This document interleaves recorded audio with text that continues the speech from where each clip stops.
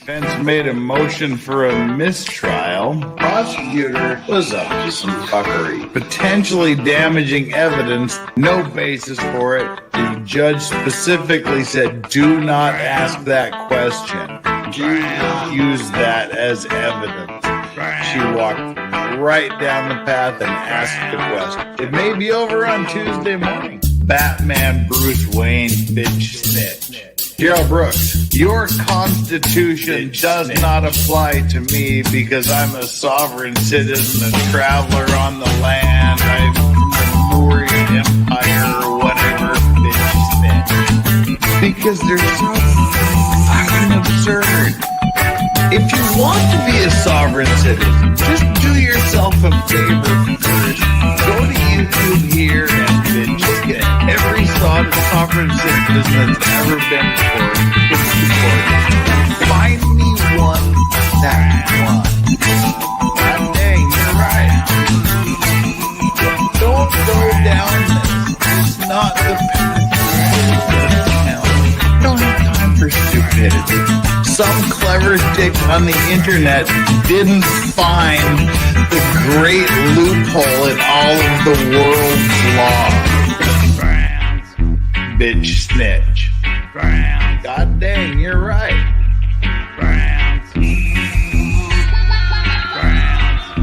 God dang, you're right.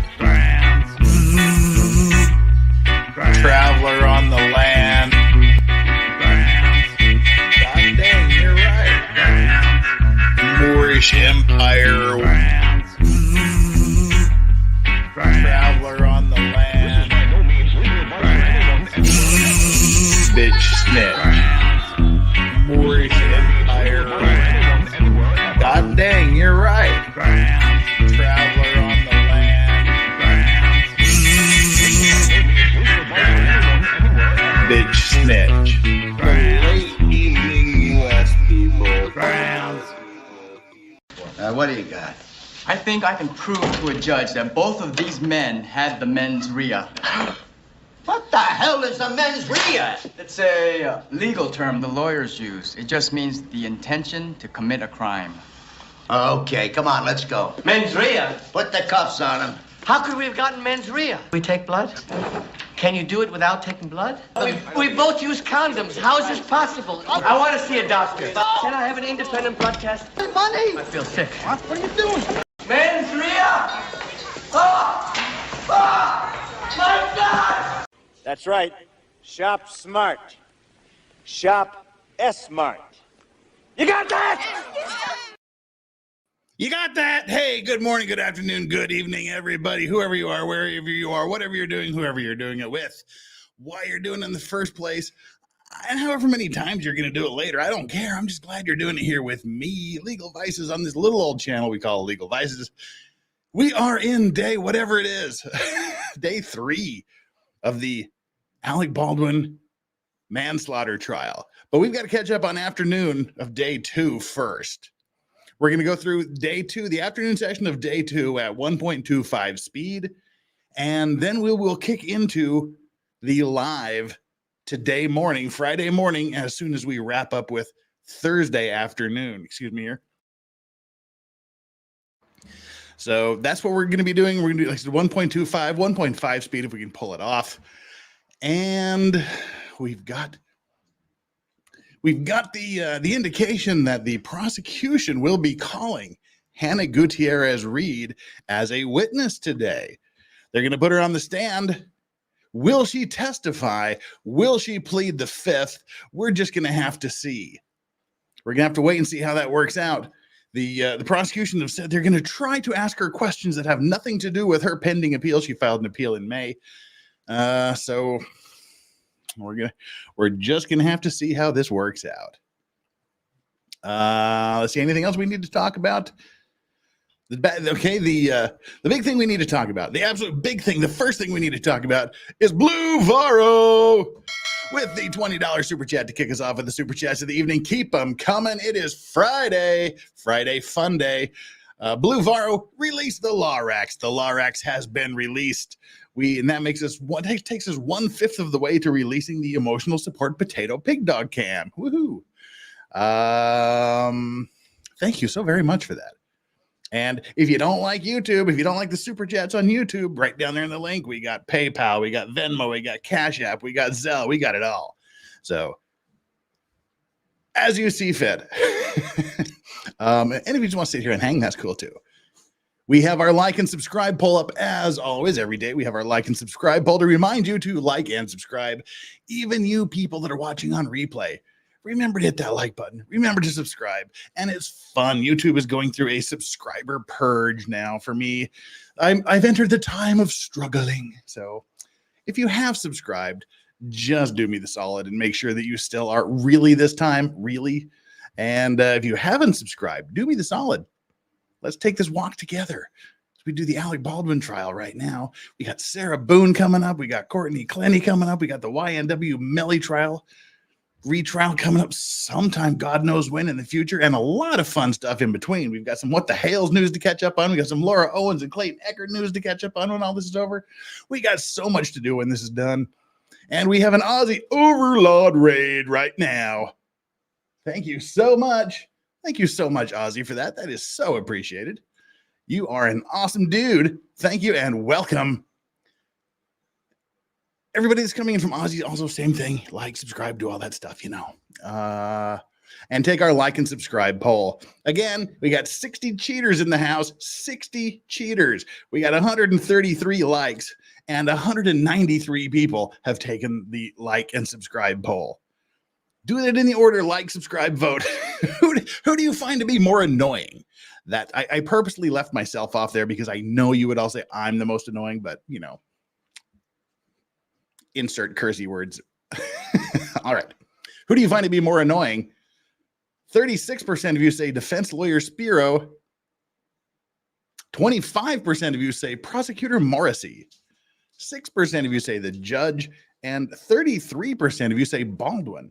I'm surprised that 25% of you think that Prosecutor Morrissey is an annoying person. I like her and I like her style. I'm not big on the glasses on off twirling thing, but I like her delivery. I like her brashness. I like her brassy balls. I like her aggressiveness. I guess it's a difference in style. Spiro makes my skin crawl. All right. Well, whatevs. Hey, Mary Jane, welcome. And welcome everybody else, too, that's included in there. Jules, you can't stand anybody in this but Alec Baldwin. Come on.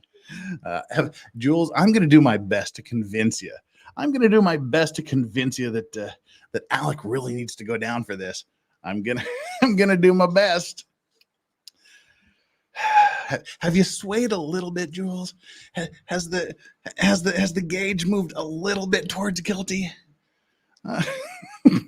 Anyway, welcome, Jules. Good to see you here. Neither was the cross-examination of any of the witnesses by the defense, but yeah, you know.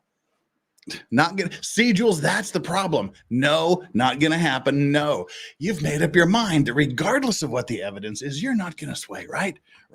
Or can we at least agree that you'll really give it a try to look objectively and weigh the actual legal evidence? I'm gonna break you. Anyway, hang on here. I'm gonna do one thing real quick. Let's see. Give me just one quick second. I have to click a button, and I know how difficult that can be sometimes. There we go. That's the button I need to click. And we have here joining us now for as long as they want to be here. And when I say they, I mean like, you know, just him. It's Aussie Overlord. Hi. Good morning. Who shall remain faceless? How shall remain faceless for some reason? Oh, just give me a second. I'm working on it. Got to put your makeup on. Got to make yourself pretty. Got to do your hair. No, I want to make fun of Baldwin. All right. Oh, anticipation. Suddenly I'm anticipating this. All right. So we have Ozzy joining us here for a bit. It's in the middle of the night. And for it's even more in the middle of the night for him than it is for me.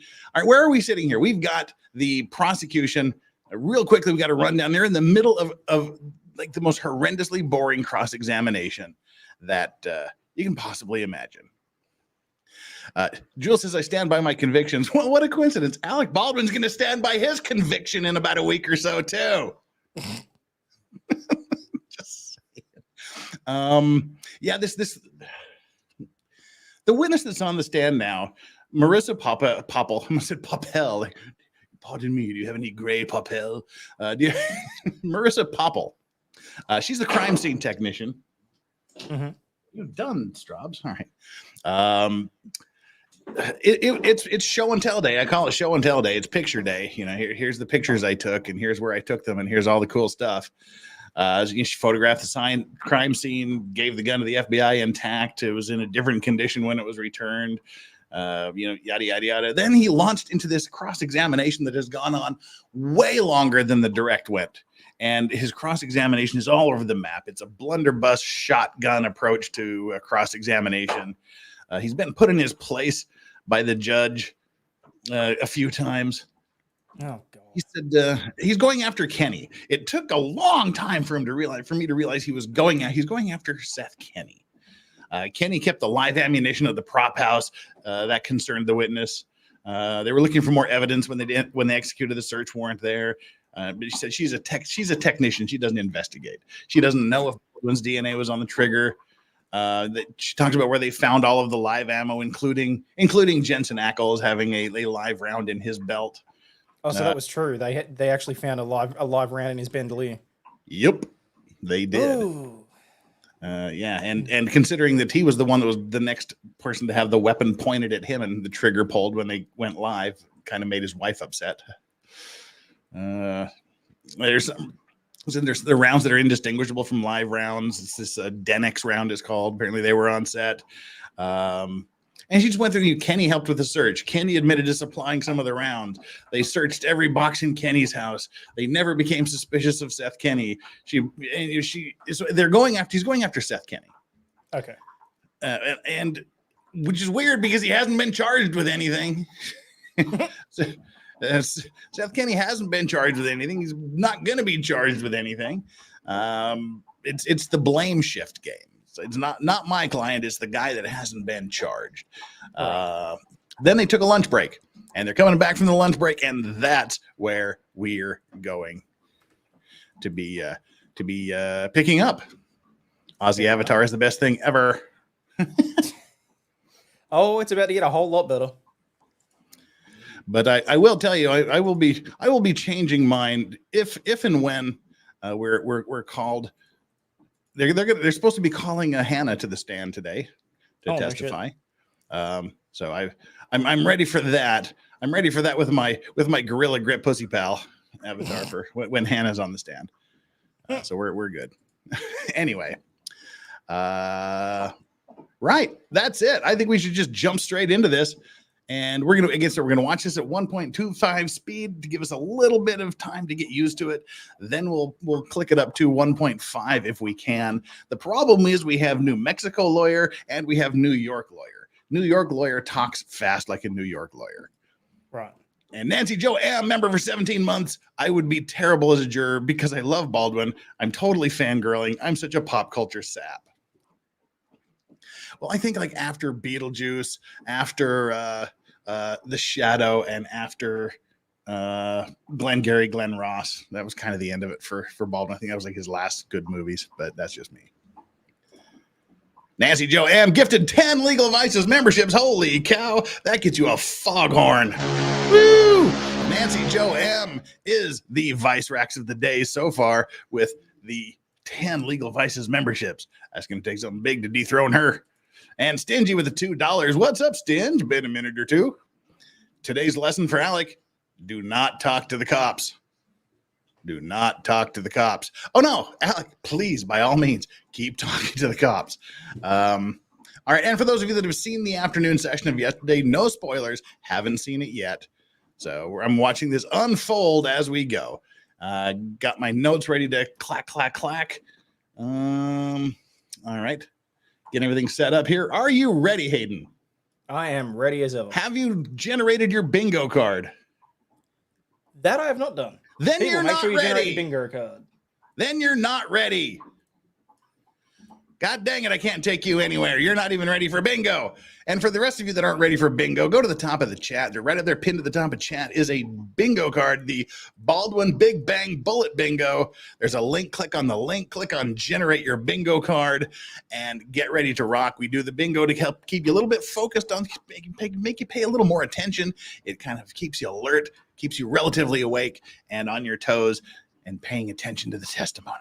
So let's go. Give you a couple of seconds here. Of course, mark off your free spot. And then when the magic words or magic scenarios happen, we mark off the appropriate box.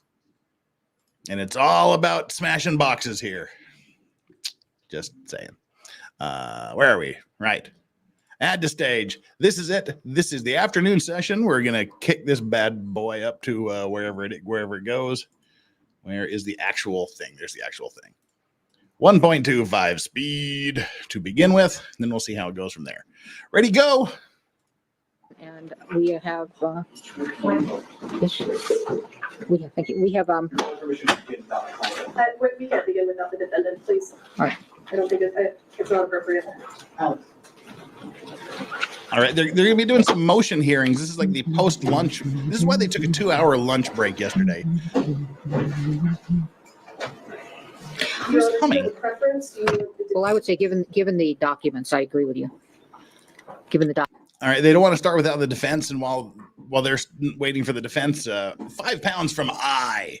With all due respect, Mr. Vices, sir, you are approaching this fair and neutral. I feel like the Baldwin hate may be fogging up your glasses. No, I don't hate Mr. Baldwin. I hate irresponsible gun handlers. And again, in my head, he's like way super completely incomparably guilty. But I'm willing to, and I think frankly the prosecution has already proved the elements of the crime. I think they've already. That's the problem that I have, is that it's literally, so speaking this from a legal standpoint, as a lawyer looking at the wording of the criminal code and his interview where he says, yes, I had the gun, I pointed it, I shot it. All this comes down to now is whether or not he can provide sufficient factors to either point it at somebody else or mitigate the sentence. So I'm starting from this is one of those situations where, despite the fact that I personally always give the defendant every benefit of the doubt, he has already proven the case for the defense, for the prosecution, and he needs to work backwards. He's starting off on the back foot with me, and that's got to say something. Mm-hmm. That's kind of where I am, and we have people mentioning SAG rules. SAG rules don't trump the law, which says you don't do shit like this. You have to you do something that's inherently dangerous. We all agree, at least we all should agree, that pointing any gun of any kind, a real functioning gun, if it was like a big blue rubber gun, that would be a different story. But a real live, actual can shoot bullets, live, real gun, pointing that at anyone is inherently a dangerous thing. It's more dangerous if you don't check it. And frankly, pointing a gun at someone and pulling the trigger tells me you're not using due care and circumspection, which are the elements of the crime.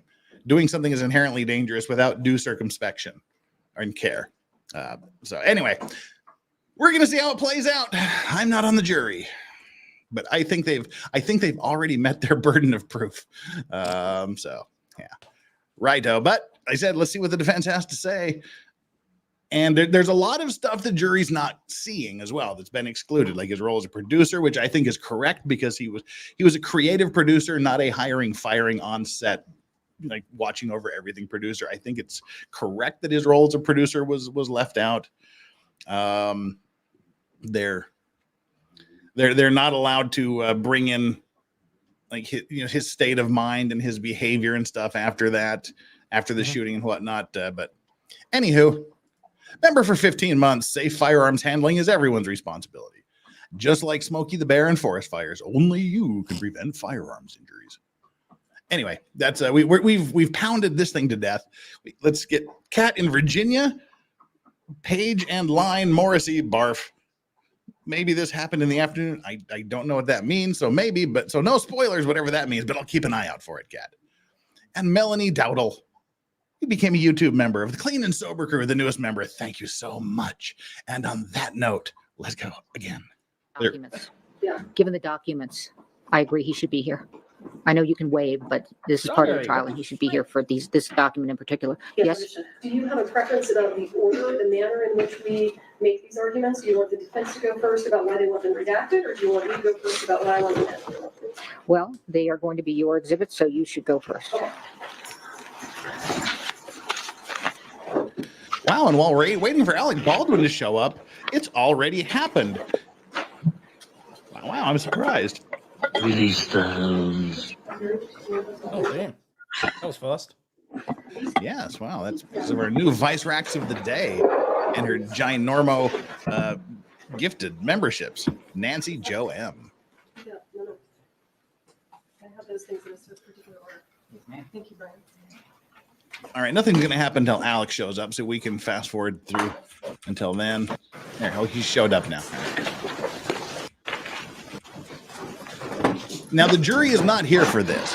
Otherwise, I'd be criticizing him for looking like a smug Which ass one do you there. want to start with? You want to start with the 21st? Yes. Okay.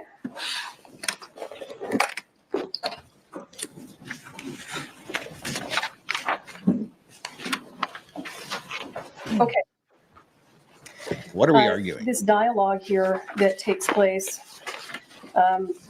between pages Okay, she 2 wants to get some and dialogue. 5. She wants to get something that he said admitted. You have heard the defense attorneys on appropriate questioning of the witnesses, and also during opening statements talk about how upset Mr. Baldwin was, that he was upset, that he was panicked, that he was ashen. He was even ashen in color. What pages 2 through 5 demonstrate, and I want to tell you. Just pausing real quick here.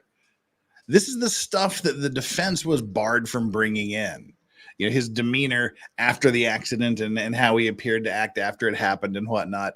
She's saying by doing all of this, by saying he was ashen, he was panicked, that they're opening the door to allow them to bring in all the stuff they weren't allowed to bring in about his actions and behavior afterwards. Interesting. Let me make one correction. Sure. The highlighted is the portion that you want redacted. That is correct. Okay, well, I only see, oh, got the wrong one in front of me. Okay, all right, sorry, I transposed them. Okay, go ahead. Let me find this part. Hang on just a second. Thank you.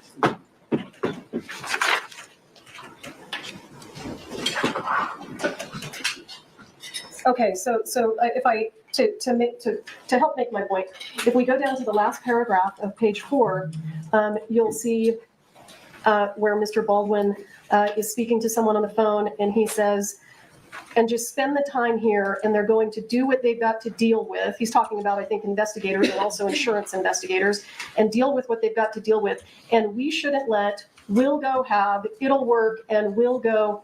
And I believe what he says, and I can play it if you need me to, because you can actually hear it on the audio, even though the transcript says indiscernible. We'll go have a good time.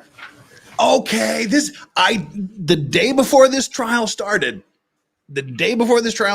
we went and we reviewed his first questioning by the police. And when he was sitting there, they said, we'll be right back. And he got on the phone and he was talking to his wife and somebody else. I said he has cooked his goose. He has lost his case before they ask a single question.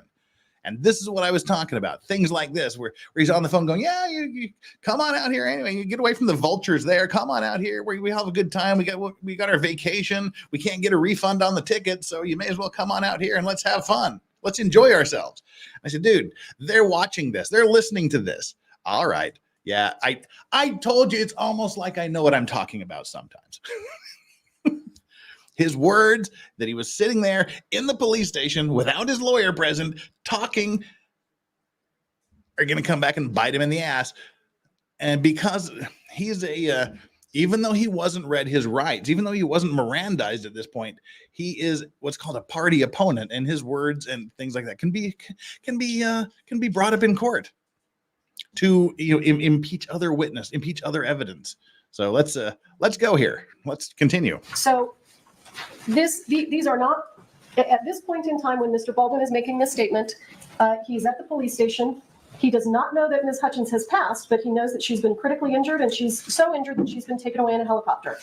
And if the defense hasn't spent all of this time saying how panicked and upset he was, I'm not sure that it would be relevant, but he is actually planning basically a vacation, and he tells his family, still come to New Mexico, we'll have a good time. So this is obviously information that directly contradicts what the defense has argued. And if it would help the court to see his demeanor and hear what he actually says, his family was coming to New Mexico the following day. Because he had a bit part for his daughter in the movie. So his wife and all of his children were coming the following day, and he is telling at one point, I think he's speaking to his wife, and he has her on FaceTime so we can actually hear her, we can hear her responses, and then he's speaking to another person who sounds like some sort of a family assistant or a nanny or someone like that. And he is explaining that he wants that person to try to convince his wife to still come to New Mexico because they can't get their money back for the plane tickets, and they'd like to go ahead and have a good time. Yep, go ahead and have a good time. That's what he said. So here's where he says it. There's a part here where he says they're not going to give us our money back. Oh yeah, that's okay. That's what he's referring to. Okay. So are you talking about lines 19 through 25 on page 4? You object to the redaction on just this portion? On what page? I'm sorry. Well, you said 2 to 5, and then you pointed out a particular portion within 2 to 5. Overall, my position is this is the defendant's statement, and it comes in, and I don't see a reason that it stays out. And the reason specifically that a lot of this conversation comes in is because of the defense statements about his state of mind, and this directly contradicts those. That absolutely should come in. Yeah, I want you to go by saying he was ashen, he was panicked, he was this, that, and the other. Now they get to bring in stuff to go, no, he was telling his wife we need to go on vacation so, Your Honor, first, and enjoy ourselves like 2 hours after the section shooting. that we're going to be discussing right now is we have also some additional hearsay. So we're looking at not only Mr. Baldwin's statements, but it also includes statements from the female speaker who would be his wife. And then, and you see female speaker 1, there's also female speaker 2. So there's additional hearsay aside from, again, the statements that we're talking about with respect to Mr. Baldwin.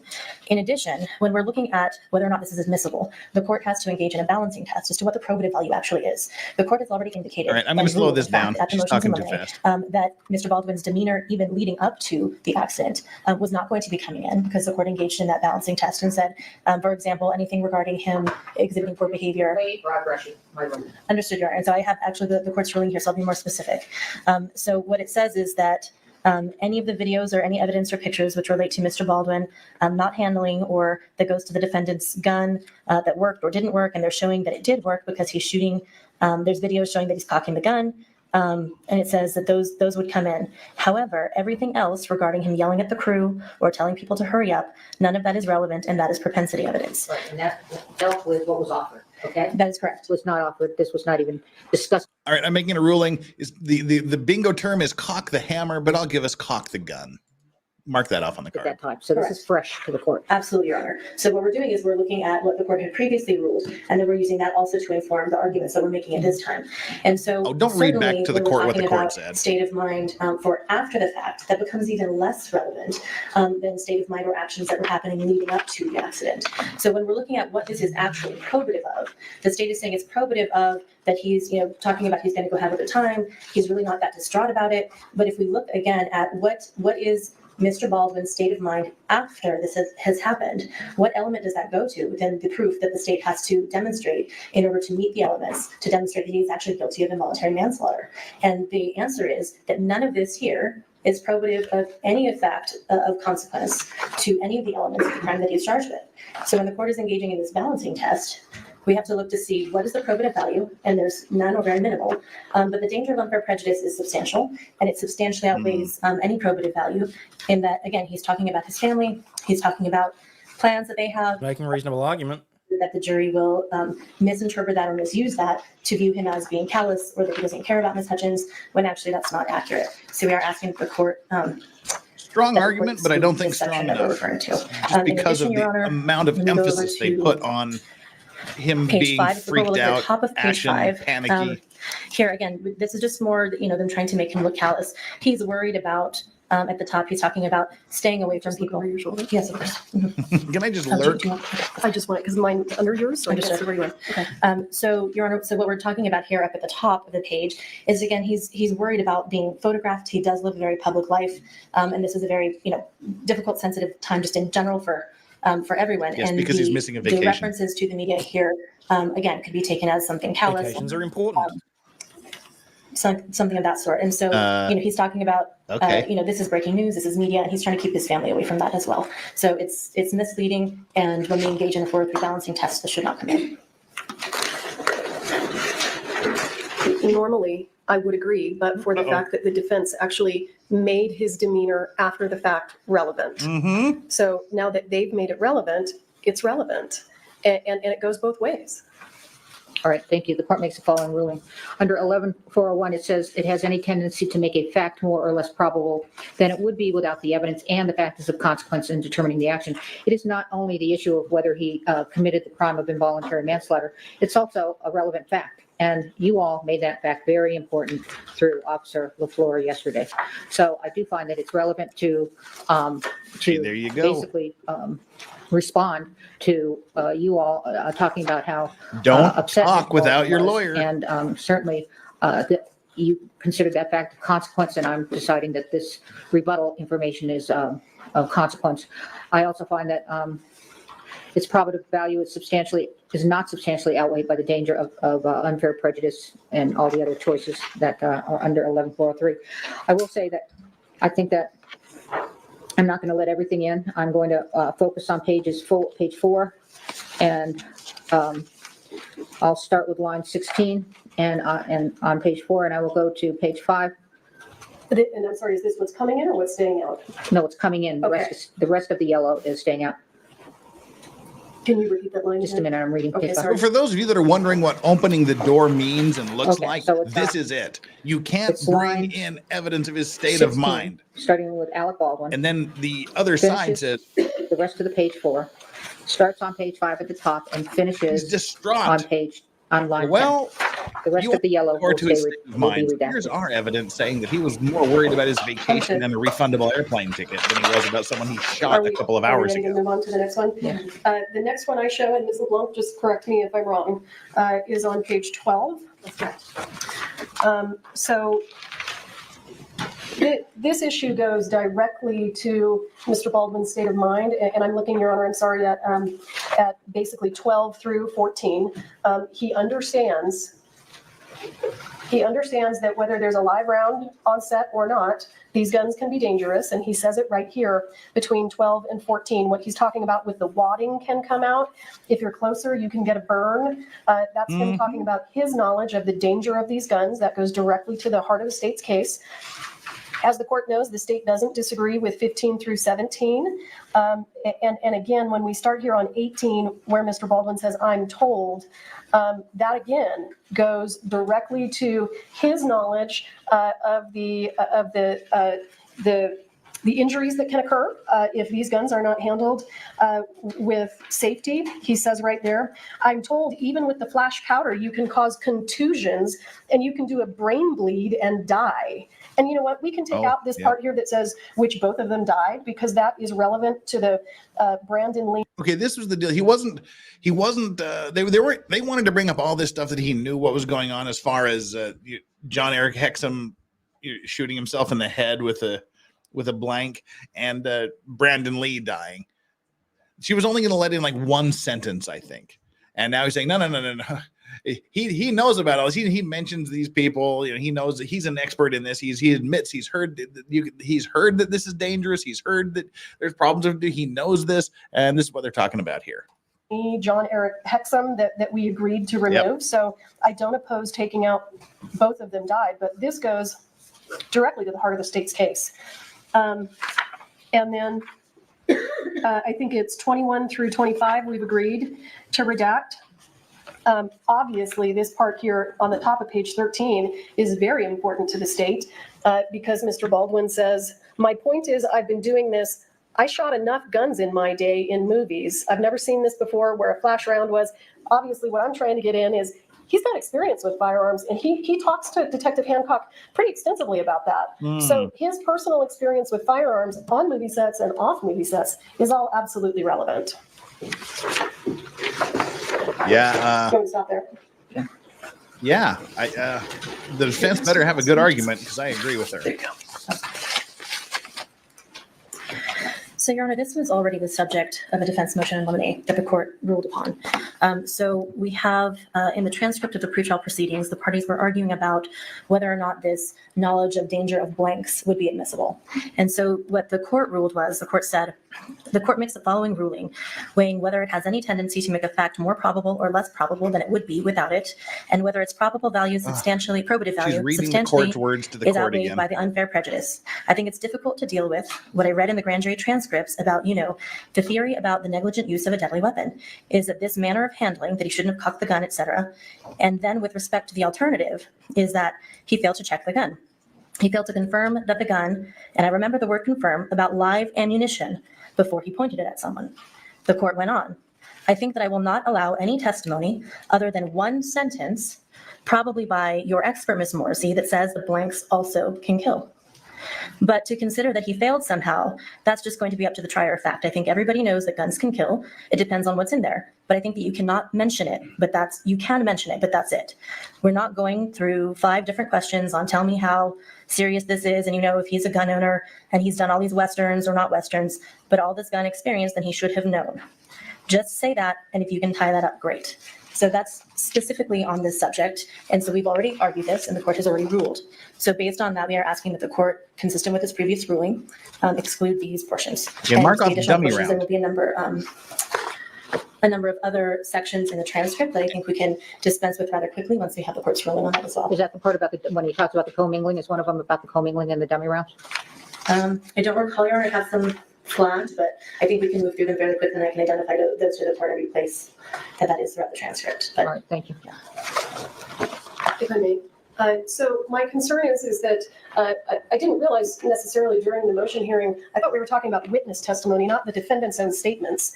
And let me try to articulate for the court where I think some difficulty may come in. If I have my expert do what the court suggested and just have him give the one sentence that blanks can kill, then what we're missing, the important part is that Mr. Baldwin knows that. Yeah. Oh, geez, I almost wrote the script that he myself. made to Detective Hancock go directly to that one sentence that you're allowing us to get in, because Mr. Baldwin actually knows that, and the elements of the offense go directly to what he knew or should have known. That's in the actual jury instruction. So this is something that he knew or should have known. There are rules that say don't point the gun at anyone, and this is obviously one of the reasons, is because even if you have largely inert ammunition, it can still hurt someone, or Mr. Baldwin even indicated he knew that it could kill someone. So I think that this needs to be in for that reason. Which motion was it? Your Honor, it was Alec. Yeah, if this comes in, he's screwed.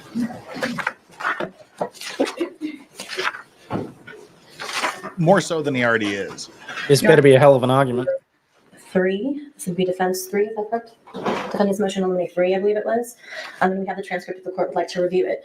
Based on what the state has just argued in their reply, may I just be heard as to the new arguments? Is this your motion? I'm sorry, Your The Honor. new argument? Yes, That's a reply, isn't it? Didn't she go first? She did. She did. You're doing a surreply. Oh, the judge is like, what the fuck are you doing? You're done. You've already had your say. What do you want to talk about now? What do you do? I didn't tell you to come back up here. So basically, sit down. But she did mention new arguments. And if I may have just a few sentences, Your Honor, because I think this is important, as what she stated is new, since she's now talking about disagreeing with the ruling that we had. But we relied on the court's ruling. In our jury selection, we did not cover this topic. In our opening, we did not cover this topic. It's not 3.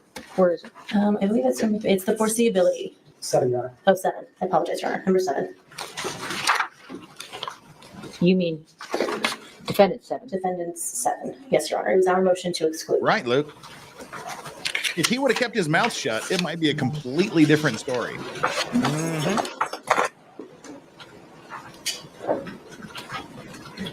Is defense shit out of luck on the bingo card? Nope. I have these numbered. And okay, credit to the judge. Credit to the judge. She's saying, even though you've had your chance to argue this, I'm going to listen to this new stuff you're talking about. I give her credit for not just telling her to shut up and sit down. She's being fair and reasonable. She's also trying to avoid error. So,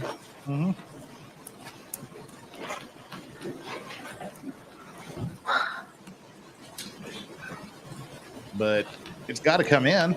It's exactly his own words.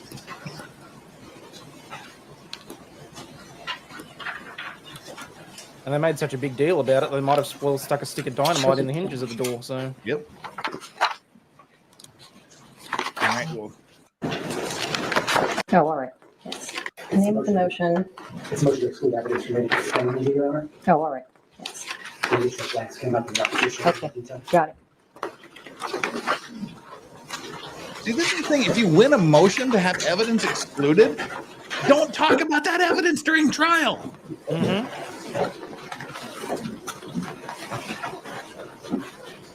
If you talk about the evidence, then the other side gets to talk about it. They get to bring in the stuff you didn't want them to bring in. Relitigate this. I think. Thank you, Your Honor. So to allow the state to basically relitigate this, I think would put us in very dangerous territory because the defense relied on the court's ruling, and the court was very clear about what would be permitted and what would not be. And I think to say that the state thought that somehow didn't apply to statements they wanted to introduce by Mr. Baldwin is disingenuous. And so we relied on this again in our jury. We'll see the transcript. Yes, Your Honor. Permission to push. Yeah, she's right, but Alec's looking a little more serious now. He's looking a little more fidgety and angry, dare I say? well, to be fair, think about just how much he's probably paying these lawyers, and they massively screwed up. Oh yeah. You know, this was related to, and I think I say it here where I talk about on page 154, which you left out. Oh, no. This is to Mr. Nikas, where he's no. saying... I said, that's something you never want to hear the judge say. Something you left out. That's... What I was talking about is on page 4 that you left out. Oops.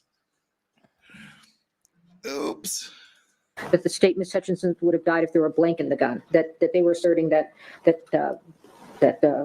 they were going beyond live ammunition, and they were talking about that they expected witnesses to testify, in particular Mr. Carpenter, that blanks can kill as well, and that That's right. $2,000 an hour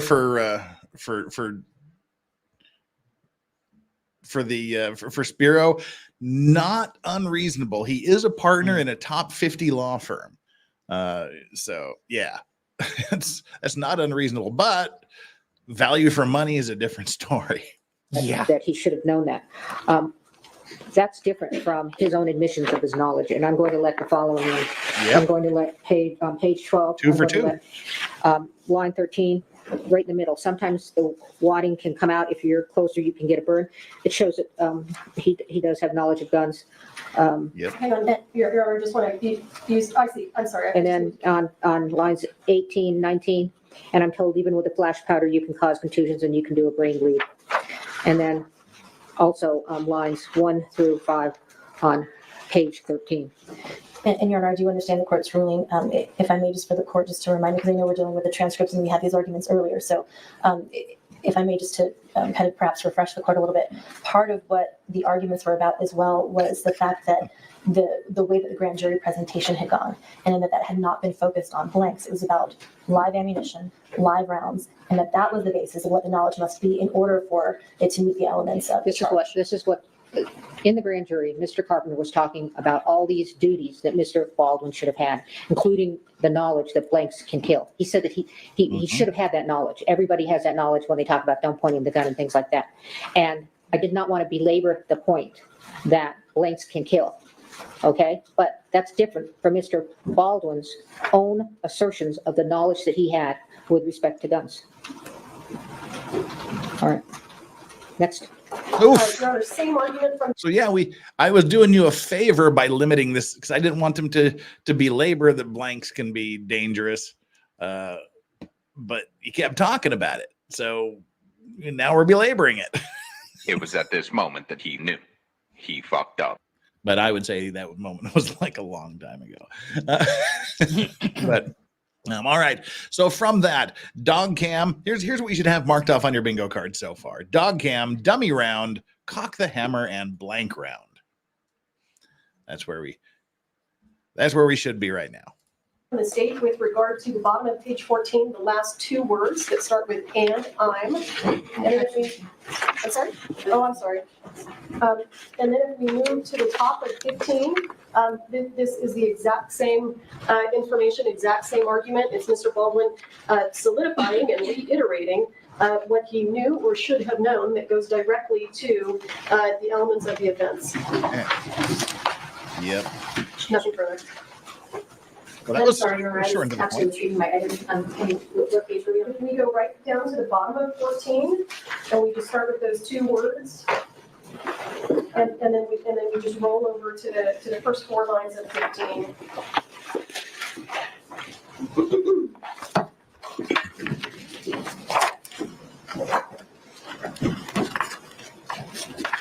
And so, the issue that we're going to have, again, with this, Your Honor, is that, we did not ask witnesses questions regarding this type of harm and what was learned. And maybe I'll those do kinds one of things better. might have been able to come through Ms. Poppel. And so, and again, we did not do jury selection on this, which we absolutely would have. We didn't open on this because of the ruling and the way that we understood it based on our review of the transcript. So I do have concerns that this is going to prejudice the defense, and we would ask that the court consider not allowing Attention to this. my ruling, because my ruling was with respect to witnesses, because I particularly told Ms. Morrissey that she got to ask her witness one sentence. And that is because Mr. Carpenter was really opinionated about that blanks can kill in the grand jury, and I did not want. Well, I don't normally do this, but I want to go back and listen to her. Again, when the judge says, "Why don't you pay attention to my ruling?" You're not in a good place. Yeah. I told you it was for this specific reason, and we've gone beyond that.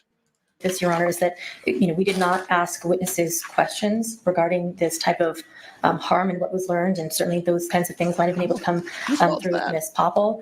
And so, again, we did not do jury selection on this, which we absolutely would have. We didn't open on this because of the ruling and the way that we understood it based on our review of the transcript. So I do have concerns that this is going to prejudice the defense, and we would ask that the court consider not allowing attention this. to my ruling, because my ruling was with respect to witnesses, because I particularly told Ms. Morrissey that she got to ask her witness one sentence. And that is because Mr. Carpenter was really opinionated about that blanks can kill in the grand jury, and I did not want to move away from the fact that if they weren't blanks, it was live ammunition. But this goes to Mr. Baldwin's state of mind, completely different, and I'm going to let this in as well. Page 15, 1 through 4. All right. Lines 1 through 4. I'm gonna let this in too. Ouch. Do you know where the next jump is? Yeah. Just to pick 62. January over. January over. No, you're fine, because we'll just insist time. Okay, Your Honor, we're jumping to the bottom of page 62.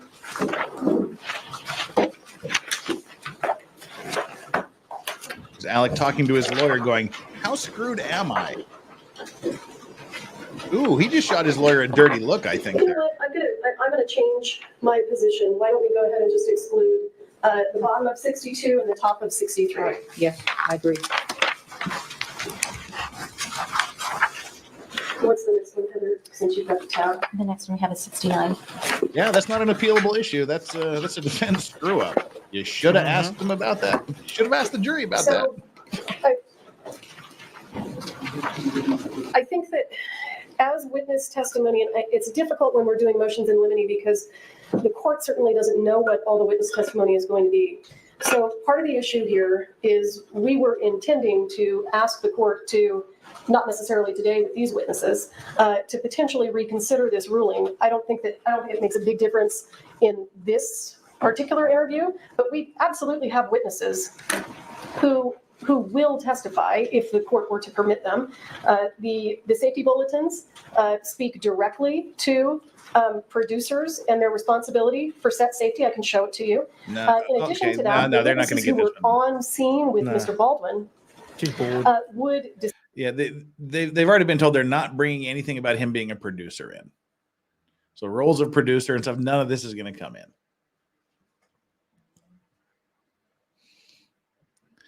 And Emmanuel Quinones, I'm going to have to just stop you right there. Says Danielle took your bingo game idea and is now claiming she came up with it. No, she's not. I was actually watching the stream yesterday when she was when she was thanking me for coming up with the idea, and I know she's using it. And guess what? It's cool. I told her. So please stop trying to stir up stuff where stuff doesn't happen. She's not claiming she came up with it. I didn't come up with it. I stole it from somebody too. So there you go. And everything's cool. So please don't be doing that. Thank you. Discuss the fact that his role as producer is what enabled him to be in a position to disregard the safety rules. But with regard to this particular line, I'm not married to it. I can try to revisit this issue with the court when we have relevant witnesses on the witness stand. Your Honor, the court had the ability to reserve. So all I'm looking at is this line, okay? Correct. Both of you, and I'm going to not let it in. Okay.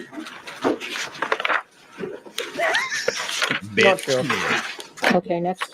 Next is, this one's out by stipulation. Let me see. Next is page 81. A portion of that is out by stipulation, but I believe. Yeah, it's not coming in. The next is page 81. Yes. The top portion of that is out by stipulation, I believe, but then the lower part of page 81 is still subject to disagreement. Let me just refresh my memory on what it is.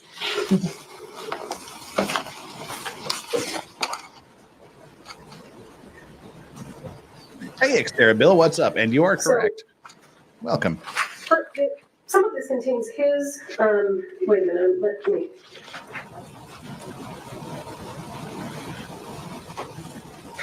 I guess the top part of it is directly related to what he's talking about at the beginning, which the court admitted.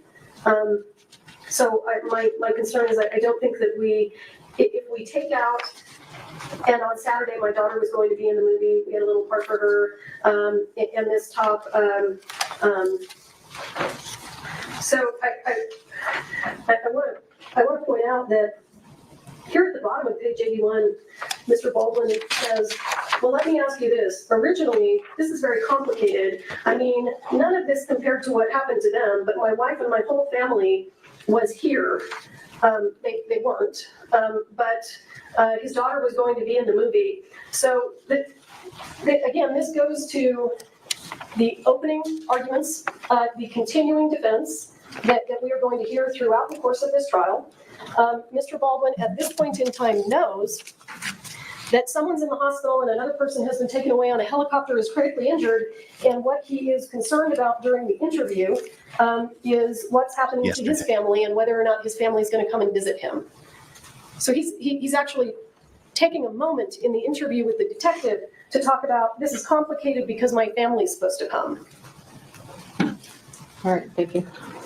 So, Your Honor, the court has already ruled admissible the previous portion of this. And again, I think when the court is looking at balancing, the court can also determine how much of this to permit in. It is cumulative of what the state already has used the earlier statements to reference, which would be his supposed state of mind after the fact. I don't know how much we need to then, continue to allow in all of the rest of this over and over. And certainly, again, him wanting to have his family there with him is not shocking after something like this. It's certainly a very difficult time. But again, as the court is looking at the balancing, one of those things that the court will balance is the cumulative nature of what is being offered. The court has already ruled admissible the previous statements, and we would ask that the court not allow additional statements related to that at this time based on the limited probative value of the testimony or evidence. All right, I don't think this is of much consequence. I think that the part I ruled on earlier went to rebut the information about his coloring and everything else like that. Granted, there was a lapse in time, so that can be addressed in questioning. But the fact that his daughter was going to be in the movie and he's mentioning that, I don't think that, and she was so excited to come, I don't think that's helpful. He's just describing really his kids. That's not coming in. Understood. Hey. Is the next one on page 83? Is that what you have? Yes. I'm 4 for 4. And the first, I think, 5 lines are out by stipulation, and then we're just dealing with then 6. Right. So 6 through 14. Certainly the top part is an explanation of his comments at the beginning that the court has ruled are admissible. I certainly can. And Mr. Deadhead 69, tomorrow, cut it out. Thanks. In case anybody else, their insurance investigators, their lawyers want to talk to me. I don't have too much heartburn over letting that go, but I do think that the fact that there are 2 people who've been taken away to the hospital, and Mr. Baldwin is upset because his wife wants to cancel her trip, again goes directly to the defense of this man was devastated. Go ahead. So, Your Honor, first, the state, this was already part of the stipulation, was through page 83, line 5. So I won't argue that since the state had already stipulated to that earlier. With respect to lines 6 through 14, much of what is being relayed here is actually his wife's statements, about what she thought about, the weird energy or whether or not she wanted to come down. And so I think, again, the state has already is already going to be permitted to introduce those other statements related to his state of mind. This has very minimal probative value, particularly considering the court's ruling a moment ago, and we would ask that the court exclude this, particularly, again, considering the fact that a lot of this is about his wife and her thoughts as well, and it's not sufficiently probative. Yeah, I don't think it's very relevant. I think, and the relevancy goes to the rebuttal of how he was feeling. I think that the pages 4 and 5 directly relate to that, but I don't think this does, so I'm not going to redact it. Last page. There is further down on the same page. I believe it starts at line 22 of page 83 and then continues on into page 84, line 8. So,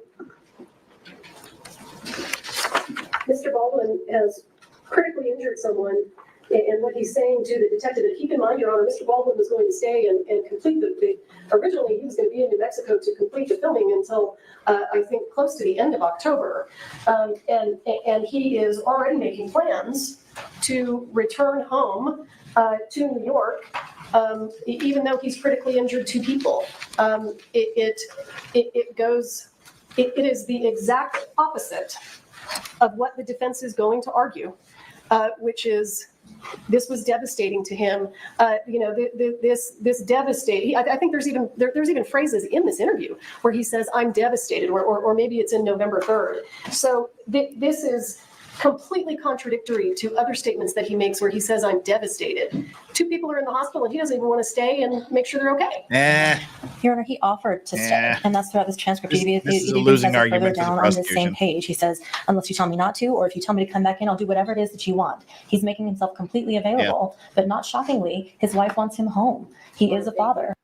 Okay, just one thing here. It was mentioned very quickly here by totally not a Russian bot. Every lawyer there told him not to sit with his arms crossed, guaranteed. Yeah, it looks defiant. It looks, it's not. But the jury's not here. So, but he does it when the jury is there as well.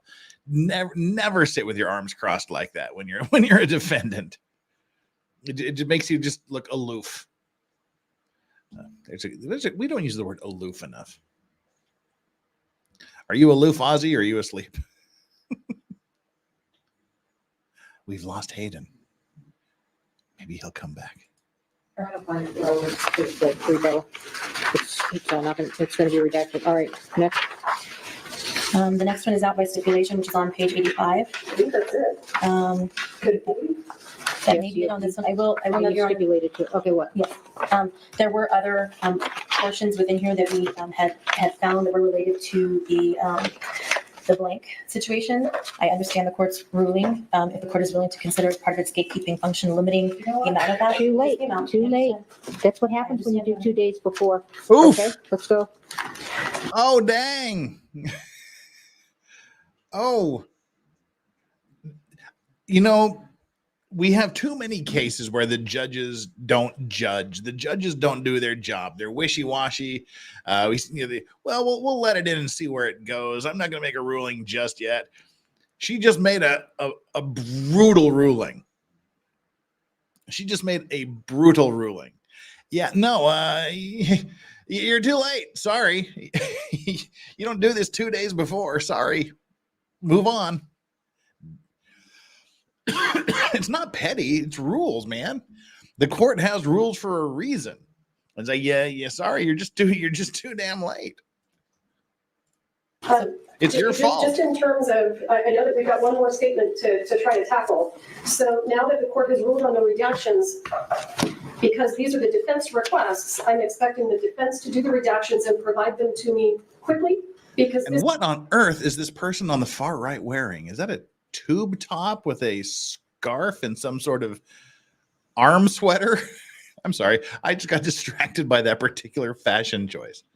This is Hancock, and Hancock's going to take the witness stand as soon as possible. That is our intention. Well, you're finished, so you're going to do. No, Oh, that's right. Okay, I apologize. So 10 minutes max. Okay, and then you're going to do the redirect. So while they're doing that, go ahead and provide a copy with the redactions that I've ruled to be redacted, which were minimal.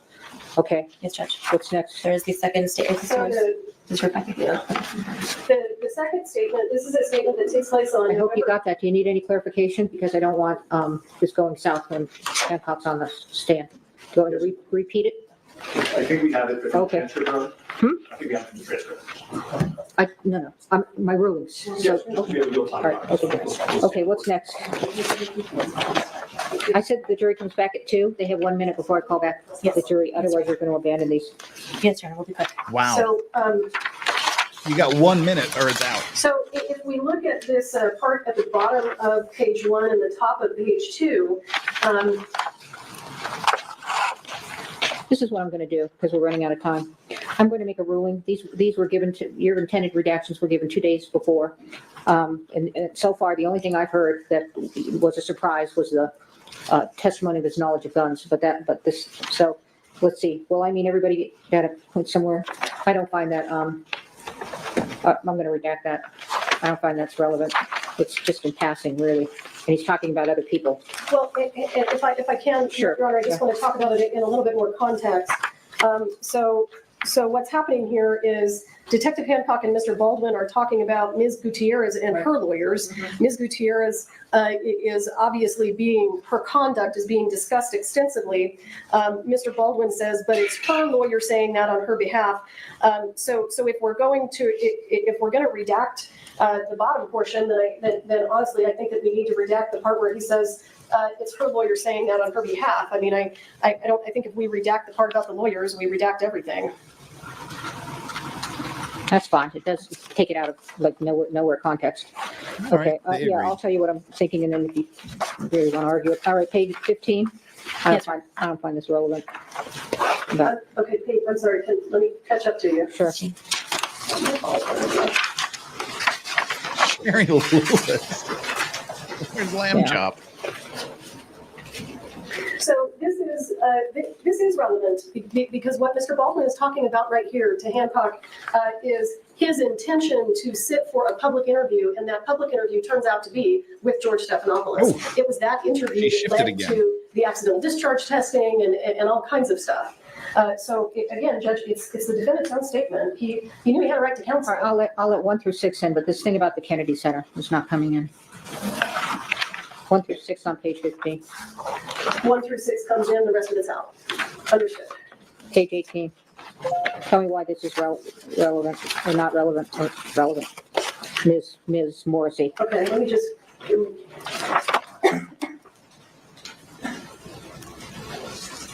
Sure. So the top part is him saying to Detective Hancock,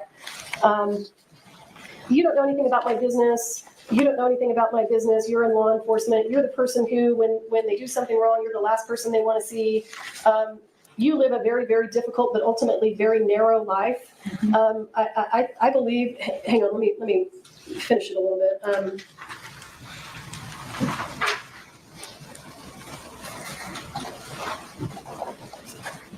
Well, it all goes, I think we've got like three or four pages, so I think it all kind of goes together. Hang on just a second.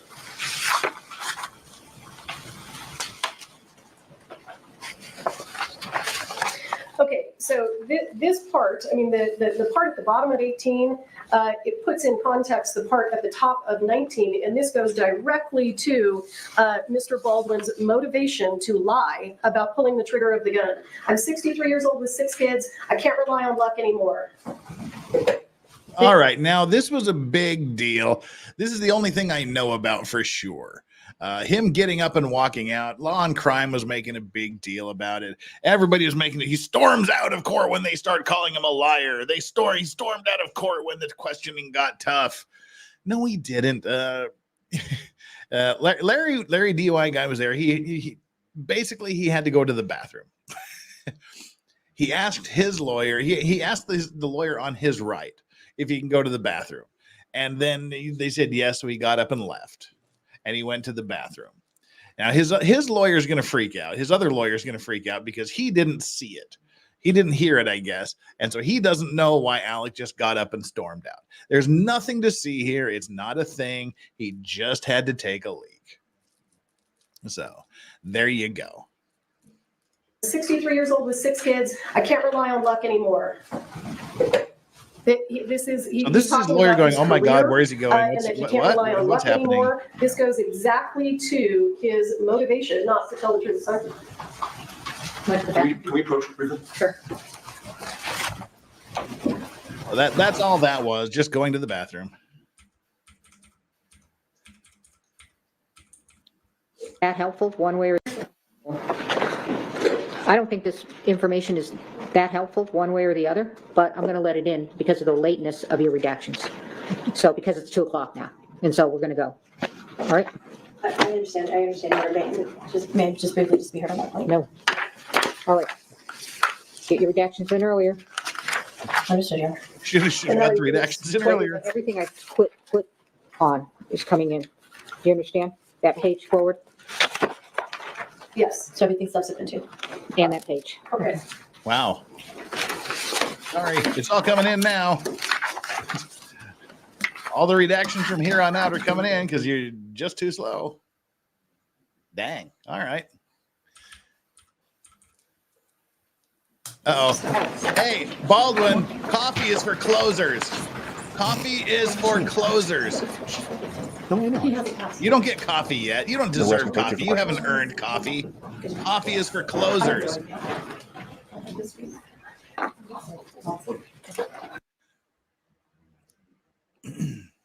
Hoisting your own petard is an old saying that seems relevant. For those who don't know, the saying "hoisting your own" a petard was sort of like an old style claymore mine or an old style bomb. Is you basically you raise your own bomb and set it off at head level. All right, we have a couple of super chats here before the jury comes in. I wish I was drunk with the $2. Hey Jeff, hey Chad, how we doing? Hope all is well. All is well, and thank you very much, Irish. I was drunk. It's Friday. I'm working on it. Thank you very much. And Dorian Shepard with a 5. As a card-carrying misogynist, even I think Morrissey's doing a good job. I like her. I really do. But maybe that's just because I'm an asshole too. I don't know. I think. Oh, hey, you're whack, Hayden. Welcome. Good to see a cigar nut, man. I've unleashed the cigar monster in Hayden. Yeah, Mel blames you very badly. Mind you, this is nice. Mundi Victor Augustus. I've never heard of it. Sounds good. It sounds very, very Spanishy, so it must be good. I'm just annoyed because I put a fan on so I blow the smoke out the window, but yep, it keeps putting it out. And Luke Smith, thank you so much for becoming a new member of the Clean and Sober crew. Welcome to the mayhem. Ike, how you doing, Ike? Member for 13 months. I have to say, Stephen Baldwin's performance in this trial has to be the best performance ever. Do you mean Alec or Stephen sitting by? Stephen isn't in court today. He was in court the first day. We all get the Baldwins confused. Are you confused with the Baldwins, or are you just saying that Stephen, by his absence, is making the best performance of his career? And Lily Smith has been a member for 18 months. Hi, Legal Vices. Glad to see you today. Glad to see you too, Lily. Thank you so much for being a supporter for a year and a half.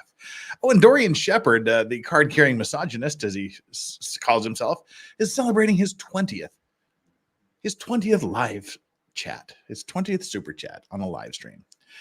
Jill M says, lol, I'm confused. Too much lawyer talk. In summary, what just happened is they wanted to keep all this stuff about what he knew out. The judge already ruled that his state of mind after the shooting can't be entered into evidence. What he knew, whether he knew that blanks could kill or not, or cause injury, that was ruled excluded. It was limited. They couldn't bring it up. But big old defense guy here in his cross-examinations of people has kicked the door wide open to all of that, saying he was ashen-faced, he was panicky, he didn't know after the shooting happened. He laid down all this stuff about how Alec Baldwin was acting in his state of mind after the events occurred, and he was saying that he doesn't know. You don't know that these things can happen. The dummy rounds or blank rounds can hurt people, and the judge said, "Well, now you're going to bring all that stuff in. All that stuff I told you couldn't bring in, you get to bring in now because you talked about them. You wanted them excluded. We excluded them. You talked about them. They're back on the menu, boys." Speaking of things that are back on the menu, that's an excellent pause frame, as pointed out by JC. I don't know what part of that you're talking about, but don't know what part of the freeze frame you're talking about. No, just saying. Just saying, plausible deniability. Legal vices. This judge did the Karen Reed trial. You reckon it could have been done in like 3 weeks, 2 weeks tops? Most murder trials are like 3 or 4 days. This is Alec freaking Baldwin, and his manslaughter trial is only 8 days. So yeah, it would have been done. Hey Lily, you got a 2 for there. All right, so that's what that was all about, Jill. Just everything they said they got limited, they brought up, so he gets to come back in, and it's really, really, really damaging.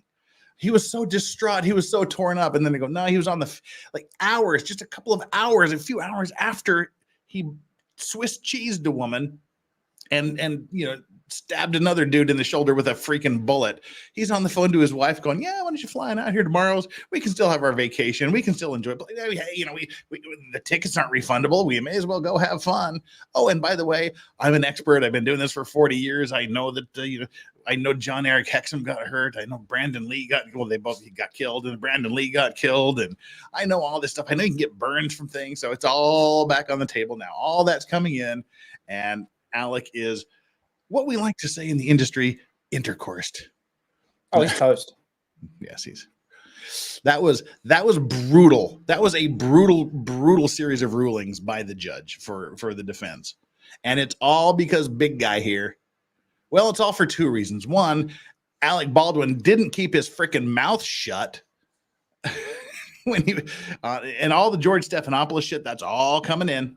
All the stuff he was saying on George Stephanopoulos, all the stuff he was saying on Cuomo, all the stuff, it's all coming in because 1, Alec couldn't keep his stupid trap shut. And 2, his lawyer, after getting it all excluded, couldn't keep his stupid mouth shut. And it all gets to come back in again.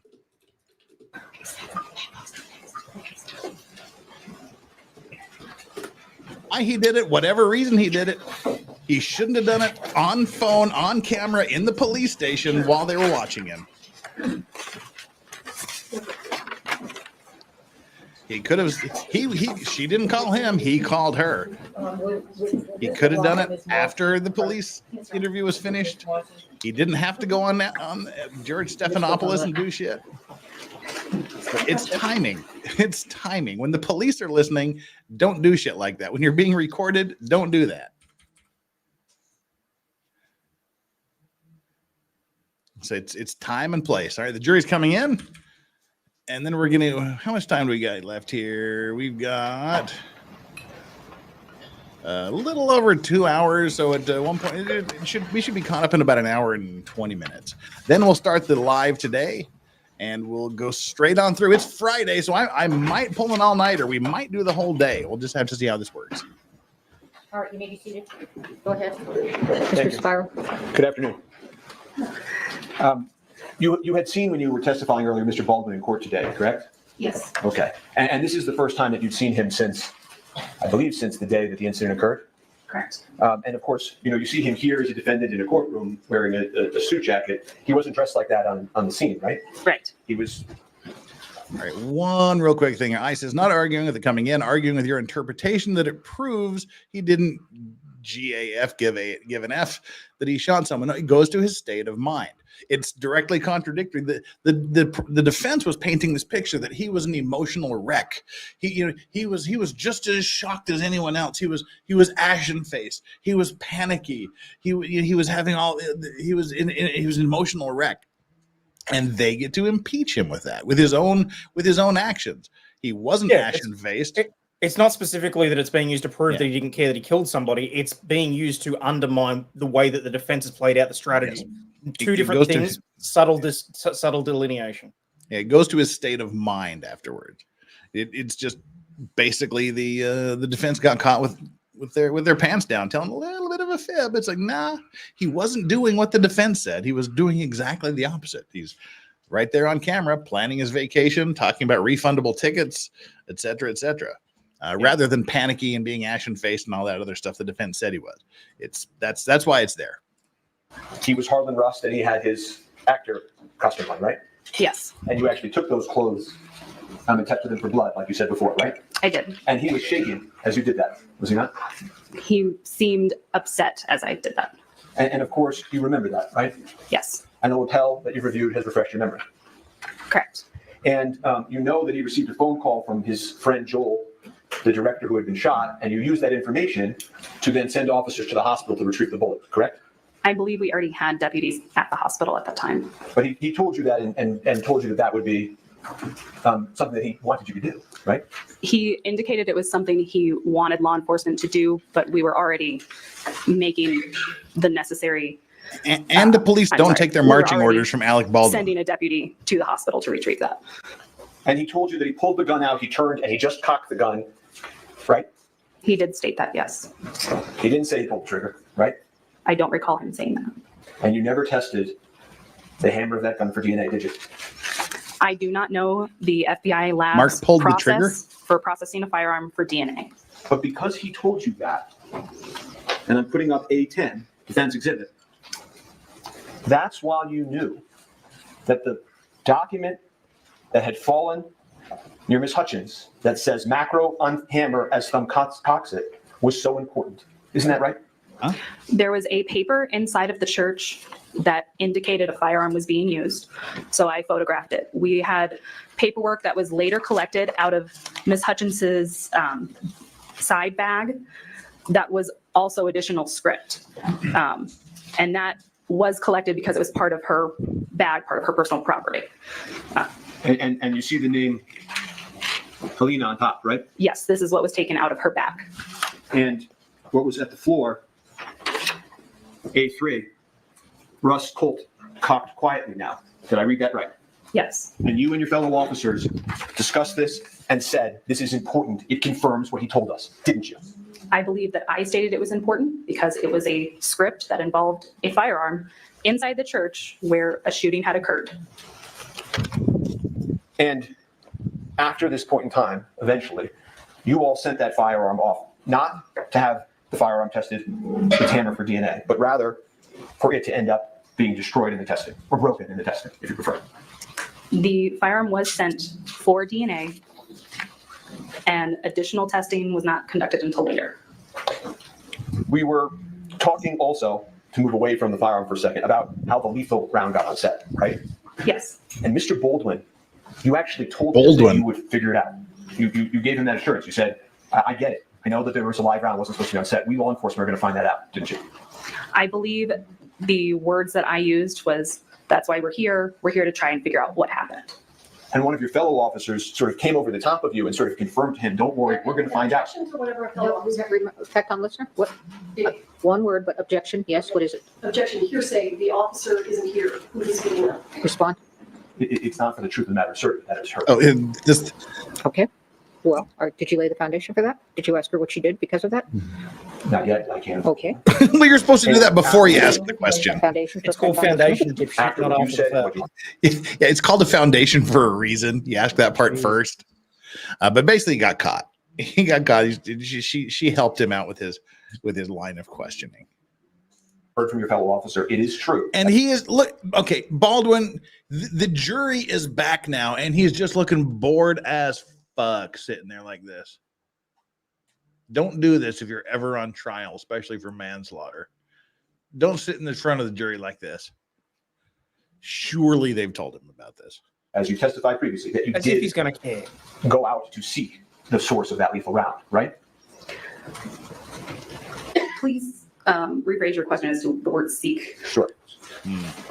After you said what you said and the officer said what he said, is it not the case that you made it a priority to try to find the source of the lethal ammunition, correct? Our priority was to find the facts of what had happened in this situation. And one of the steps that you took that we talked about, by searching the truck, by going to Seth Kenny, by getting a PDQ, one of the things you then did was you did seek out and try to find the source of the lethal ammunition, correct? Yes. And as you were doing that, you continued to work with Corporal Hancock, right? Yes. You would see her and the prosecutors often, right? I would see Corporal Hancock more often. And you testified previously about the search for the lethal ammunition at the trial of the armorer, correct? Yes. And a question came up at that trial of this issue of, did Seth Kenny really provide the ammunition to Seth or not, right? Yes, I believe that came up. Okay. And eventually there was a verdict in that case, right?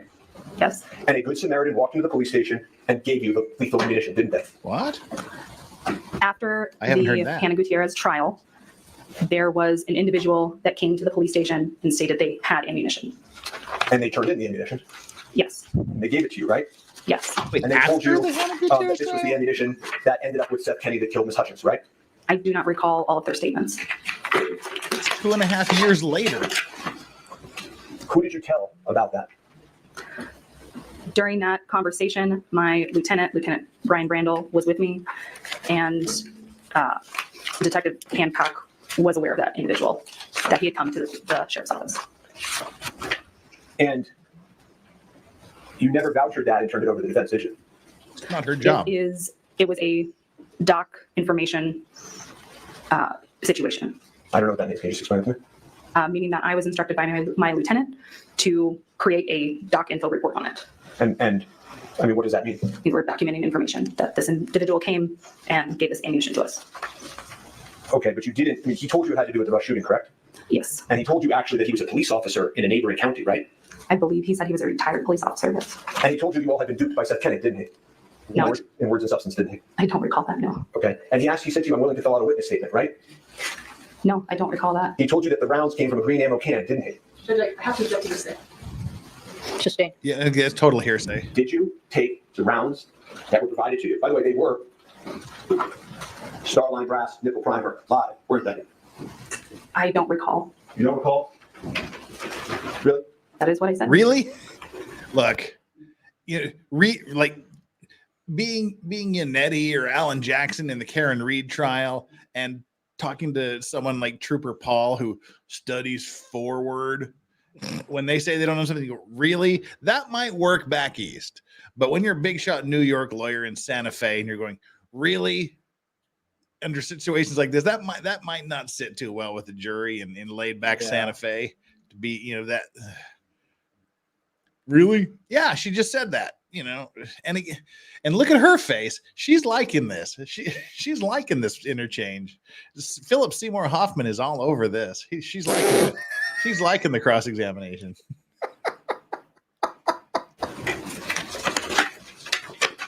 Tell me I'm wrong, Hayden. No, that's funny.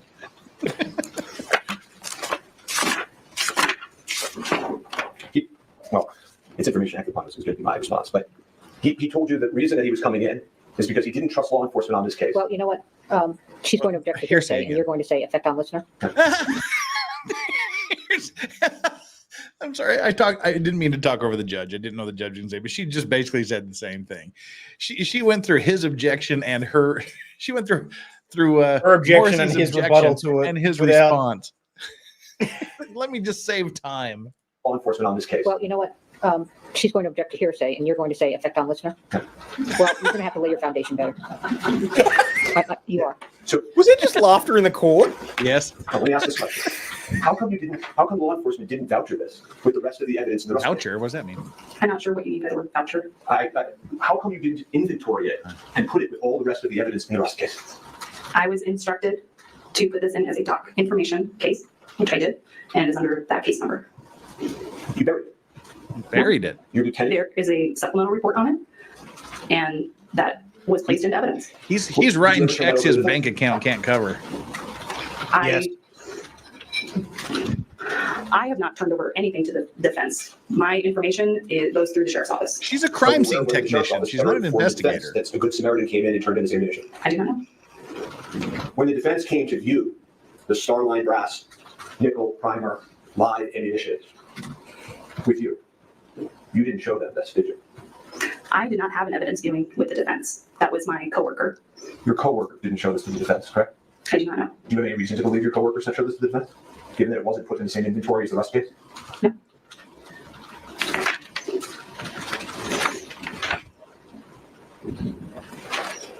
Did you or anyone from the sheriff's office ever tell the armorer or her lawyers that a good Samaritan came in after the verdict and gave you this information?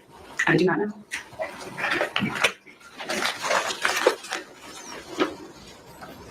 But you do agree.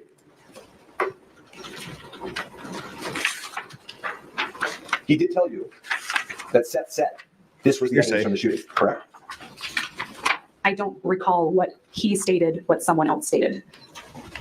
She's smiling. She likes this. And you told him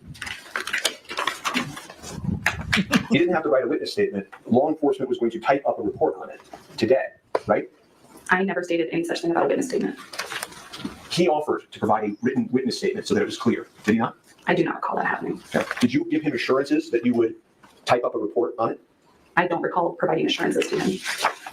Okay, what we've got here is he's just throwing shit at the wall. He's getting in as much as he can that's not in evidence, and hoping that something sticks. But the jury's hearing it. It's getting objected to. She's saying, I didn't do that. I didn't say that. I didn't hear that. So he's throwing just a bunch of stuff in there that should probably be objected to. But I was going to say, there's enough there that, yeah, this is dirty. Yeah, he knows he's doing it, but the prosecution isn't objecting. Oh, but anyway, so he, like I said, this is just stuff that he wants the jury to hear that he knows she's not going to have an answer to. He knows isn't in evidence, et cetera, et cetera. Did you tell him that you would write up a report on it? I don't recall doing that either. Do you deny it? No. Do you deny it? No. So when you testified earlier that you never found the ammunition that killed Miss Hutchins, that wasn't true either, was it? Can you rephrase the way you stated that? Sure. As you sit The ammunition that killed her was in the guy's shoulder. Samaritan turn in these 45. Yeah. Like, that was seriously. what? It was how he phrased it. You never found the ammunition that killed her. Yeah, it was in the guy's shoulder. Yeah, it was in Joel's shoulder. That's where it was. What? What does that even mean? I think he's trying to say that she never determined where the actual bullet itself came from.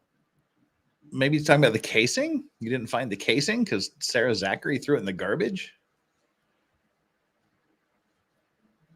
Whatever. I don't know. But she's playing checkers. She's playing chess and he's playing checkers. And losing. Yeah. That wasn't true either, was it? Can you rephrase the way you stated that? Yeah, what? Sure. As you sit here today, having had a good Samaritan turn in these 45 rounds into the precinct, right? If that's what you're discussing then. Yeah. You don't know whether or not you have in your possession the live rounds that killed Miss Hutchins, do you? The live round that killed Miss Hutchins has been fired. Are you asking about a connection between those live rounds and other ones? I'm asking you, as we talked about at great length, whether or not you withdrawn. I'm asking you. Withdrawn. Isn't it the case that law enforcement... Alex like, fuck. Alex like, oh, shit. Why did I hire this guy? Oh, my God. Jem's comment, one of the victims took the evidence from the crime scene, dipshit. Nice, Jem. That's a good one. Alex looks like he's having a moment of regret here. Like, oh, shit. What have I done? I'm asking you. Isn't it the case that law enforcement likely has the matching rounds to the ammunition that killed Miss Hutchins? I do not know. And you do not know because you made a doc report about this and did not put it with the rest of the Rust evidence, correct? Those rounds were not placed with the rest of the Rust evidence, correct? Nor were they sent to the FBI for testing with the Rust evidence, were they? No, they were not. Yeah. He's doing Ludo dirty here. I've no further questions for this witness. Oh, that was sorry. God. That was a bad cross-examination. That Yes, did it was. nothing other than destroy him further. That was a bad cross-examination. What do you think, Hayden? I think that was terrible. And she gets to go to a bar at the end of the day, sip on a cocktail, and go, "That fuckwit had no idea what he was doing." Pretty much. Wow. Elsie Merritt, no spoilers, please. We'll get there in a minute. Well, and by a minute, I mean an hour or two. Hang tight. We're gonna do the day. Don't worry. Yeah, okay, we have no super chats or anything else to read, so let's move on with the next. I guess redirect. Correct. Short and sweet. She needs to get up short and sweet, say a few things, sit down, make her point. He's done the damage.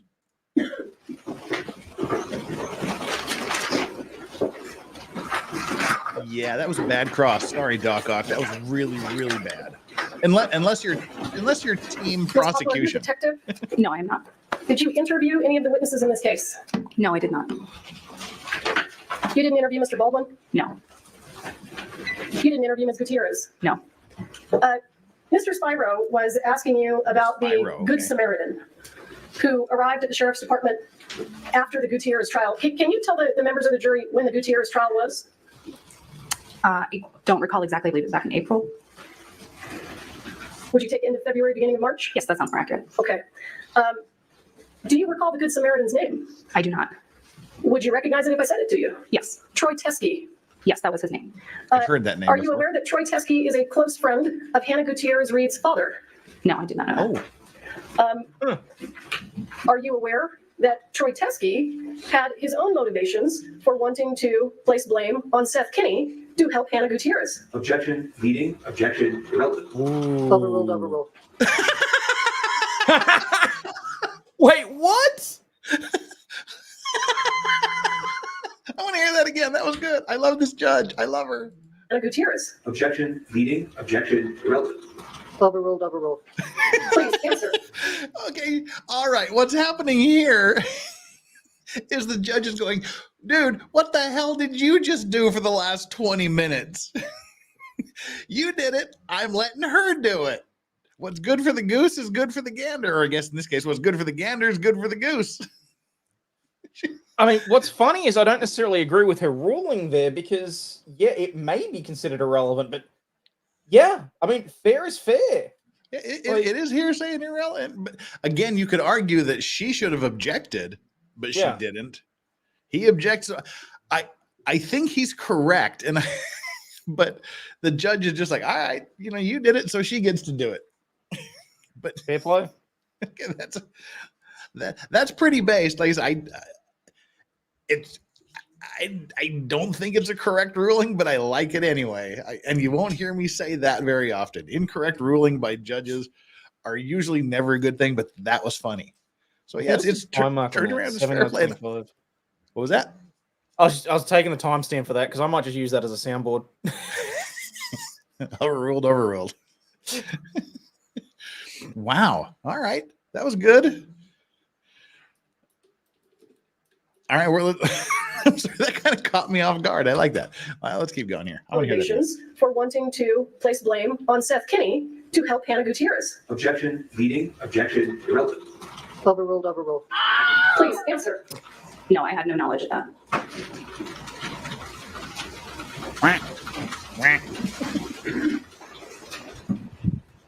That was funny. Yep. And I want to feel bad for him, but at the same time, like... To be clear, this was so much fun. I haven't been taking notes. With involuntary manslaughter for bringing live rounds on the movie set? No. Is Mr. Baldwin charged with involuntary manslaughter for loading a live round into the gun? No. Has a person already been tried and convicted for those things? Yes. To try to clarify some points. All right. Again, sorry. I don't want to keep pausing this, but this is the crux of the case. And for people in chat who will remain nameless, but think that he shouldn't have been charged because he didn't bring the live ammunition on set and he didn't load the gun. That's exactly the argument right there. He's not being charged with bringing it on set. Someone else has been charged and convicted for that.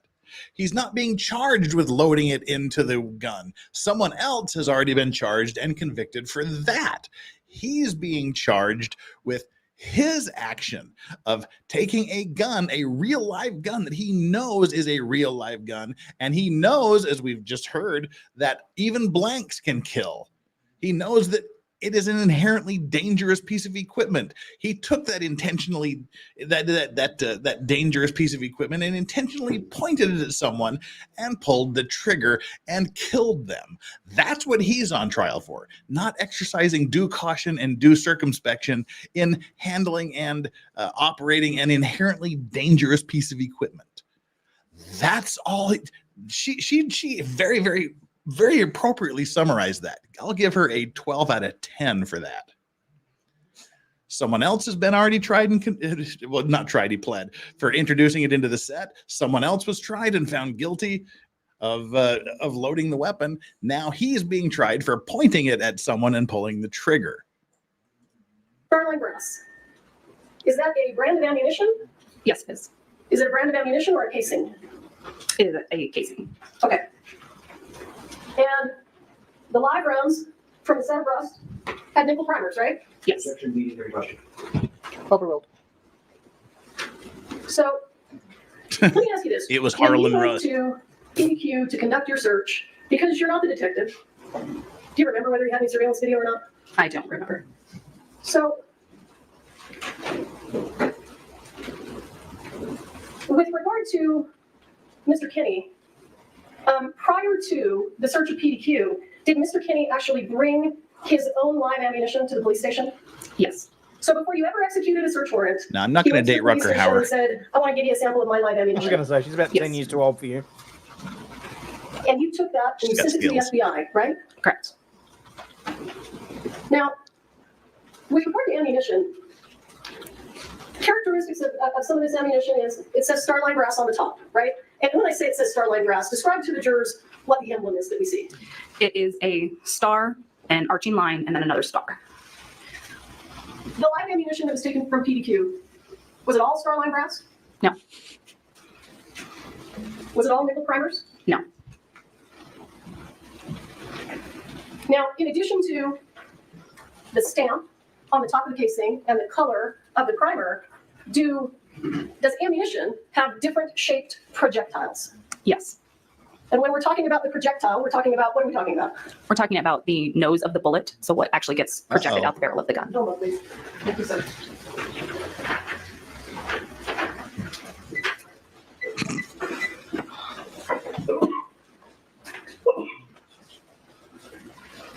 Exactly. Police your brass.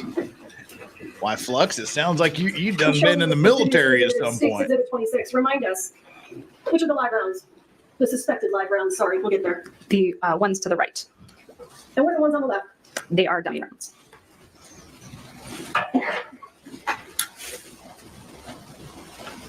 Is there a different shape to the tip of the projectile? Yes. Just the tip. Tell us what the difference is. So the live rounds. You can mark your screen. Okay. So the live rounds have a flattened surface to them, whereas our dummy rounds come to a further point. Sorry, I was trying to draw a line. Almost like a curvature to a better point. At my request, prior to the Gutierrez trial, did you take out a ruler and measure those? Yes, I did. Do you recall the size of what we call the meplet, which is that very top of the projectile? Do you recall the size of the live rounds? Yes, the live rounds were 6 millimeters and the dummy rounds were 4 millimeters. Every single live round, well, suspected live round, taken from the set of rust, was it a 6 millimeter meplet? Yes. All of the live ammunition that was taken from PDQ, to include the live ammunition that Seth Kinney brought into the sheriff's station, did any of those have 6 millimeter meplets? No. No, so it's totally different ammunition. Do you have any evidence that Seth Kinney is the source of the live rounds on Rust? No. If you know, is there evidence that Hannah Gutierrez brought the live rounds onto the set of Rust? Yes. What is that evidence? Let's talk about it. The evidence that I am aware of is a photograph on a cell phone of the rounds in the background of a photograph that was taken with a cell phone. Those rounds are the same ones from the same box that were being pulled from that day that were handed to Lieutenant Benavides. Let me see if I can find an exhibit to help us.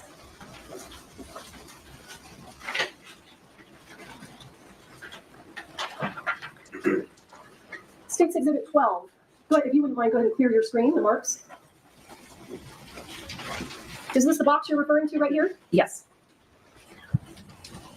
Is it your understanding that Hannah Gutierrez admitted to bringing that box on the set? Yes. And is it your understanding that Hannah Gutierrez actually provided evidence to the Sheriff's Department that she was provided that box by her father? Yes. And the Good Samaritan who came in with the live rounds and was telling you Seth Kinney's the bad guy, that happened how long after the incident? That happened 2.5 well years. after the incident in after February, so March of this year. So Ms. Hutchins died in what year? In October of 2021. And Mr. Teskey, Hannah Gutierrez's father's good friend, the Good Samaritan, he decided to bring this ammunition in after her conviction? Objection. Is that right?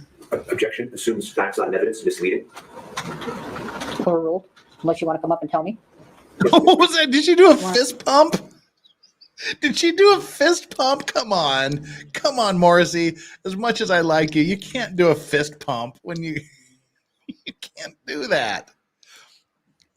No, she did a fist pump. Look at this. Overruled, unless you want to come up and tell me. You can't do that. Oh, she threw the pen down. She's going up. 2. What are we doing 2s for? What have we done? What have I missed? People are throwing up 2s in chat. 1 in chat for rounds, 2 for rounds. Ah, it's all caps. Rounds. All right, let's fast forward through this here. Reporter, would you read back the last question, please? Okay, so she won that.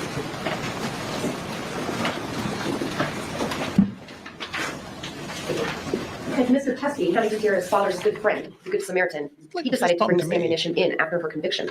Is that right? Go ahead and answer. Yes. I can get some more of this. This has been sewn off, so I don't want it to end.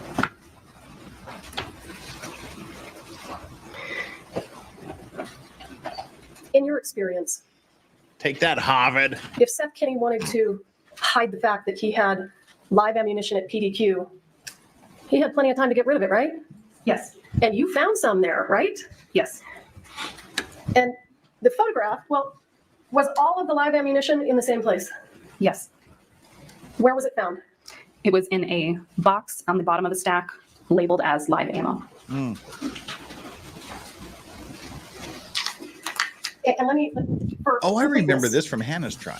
was there live ammunition found in another room away from this box? I don't believe so. No. Okay. Did you find any ammunition that was not .45 caliber anywhere else at PDQ?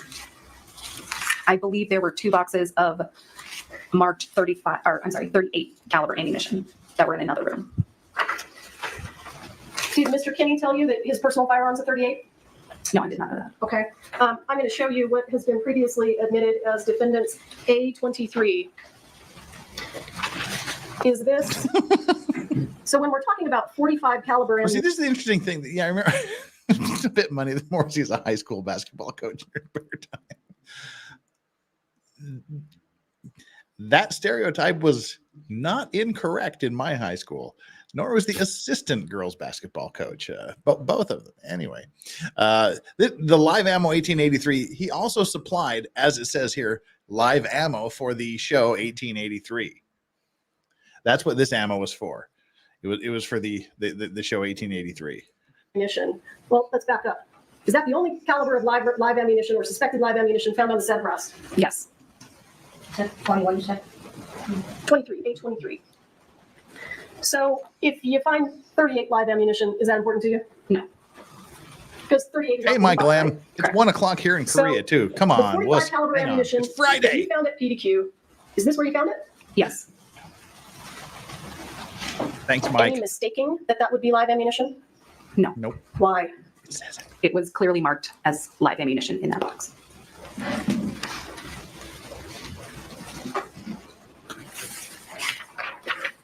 And let me ask you, Ms. Poppel, the ammunition that the Good Samaritan, Mr. Teskey, the close friend of Hannah Gutierrez's dad, when that ammunition that he brought to you after her conviction, you still have it? Yes. You can bring it in here and you can show it to the jury, right? Yes. And they can see for themselves that it does not match the live ammunition from the set of Rust. Wrap it correct? up, Morrissey. Yes. You're doing good. And Don't that's overplay. obvious just when you look at it, is it not? Yes.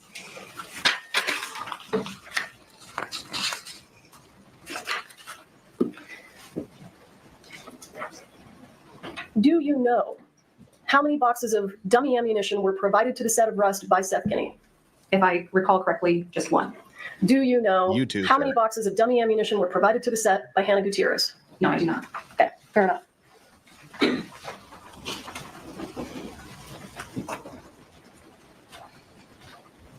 Wrap it up. You've made your point. Now, you were asked some questions on cross-examination, and I think they were related to, let me get the exhibit just so that we know what we're talking about.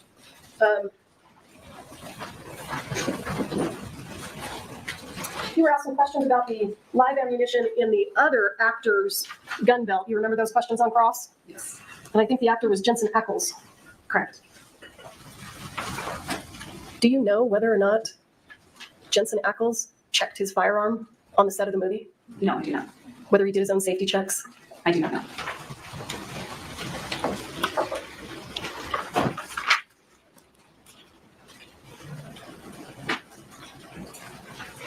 Let's talk briefly about, let me make sure I have the proper exhibit numbers for the record.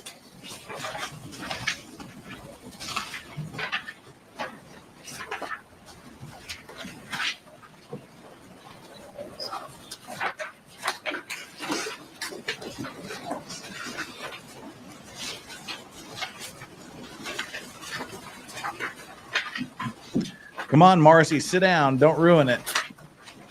Losing momentum. You made your point. I want to be clear, if you recall, I'm showing you defendants A27. Where did those dummy rounds come from? These were the dummy rounds removed from the box with blue writing that stated dummy rounds. And who do you know supplied those rounds? Seth Kinney. And I think I made a mistake on direct examination. This is State's Exhibit 30. Is that what I showed you? Yes, I believe so. And so those actually didn't come out of that box, did they? Correct. Do you know where they came from? They came from a gun belt that was located inside of the cop truck. Defendants A26. Is that where they came from? Yes. Based on the dummy rounds in both of these pictures, from the box and from the gun belt, do they have distinctive characteristics? Yes. Have they been identified? Who do you know who supplied all of the dummy rounds that were in the gun belt and in the box? Yes, that was Seth Kinney. All right.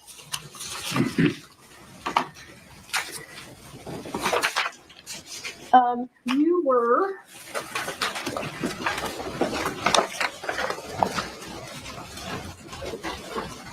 asked some questions about some documents that you photographed. Do you recall those questions? Yes. I'm trying to find them. Counsel, are all of the exhibits still up here? Take on this. Morrissey may be a queen, but she's overplaying her hand here. I have the script, Charles. Those are the exhibits? Does it say copy? Okay, can I use them? Okay, as long as they're the same. Okay, we'll just use your copies. The jury is here. this This is, is yesterday afternoon. We'll be catching up live in Defendant's Exhibit A10. You remember being shown this? Yes.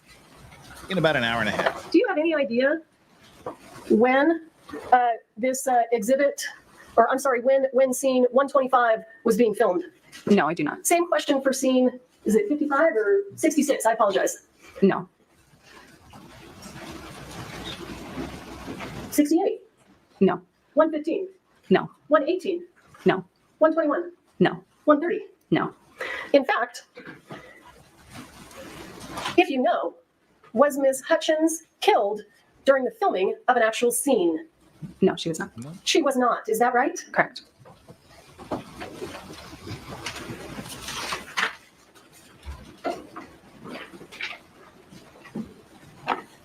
saying here for 118 again, Ms. Hutchins wasn't killed during the filming of a scene, was she? No, she was not.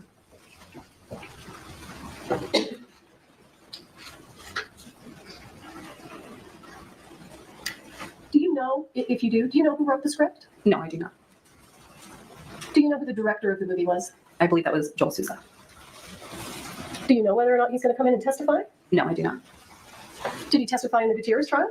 I believe he did, yes.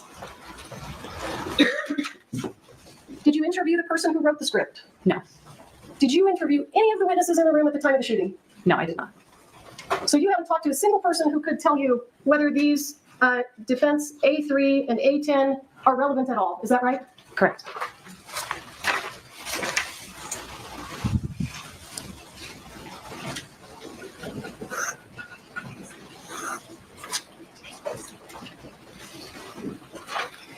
You were asked by Mr. Spyro whether or not it was true that live ammunition should never be on a movie set, and you said that was correct. Do you recall that? Yes.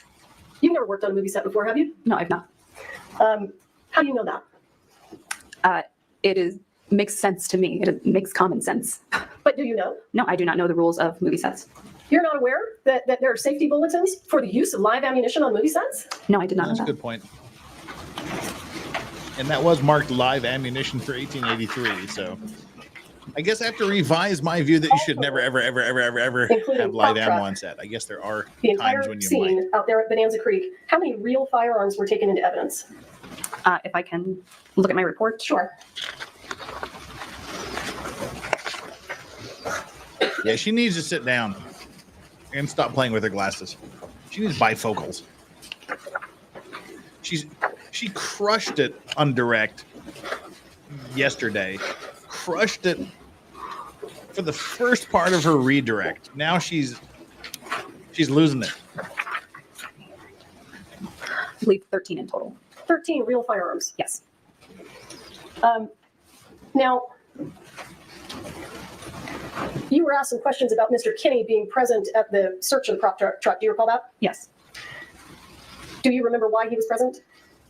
I don't recall the details of why he was present. Do you recall how the sheriff's department got access to the safe? Yes, Seth Kenny provided us with the combination. And the firearms that you recovered, real and fake, who did they belong to? It's my understanding they belonged to Seth Kenny. Would you say that those firearms were many thousands of dollars in value? Yes. Yeah. And So? do you know who provided the vast majority of the blank ammunition? That I do not know. Okay. Does it surprise you that the person who owns the guns had access to the safe? No.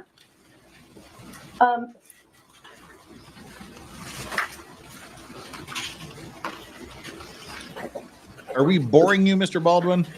Have you ever discovered any evidence that Seth Kenny was ever physically present on the set of Rust other than the day that he helped unlock the safe for your search? No.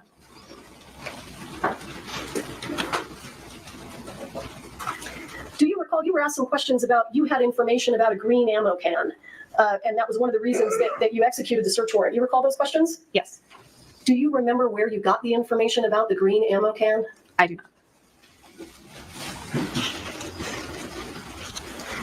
Did you review any of the photographs from any of the cell phone extractions that were done in this case? No.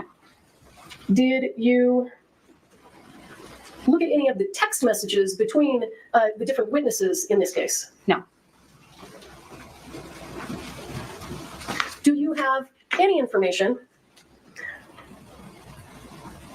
that Hannah Gutierrez previously asked if she could have live ammunition on the movie set she was working on with Nicolas Cage? I do not have that information. Okay. Now, I understand we've got some photographs of PDQ, and it looked like it was really packed full of stuff. Is that right? Yes. Now, you called it a warehouse. Can you explain to the ladies and gentlemen of the jury about how big that facility is? It's a very small facility. It has an upfront office, a hallway that leads to a bathroom, and one small workshop room, and then a room towards the back. Does it have a toilet? Is it possible for you to estimate the square footage? No, I wouldn't be able to do that. Okay. It's a small building. Yes. Now, as a crime scene technician, are you trained to find pieces of evidence in difficult areas? Yes. Have you ever been in a person's home or apartment that kind of looked like a hoarder place? What? Yes. How many times do you think that's happened to you? Several dozen. Several dozen? At least, yes. And you're trained to look for evidence in that kind of environment? Yes. What? Is it your understanding that Mr. Kenny's business is a prop house? Yes. Would you expect a prop house to be full of props? Yes.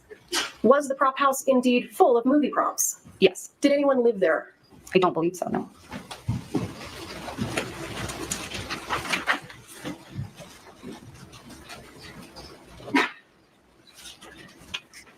Do you have any idea, based on the investigation that you did, whether or not Mr. Baldwin cocked the gun when he wasn't supposed to? I do not have any information based on what I conducted. Because you didn't interview any of those witnesses, right? Correct.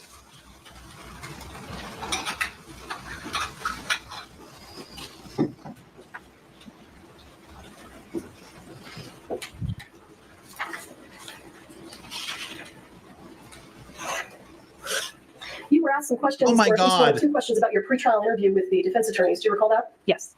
Was Mr. Spiro even present at your pretrial interview? I don't believe so, no.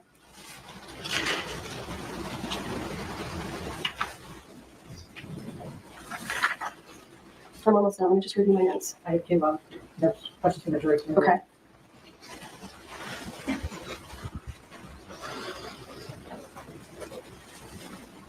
If you know the investigation into the source of the live rounds, did that investigation continue after the case was turned over to the district attorney's office? I do not know.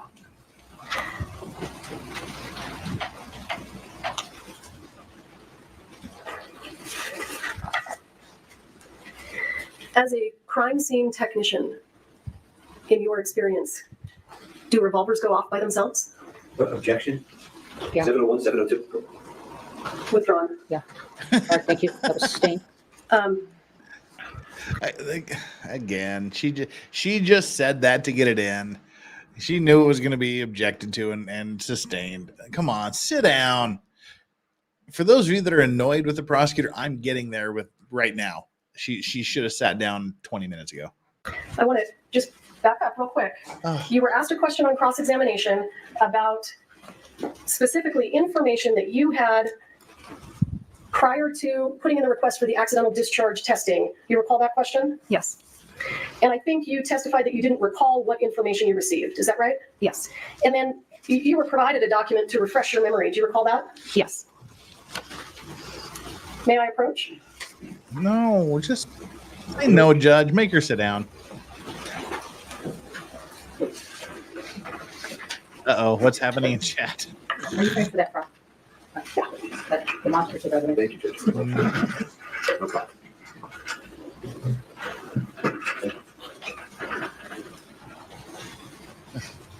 Ms. Poppel, you had an opportunity to review that? Yes. That's my How did you do with it? native Cache Valley, Utah pages. pronunciation. It's the turtle. Does that document say anything about accidental discharge testing? Objection. That is that's a refresh of memory, so it doesn't have to. I'm sorry. Uh-oh. I'm going to sustain his objection. Okay. We lost Doggo Cam and Hayden at the Well, same I'm going to ask this instant. question and maybe let's see how it goes. Does it say anything about the gun being destroyed? No. I'm sorry, no. Did that document refresh your memory as to what you understood from the FBI about what the condition of the gun would be after the testing? Yes. It does. Does refresh my memory. Yes. I'm sorry, can you restate that? Does that document, the question you were asked on cross-examination was about the information that counsel. Okay, I'm sorry to break you up, but let me give you these.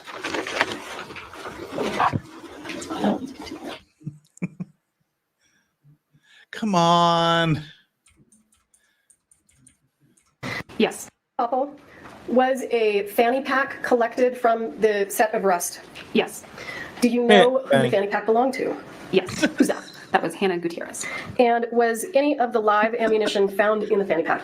No. For those of you, Hayden, do you want to explain why that's funny? No.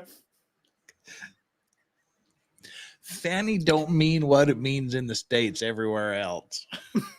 Everywhere else, it's a vague reference to the other side of the anatomy, not the butt, the front. Yeah, we don't call them fanny packs. We call them bum bags. Yes.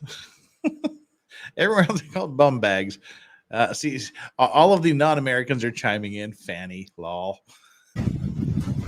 So after Ms. Hutchins was shot, do you know whether or not the gun was unloaded by anyone on the set? The information that was relayed to me was that the firearm was emptied by Hannah onto the Front cart. butt. The gun. Does that include the spent casing? Yes. Yes, porcelain thunder, the vagine. This is why it's so funny that in Darwin you have a road called Dickwood Drive that goes into Fanny Bay. Great. Although annoyingly, they're looking to remove that. There's apparently a Dildo Canada that's just up the street from Spread Eagle, Canada. And they found a phallus-shaped iceberg floating off the coast last week. Weirdly enough. That's how I know about those two places. I'm not sure if that's a legitimate news article. Oh, God, she finally stopped talking. Whew. That was bad. It started out so good and ended up so bad. Yep, Dildo Newfoundland. Yeah. That ended. Part of an effective redirect is that you know when to stop. As the old Kenny Rogers song, The Gambler, says, know when to hold him, know when to fold him. What's wrong with you, Yoda? What is wrong with Yoda? What's wrong with you, you stupid dog? Yeah, know when to hold him, know when to fold him, know when to walk away, know when to run. You never count your money when you're sitting at the table. There'll be time enough for counting when the dealing's done. Yes. I just have one question. The Good Samaritan asked you, in reference to the ammunition he provided, question, and that's the one that killed Halyna. And you said yes, correct? I don't recall that. Do you deny it? I don't deny it. No further questions. Thank you. That was stupid. All right, we're going to take our afternoon bathroom break. Please don't talk among yourselves or anyone else about the evidence received here in court. And let's try to get back in around 3:20. Okay, thank you. Elsie Merritt, please, no spoilers. We're getting there. All right, fast forward.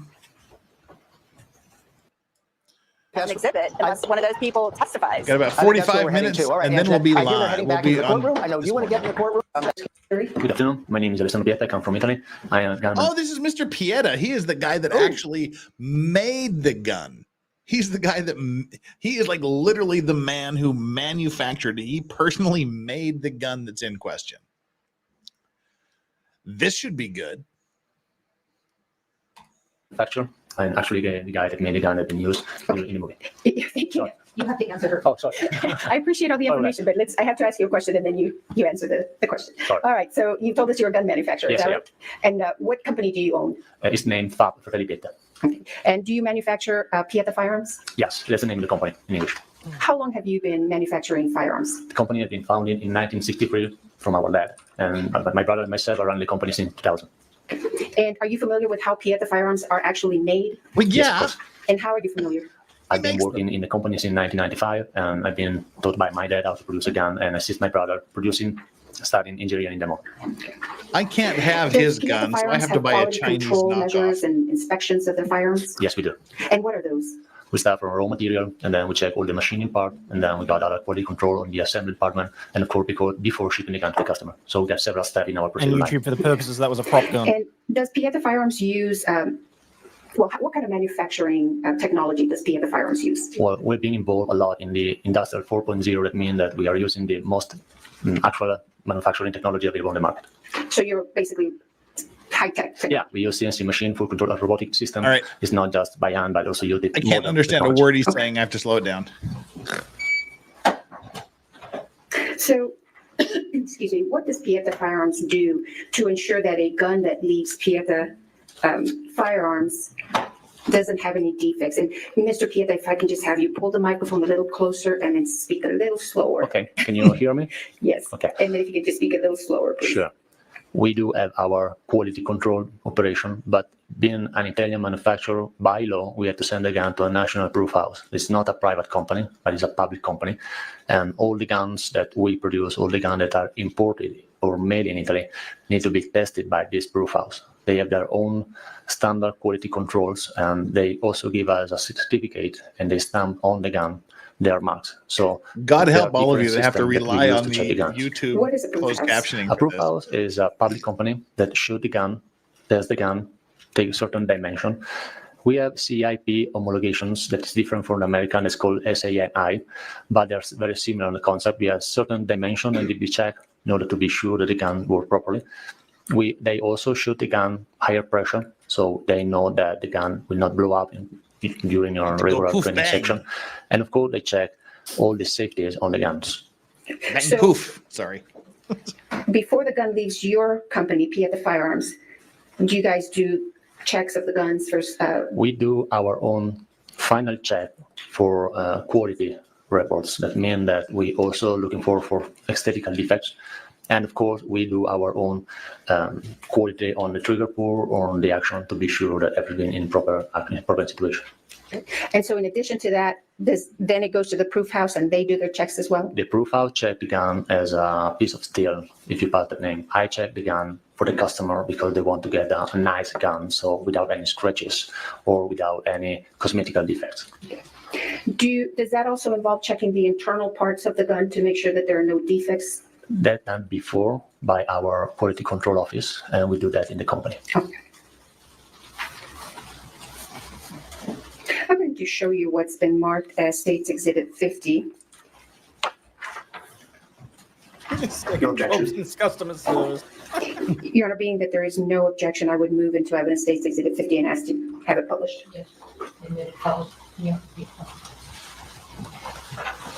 On the screen in front of you, Mr. Pieta, is States Exhibit 50. Do you recognize that? Yeah, What it's is one it? of our single action revolver. Probably, actually, it's written 45 long call. That's the caliber, 7.5 barrel length. Are you familiar with this particular gun? I know this gun because I know that gun has been produced for a trade show called SHOT Show, and it's been shipped to Vegas. That in particular It's a for that show. 7.5 inch Were you barrel. Mine's involved in the Chinese, manufacture so of it's this only particular 6 gun? inches. I was personally involved producing this sample for that trade show.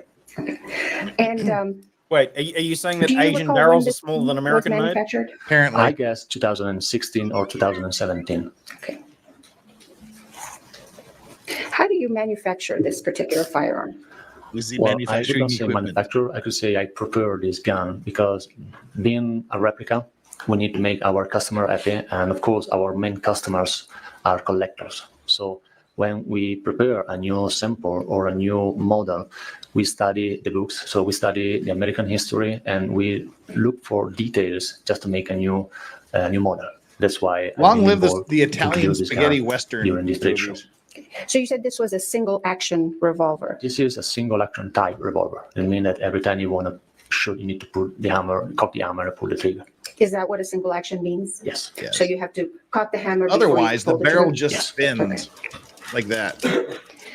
Is this different from other Pieta single action revolvers? It's different on outside because the details are different. We are not used to make any marks on the grip, or we are not used to write the caliber on the trigger guard.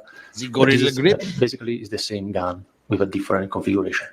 So are the internal components of this gun the same as for others, Yes, correct. Pieta? Correct. Are the internal components of this particular gun, are they interchangeable with other Pieta single action revolvers? Yes, they do. Now, is the hammer to this Exhibit 50 that we see in front of us, is that different from other Pieta revolver hammers?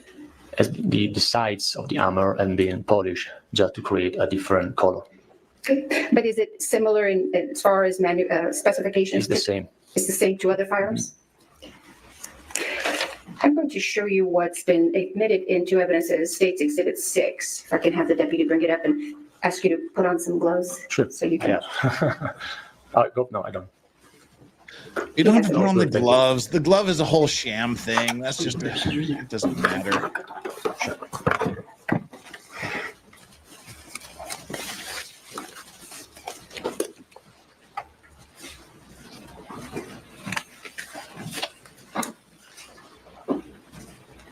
If you can open the box, Mr. Pieta. Do you recognize what's in there? Yeah, it seems to be the same gun that's on the screen. Okay. And I'm going to show you what's been marked as States Exhibit 51. Objection. I move into evidence 51, Your Honor, with no objection. Page 51 is admitted. You may publish. Now, if you can take a look at that firearm, Exhibit 6 that's in front of you, does it have a serial number? Yes, it is. And I'm going to put on the screen, it states Exhibit 51. Do you recognize that? Yeah, that's our invoice that probably has been used to ship the gun to EMF. Does this invoice contain or list this particular gun that's in front of you, Exhibit 6? Can I check the serial number? Yes, please. Can I touch the gun? Yes, we do both. Touch it. Touch it. Yeah, it's the same serial number. Okay. So How do you know did that? You PFF use the Firearms serial then ship this gun, Exhibit 6, per this invoice? Yes, we did. And when and to whom was it shipped? Has been shipped to EMF company. That is one of our customer that show with us during SHOT Show. So to get the gun inside United States, we need to get someone to get all the license to import the gun for us. That's why this sample has been shipped to EMF. What kind of a company is EMF? EMF is an importing company, and they sell to distributor, dealers, and to individuals. Is EMF associated with PFF Firearms? Yes, it is. How? We, Alberto and myself, own EMF. So you own EMF? Yes, we do. Okay. And so when did Solid you ship business model. this particular firearm that's in front of you You are to the seller EMF? and the buyer. Good. It's written on the invoice of the 27 November 2017. So that's when it left Italy to go to EMF? Yeah. Okay. Now let me go back to ask you a question about this hammer. You had said that it's nickel plated because this is for a particular. No, this is, it's not nickel plated, it's just polished. oh, polished, I'm sorry. Does that change its functionality? No. Okay. Did this particular gun go to the proof house? Absolutely. And was it approved by the proof house? Yes, it is. And how can you tell? Well, there are some marks on the frame that is clearly on the top of the serial number. So you can see them. There's also another proof mark on the cylinder. So they're easy to understand that this gun has been approved by the proof house. And what does that mean to you as a gun manufacturer that's been approved by the proof house? That we have produced a good gun, follow the CIP regulation, and the gun can be sold to anyone. Without that marks, we cannot sell or produce or export any guns. Now, once it comes to the United States, do you know if your guns or these guns that you import are also subjected to testing by American agencies? No, actually, all the guns that want to be imported in the United States need to be approved by ATF first. So when we start producing this single action revolver, we send a sample or few samples to ATF agent, and they approve the gun for us. Do you know what ATF does in order to approve the guns? Mostly they have a schedule and with details, so they need to check if our guns, actually a gun, match their requests. And also they call drop test, and is used to see if the gun is safe enough to avoid any kind of malfunction. You said a drop test. What do you understand that to be? Drop test means that the gun has to be approved. They have a safety, and in this particular gun, the safety is on the cylinder, and they put the safety on. They put a primer, not a light round, of course, a dummy. They put the hammer in the first notch, so the firing pin is lined with the primer, and they take a weight, let it drop at 8 or 4 feet, something like that, 5 times. And the gun, the system should not shoot. If that is okay, they approve the gun. And so does your PFF firearm revolvers get put through that test by ATF? Absolutely. And that's to test to make sure it doesn't fire on its own? No, that test means that we have safety on the gun. Okay, Hayden, I have a question. What do you think about? I mean, he's obviously fluent in English to an extent. Not truly fluent, because I mean I'm not even fluent in English. Completely fluent in English, but he's getting his point across. What do you think about the use of an interpreter for him? Yeah, because I mean probably unnecessary at this stage. See, I'm thinking he should have, because he's talking about putting the safety on and putting it at the first notch. The safety mechanism is the quarter cock, half cock, and full cock notches. Okay, but think just he's because he has losing a little bit here. just because he uses different words for things that would otherwise be, I don't know that that's the same thing. Because if you try and tell that to an interpreter, they're probably going to assume and convert it anyway. If in his mind they mean different things to you. See, I don't necessarily think that that's a language barrier there. I think that might just be that that's what he calls different parts of the gun.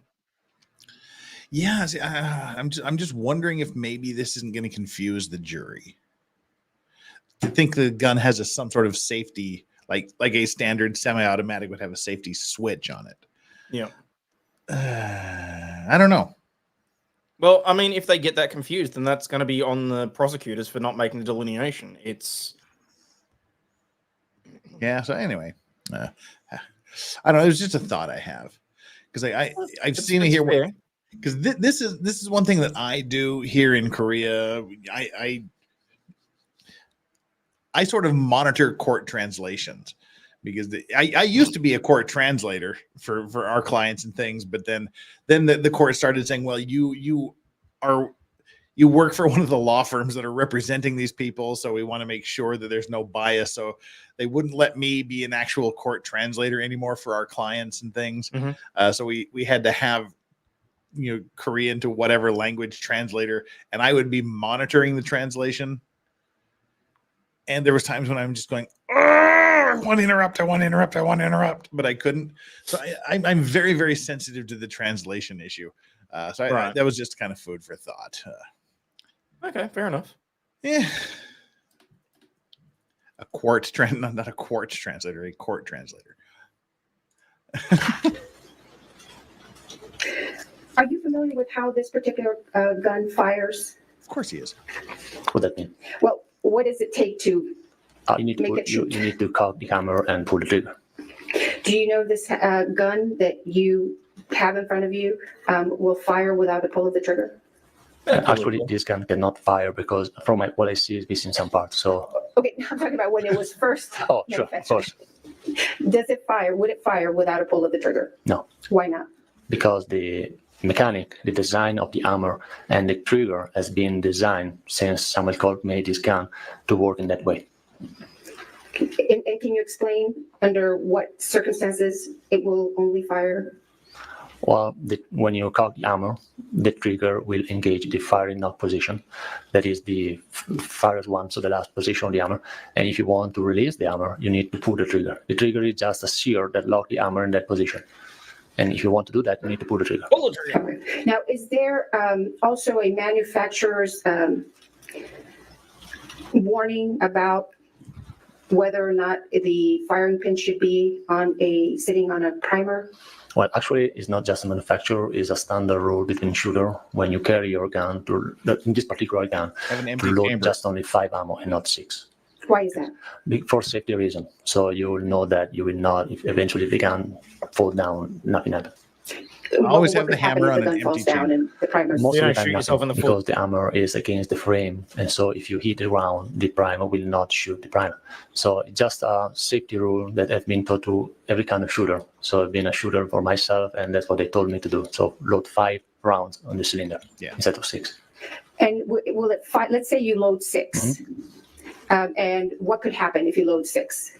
Nothing really. Just need to know that you load 6 rounds instead of 5. Okay, but if you have the firing pin on the 6th round? If the firing pin is in the rest position when the hammer is down the frame, so the firing pin is not against the primer, nothing happens, because if you want to shoot the primer, you need to apply a certain quantity of force to shoot it. So you can get a thick touch on the primer, but the gun will not shoot. Okay. If the firing pin is actually on the primer? Close to. Okay, but you had said that if the firing pin is on the primer and you drop the gun, what could happen? Usually, it's based on the primer technology.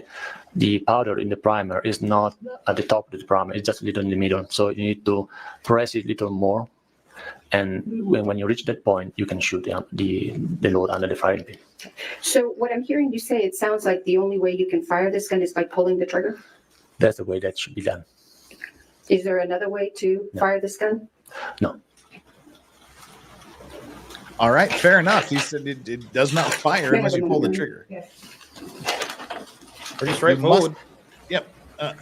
But he hasn't condition seen was this gun since in when you shipped it, 2017. when Pieta shipped it to EMF? As I said before, this gun is being produced for a trade show. So we ship the gun without the firing pin. That is mandatory for this trade show, that all the guns are safe. And doing that, there are inspectors that check all the guns for us and put a tag. So the consumer, the customers, will know that they cannot use the gun to shoot to anybody. So not having a firing pin They don't want in to that shoot gun people at while gun it's used shows. in trade shows, does that alter it or change it in any way? Well, you are missing one part. That's it. But does it change any internal components of it? No. Now, did Pieta Firearms own EMF while during the time EMF owned this gun? Yeah. To your knowledge, did EMF do anything to this gun? No. May I have a moment, Your Honor?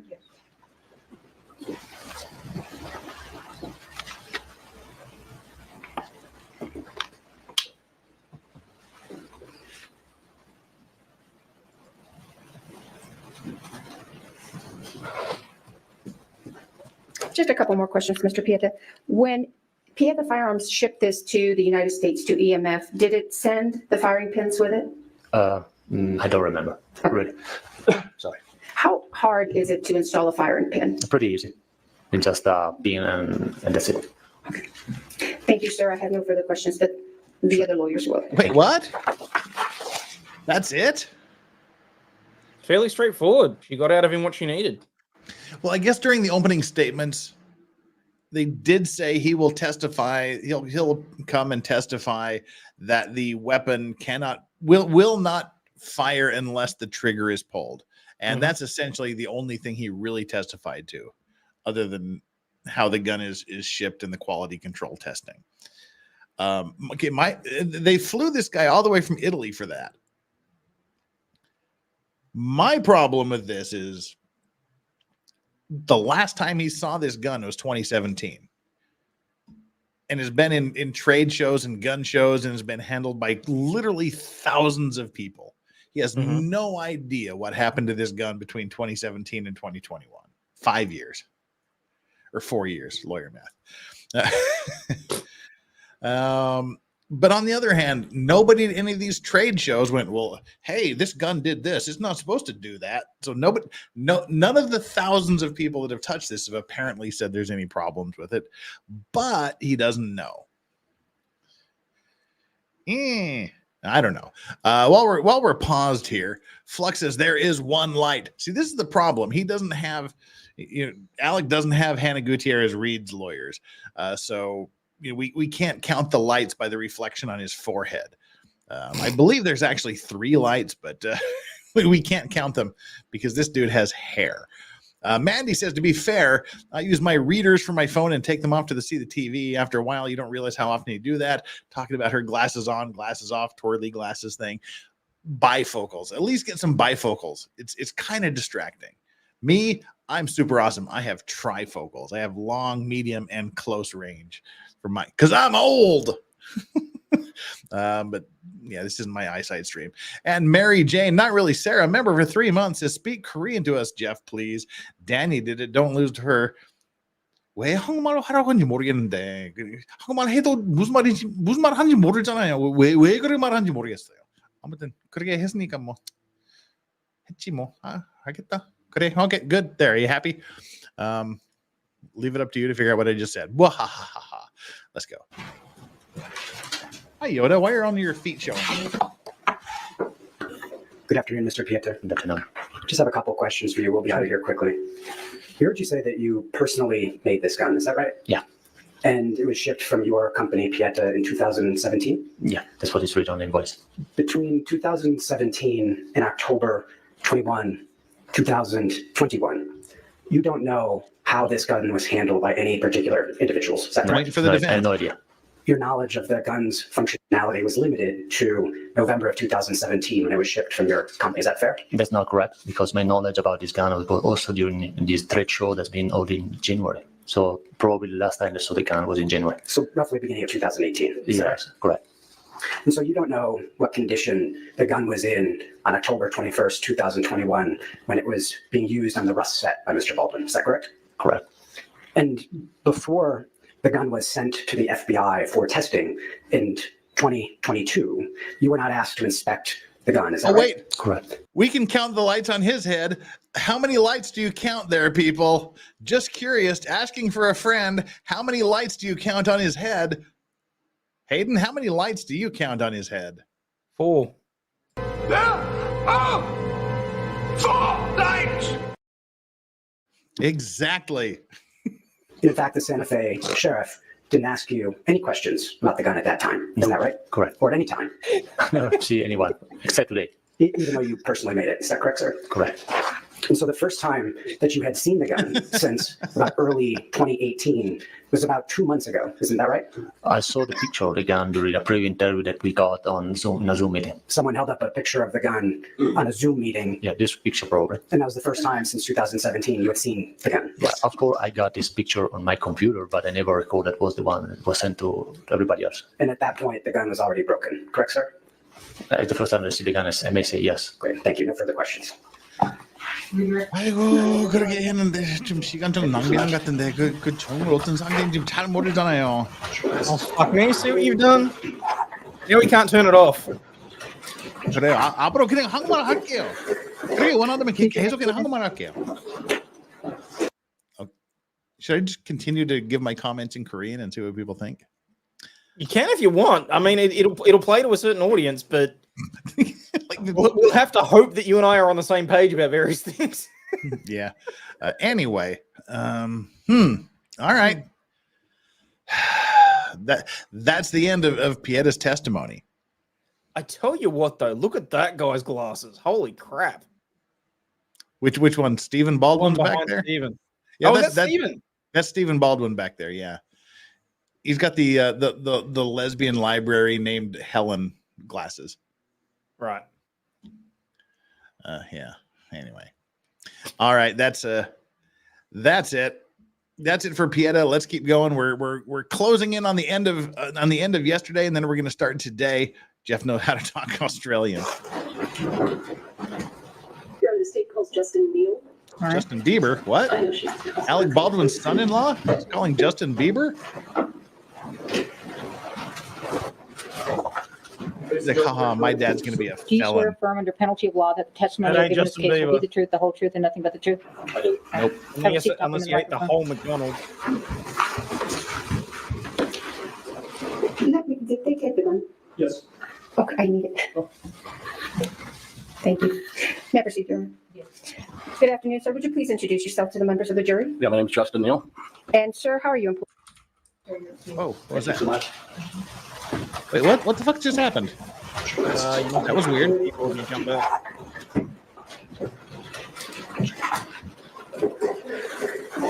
Who's your next witness? All right, we went back in time. Here the state calls Justin Neal. All right. I know she's supposed to call, so I'm just gonna...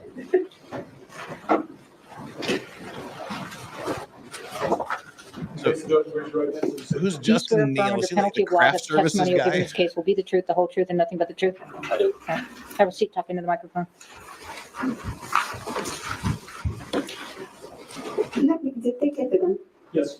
Okay, I need it. Thank you. May I proceed, Your Honor? Good afternoon, sir. Would you please introduce yourself to the members of the jury? Yeah, my name is Justin Neal. And sir, how are you employed? I own my own marketing firm. And what kind of work do you do? What kind of marketing work? My marketing firm is a very stereotypical ad agency, and we have another leg to our company where we recruit and manage sales reps for our clients. What kind of clients do you have? Primarily outdoors. What? And are you affiliated with Pieta Firearms? Yes. How? Pieta's a little bit more robust than the other clients I have. I essentially handle North America for them as it pertains to sales and marketing. And I also handle EMF, which they are part of, as their sales and marketing. What is EMF? Early Modern Firearms is an importer, and it's based out of Santa Ana, California. They have been. He's the U.S.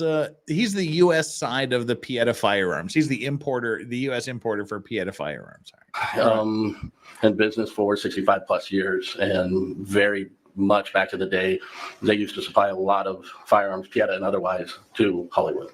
Who owns EMF at this time? Alexandro and Alberto Pieta. And how long have they owned EMF? I believe 2017.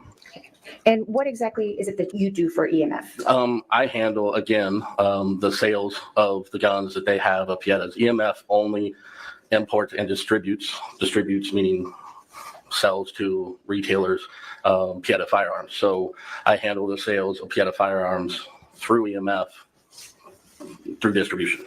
Are you required to have a federal firearms license? I am. And why is that? I am an RP on the FFL for EMF. There has to be two responsible parties, and the Pieta family or the Pietas entrusted in me to be one of the RPs on that FFL. And RP is what? Responsible party. And what does the responsible party do? The responsible party is responsible for the distribution, the importing of the firearms, and all the paperwork thereof. So as the responsible party for EMF, are you also required to be aware of what transactions take place, what firearms are sold by EMF? Yes. Are you familiar with how EMF maintains its records of sales? Yes.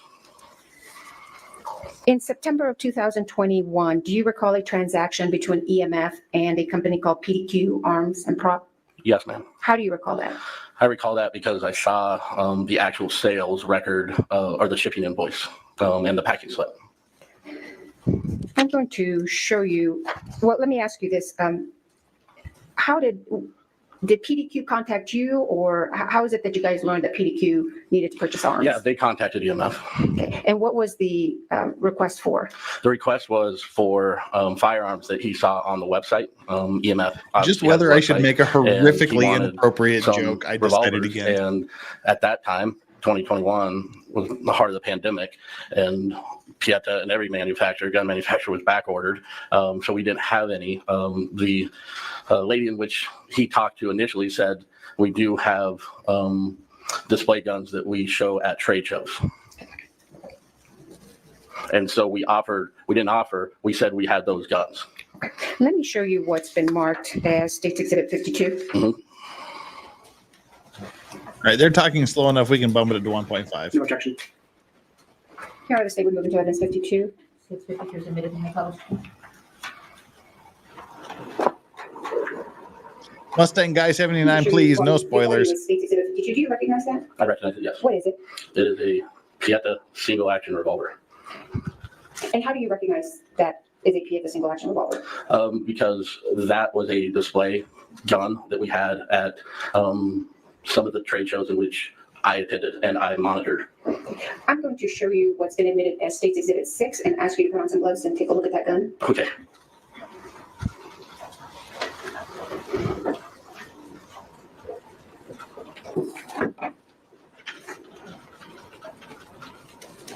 All right, we can fast forward through him putting on his rubber gloves for the sham.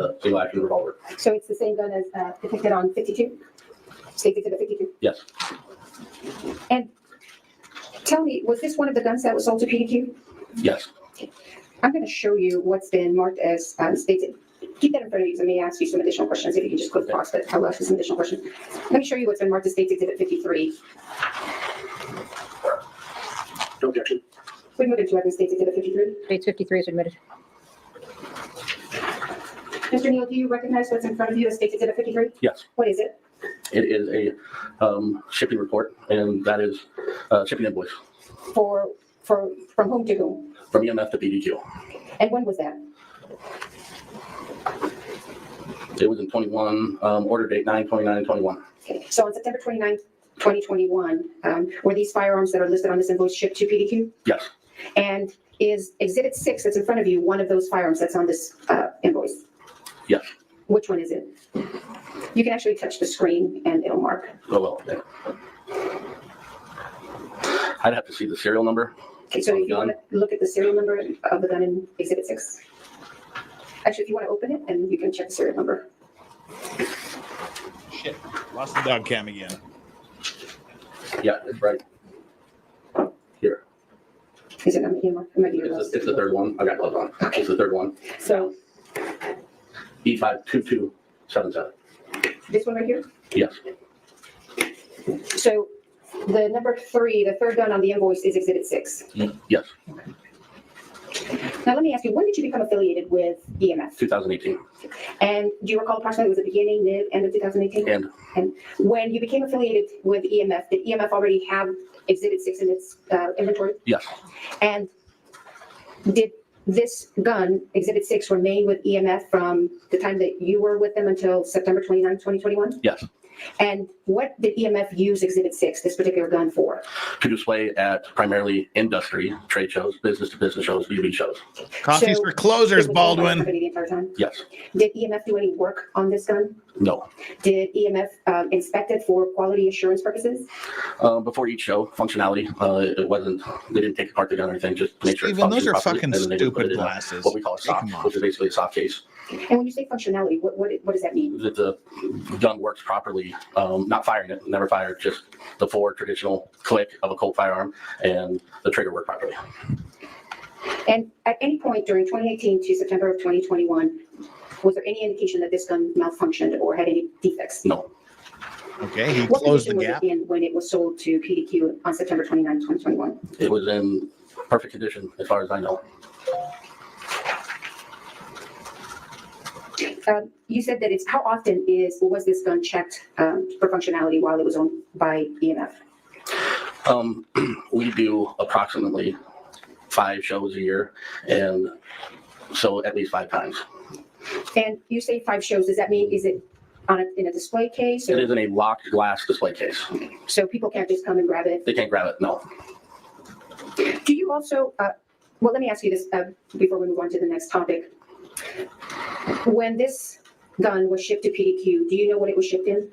Yeah, EMF follows standard operating procedures, which they do for any gun ship, whether it's to a dealer, a big box store, distributor, influencer. It is in Pieta makes and supplies EMF with a very hard styrofoam box that's molded for single action, and it's placed in there, the cover over the top of it that fit to it, and then another cardboard box sleeve that slides over the top of that, sealed, and then it is put into another shipping box with whatever other guns or accessories the attended person or store request. Would that have been the manner in which it would have been shipped to PDQ? Yes. Do you also handle customer service calls for Pieta guns in the United States? I handle quite a bit of the customer service calls, yes. Not all, but a lot. Approximately how many would you say? Over the years, since 2018, I probably on average handle 5 or 6 a month. Okay. Have you ever received a complaint or a call about a Pieta revolver going off by itself? Never. Are you familiar with how this particular gun fires? Am I familiar with how it fires? Yes, sir. Yes. I was going to ask who's huffing into the microphone, but I think I can guess. May I have a moment? Yes, I'm here. Counselor.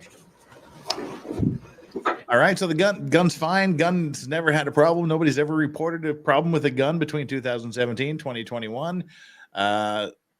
So that kind of closed the gap. Mr. Neal, if this particular gun, Exhibit 6, if it had displayed any defects in functionality, would it have still been shown at trade shows? No.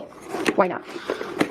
The purpose of Pieta or EMF going to a trade show is to sell firearms to FFL dealers, holders, not the public, but sporting goods stores, if you will.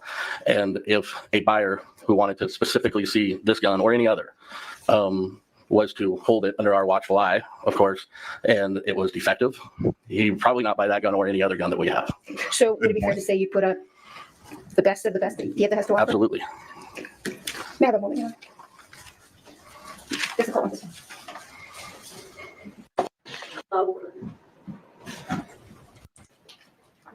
All right, he's done. Give us just one moment.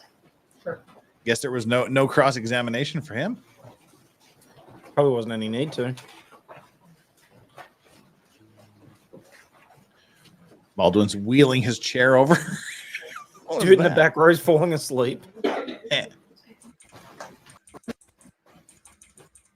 state calls Corporal Alexandria Hancock. Oh, is this Detective Duck Lips?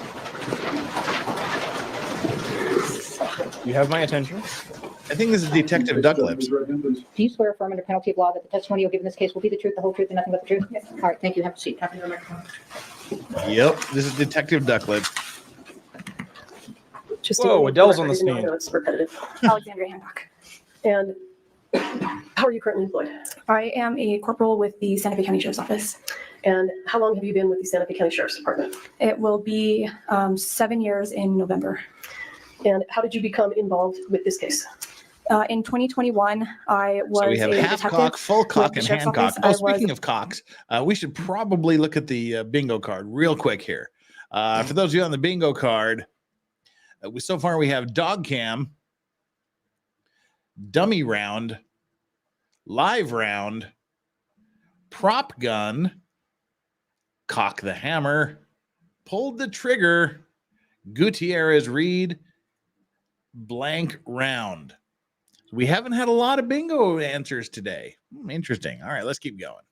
So again, dog cam, dummy round, live round, prop gun, cock the hammer, pulled the trigger, Gutierrez Reed, and blank round for your bingo cards so far.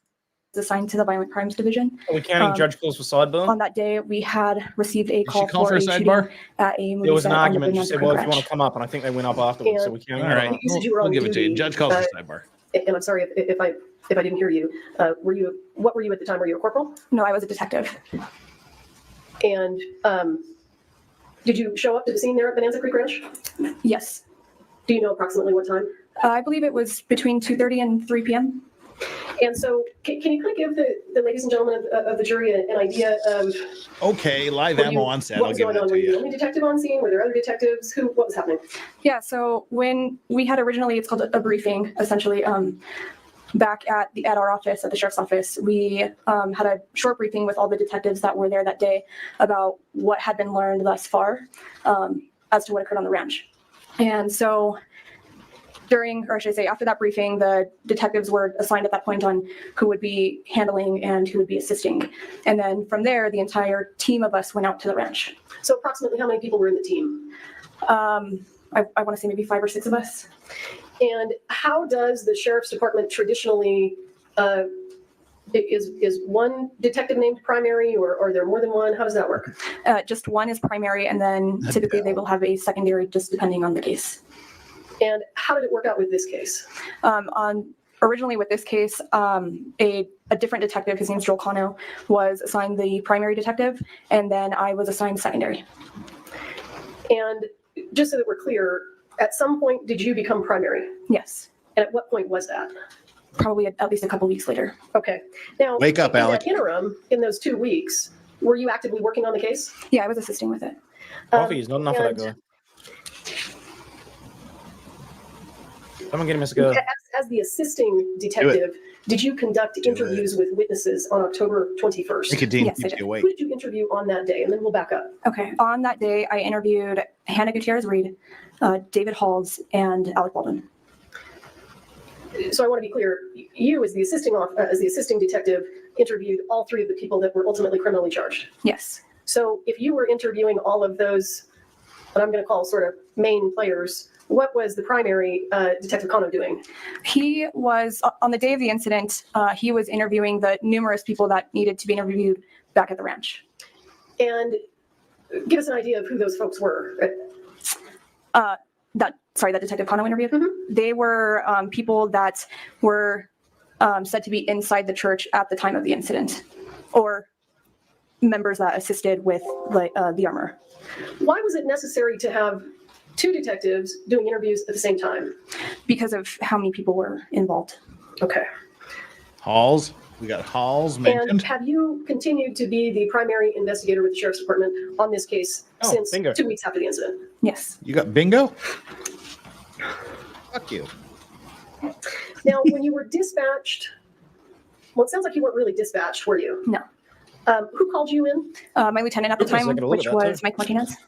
And you indicated that you had a briefing. Yes. And tell us kind of what information you got at the briefing that you had before you went out to the scene. Yeah, so during our briefing there at the office, we were told that there's a movie being filmed at Bonanza Creek Ranch, and then sometime during that day, shortly before we were called in for that briefing, that 2 people had been shot on the set. Did you receive the information that the shooting had been characterized as an accident? I do recall reading that on our CAD. And as a detective with the sheriff's department, when you get called to a shooting that's being characterized as an accident, does that mean to you that there will be no criminal charges? No.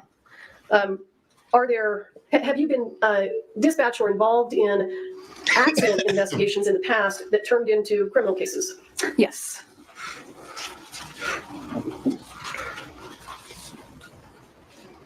Drinking problem. I choke on my know the water. jury's heard some of this. So you interviewed Hannah Gutierrez, correct? That's correct. And what role did she have on the set? She was the armorer, the main armorer on Rust. And you also indicated that you interviewed someone named David Halls, is that right? Yes. Do you recall what his role was on the set? He was the assistant director. And then, of course, you interviewed Mr. Baldwin, and we understand that he's an actor, correct? Correct. I want to just take you back for a moment during opening. Did you hear the defense attorney say that Sarah Zachary was not interviewed on October 21st? I did hear that. Is that correct? No. Was Sarah Zachary actually interviewed on October 21st? She was. Who interviewed her? Detective Joel Cano with the assistance of Detective Ray Barnes. And who was Sarah Zachary? She was the props master for Rust. If you would try to explain to the ladies and gentlemen of the jury the relationship between the prop master and the armorer based on your understanding. What I understood between the prop master and the armorer as it pertains to Rust is that they're technically two different departments. They have different functions, different roles, do different things. But in the case of Rust, the prop master and the armorer assisted each other because of what they would describe to be prop heavy this movie was. And did you get an understanding of when we say prop, exactly what we're talking about? Yes. So one of these gun holsters, would that be a prop? Yes. Would the guns themselves be props? Yes. Even the live gun, the real guns, I'm sorry. Yes, that's correct. And the ammunition, would that be considered a prop? Yes. Okay. And does that also include glasses and cups and plates and silverware? Yeah, anything that an actor would use in a scene, excluding like wardrobe items. Okay. And I understand that you indicated that Ms. Zachary was interviewed on the 21st of October by Detective Cano. Did you also conduct a follow-up interview with Sarah Zachary at a later date? Yes, I did. Do you recall approximately when that was? I believe it was sometime in November. So just the following month? Yes. And you testified that you conducted an interview with Hannah Gutierrez on October 21st. Did you also conduct a follow-up interview with her at a later date? Yes, I did. And approximately when was that, if you recall? I want to say that was in November as well. And you interviewed Mr. Baldwin on the 21st, correct? Yes. And did you have subsequent contact with Mr. Baldwin after the interview that you did on October 21st? Yes, I did. And how were you having contact with him? Was he in New Mexico, or how was that happening? No, he wasn't in New Mexico at that point, but I would receive phone calls and sometimes text messages. From Mr. Baldwin? Yes. Yeah, he was actively calling her going, I was just thinking about this. Let me talk to you about it. It was him reaching out to me. So he had your cell phone number? Yes, my department's on. And just to be clear, do the defense attorneys also have your contact information? They do. Have they sent you text messages? I don't know exactly her title, but members from their team, yes. Okay, so they actually have your cell phone number? Yes. And you've made yourself available to them? That's correct. And you do that whether I'm there or not, right? Yes.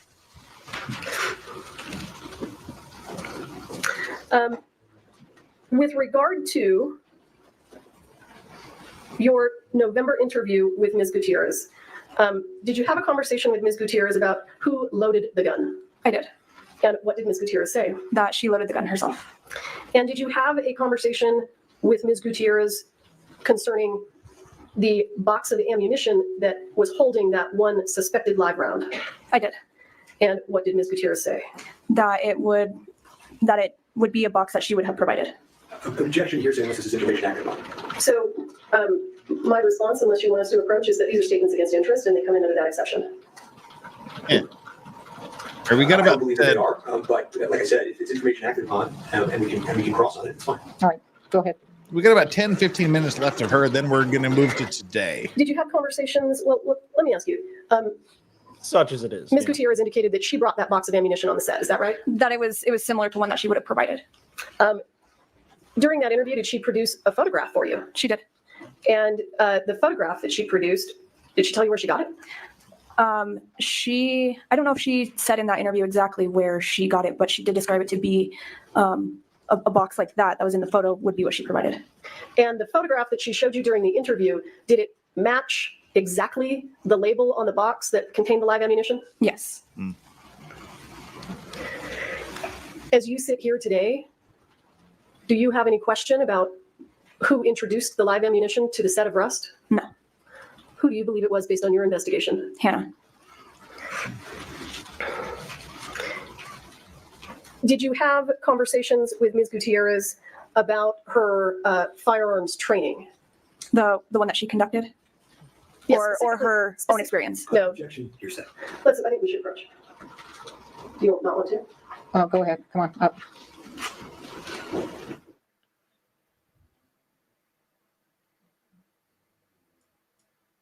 All right. They're approaching. We got nothing to talk about, so we'll skip.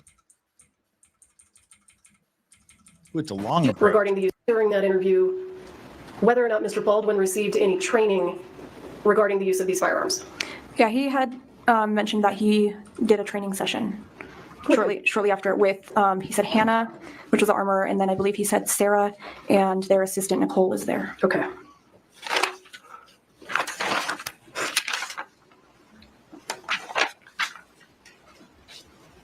And did you interview Seth Kinney?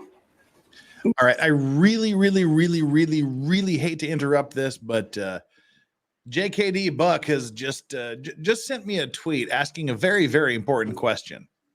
Okay. That question is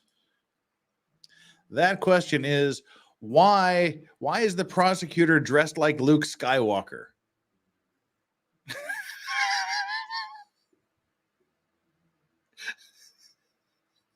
I can't unsee it now. Why is the prosecutor dressed like Luke Skywalker? I don't know why the prosecutor is dressed like Luke Skywalker. Yeah, several times. Why was Lando dressed as Han Solo at the end of the movie? We'll never know. I'm not sure I can remember on it. He's dressed like Luke I don't know, Skywalker. probably at least between 5 and 10. Okay. And was Mr. Kinney cooperative with you? Yes. Did you request any search warrants in this case? Yes. What search warrants were requested? Damn it. I had drafted the search warrant for the prop truck as well as the search warrant for PDQ. And PDQ, is that Mr. Kinney's business? Yes. Let me ask you, have you ever worked on a movie set before? No. And have you ever investigated a crime on a movie set before? No. On October 21st, 2021, did you know what a prop truck was? No. At some point through your investigation, did you learn what a prop truck was? Yes. And what's a prop truck? It was an area that was used for storage. She was nailing womp rats. This particular prop truck? Yeah. It was actually multiple departments that were using it. I don't know exactly which Never ones, seen but womp rats on my the stream armor again. and the props department had What's wrong with womp approximately rat? half of like the back of the truck. And I think we heard previous testimony from Ms. Poppel that the search of the prop truck didn't happen until the 27th of October, I think. Yes. Is that right? Racism. What was the delay? Well, I was not the case agent at that time, and so I really wasn't the one in charge of the investigation. And so what happens with your case agent is they kind of develop a flow and decide what's needed based on the information that they have and what we need to get. What was one of the first things that you did when you became the primary on this case? Started reviewing a lot of information. How long after you became primary did you request a warrant for the prop truck? Well, I wasn't the primary at the time that I requested that warrant. I was assisting. Okay. And so, I mean, between the day that the incident occurred, which was the 21st, and then the day that the search warrant was, I think, applied and executed for the 27th, so 6 days. And was the prop truck secured during that time? Through my interviews, I found out that it was secured. And how was it secured?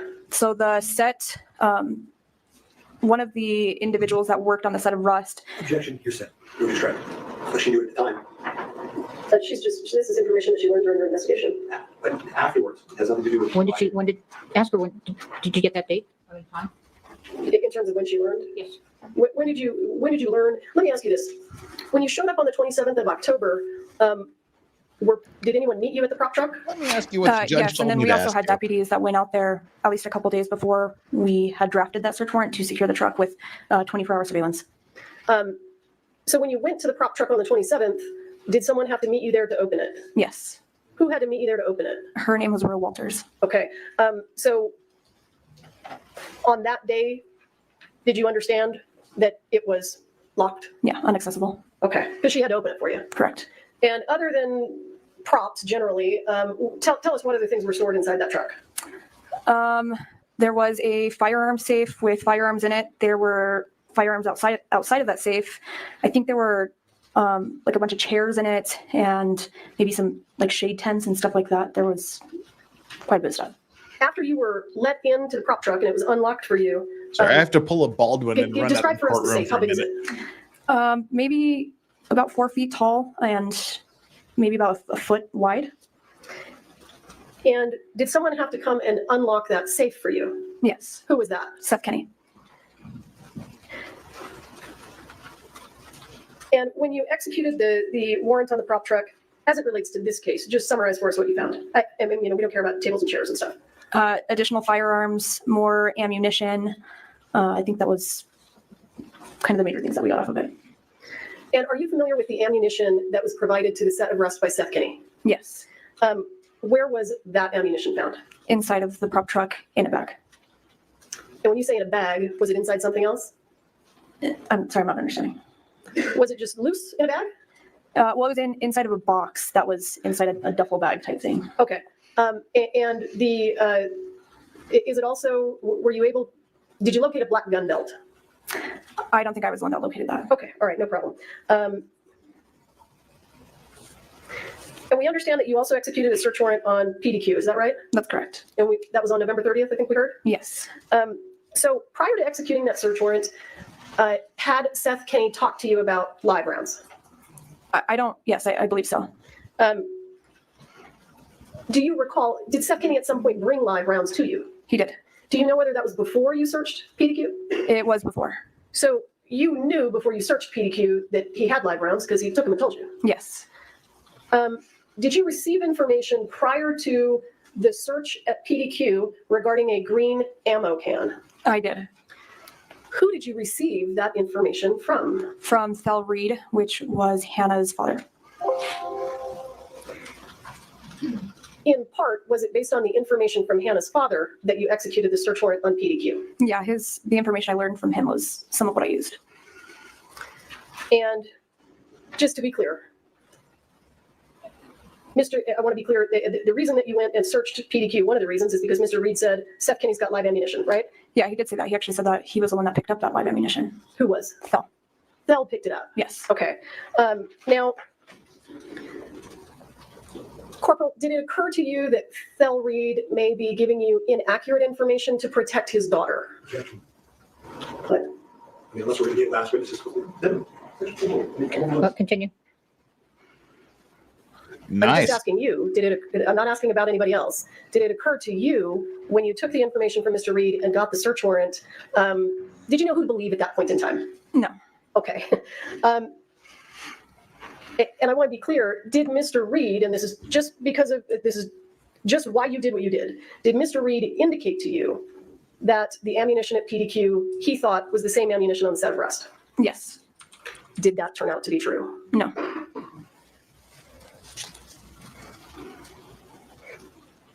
Even though, well, let me ask you this, the live ammunition that was collected from PDQ, did it just visibly look dissimilar to the live ammunition from Rust? Yes.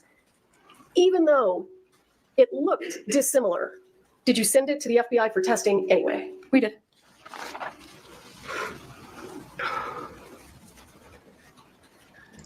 And I have to make an emergency stop here because I just realized that about a million hours ago, like 2 hours ago, I missed Bad Duck Super Chat, the $2 hashtag snitches get stitches. That's when there was the controversy about Danny on allegedly stealing my bingo thing and claiming it as her own, which A, is not true, and B, I stole it from Megan Fox. So yeah, sorry about that, Bad Duck. I didn't mean to miss that Super Chat. I thought you saw it. At the very least, I saw it in chat. I saw it, but I didn't read it. So I had to stop it to read it. All right. Sorry about that. Sorry about that, bad duck. I'm a bad person. Did you ever discover any evidence throughout your entire investigation that Seth Kinney supplied live rounds to the set of Rust? No. Did you ever discover any evidence that Seth Kinney was present on the set of Rust until you met him at the prop truck? No.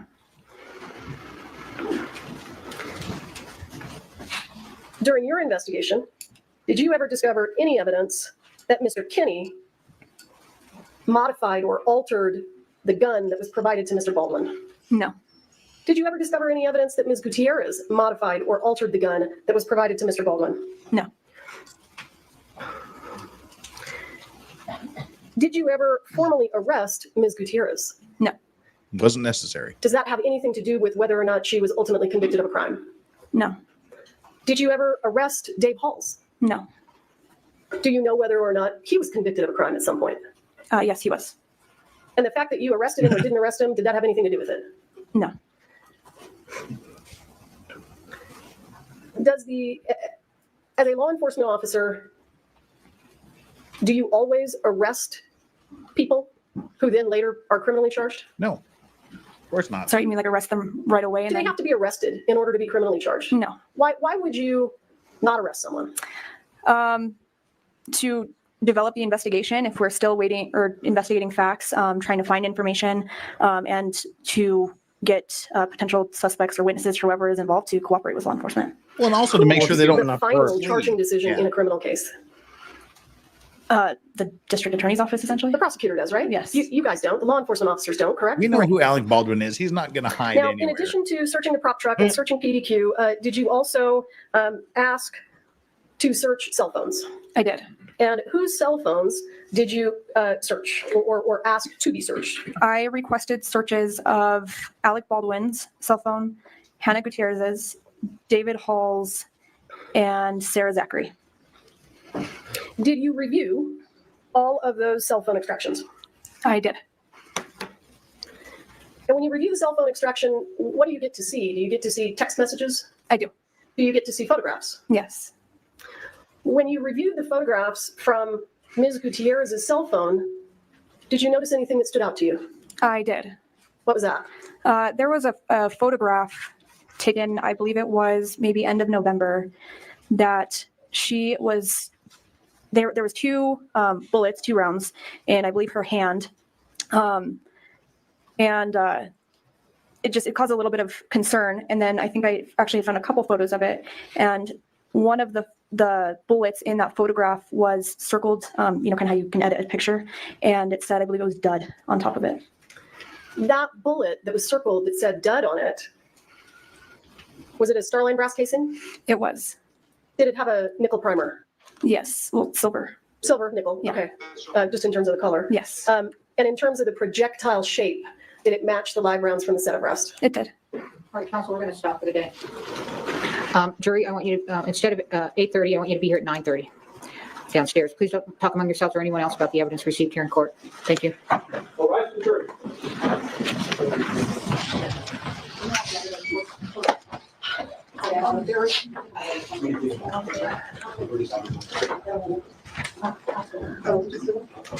All right, there we have. That's the end of the day.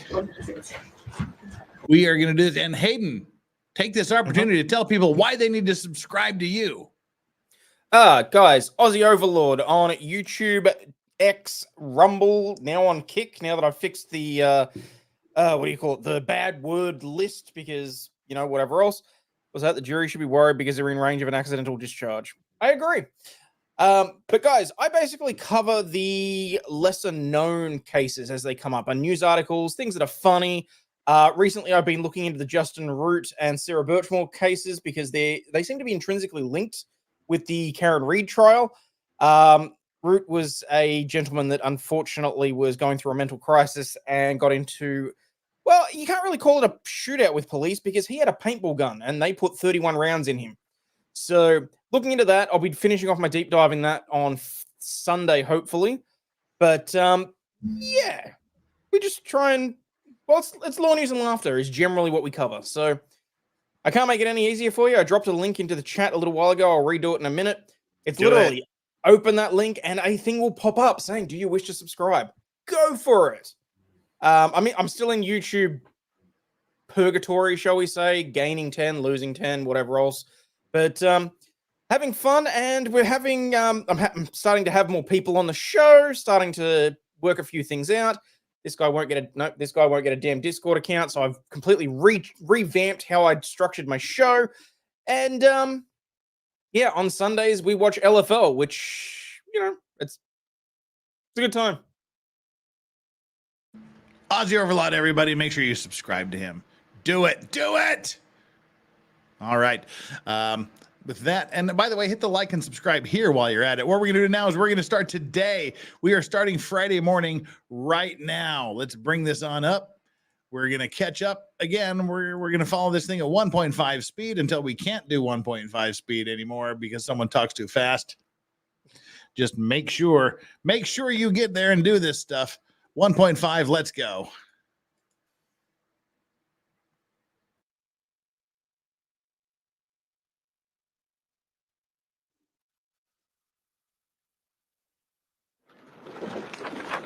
Let us argue your motion.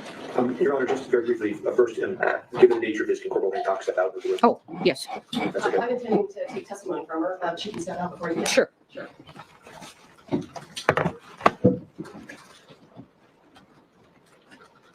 Yeah, you might need to drop it down to 1.25 for this part. I'm going to bring in a photograph that somebody sent to my office, and I'll come up to the lectern, if that's okay. Yes, I would think you would argue at the lectern. Well, this is just a side issue that I asked Mr. Nickes to address the court on. Oh, okay, It's fine. just a quick, and if it takes out of our time, it does. But, and I get many sort of inbound emails that I don't obviously read everyone or take everyone seriously, but I got one last night that indicated that the cameras are catching Ms. Morrissey signaling witnesses while they're on the witness stand. And, you know, I really... Did you look to see if that was true? I was sent a photograph that concerned me, and I felt obligated. And like I said to the court, I try to not make these issues. This is a high-pressure case. I've been in many. There have been more issues in this case than I've ever seen in all of those cases combined. And so I'm sort of at a loss what to bring to the court's attention. So I've asked them to print me the photograph that was sent to me. I can't just continue to give the benefit of the doubt on every single thing that's occurred in this case. I just can't. And so I'll be turning that into the court. And I would just say, you know, at every turn of this, right, it's from the original case. It was, you know, I understand and very much respect the court's rulings on everything, frankly. You know, the grand jury, you know, it survived, you know, and there's no remedy. I get that. And, you know, they destroyed the gun and we have that hearing and there's no remedy. And I get that. And it's just at a certain point, and the Brady just... I did give you a remedy, but okay. Well, I didn't give you the remedy you wanted, but yes. Fair enough. But so one might say not a remedy given all of the circumstances that has a meaningful impact at this trial. And so, and then we have the Brady disclosures, and I could keep going, and I'm not going to because we've limited time. But there's just never been any. It's just, I don't know how much of it can happen with it. Okay, let's do this. Where's the picture? I'm having somebody print it. Okay, he's bitching about some picture or I am aware of what you're saying, but we are, look, first I have to see the picture, okay? Now, let's go to the arguments of this. Yes, sir. Okay, and then you can, you know, show me what you're talking about. And I did get it, so thank you. You're welcome, Your Honor. Since we did submit the written briefing, I will try to be brief, but I think it'd be helpful to build out some of the facts so Your Honor has the chronology of how this happened and has the factual pieces to understand the severity of what's happened. Okay. So on November 1st, 2021, shortly after the Rust incident, Seth Kenny's on... Just one moment. I need Faith to get me my notebook. Of course. My notebook. I brought it up yesterday. Might even be in my computer bed. Okay, I'm gonna go ahead. I'll take notes on this. All right, go ahead. May I proceed, Your Honor? Yes, I'm sorry. Oh, this is going to be so much worse than just signaling the witness, I think. On a phone call with Corporal Hancock. At that point, we've heard about Seth Kenny's involvement in this, his effort to pry into what's going on with the prop card and the bullets. And so on that phone call, he's telling Corporal Hancock, then Detective Hancock, that he believes he knows where the live bullet came from. He dials in a guy named Teskey, who we heard about yesterday in testimony. Teskey gets on the line and Seth says, tell Detective Hancock what you know. And he says, well, Fel Reed dropped off a batch of live ammunition at my business because I have a safer place to store it. And after that, Fel shows up, grabs some of the live ammunition and leaves some behind. And that's what I know. And Seth says, well, that could be from the same batch that killed Halyna Hutchins. Could be a match. The good Samaritan. He says, and it's Del Reed and it's Hannah Gutierrez Reed. That's the one who's responsible here, pushing it off on Gutierrez Reed as the source of the live ammunition, just as the state has done in this case. He says, Thank you very much. He gets off the phone. Fell says,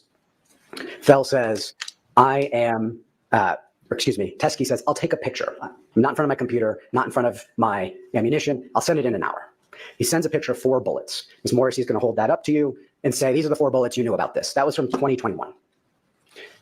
Detective Hancock does not preserve the other live ammunition that's at Teskey's property, even though he told her this could be from the live ammunition batch that matches the bullet that killed Halyna Hutchins. 2 years later, November 2nd, 2023, there's a PTI of Teskey. Ms. Morrissey's asking questions, and she starts probing further into the live ammunition that Teskey had previously said was given to him by Fel Reed. And she says, do you still have some of that ammunition? He says, well, some of it, but I've been out shooting it over the last 2 years because Detective Hancock did not preserve it over that time period. Dang it, I got to keep it at 1.25. I wanted to speed it up. He's just on the border of being too fast. Ms. Morrissey probes further. Where'd it come from? Tell me your story. He says, well, Fel dropped it off. He then picks them up, and he went with Seth Kenney to the 1883 Yellowstone movie, where he was teaching people how to shoot with that live ammunition. He then went to another movie with Seth Kenney, teaching people how to shoot with that live ammunition. And Seth Kenney then took a green ammo can with that live ammunition in it and brought it home with him. It doesn't matter who brought the live ammo onto set. It really that doesn't. Could be the live ammunition from that green ammo can that killed Halyna Hutchins. Ms. Morrissey says, I want you to preserve that. And do you think there's any evidence that this was sabotage? And he says, well, actually, Seth Kenney called me while Rust was shooting, telling me he wanted to get Hannah Gutierrez-Reed fired, but he didn't know how to do it because he was concerned about upsetting Fel Reed. That's a rumor. That's a rumor that I've heard too. And so he says, I don't have evidence that there was sabotage, but that's what I know, and I still have this ammunition. As we know, Sarah Zachary, the one who threw the live bullets away, we don't know, live or not, threw bullets away after the incident on Rust, admitted that.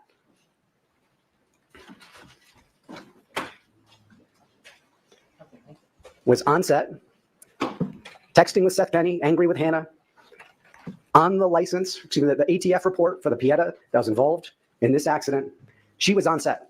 They were close, we know that. And so Ms. Morrissey says, you hold on to that evidence and I'll come get it, in essence. She never does. November 2023.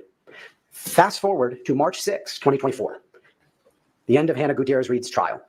Teskey's in Santa Fe, sees what happens, shows up at the sheriff's office, as we heard from Ms. Poppel, and delivers that live ammunition that Hancock had not preserved, that Ms. Morrissey had not collected, that he believed could be from the same batch, from that same green ammo can that we care about, that matched the bullet that killed Halyna Hutchins. We heard, Your Honor, what Ms. Poppel did with it. They buried it. I'd like to say charitably that it was under the pile of the 5501 information that they didn't disclose, but that's even too charitable because they put it under a different case with a different number. We asked March 26th, we want all of the ammunition from the Rust set that you've collected. April 16th, we show up for that viewing. We want all the live ammunition from the Rust set that you collected. It's not there.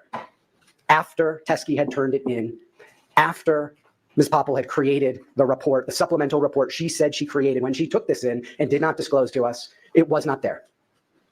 Now, Your Honor, we don't know if it's the live ammunition match or not. But what we do know is the state had it. It's disclosable under Giglio. It's disclosable under 5501.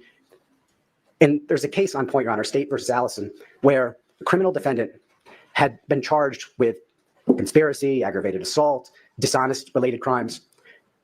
And he had an arrest record in the prosecution's possession. So? He had a statement and an arrest record. It was not disclosed under 5501. The criminal defendant shows up at trial and testifies. He's a great guy, honest, no criminal record. The prosecution whips out his arrest record and his statement, disclosable under 5501, which it never disclosed, and said not true. Court breaks. Defendant says, you didn't disclose that under 5501. And the prosecution says, who cares? He's up on the stand lying. This would not have been favorable to him at all. And so, Judge, I want a continuance. Give them a continuance. That's their remedy. Come back tomorrow. I'll disclose everything. I'll make it all right. And then we'll continue. Trial court says, fine, I'll give you that continuance. Limited remedy. You'll have all the information. Do with it what you will. If it's negative, fine. If it's not, that's for you to use at trial. He's convicted, gets appealed, ends up in the Supreme Court of New Mexico. That decision was reversed A continuance is not adequate in those circumstances. They're in the middle of trial. The defendant would have done things differently. The defendant would have opened differently, would have asked questions differently. Too much about where the source, in this case, of the live bullet came in before this was presented at trial. The court said it doesn't matter if the defendant knew or should have known of it. What we're talking about here is not the defendant's knowledge, not whether it matches, not whether his criminal arrest record would have hurt him or not. We're talking about the conduct of the prosecution. And that's exactly what we're talking about here, Your Honor. We're talking about a prosecution that didn't preserve those bullets, that didn't collect them at all, that didn't turn them over, that we already have a 5501 culpability finding with respect to the last set of information. And Your Honor, the bottom line is we've got 5501 violation, culpability, we don't need to show bad faith. We've got a Brady violation. We've got a Giglio violation. Now, this is critical evidence in the case that was never disclosed to us. We heard Ms. Morrissey say, I'm going to have Detective Hancock come in and testify. We could have Ms. Poppel testify. They could say it doesn't match, et cetera, et cetera. It does not matter. It did not matter in Allison. We were entitled to it. A continuance is not a sufficient remedy. This case should be dismissed, Your Honor. This is over and over and over and over again. And Your Honor, you've given them a fair chance. You said, jury, as Mr. Spiro said, I'm going to give you a remedy on Trumbetta. I'm going to limit it. I'm going to give you your remedy. You've given them more than enough opportunities, Your Honor. This is not the first time. It's not the second time. It's not even the third time. It's time for this case to be dismissed, Your Honor. That's what Brady requires. That's what Giglio requires. That's what 5501 requires. As Your Honor knows, we've got remedies in the alternative, but this is the one that's right for this moment. Wow, we have a motion to dismiss. Ms. Morrissey? I need to use the monitor. This is serious. This shit just got real. Accusing her of hiding evidence, covering up things. Wow. All right. Nice.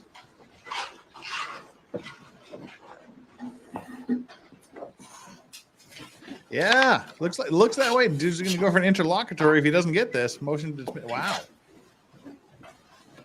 Your Honor, there have been absolutely no violations of our obligations as prosecutors. Real quick, like I said, they just accused the prosecution of all kinds of violations of the duty to disclose, hiding evidence, repeated violations of this. This is real. This is a thing. She's fighting for her life right here. I want to walk you through everything that has occurred in this regard, everything that these defense attorneys knew well before today, and everything that was also disclosed to Ms. Gutierrez's counsel. So what you can see from the transcript of Mr. Teskey's interview during the Gutierrez case prior to her trial is that Mr. Teskey is Thel Reed's close friend, and Mr. Teskey stores Mr. Reed's ammunition. And the reason that he stores it for Mr. Reed is because Mr. Reed lives in a single-wide mobile home that doesn't have a lot of security, and because he's a professional armorer, he has a bunch of guns and ammunition. Mr. Teskey is a retired police officer who has a whole bunch of security at his property.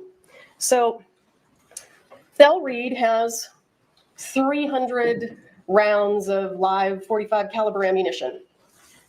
And he and Seth Kinney are hired by the producers for the show 1883. Everything that I want you to know, Your Honor, everything that I'm telling the court, Mr. Bowles has this information, and these people have this information. So nothing I'm telling the court is new. So they get hired on this to do what's called a cowboy training on the set of 1883. Mark off cowboy. So the cowboy training is where gun experts, that being Thel Reed and Seth Kinney, take the actors to shoot real guns with real ammunition so that they have a better idea of the recoil and how the gun is actually supposed to look, and to help them with their acting techniques. In fact, the fact that production companies do this was actually something that Mr. Baldwin pointed out to Detective Hancock during his interview. He himself has done this with a production company. So when they're through with the cowboy training camp in Texas, they've got some rounds left over. And Seth Kinney says, I'm going to take these. And Thel Reed lets him take them. So, and let me back up. When they originally went to the cowboy training camp in Texas, they didn't take all of Thel's ammunition. They took a certain amount of it, and they'll left some in Troy Teskey's garage. All of this ammunition came from the same place. This was all from basically the same batch of ammunition that Thel Reed had that he got from a manufacturer, from an ammunition manufacturer in Kingman, Arizona named Joe Swanson. So they take 300 of his rounds, they go to the cowboy training camp. Seth Kinney then takes the leftover rounds back to PDQ.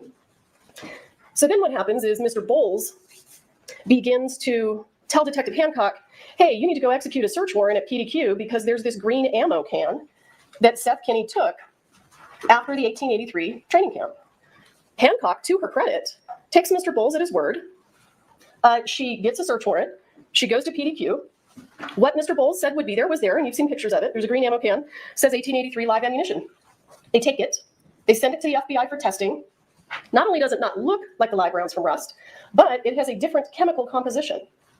So at that point in time, Hancock has kind of realized, I think, that she's being led down this path by Mr. Bowles that's coming from Thel Reed. Thel Reed is trying to slough everything off on Seth Kinney.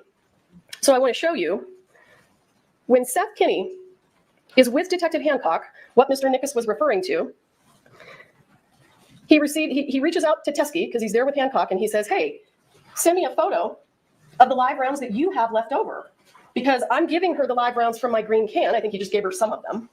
They hadn't executed the search warrant at that point in time. Teskey says, okay. And he sends to Seth Kinney, you can see November 1st, he sends him that photograph of the live rounds that are in his possession. When you look at that photograph, and I'll blow it up for you, you can tell these are not similar to the live rounds that were found on the set of Rust. Detective Hancock gets this information from Mr. Kinney. Ultimately, though, still goes ahead and executes her search warrant as she should. I come into this case. I look at the ammunition that was taken from PDQ. I understand from the witnesses that the ammunition was sourced originally from Thel Reed. It was sourced from Hannah's dad. Okay. It's not a match. Not only is it not a match when you look at it, it's not a match when you send it to the FBI and you ask them to conduct chemical testing. Okay. So this is a wild goose chase. This has no evidentiary value whatsoever. This is simply a man trying to protect his daughter, and he's doing it by providing information that doesn't even match. He's trying to provide evidence that doesn't even match the evidence that was found at the scene. So then we cut to November of 2023. We do a pretrial interview of Mr. Teskey. Let me back up. Detective Hancock reached out when she got this photograph. She reached out to Mr. Teskey, and she'll testify to this. If you want her to testify under oath, I'm happy to have her do it. She reached out to Mr. Teskey and she said, hey, because you appear to be cooperative, can you just package that stuff up and mail it to me? Because he's in Arizona. He's not here in New Mexico. And he never does. He never sends it to her. She doesn't pursue it because on its face, it's not the same ammunition. Let's cut to November 2023. We're doing the pretrial interview of Troy Teskey, where he talks about the ammunition, and he talks about what he knows, what information he has about the relevance of this ammunition. What's also very important, and I can have under oath testimony to this fact also, this pretrial interview that was done over Zoom was, well, Mr. Bowles was there. So this was never kept from Gutierrez's lawyers. It was her lawyers that were bringing it to us. So there was no issue there. The jury was completely misled yesterday. So this pretrial interview that takes place in November of 2023 is uploaded to our discovery server. And when it's uploaded to the server, Mr. Baldwin hasn't been indicted yet. When he is ultimately indicted, everything that is on that server is taken and it's put on a hard drive, and it's sent, I believe, to Ms. Clark, who isn't here right now. And certainly Mr. James is happy to testify that it was uploaded to the server, that he downloaded it onto that hard drive, and he provided it to Mr. Baldwin's counsel. So the jury was misled again yesterday when Mr. Spiro indicated, we had no idea about any of this. They've had it the entire time. I don't want to hear about how the jury was misled. I just want to. So when I have the pretrial interview with Troy Teskey, if the court wants to know the reason that we didn't actually get the ammunition from him is because I said, since he's out of state and we'd have to get another law enforcement agency basically to go pick it up and take it and send it to us, I said, have him send me a picture of it so that I can determine whether it has any evidentiary value and I can speak to my case agent about it. The photograph that was sent to me is the photograph in the middle. That is not the same ammunition. You can tell from looking at it. Technicalities are as good as projectile shape. That's not the same projectile shape. That's not the same casing. This isn't a Starline brass casing. And it also has brass primers and not silver primers. So I agreed with Detective Hancock, this has no evidentiary value. We're not going to continue to go down this rabbit hole I want the court to know that the photographs that I spoke to Detective Hancock about yesterday, where it does appear that Ms. Gutierrez has the live ammunition in her own hand that was taken a little more than a month after Ms. Hutchins died, those are on the right. So you can see the bottom photo, you can see the Starline brass casing, you can see the nickel primer, and then when you look up here, you can see the shape of the projectile. It's a spot-on match for the live rounds. There is absolutely nothing about the ammunition that Troy Teskey had that has any evidentiary value in the Gutierrez case. It has no evidentiary value in the Baldwin case. This feels like asking us to go to every sporting goods store, collect all of their .45 caliber ammunition, and send it off for testing. We're not required to do that. It simply doesn't have any evidentiary value, and the defense was aware of it. If the court, let me check my notes real quick. And another thing that's really important about the transcript of Mr. Teskey's pretrial interview is he does not say, this is the same ammunition that killed Halyna Hutchins. He says, that's what Seth Kenney told me. Well, we've interviewed Seth Kenney countless times, and he's testified before Your Honor, and that is not what he says. He does not support that. So Mr. Teskey indicated during his pretrial interview that he had no personal knowledge of whether or not this ammunition had anything to do with what was happening on the set of Rust. That all came from Seth. We investigated Seth. We talked to Seth.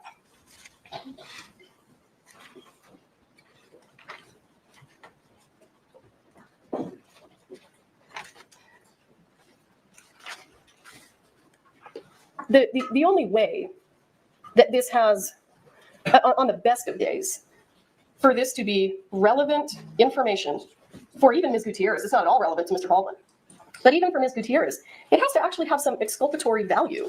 And you can tell from the pictures on the right, it doesn't. It doesn't have any exculpatory value.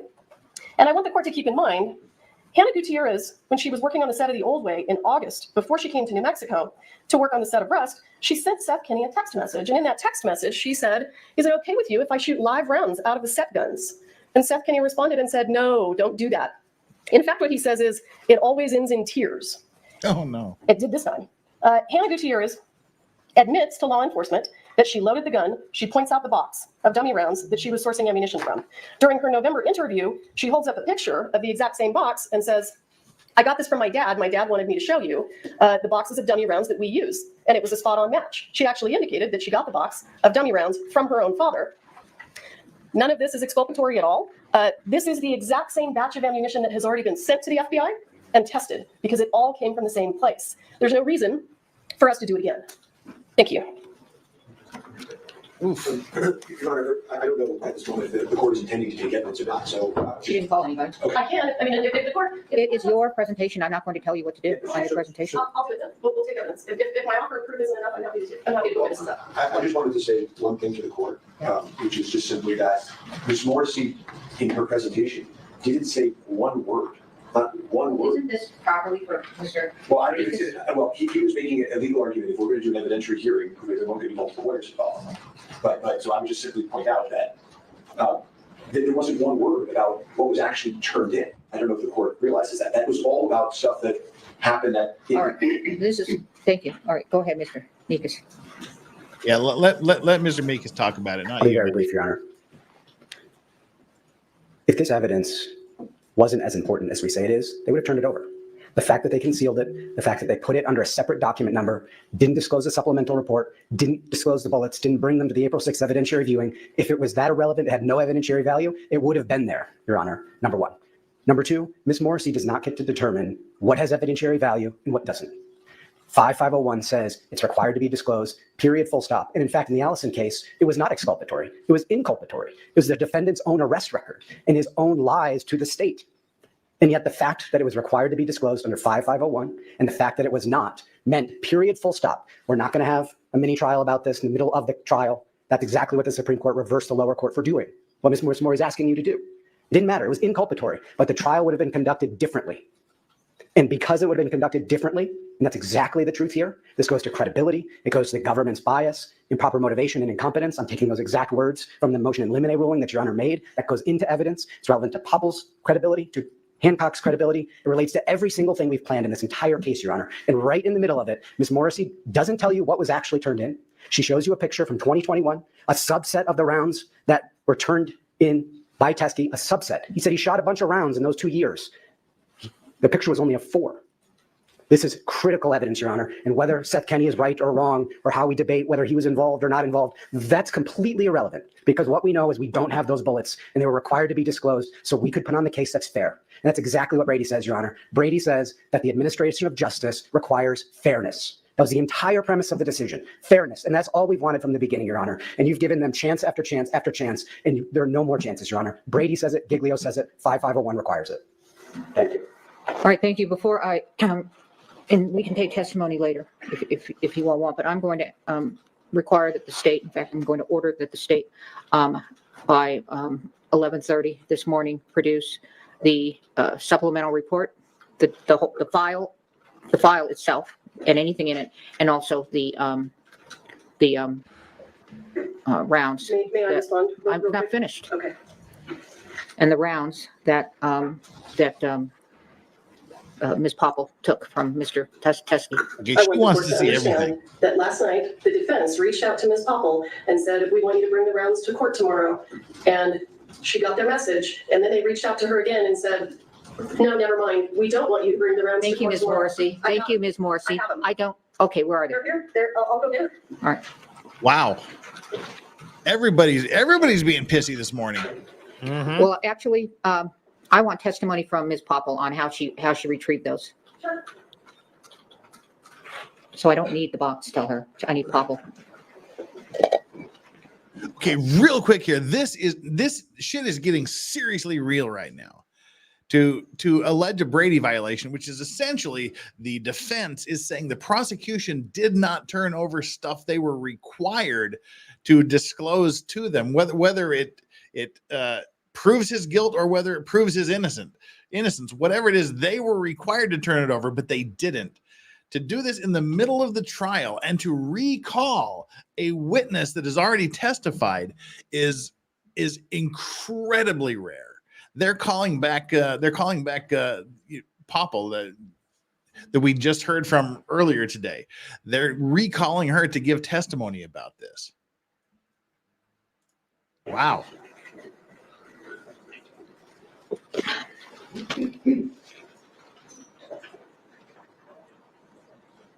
No, Yes, annoyingly, go ahead. I was just going to say, annoyingly, this has literally got nothing to do with what Alec did and didn't do. This is procedural, and this is a pain in the backside. It's got literally nothing to do with whether or not he committed the crime or not. And people are saying it's just a technicality. Yes, this is a technicality, but it's a rule. It's a very important thing. Yeah, that they're being accused of. Very serious criminals have walked away on technicalities like this.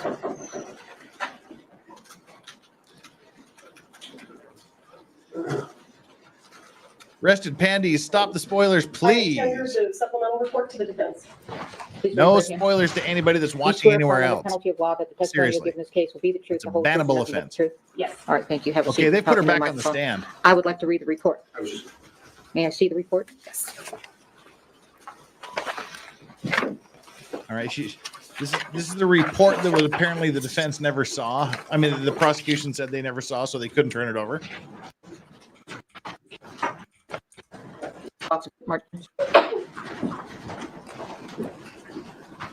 Where is this box of evidence? In the other. I'd like to see it. You need to do it, Martine. I need the box of evidence. All right, get the evidence box.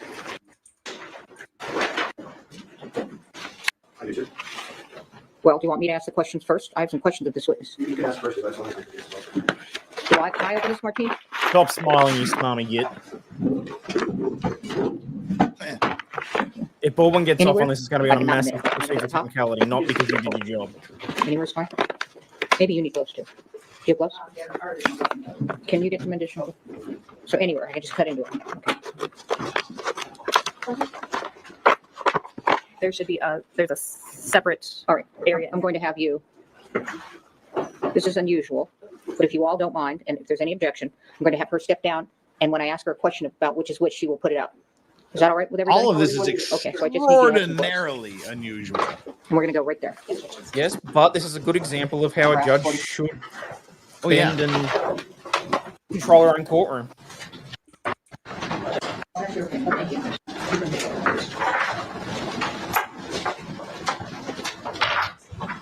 Bridget, this is today's show.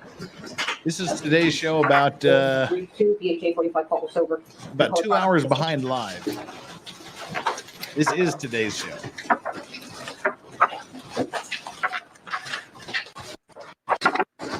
Okay, she's looking at the ammunition. Yeah, She's looking at the report. Are you picking it up? All right, so point out to me, let me ask you this. Did Ziegler tested the rounds in the Hannah Gutierrez case, correct? Yes. He didn't test any further rounds after the Hannah Gutierrez case? No. Okay. In the Hannah Gutierrez case, can you point out what types he did test from here? I'm uncertain what types he tested. This is a witness testifying, Ms. Morrissey. Please stop. We sent all of the... All right, let me ask it a different way. Do you recognize any of these types of bullets to have been gathered on the Hannah Gutierrez, on the rust set? The Starline brass with silver primer are similar to what was collected on set. And everything that was collected on set went to Ziegler? Yes. All right, thank you. I don't have any further questions, but I'll certainly allow some. I don't know if you want to be there with her or what. And she can take the witness chair.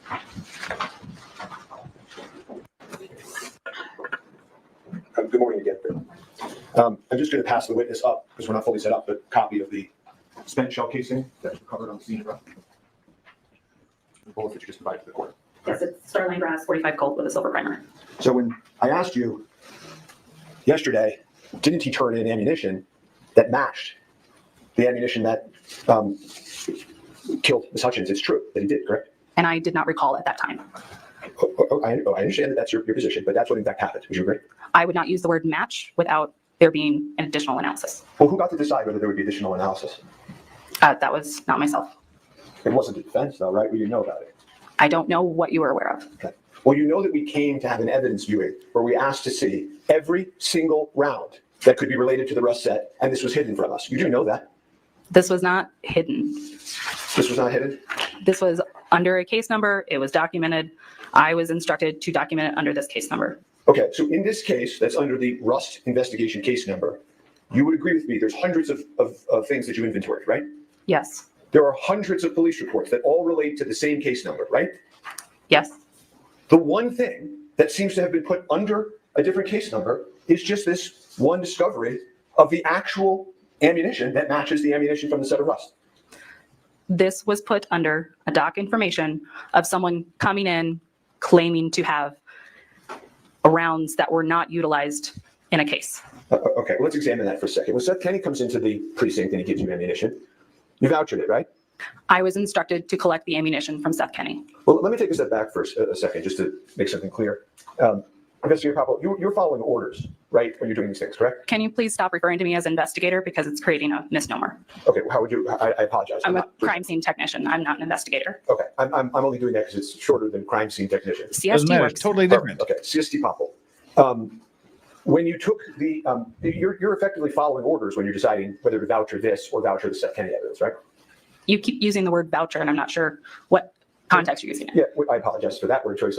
When you inventory and make a report, I think your testimony is she's not happy to be direction of supervisors. Is that fair? Again. Most of the time, yes. Okay. So when Seth Kenny walks into the precinct and gives you ammunition and says it's from the Rust case, you all inventoried it, right?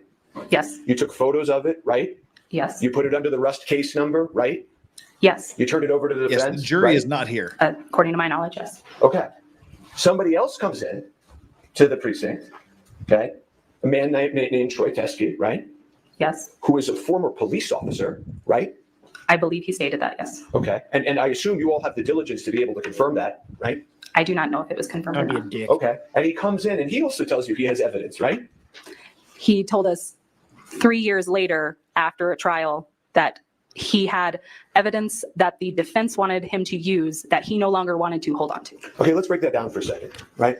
Mr. Teskey isn't involved in your meetings with the prosecutors and Corporal Hancock's meetings with the prosecutors up until the trial, was it?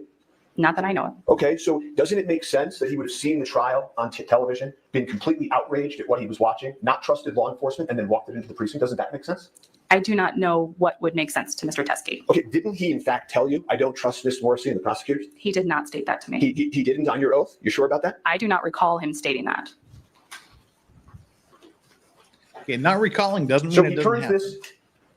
this round in, and you, when he turns it in, obviously recognize it as star line brass, nickel primer, Colt 45, correct?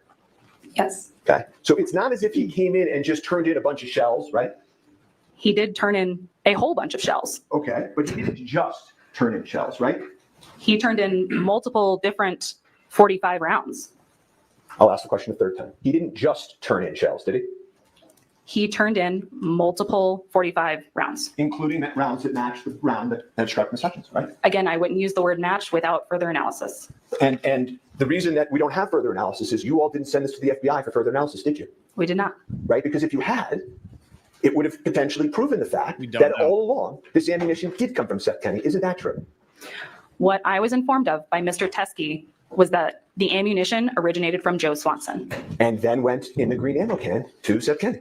I do not recall him speaking about a green ammo can. Okay, well, let me ask you this. You know, the other thing that you're saying, I took you at first to be saying, well, it's just a bunch of ammunition, and now we've gotten to the point where it's actually the same type of ammunition. And then you also stated in your testimony that it's like, well, there's just this guy, Troy Teskey, that just walks into the office like it's random. When really Mr. Teskey and his involvement in this case was very well known to law enforcement, correct? I had never heard his name before. Okay, but he came in and he said, I'm here to give evidence about the Rust case, right? He stated that he had evidence the defense had wanted, and he no longer wanted to hang on to it. Well, and he was the one using the word evidence. Okay. You said to him when you met him down at the first floor of the precinct, you were called because you were the evidence, the person in charge of the evidence, the CS tape, right? Yes. Okay. And he said, thank goodness it's you. You're the perfect person to take this because you know all about the Rust case. And you said, I know all about the Rust case, right? I don't recall that. Do you deny that? No. Okay. And then he said to you,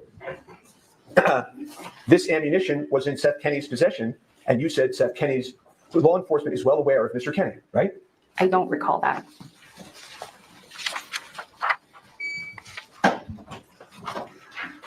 So you take this ammunition on March 6th, right? Yes. The standard operating procedure for the Santa Fe Police Department says you're supposed to make your report within 24 hours, right? Correct. Okay. So tell the court, did you make your report within 24 hours? I'm fairly certain that our SOP is that evidence should be submitted within 24 hours. I'm not certain on when the reports are supposed to be submitted. So do you want to take your answer back? Yes, I do. I apologize. Yes. Well, we can enter that SOP into evidence. In this case, many times, there are police reports that are done the same day that the incident occurs. Can you agree with that? Yes. Okay. How much longer after this revelation did you do your report? I believe it was, I apologize. I can refer to my report to refresh my memory. Oh, I have a copy.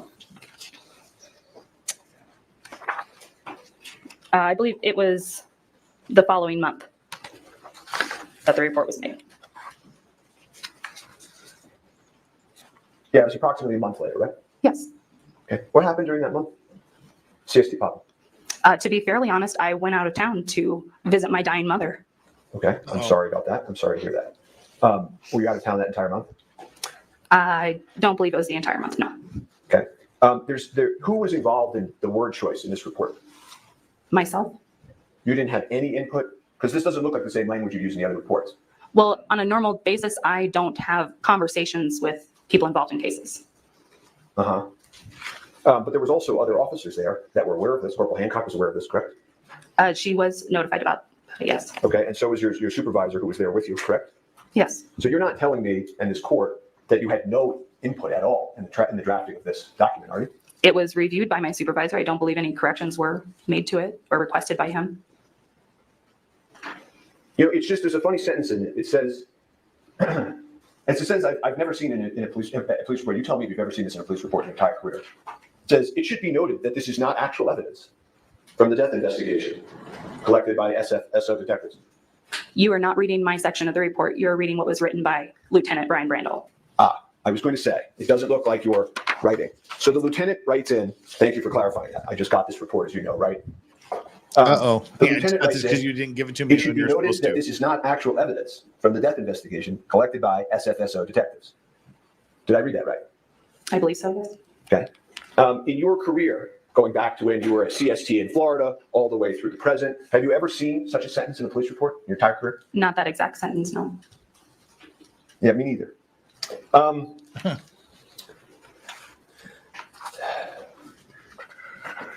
I will say the pendulum has swung in favor of the defense at this point.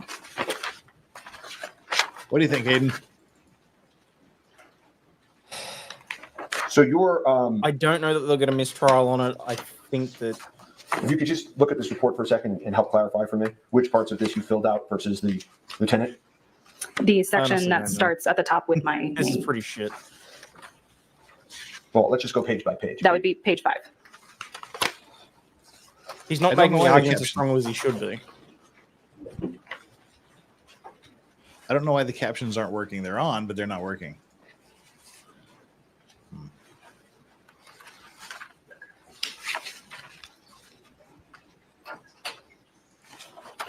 After this occurred, did this cause you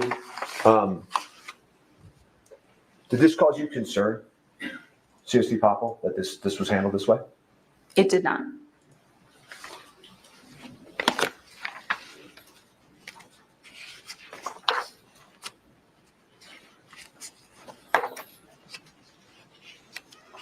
That's pretty much it, JKD Book. That's why I'm sitting here pissed off. And as I asked you yesterday, you actually said when you were meeting with Mr. Teske, this is the ammunition that we've been looking for from the Rust set, didn't you? I don't recall. This is not stating the that. ammunition But you're you're not looking for. Move along. I'm not denying. So I don't know whether the most critical evidence in this case is the gun that was sent off to be destroyed or the round that killed Ms. Hutchins. It probably is the round that killed Ms. Hutchins. Would you agree with that those are probably the two most important pieces of evidence in this entire case? I'm sorry. Can you please restate your long question? Sure. Yeah. Would you agree with me that the two most critical items in this case from an evidentiary perspective were probably the firearm in question and the live ammunition that struck Ms. Hutchins, right? I would say the firearm and the live ammunition from the set. Okay. And so the firearm, which we've had hearings, discussions about, was ultimately broken beyond repair by law enforcement, right? Was broken by the FBI lab. Okay. And the report that was issued by the experts for the prosecution about that firearm and whether or not it had been modified before was buried also by the prosecutors, correct? I do not know about that report. Okay. And then we can turn to this second most critical piece of evidence in this case. And this was also buried by law enforcement, correct? No. No, it wasn't. Okay. Were you in the precinct when the evidence viewing occurred with the defense? I think you said yesterday that your partner or your colleague dealt with the evidence viewing. Yes, my colleague and Detective Hancock, I believe, were there. But you didn't, nobody asked you to take this voucher sealed evidence out and show it to the defense, correct? When the request was made, I believe they couldn't quite narrow down everything that they wanted to view. There was quite a bit. Oh, so this was a narrowing down issue? The reason that this wasn't shown to the defense is a narrowing down issue? No, I'm stating that they couldn't quite tell me in detail what they wanted to see. Ooh, that's not a great answer. Nope. Well, they didn't say what they wanted to see, so I didn't bring it out. All ammunition was taken by law enforcement to not mean the ammunition that you recovered that matched the ammunition that struck Ms. Hutchins?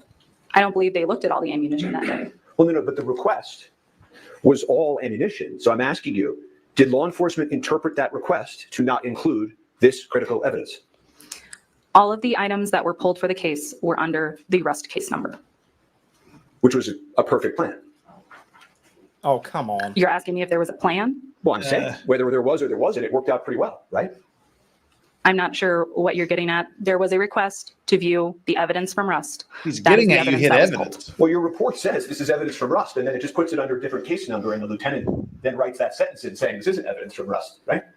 My report states that Mr. Teske believed that it was related to Rust, and then I listed the case number next to that. Do you remember when we started my examination of you yesterday, how I sort of said to you, the way you know what evidence to find is by what people tell you? Do you remember that? Yes. And that when you're at a burglary and somebody says, oh, you better pick up that glove, You don't know that that person's telling the truth or not, but you pick up the glove, right? Depending on the circumstances of the case, possibly.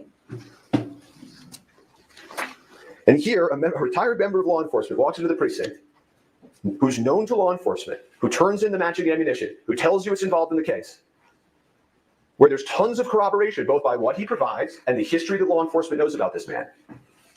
And you put it under a different case number, right? I'm sorry, what was your question in that long statement? You put it under a different case number. Yes, as I was instructed to do so. Okay, so you need to finish up so that Ms. Morrissey can cross-examine. Yeah, I'm trying to review this in real time. So I will pass the witness. Wow, real quick here, Blue Varro with the $5 super chat. Why wasn't Chewbacca given a medal? Speciesism, I guess, probably. That's my best guess. And since or still talking about the attire of the prosecutor from yesterday's, or stole Shooter McGavin's jacket. Name fits. I don't know who Shooter McGavin's is, but I'm sure you're is right. the bad guy from. I want to say Billy Madison, but it's not. That's not Happy Gilmore. I haven't seen that for 30 years. It's a technicality at best, but still pulled a live. He still pulled a live gun. Yeah, but a win on a technicality is a win. They have a duty to turn over all evidence to the defense, whether it's good or bad, especially if it's good for the defendant. But regardless, they have to turn over evidence. It was collected on site. It's not evidence. The police doesn't get to determine what's evidence and what's not evidence. This is some serious stuff here. All right, let's keep going. 1 second. Oh, and I asked you this yesterday, but I want to ask again, which is, you told Mr. Teskey that he would write up a report because of how important this was the very same day, didn't you? I don't recall stating the very same day. You don't deny that, do you? I don't deny it, but I don't recall it. Okay, nothing further. Oof. For the record, that was State Exhibit 29 to show the witness. All right, are we going to admit the supplemental into evidence? Please. Well, somebody moved it in. I started the conversation. Defend, is it court exhibit or just Marcus defense? I think, since I started it, are you okay with court's exhibit? That's fine with me. Oh, he's going to punch him in the face. All right, court's exhibit. Well, come on. All right, thank you. And it is, any objection? No, certainly not. Okay, apparently people are still confused. DJ MaxiPad, everyone else confuses me. Simply put, it's Hayden mentioned in chat earlier. This green ammo box that came into Seth Kenny's possession, or the Good Samaritan brought in, or whatever. They had a duty to turn this over to the defense. That's the defense is arguing. You have a duty to turn this evidence over to us, whether you think it had anything to do with this case or not. We need that evidence. It possibly says that someone else is responsible for this. They didn't turn it over. So now they're arguing, the defense is arguing that because they did not turn this evidence over, it's a violation of the rules of evidence. It's called a Brady violation. And therefore we're entitled to a mistrial, to dismiss the charges, basically. We're in charge of a dismissal of the charges. It's a technical argument. By burying exculpatory evidence, they're basically saying that Alec cannot get a fair trial at this point because we are already that far into the trial, because they would otherwise have ran the defense differently, or they might have made it further inquiries, or potentially gotten other witnesses on the stand. Basically, they're saying it's unfair to continue with the trial at this point because it would be prejudicial to Alec Baldwin. And the jury has been seated, so it would attach with prejudice, I believe, and this would be a Alec Baldwin walks kind of a thing here. This has some potential, and I think it's a good argument. You can say it's a technicality all day, but rules are rules. And this is it doesn't matter if it is or isn't exculpatory. It's the point is that there was evidence that was not provided. Yeah, and that's it. Rich man wins. I don't buy the rich man wins argument. Rich man, and I will say this in favor of the rich man gets to level the playing field. Like I said, with the O.J. Simpson trial, people say, "Oh, the rich guy bought the O.J. Simpson trial. He had all this. He had the dream team of lawyers." The county of Los Angeles spent $9 million prosecuting O.J. Simpson. O.J. Simpson's defense cost about $6 million. he was still $3 million short of what the prosecution spent on the deal. Having money means that you can hire people to level the playing field against a prosecution who essentially has unlimited resources. They got special budgetary benefits to allow them to give them money to try this case, because little Santa Fe doesn't have the money to handle a big case like this. So they got extra funding from the government. You level the playing field. If you have money, you're in a better position than the guy that has to rely on the public defender. You get to actually hire people that can spend a lot of time on this and try to level the playing field. Yeah, state is always richest man. Yeah, especially thanks to civil asset forfeiture. Oh, yeah. Let's not get started on that horrible stuff. Like F the state, but this doesn't matter to what he is. It doesn't matter. We don't see, that's his argument. We don't know if it matters because we didn't get a look at it. We didn't get to see what it is. You had a duty to turn this over and you didn't do it. So therefore we don't get a fair trial because you did not fulfill your evidentiary obligations, your disclosure obligations. A win on a technicality is a win, hands down. And this is far and away the best argument that the defense has made in this case. And isn't that terrible? And it might have legs. Wow. Go ahead. If I can just pause for a moment and just address the court. Here's what I'm intending to do. Obviously, this is a serious dispositive matter. A full record needs to be laid. I have Mr. Kinney on his way over. He'll be here any minute. Oh, wow. We intend to take testimony from him. I also intend to take testimony from Mr. Bowles. Judge, I have to make a record, though. Well, just a minute. Okay. Oh, I agree. He's charged with pulling the trigger and doing other things like that. The issue is the disclosure. Exactly. All right. But the judge just said the issue is disclosure. Did they disclose what they were supposed to disclose? Whether or not it had anything to do with the trial, whether or not it proved guilt or didn't prove guilt, it doesn't matter. It's an evidentiary violation. It's a fundamental fair trial issue. So I agree with the sentiment that it probably has nothing to do with the charges itself, but they didn't fulfill what's being argued is the prosecution did not fulfill a fundamental duty they have to turn over all evidence, inculpatory and exculpatory. This is a good argument. What do you think, Hayden? I hate to agree with you. I hate to agree with me too. I mean, look, and I can see people in chat saying, well, how do we know that the defense didn't just tell him? But if they had handed it over, irrespective of whether or not it was provided by the defense, irrespective of whether or not it's fake, whether it's whatever else, it's literally, it wouldn't have mattered whatever the source was. They still had to turn it over.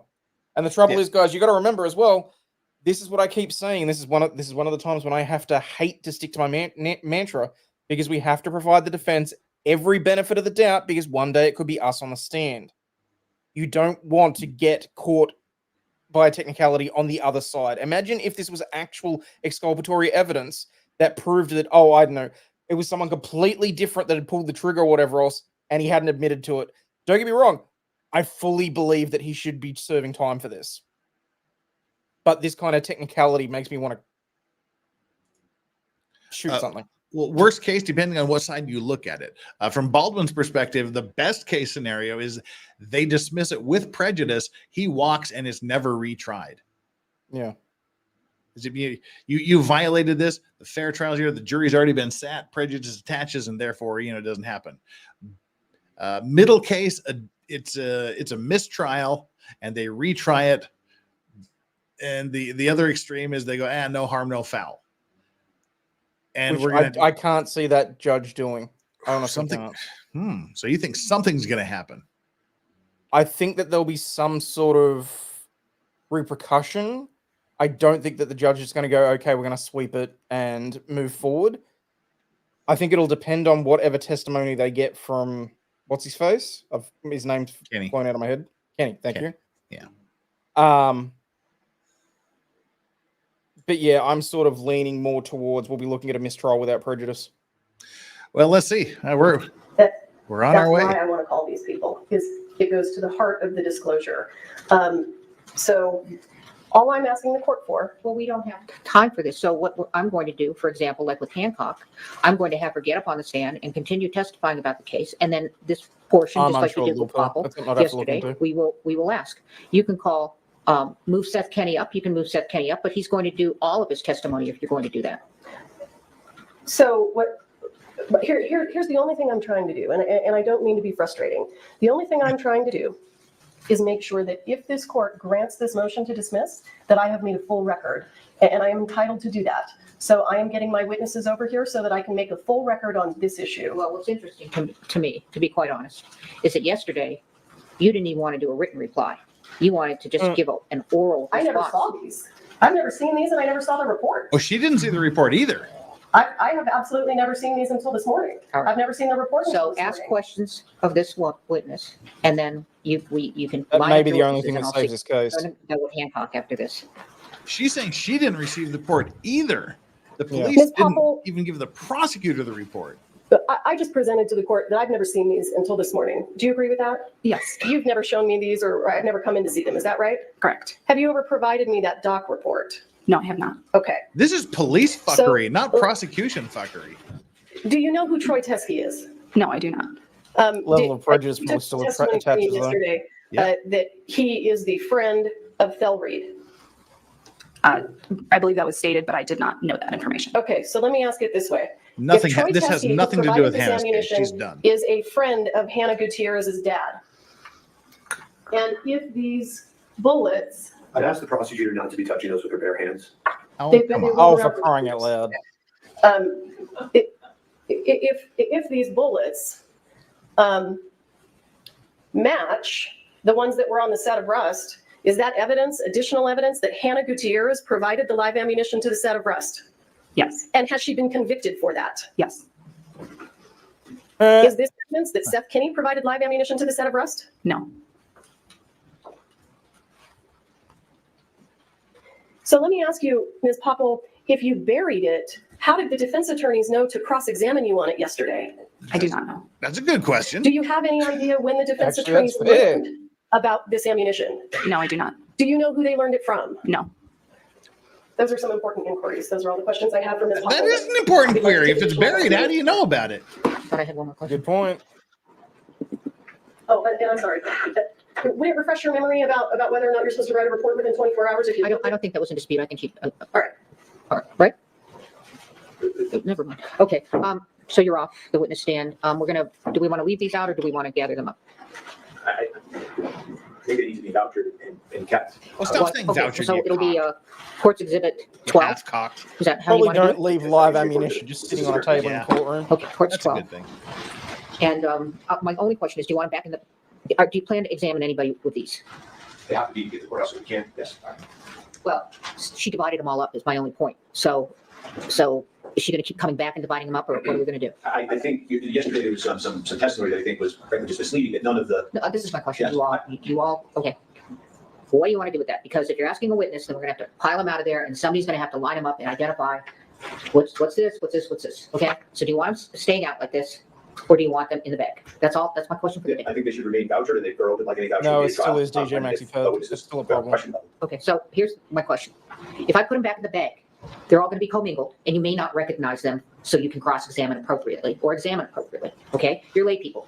You have knowledge. God's sake, someone gets some Tupperware. That's my only question. Want it in the bag, or do you want it out? So what I would ask is let us quickly just photograph it, and then we'll ask CST Poppel to put it back after that, but remain at the courthouse. That's what I would ask. All right. Is that okay? Absolutely. My question for the court is, are we going to complete this motion hearing? No, we're not going to complete it yet. Okay. Wow. And can you just give us an idea so that we can be prepared for how you intend to proceed with regard to the motion hearing? I'm going to have Hancock come up. You're going to call Seth Kenny, and I don't know why we can't do Seth Kenny's testimony if he's coming. Did you call him as a witness? Sure, he's being called as a witness. Okay, well, you should be prepared to call him. So we're going to do both, and I'm going to hear both. So we're going to hear from these witnesses outside the presence of the jury and then in front of the jury? Oh, you're right about that. Thank you. That's my issue. Thank you for pointing that out. That's a good point. Other than telling the jury to leave for the and come back at 3, which I'm not going to do to them, I'm going to continue the testimony. And Well, you said, actually, I'm thinking, why can't the jury hear this? They heard poppel. I'm sorry? They heard poppel. Oh, absolutely. No, I'm not making a comment on whether or not the defense gets to bring this in front of the jury. I'm making a commentary on the jury doesn't hear our motion hearing, and I just. Oh, they're not going to hear. Okay, I'm going to take evidence from each of these folks. Do you have? Is this a problem? So, I don't know what I'm going to do yet. So this is why I want to do it this way. Okay, I want Hancock on the stand. You can question her about this issue. Okay, Seth Kenny comes. You're going to do all of his testimony, including this. Okay, Bowles is separate. He wasn't going to be testifying. Okay. And on Bowles' testimony, the jury will leave, okay? And anything further on this motion, the jury will leave. But I think that they can do Hancock and Kenny in front of the jury. Can Mr. Spyro and I approach? Sure. Wow, this is a clusterfuck. Yep. All right, let's. That was definitely lawyers calling for a sidebar there. Yeah. Yeah, that's lawyers calling for a sidebar. Mark that off on your bingo card. Holy shit. Even Blondie's getting flustered. That's not great. Bingo. Been there, done that's got a bingo. Jury, thank you for coming in. I'm going to recess you for the day. Oh my God, you're sending the jury home for the day. This is getting real Trials serious. are fluid. It's not something we predicted, okay? So if you all can return at 8:30 tomorrow morning. Monday. It's been a longer week than usual. Okay. So Monday, okay? So have a great weekend. Please don't talk among yourselves or anyone else about the evidence received here in court. Don't read any accounts. Don't do any research. Don't go on Google, et cetera, okay? Thank you so much for your patience. Appreciate it. All right, the jury's going home for the day. It's just going to be arguing for the rest of the day. This is wild. All right, court's on break. Let's skip through here. This is exciting. We don't see this much. I've never seen this before, where they do this in the middle of trial, recall witnesses, argue Brady stuff, do the motion. Well, the motions to dismiss kind of happen sometimes during trial, but the Brady assertions and the recalling witnesses, damn. Comments, Hayden? I think it's a very important question that needs to be answered is how the defense knew about it in the first place, because if that was brought to their attention, then I think maybe you can skip around the Brady violation. But like, oh, this is a desperate move, and it might work. Yeah, that's the really annoying thing. You might see a guilty man walk before this is over. Well, I mean, Spiro just walked into the courtroom, so. I can do that. What? We may approach very quickly. Yeah. And what I'm going to see if we can get some subtitles here. I'm going to refresh this. In a criminal case and a civil cases. No, we don't need you. Where are we? Now you got to go back, of course. Where's the break? About an hour ago. There we go. There's the break.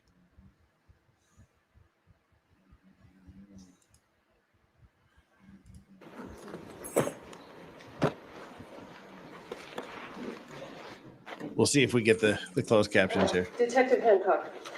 Negative on the closed captions. So Hancock's back on the stand. No jury. I can do that after Detective Hancock. What? We may approach very quickly. Yeah.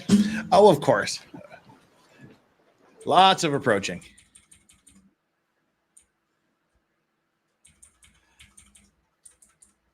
I gotta say, this is pretty wild. I'm pretty excited. It's 4 o'clock for you. I don't know if you're fading, Hayden, but it's like 3 o'clock, and I've got the adrenaline going. Look, I'm slumped down, but the adrenaline's starting to hit me. I'm still awake, which is the main thing.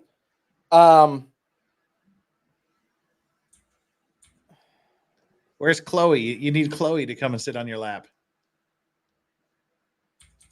What? That's Sean's dog, Chloe. Oh. I thought you thought that the dog from Vermont had miraculously shown up at my house. No, you're just assuming the Sean position. Oh, gotcha. Who's that wearing a mask in the back of the courtroom? Come on, really? Okay, this is long. Whatever's going on is taking a long time. She's not even at the bench now. Well, oh, sorry, neither of them are. So presumably they're waiting for. Oh no, they're still up there. Yeah. People are asking for a bingo card recap. All right, we'll do that here in just a bit. We got to figure out where the testimony's starting again, or I mean where the court's starting again. Stephen Baldwin must be hard of hearing. He's got his audio assist there. I take it that the face with the mouth just slightly open is just a Baldwin thing. What was that? I take it that the staring off into space with the mouth slightly open is just a Baldwin family trait. Okay, this is very long, whatever they're doing. All right. Nope, that's still the outside of court stuff. Come on. Holy crap. We're going to catch up here. Yeah, it looks like most of it from then on is court TV stuff. All right, what have we done? Something's happened.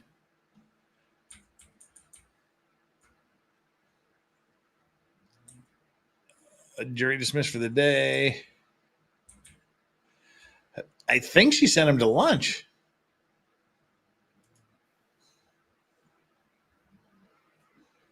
Okay, we're back in 2 minutes, I guess. All right. Oh, lunch Q&A coming up. When? We're doing it now, apparently. Yeah, they've sent him to lunch.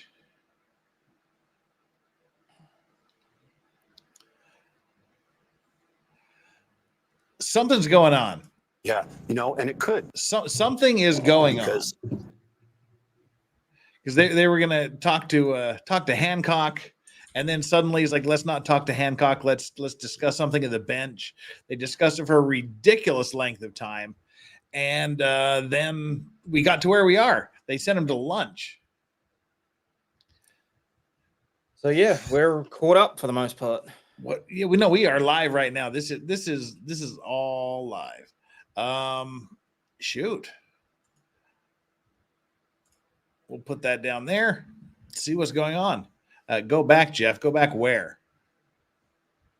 Where am I going back to? I can't remember. I'll have a quick squiz through and see whether or not there was anything. Pretty sure. Break until 2. 2 what? 2 p.m. o'clock. Mountain, Center, Eastern. What's the time zone here? Can't be 2 p.m. Mountain time. Because that would be 3, 4. That'd be. I guess it could. Also, it looks like he pissed off the Martins. The dog's Clyde. What did I say? Chloe. Oh God, Clyde. Sorry, Martins. Do we have there's a Martin in chat. Super chat. Why don't I have a super chat? Oh, hey, future Ms. Martin, how you doing? Our dog is Clyde. And Lainey, not Chloe. Oh, I said Chloe. Sorry, Mrs. Also, Sean is in court and pissed he's missing the drama. Hoping to get back here before lunch is over. Yeah. Thank you so much for the 5 and sorry, Clyde. I got Chloe on the brain. That's my fault. It's 12.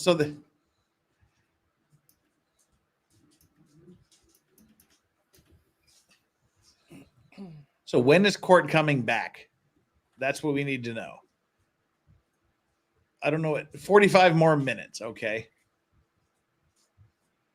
So that would be 1 p.m. Mountain. All right. I think 1, 2, 3, 4. Yeah. All right. We got 45 minutes. What do we do for 45 minutes, people? Hang on.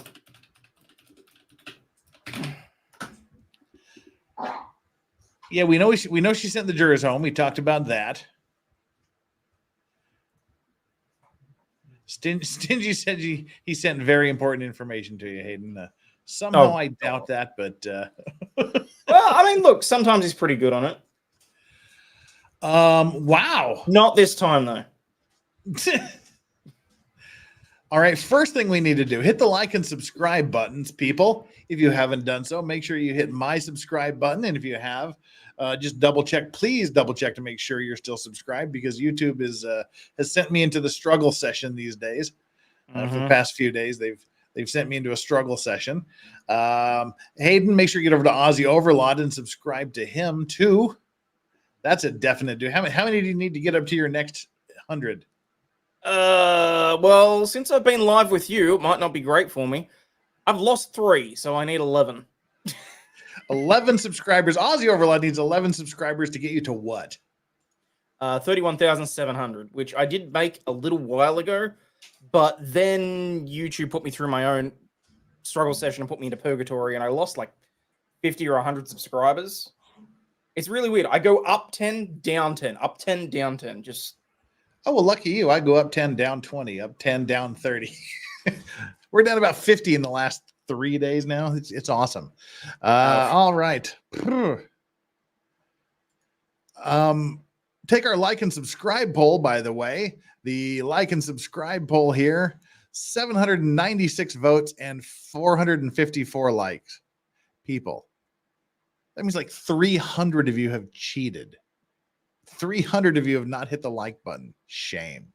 Who do you find more annoying?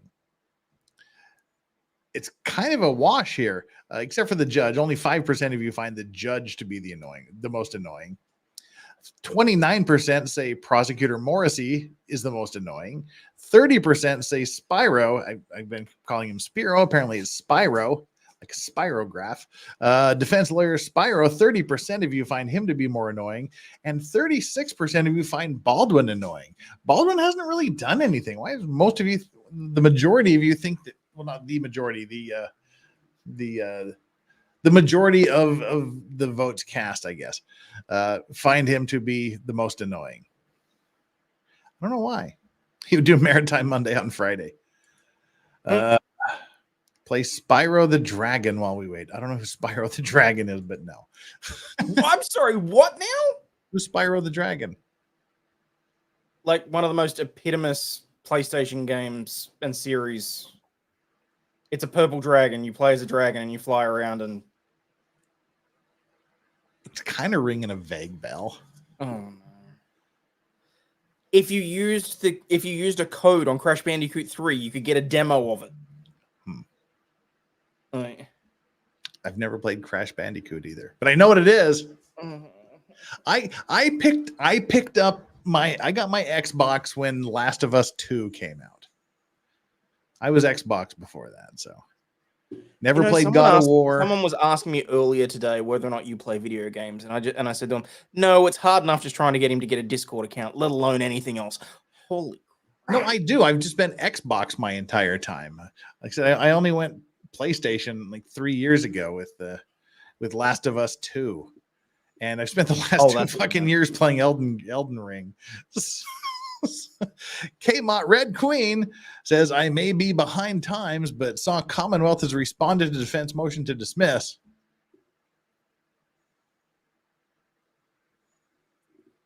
Oh, you're talking about Karen Reed. Yeah, okay. Yeah. Thanks. All right. Okay. We're just trying to figure out what's happening here. And Flux and I are talking about doing a Red Dead Redemption 2 stream together. Legal Vices, you're Joel, and Flux is Ellie. I get it now. That's kind of funny. Jeff, did you see Baldwin walk out in the middle of questioning? He wasn't being questioned. He didn't walk out. And future Mrs. Martin too. He just had to go to the bathroom. He just had to take a pee. It's been thoroughly vetted by people in the courtroom, namely DUI guy who heard him actually ask, can I go to the restroom? And they said, yeah. He popped out, brought his coffee back in. And I just object because coffee is for closers. But he may be a closer today. He may be a closer today. So, yeah, there we go. Thanks, K-Matt, by the way, for letting me know that. If this case is over today, I guess we'll be figuring that. I guess we'll be going back to Karen Reed sooner than I planned. That's actually part of the deal. Once this is over, that's one of the things I'm going to be doing. I'm going to be doing a Phoenix Wright Ace Attorney stream once a week. as time permits. Do all 5 of them. Glengarry Glen Ross is a good movie. It's a great movie. All right. Well, shit. We got, looks like we got about 40 minutes to cover. Question in for chat. Do we go back and watch part of this trial, or do we go back and watch some of the police interrogations of people? We can do a quick Hannah Gutierrez interrogation video. We can do a Seth Kenny. We can watch some of the Seth Kenny interrogation videos. Put a 1 in chat if we go back and watch something like opening statements. Put a 2 in chat if we watch some interrogation videos. Do it.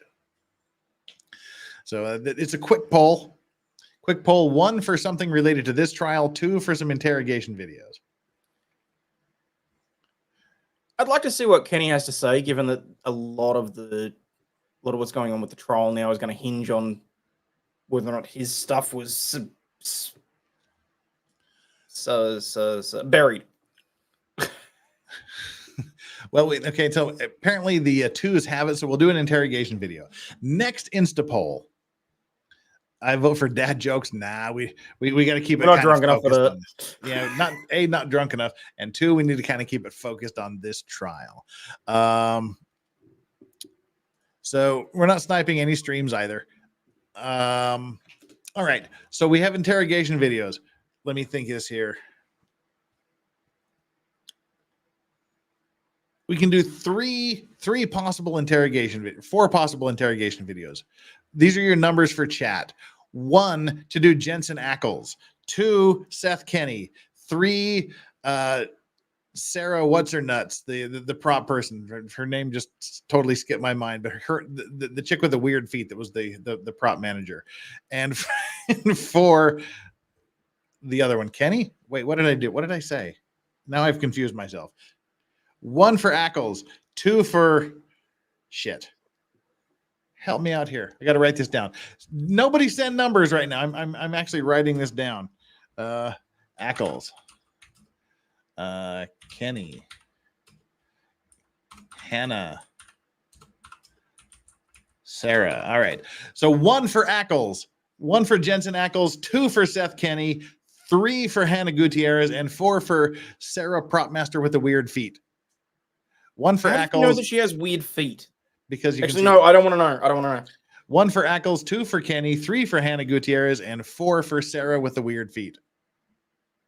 Oh, she has like freakishly large feet.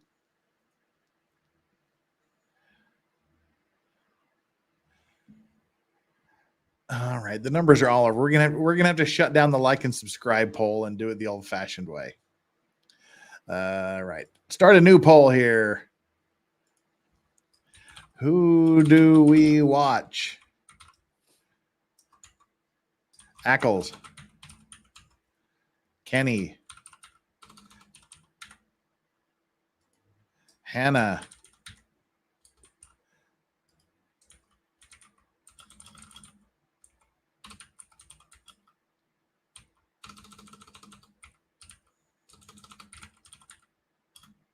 dang it, typos everywhere. All right, we'll do the poll here for just a quick minute while I bring up the relevant site. Vote in the poll, people. Play with my poll.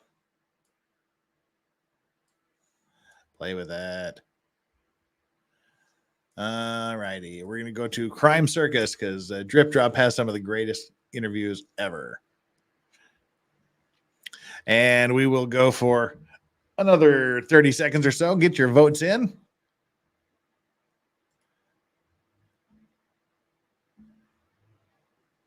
Well, all right. Don't stress, little pill. I can probably go through the current read motion.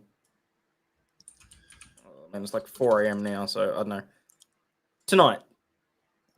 Looks like we don't need to do any more. Jensen Ackles has 48% of the vote currently, so. All right, I'll pop that in here. Ackles, where is your Where is your interrogation video?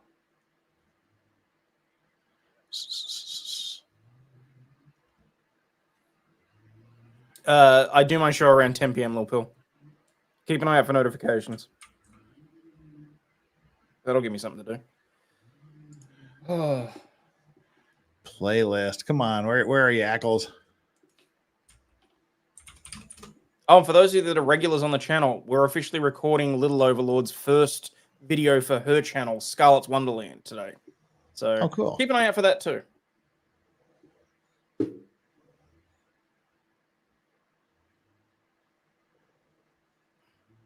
Did Drip Drop take this down? Really? Hang on. We're searching.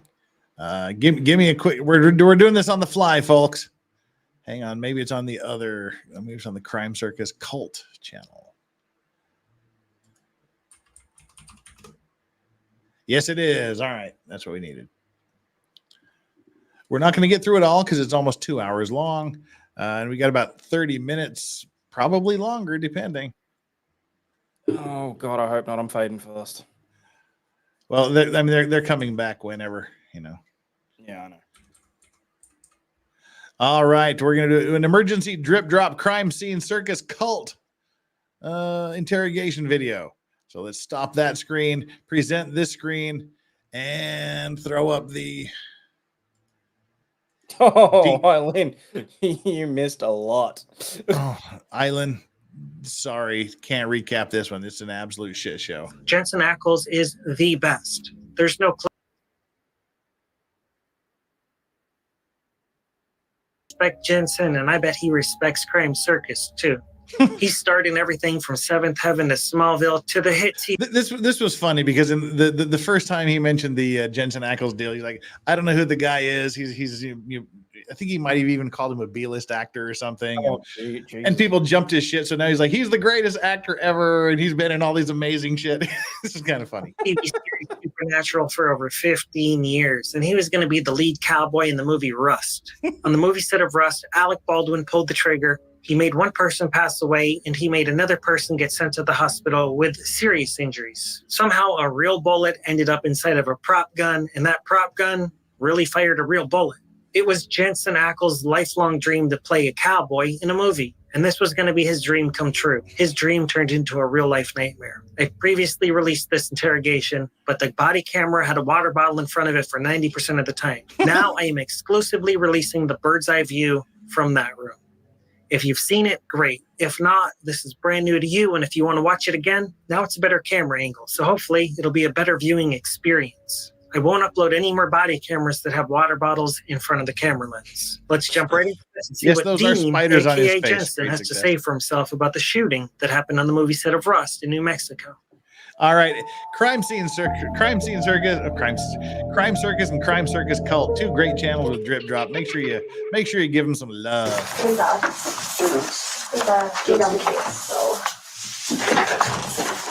have to worry about it. We're all vaccinated. Triple vaxxed. All right. Yeah. I guess all you guys gotta get that done. Huh? Yeah. Did you just fly in this morning? Literally landed about 45 minutes ago. Nice. Yeah. Did you fly into Santa Fe? How do you like that runway? I mean, I've floated some pretty sketchy runways at Yeah. the time. That was fine. Actually, coming here for the film, I was flying from Telluride. Yeah. And the only way to get here was to like drive to Montrose to Denver, I'll put to it down here so you Albuquerque, ladies drive can in. I look was at his like, face. Hang on. I was like, I'm sure there's some old cowboy that's got a plane that can just fly me over. So I did. They found this like little company, and I flew in this like single prop, literally next to the guy, like with the Nice. all the way over, and we landed. It was pretty sketchy coming in on that one, but that was fun. It was fun. Yeah, I have flown in once into the Santa Fe airport, and I Really? like never again. What's Like, wrong with it? It's fine. All right, let's get to the crux here. it just seemed like a Stop making him feel Came comfortable. around and tried to What? Especially now with the Which probably makes me the oldest in this room. Hey, I'm born in March too. Also Pisces. Pisces? Yeah, heck yeah. Starstruck guy. Fish, good people. Yeah. Gemini's not so much. He's not having his rights read to him. He's not under any suspicion whatsoever. He's there purely as a witness. Oh, two sides to you. But I would still have a lawyer. I was gonna say. So I mean, what to be is fair, Alec your role or your title as far as this production goes? Well, they read Alec Baldwin his rights as soon as he got in the room. Yeah, and Any other is that as soon as he got in the room? secondary type things that you do? Oh well, shit, yeah, that's the time you call for a lawyer. Not a similar producer as well? And I mean, I don't know. After he called his family, and then they came in and they read him his rights. The producer thing, often, and I don't know as far as Alec goes, but in this industry, don't give kind of these ancillary titles to, it's almost like a vanity thing, to an actor, just to like sweeten the deal so they'll sign on to become like, I know that I wasn't offered a producer credit, but I was offered some producer points, which is kind of like a back end kind of thing. But it's like to sweeten the deal to get people to sign on to do it. Kind of like a co-producer. Yeah, like that. Like they would offer that kind of a thing in order to get a big actor to come on, but there's zero producing responsibility in that regard. A silent producer. Okay. Like a silent I did not have that title at all, but even if I did, I would have zero producing responsibilities. Yeah. Okay. Let's just start with the day of the incident. Were you there? Mm-hmm. Okay. Can you kind of go through the day? It was a normal day. I probably I have to look at the day out of days, which is essentially the schedule for the actors, what days they're working, what days they're off. But I'd probably safe to say that I worked more than the other actor up to that point. My storyline was kind of the heavy focus of the first part of the filming. Alec's story was they were about to get into his stuff and was going to be shooting with him primarily for the next 2 weeks, and I was almost done with the film. I think I had like 3 or 4 days left. So up to that point, I had been on set almost, the full time that they were filming. I think I may have had a day or two off, and we had gotten into shootouts and stuff prior to this. So, I'd handle a gun almost, every day. I mean, it was part of my costume. They would hand me a gun in the morning. I would check it. I would do my own checks.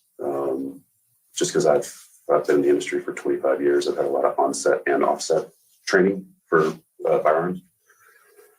So my quick check is if they hand it to me, they show me all of the dummy rounds in the wheel, and then I just take it. And armorers hate this, but I just dry fire it into the ground 6 times. Okay.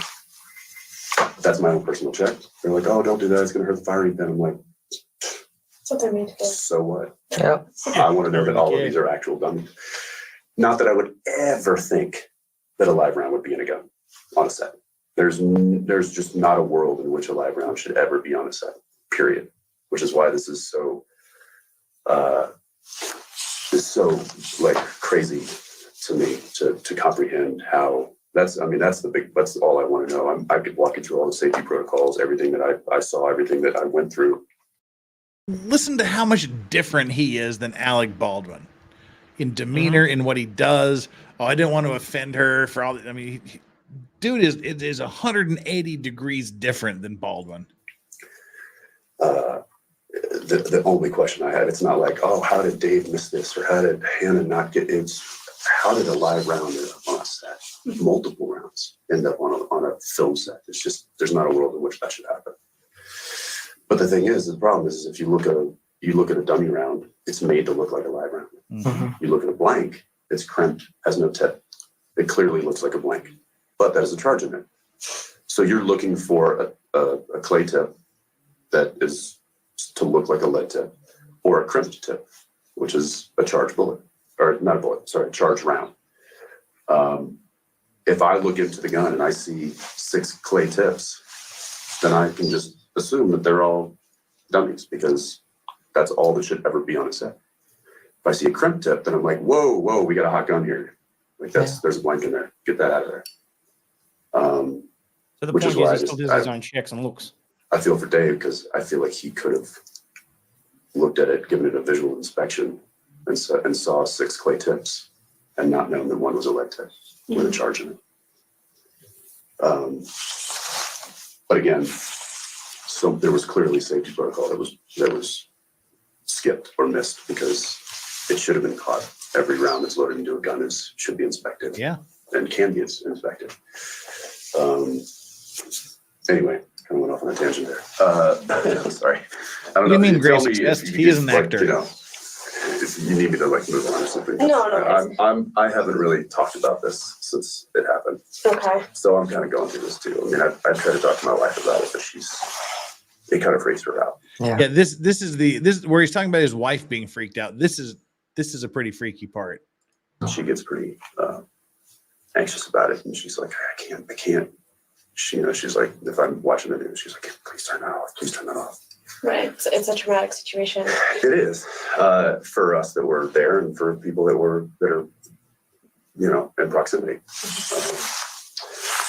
So you've never heard of him either. He played Dean Winchester in Supernatural for like 15 years. Literally grew up watching this guy. I'm not gonna lie. I'm sitting here. I get that he's in a police interview, but this is my first real look at Jensen Ackles outside of a TV show. And I'm sitting here going, okay, I'm very glad that he is exactly what I thought he would be. Yeah, he's a real dude. And this is never heard of this guy. Just no one's seen Supernatural. Apparently not. He's been in a bunch of other stuff too, but. Yeah, Supernatural is his big thing. And that was essentially 15 years of doing nothing but shooting guns constantly. Literally, for like seasons, he's carrying around a replica of Samuel Colt's revolver. This is like, he knows what he's doing with this shit. Yeah. That particular day, morning went per usual. We were shooting up at the church. Actually, we shot some other stuff the morning of. We had a slight delay in the morning. In fact, so much so that we got loaded up into a van at base camp and we're headed to set. And they turned the van around. They were like, wait, we're not ready for you. Turn, like, everybody go back to base camp, the cast. And I heard that on the radio. I was like, what the fuck? Like, that's weird. Like, maybe they had a camera, a lens issue or the light wasn't right, but at least bring us up there. It's not going to be it's going to be a 10-minute fix, whatever it is. Little did I know that it was the camera crew that was walking because they weren't. I mean, this is what I heard that morning from the producers because I went in and I was like, "Yo, what's happening?" And they were like, "A camera is walking because we will put them up."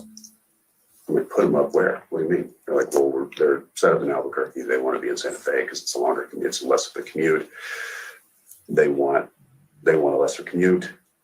It's in the contract that they don't get that. They're still in the zone. And if we do it for them, then we have to do it for all of the departments. We don't have that in the budget. It's a small budget movie. So they threatened to walk, and they walked. I was like, well, when did they threaten to walk? They were like, this morning. They waited until like one of our busiest days when we have a big giant shootout. They knew we were just coming off a 2-day break. They could have said it. They could have done it like 2 days prior, given production 2 days to find replacements. Good strategy. But they didn't. They were smart. They're negotiating, and they showed up that morning with their equipment. They were like, so you gonna put us up? And production was like, no, we told you no. And they're like, okay, bye. And that's why they were like, send cast back to base camp. We don't have a camera crew right now. We got to figure some shit out. So we went back and we got it was a 2-hour late head start that day, which was, we moved pretty quick, especially for a low budget film like those tend to be high pace. Megan, that's Jensen Ackles, Dean Winchester from Supernatural. BCAM, Reed, who was Halyna's guy from LA. He wasn't going to leave her, so he stayed, even though most people would have probably left in solitude or solidarity with the rest of their camera crew. But so we've got A cam, B cam. B cam is usually a guy that can also double with steady cam. So A-cam is more studio mode. This makes sense to you guys. They left. B-cam stayed, the operator. The focus puller didn't. He left as well. So we lost like 6 out of the 8 camera people. Or maybe it was 7, I forget. But Reed stayed, who's an operator. So finally they wrangled some focus puller to come in. And for those that don't know his role in this movie, he was one of the guys that came in that was going to come into the church, and Alec Baldwin was literally going to point his gun at him and pull the trigger, which essentially means that if Halyna hadn't died, he would have died. Would have, yeah. That more like immediately, and we were able to continue. How do we know this wasn't an assassination attempt on Jensen? So we started first couple shots of me riding into town on a horse, hopping off, establishing shots, that kind of thing. And then we moved up to the church later in the morning, and the first few shots inside were facing me, so it was over Alec to me and my kind of deputy coming into the church, guns drawn, saying, you know, stand up slowly, drop your weapons, that kind of thing. And then he basically slowly takes his gun out, thinking that he's going to, you know, drop the weapon. And then he draws back on the hammer, jumps up, starts shooting at me. That's the scene. So we shot my coverage over him to me, both wide and both tight. And then we sort of turned around, broke for lunch. So we went to lunch, came back, the first camera shot back was kind of a close insert of Alec pulling the gun out. And so I was standing not immediately on set because they were just setting this particular shot up. It didn't necessarily include me, but I would have been coming in for off-camera dialogue. Okay. I was not on camera, but I would have been off camera for the, you know, telling him to put his guns down, that whole thing, which he probably didn't need me to do that, but that's just, you know, what we do. So I was standing just outside the church, right off the porch there, when the gun went off. And again, they were just setting up a shot of him pulling out the gun and showing Halyna, you know, she was very kind of involved in every shot. You know, this is, I'm used to kind of directors being a little bit more of like, okay, I want to see this, I want to see this. But Joel was more of like, this is the scene. Halyna, how are we going to shoot it? And so she was really, for all intents and purposes, she was the meaning of director of photography. She was directing all of the camera shots, and she was very, very passionate and amazing at it. But she would get right in there. She would even like move me, like finding the light and stuff just right. So she was very, very hands-on. Some people don't do that. A lot of people don't do that. They'll just sit there, you know, chair it behind the monitor and just be like, you know, on the radio telling people to do things. But she was very hands-on. So she was standing right there next to Reed and looking at the monitor on the camera, asking Alec to show her what, you know, show me your action. So he was just showing her the action, and then it went off. I don't know if he was just drawing back on the hammer and his thumb slipped, and that was enough of a spring to get forward and hit that primer or what. But I'm sure he's told you. And so I heard the shot go off.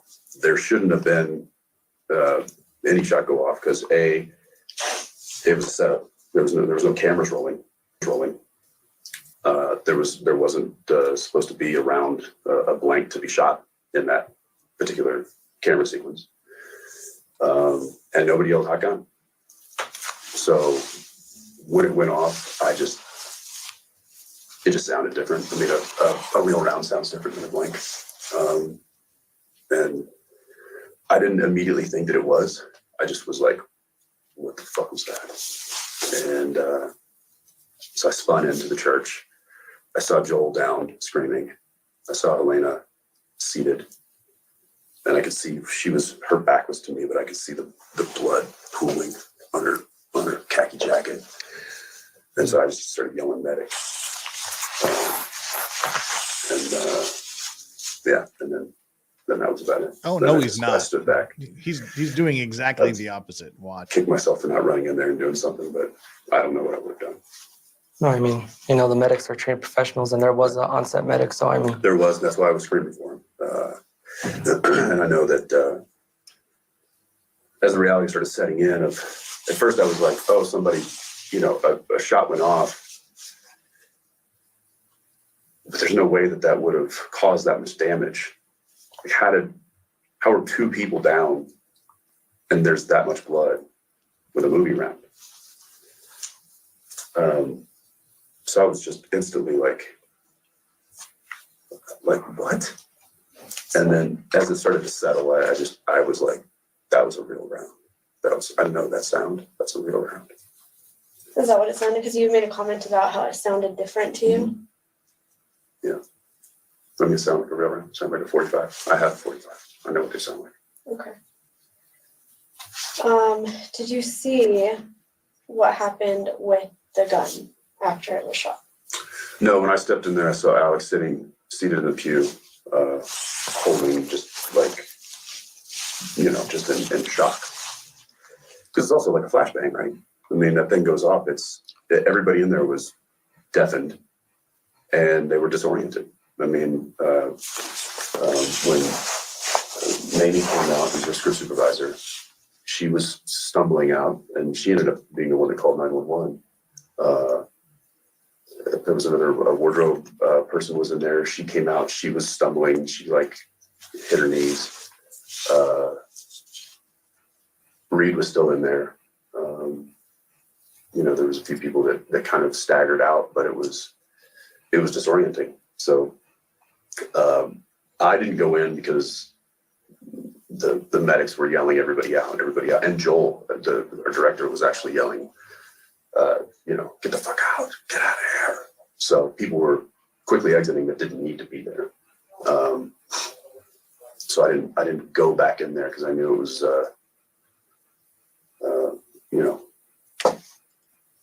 I couldn't do anything at that point. So I just was standing back, and then I started helping move equipment to make way for responders. Okay. Out of the church?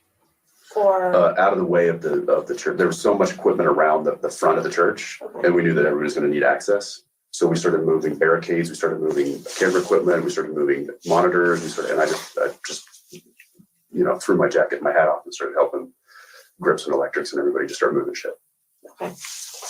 I'm going to back up to the beginning of the day.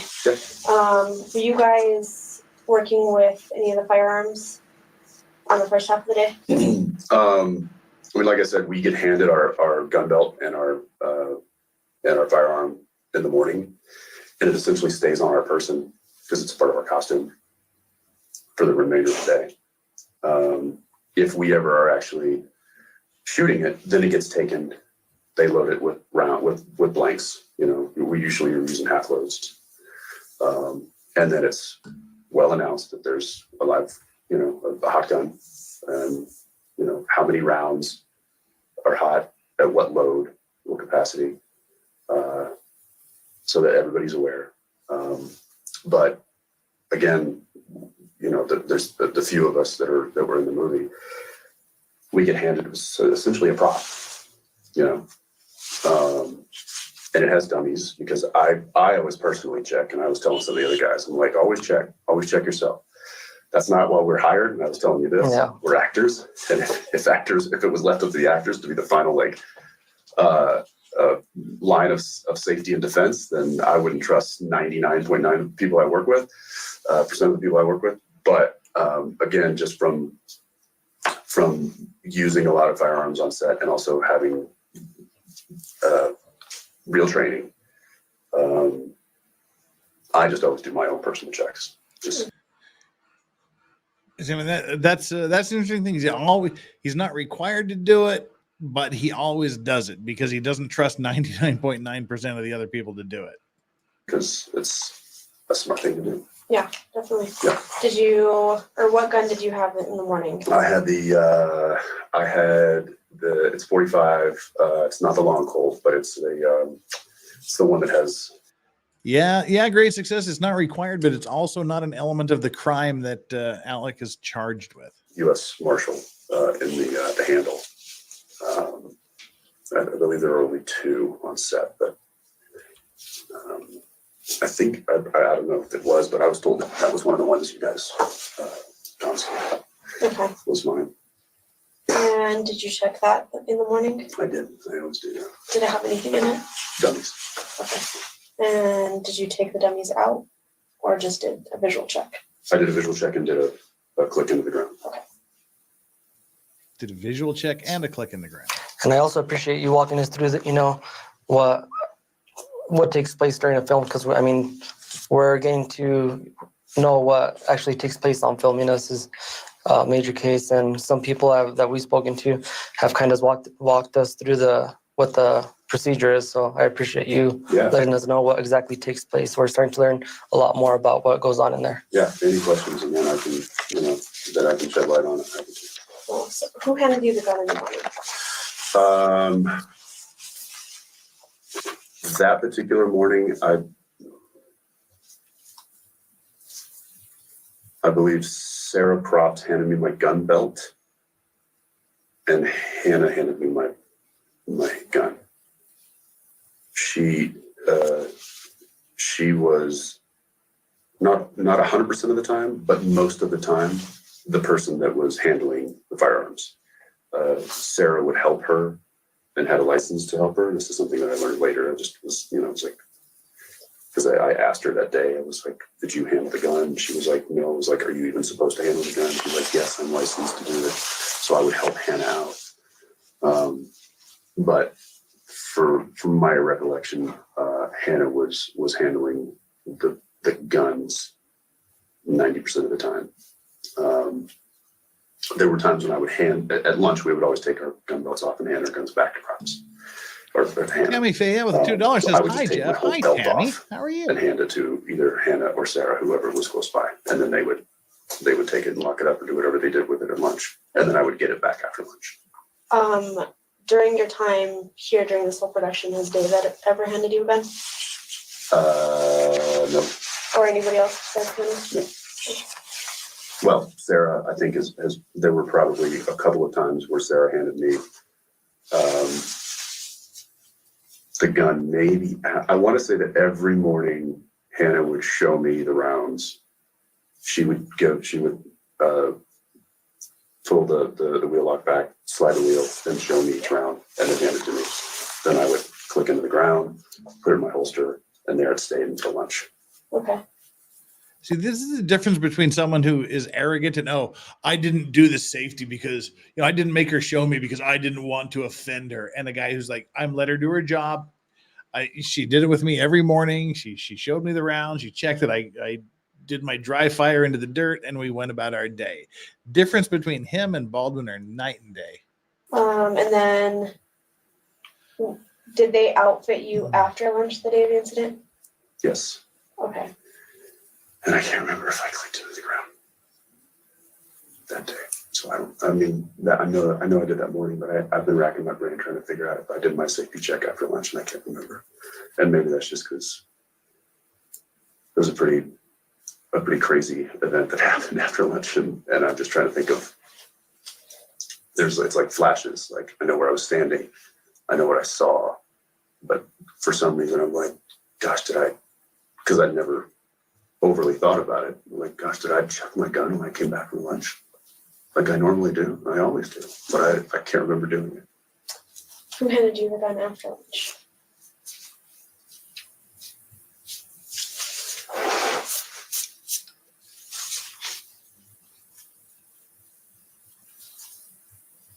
I don't know. I can't say with certainty. Okay. And it's okay if you don't know, because we don't want to say or have something in mind that didn't happen. So if you that's what I could certainly I could give a percentage guess, but it was I don't know for certain that it was either Hannah or Sarah. It was one of those two. Okay. And what about your belt? It would have been the same person. Okay. What did you do with it after the incident? I took it off and handed it to Sarah. Okay. And she went and immediately, I saw her take it immediately to the cart. Can you describe the cart? It's just a rolling double-decker cart that has, a variety of props on it. Do you remember the color? No, blue, maybe. Blue or black. Did you see her set it down? After the incident? No, I handed it to her and then I went to work moving equipment. Okay. I said, here, take this. And then she was frazzled and I saw Hannah like on her knees, like head in hand, like somebody was consoling her. And I was like, take this, put her in the cart. And then I just started moving shit. Okay. Did you see what happened with the gun after it was fired? Alec's gun? Yeah. No. Okay. Dave immediately, I heard Dave yelling, where's the gun? Where's the gun? Because he wanted to inspect it. And Hannah and Dave were handling it. I did see that. Okay. Can you recall what they did? They were still in the church, and I just remember Dave yelling, where's the gun? Let me see that. Let me see that. And then I don't remember anything after that. I don't remember what happened after that with that particular situation. Okay. Going back to Hannah, so you've been working with her since the beginning of the set. Can you, or is there any other time that you witnessed that she was being unsafe and not following protocol? Is there anything that stuck out to you?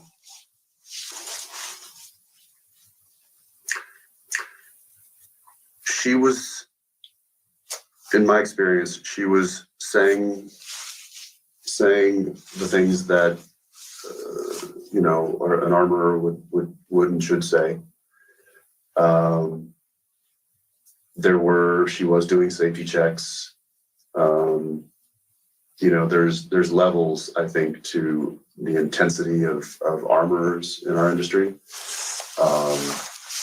I would say that the majority that I've worked with are like drill instructors and can scare the piss out of actors when they hand them any kind of weapon, whether it's and I think that was a big or not. problem with Hannah. She was young, she was inexperienced, and she didn't have the confidence in her job. Like I said, he's just working with like drill instructors who will scare the shit out of people that mishandle the firearms. Hannah needed to be the person to scare the shit out of people. She had the authority to shut down the production. She could have done a lot of things. I used to not like that. Now I'm thinking that I think that's a really good thing. So, yeah, I would say that there wasn't that kind of intense fear that she was giving off. Again, like most of the ones that I work with are like very, they're either military, ex-military, ex-law enforcement. They've got a long history of gun handling and gun safety and gun training. And they do not care that you're a Hollywood actor or a name or anything like that. They are there to make sure that you know that this is a firearm that can hurt people, and you don't point it at anybody unless you are planning to shoot them. Aim it at a target. There's safety guidelines, and I think that's probably why I do things that I do with my prop. It's just because I've been dealing with armorers who are very strict and very experienced and very safe. I know that I was on a show for 15 years, and a lot of times I would have my gun on my person, but I wasn't actually firing off blanks, but I would have it, and I would need to rack it or do something in the scene. Well, the armorer, you don't necessarily need an armorer for that. Props on-set props person is licensed to handle firearms, but they're not licensed to handle ammunition. Okay. That's when armorer is the special person. They are really responsible for the ammo. The gun is a prop. The ammunition inside the gun needs a specialist. Okay. And so my props person, on this particular project would literally come up to me and shake every bullet in front of my face. Looks like the court's back, peeps. Shake. All right. Hang on. Court is back. Let's move this up. And here we go. Thank God they're right on time because I was just about passing out. Coming back in.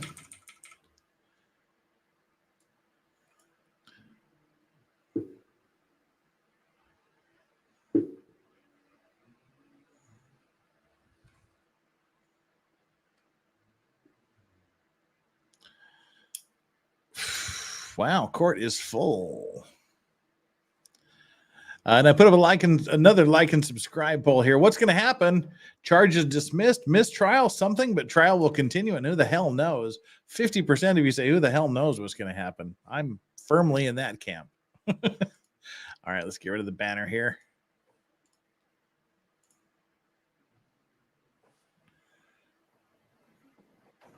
Jury's gone for the day. I need to update that.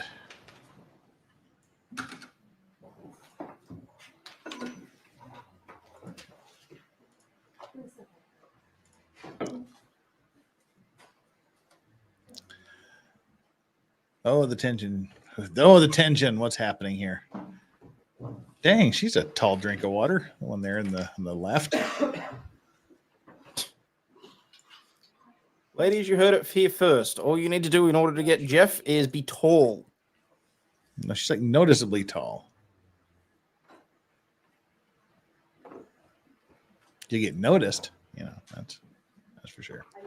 Just like Miss Green Pants there gets noticed because she's wearing way too much green.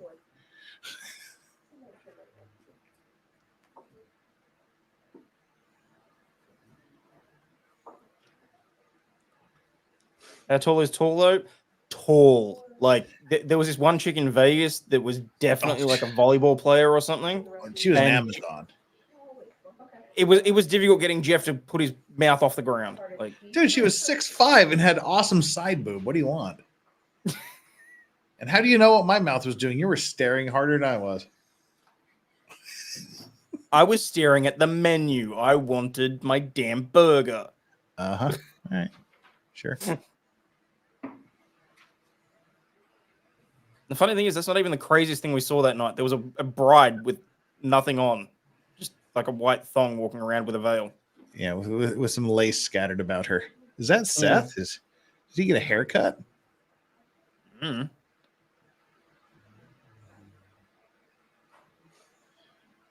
Fire and Ice are like minimum 6 foot. No, the Amazon in Vegas, she was 6'5" easy. She was a full 2 meters if she was anything. Which was scary because she wasn't even wearing heels. And yeah, she was wearing flats. She was walking around with them in her hands. And I was like, holy crap, is she still that tall? And she was drop dead gorgeous too. And she was a very, very small man. All right, we're back on the record. All right, come on, Judge. Get the audio up. You're back on the record. Having conferred and looked at the evidence, it is the perspective of the special prosecutor as an arm of the public that all of the issues related to the defendant's motion should be heard by the court and they should be seen by the public. This is a public issue and a record should be made, and we are here to do that. Okay. That's Ms. Hancock. Actually, the first witness that I intend to call is Mr. Kenny. How do you want it? Do you want me to take the testimony and then? All right, we're gonna take these witnesses so that's here. why I'm asking. But it's your witness. Well, who wants to do what? That's fine, Your Honor. Okay. Are the captains Mr. working Kenny. for you? Because they're working for me. Is on the Corporal time. Hancock in a hearing? What was that? Can she not be Sure, she Never can mind. sit outside. Okay.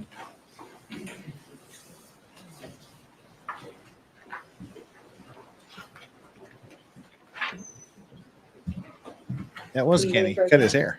Do you swear affirm under penalty of law that the testimony you give in this case will be the truth, the whole truth, and nothing but the truth? I do. All right, have a seat. Something in the microphone.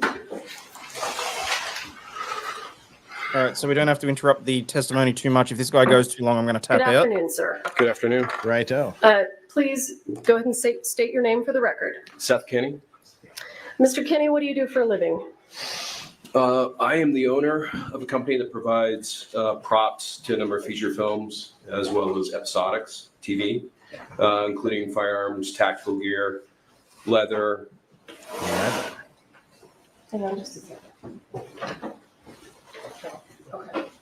Move a little closer to you. I'm going to go grab a refreshment. I'll be right back while they're doing this background stuff. You provide ammunition and firearms as a part of the props that you provide. Is that right? Well, not ammunition, because again, legally and technically, I'm sorry. blanks and dummy rounds. Blanks and dummy rounds. Correct. Okay, thank you.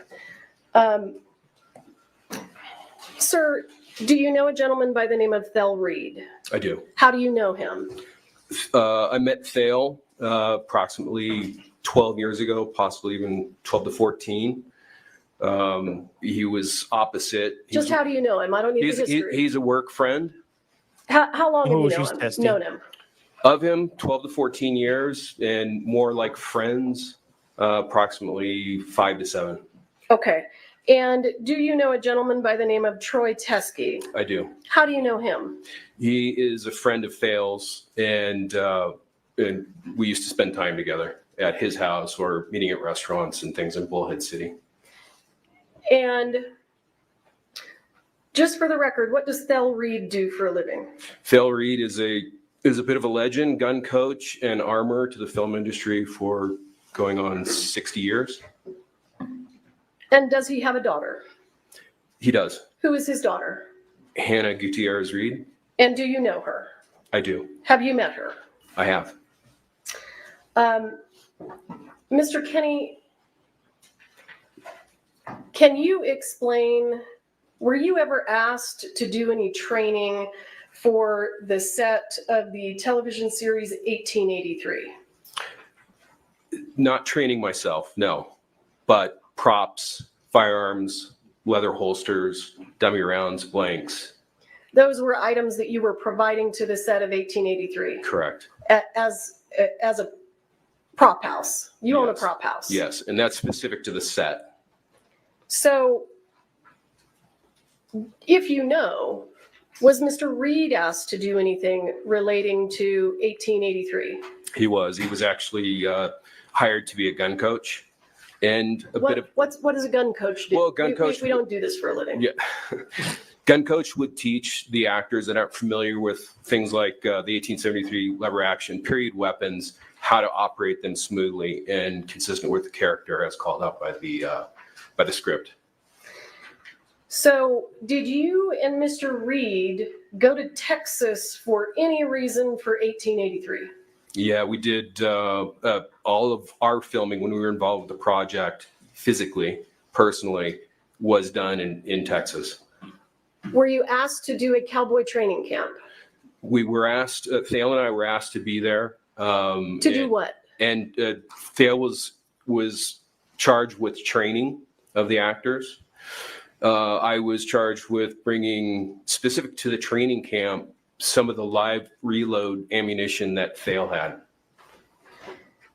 And why was live opera. reload ammunition being taken to Texas? Well, it was just for actor training to give them a sense of the recoil of the guns, and it was done on a private range away from set. Were you present when the actors were shooting the live rounds? I was. And was Mr. Reed there with you? He was, for the most part, he was in the Sprinter van with the AC running because it was a August Texas summer day. So did you take live rounds did you take live rounds to the cowboy training camp? Yes, yes. And where did those who provided those live rounds? Did you provide them? Did Thel provide them? Thale provided the live rounds, and we met in Albuquerque. And at that point, he loaded up his luggage and everything he needed for a couple of months. When you say you met in Albuquerque, how did he get to Albuquerque? He and Hannah, his daughter, drove out together. We met in Albuquerque. prepped her out for the Nick Cage movie. And just for the record, where did they drive from? They both drove from Bullhead City, Arizona. Oh, thank you. So they came to Albuquerque, and did they have the live ammunition with them? They did. And where did you all go from there? She loaded up and left to Livingston, Montana to work the Nick Cage movie. And Thale and I loaded up the Sprinter with everything we needed, and we headed straight to Texas. And did you take that live ammunition with you to Texas? We did. And did the actors get to have their training camp? They did. And was there any ammunition left over? There was. Where did it go? It stayed in Texas for an undetermined amount of time. I could never figure out when it came back to my shop. With who? When you say it stayed in Texas, did it sit by itself? It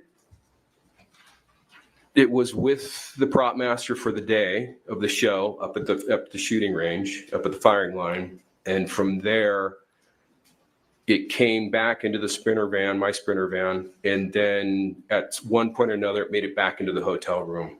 And I lost track of it once it was in the hotel room. And from there, when it got loaded back into the Sprinter van and came back to Albuquerque. So, but it doesn't come back to Albuquerque by itself. So tell us how it gets from the cowboy training camp to Albuquerque. Well, it's driven back. By who? By myself. Okay. So, and how is it packaged? What kind of a container is it in? All the live ammunition from the cowboy training camp was in a typical household gray bin, approximately 2 feet long, 16 inches tall, about the same width. And it stayed in there and was packaged within each caliber individually within smaller boxes that typically held about 50 rounds. Do you have any idea approximately how many rounds were taken to Texas? Yeah, I know exactly. It was 325 rounds. How do you know exactly? Well, it was a guess of Thales that there was between 200 and 300, and they were loosely combined in a small military green ammo can. And when I opened up that bin in Texas at the firing range for the first time, I had brought along 10 boxes, white plain boxes with styrofoam inserts that held 50 rounds each. So I populated those boxes, and then it took a picture of those boxes. And one of the boxes is dog-eared, means it's partial, and coincidentally, it held exactly 25 rounds. In case I missed it, how many rounds came back to New Mexico? Between 50 and 100. And when they came back to New Mexico, where did they go? They went, because I was running low on space, they went into the bathroom. Are you leaving us, Hayden? Were they in the Yeah, I have to. Otherwise, I'm going to can? be snoring in the chair. No, And I've still got to do once some, they stuff been with the populated into the small white boxes, It's all right. the It's green fixed. ammo can Thanks went for joining went me, to the Trevor. firing line, and it was being used for the spent shells, for the spent cases of fired brass. Aussie Overload, everybody. So how were they kept Subscribe. at PDQ? They were kept in that same gray bin, large household typical gray bin, and within the same boxes that they had populated or gotten populated into at the Texas firing line. So I'm going to show you what has been previously entered into evidence as Defendant's Exhibit A21. Do you recognize that? I do. What is that? That is that gray typical household bin marked live ammo 1883.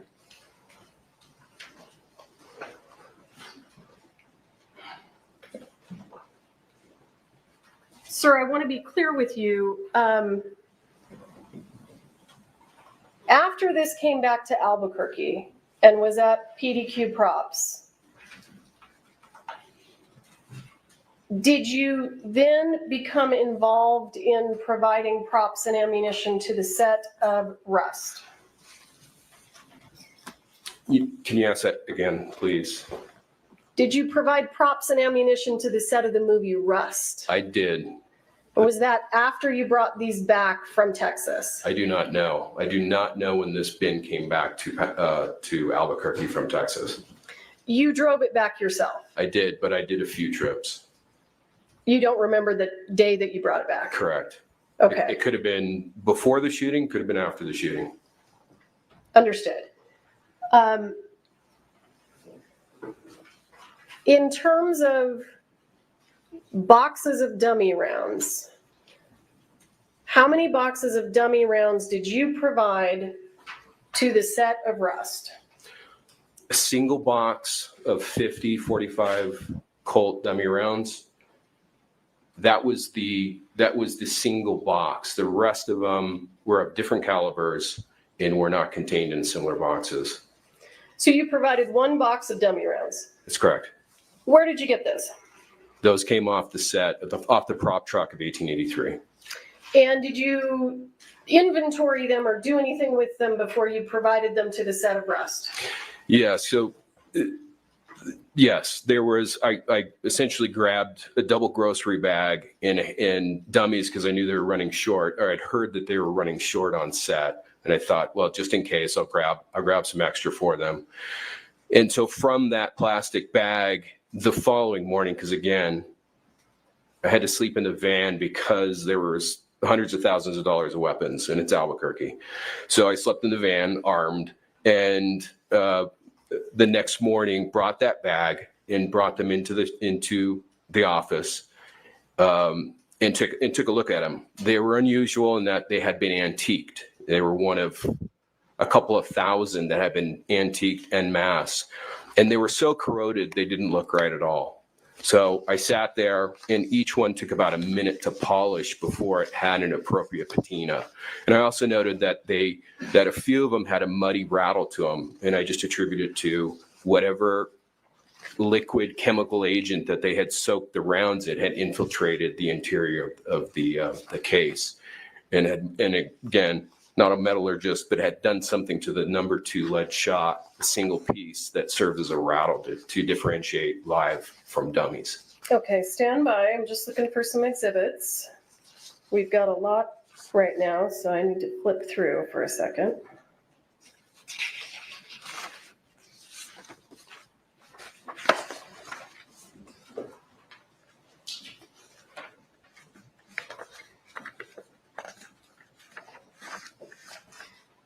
The dummy rounds that you provided to the set of Rust, did you personally ensure that they were all inert? Absolutely.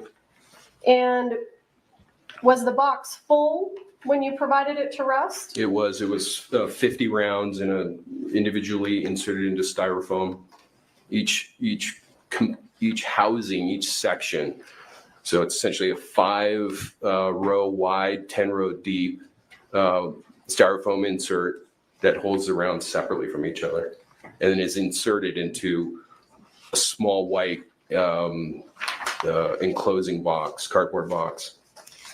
And when you provided them to the set of Rust, how did they get there? Did you drive there yourself? Sarah Zachary, the prop master of Rust, came by my office and brought a gun that they were having trouble with, reassembling that gun after it was being cleaned. So I quickly put that back together, met with her, chatted, and gave her the dummy rounds. And is that the only box that you provided? Yes. Did anything from this box that we have here, or this container, Defendant's Exhibit A21, was any of that sent to the set of Rust? Absolutely not. Let me ask you, did you also supply props and ammunition to the set of a movie called The Old Way? No ammunition. Blanks and dummy rounds, yes. And do you know who the armorer was on the set of The Old Way? Hannah Gutierrez Reed. And you indicated that you didn't supply ammunition. Do you know if dummy rounds were used on the set of The Old Way? They were. Dummy rounds were used. And where did those dummy rounds come from if you didn't provide them? They came from Thale Reed. How do you know that? Because I witnessed them packing up her car and assembling all the blanks and dummy rounds that she was going to need. So, did Hannah stay in touch with you when she was working as the armorer on the set of The Old Way? Loosely, yes. Did you receive any communications from her regarding the use of live rounds in the prop gun? She did. She did reach out to me. How? Text? Call? Both. She called on one particular day because she had been looking for 45 Colt ammunition, live ammunition to shoot. How did you know that? Because she asked me at the office. And I thought it was odd because Thale had live ammunition and why was he not giving his daughter any? I found it peculiar. So at one point in her travels from Albuquerque to Livingston, Montana, she stops along the way and stays with friends in Denver, Colorado. And at one point between Denver, Colorado and Livingston, Montana on her travels, she called me and told me she finally had found live ammunition, 45. So once she makes it to Montana, does she contact you about shooting live ammunition out of the prop guns? She does. She texts me this time and she asks if she can shoot live ammunition out of the set guns. Well, how did you respond? I said absolutely not, and it's a big mistake, and I even said it always ends in tears. And did you have any additional communications with her about live rounds after that?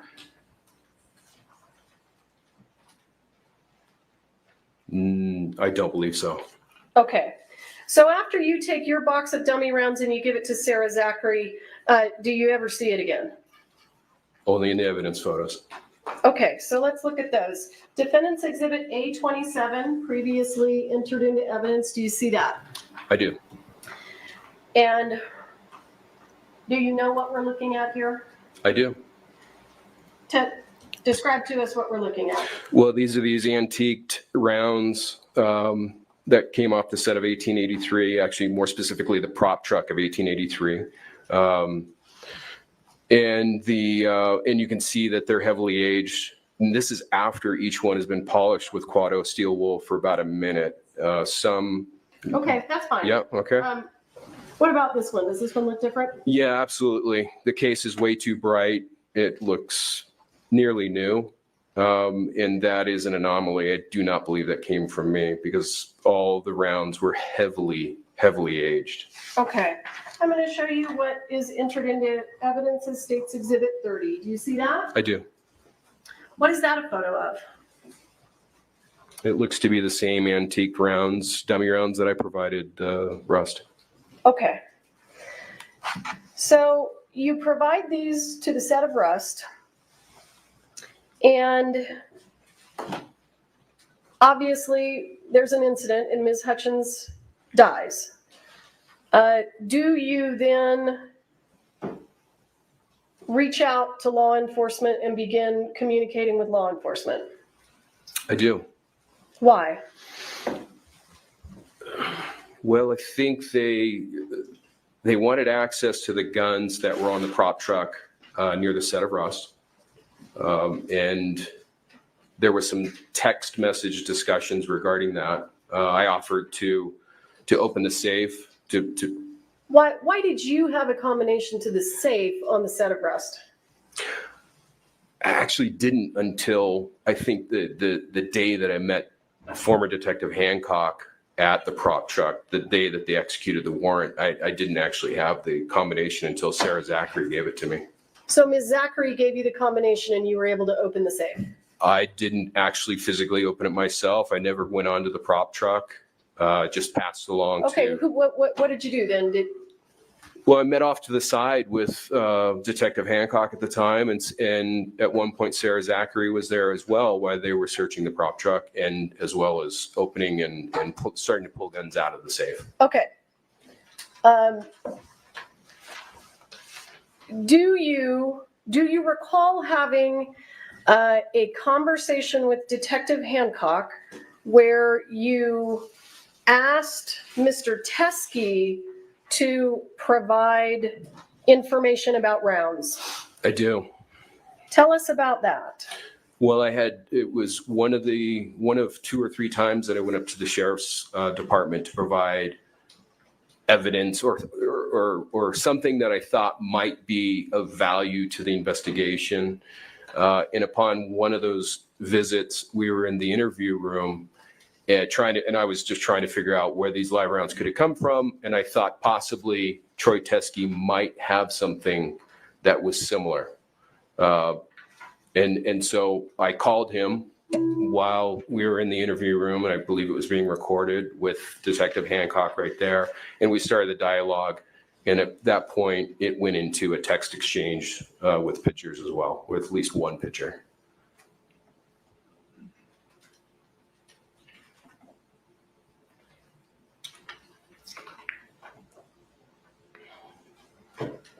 I haven't had an opportunity to mark this as evidence, but I'd like to. I only have a digital copy of it, but I intend to use this with the witness. This is as an offer of proof, Your Honor. This is a copy of the text message between Mr. Teskey and Mr. Kinney. So I'd like to just go ahead and display it, and I can mark it and provide it to the court. I just don't have a paper copy of it. Do you need to see it? No, I know what this document is. Okay, let's go. What is it going to be? Going to be actually, this is a separate motion hearing. So when I marked that the supplemental as courts 13, I think I should have marked it separately as courts 1. Okay. Motion hearing, and then while we're here, I have not marked those.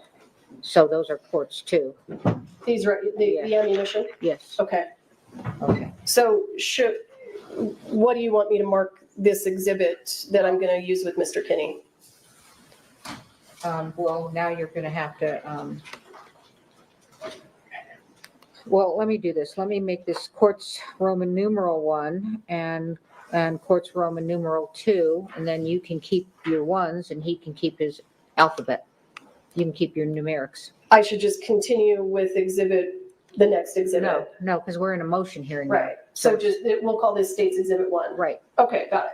Now, you also introduced some other evidence, which you can refer, you don't have to reintroduce it. We'll just identify it as like 27 from the trial.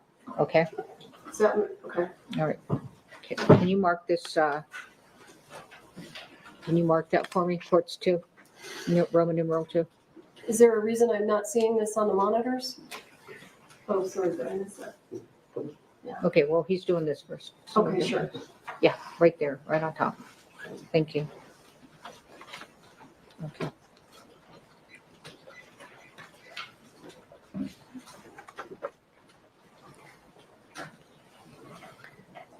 Do you see what's in front of you, sir? Video. Is this tell us what we're looking at here, and if you can, and what we're looking at is going to be State's Exhibit 1 for the motion hearing. I'm enlarging it, and I'll move it away again. Can you see the date?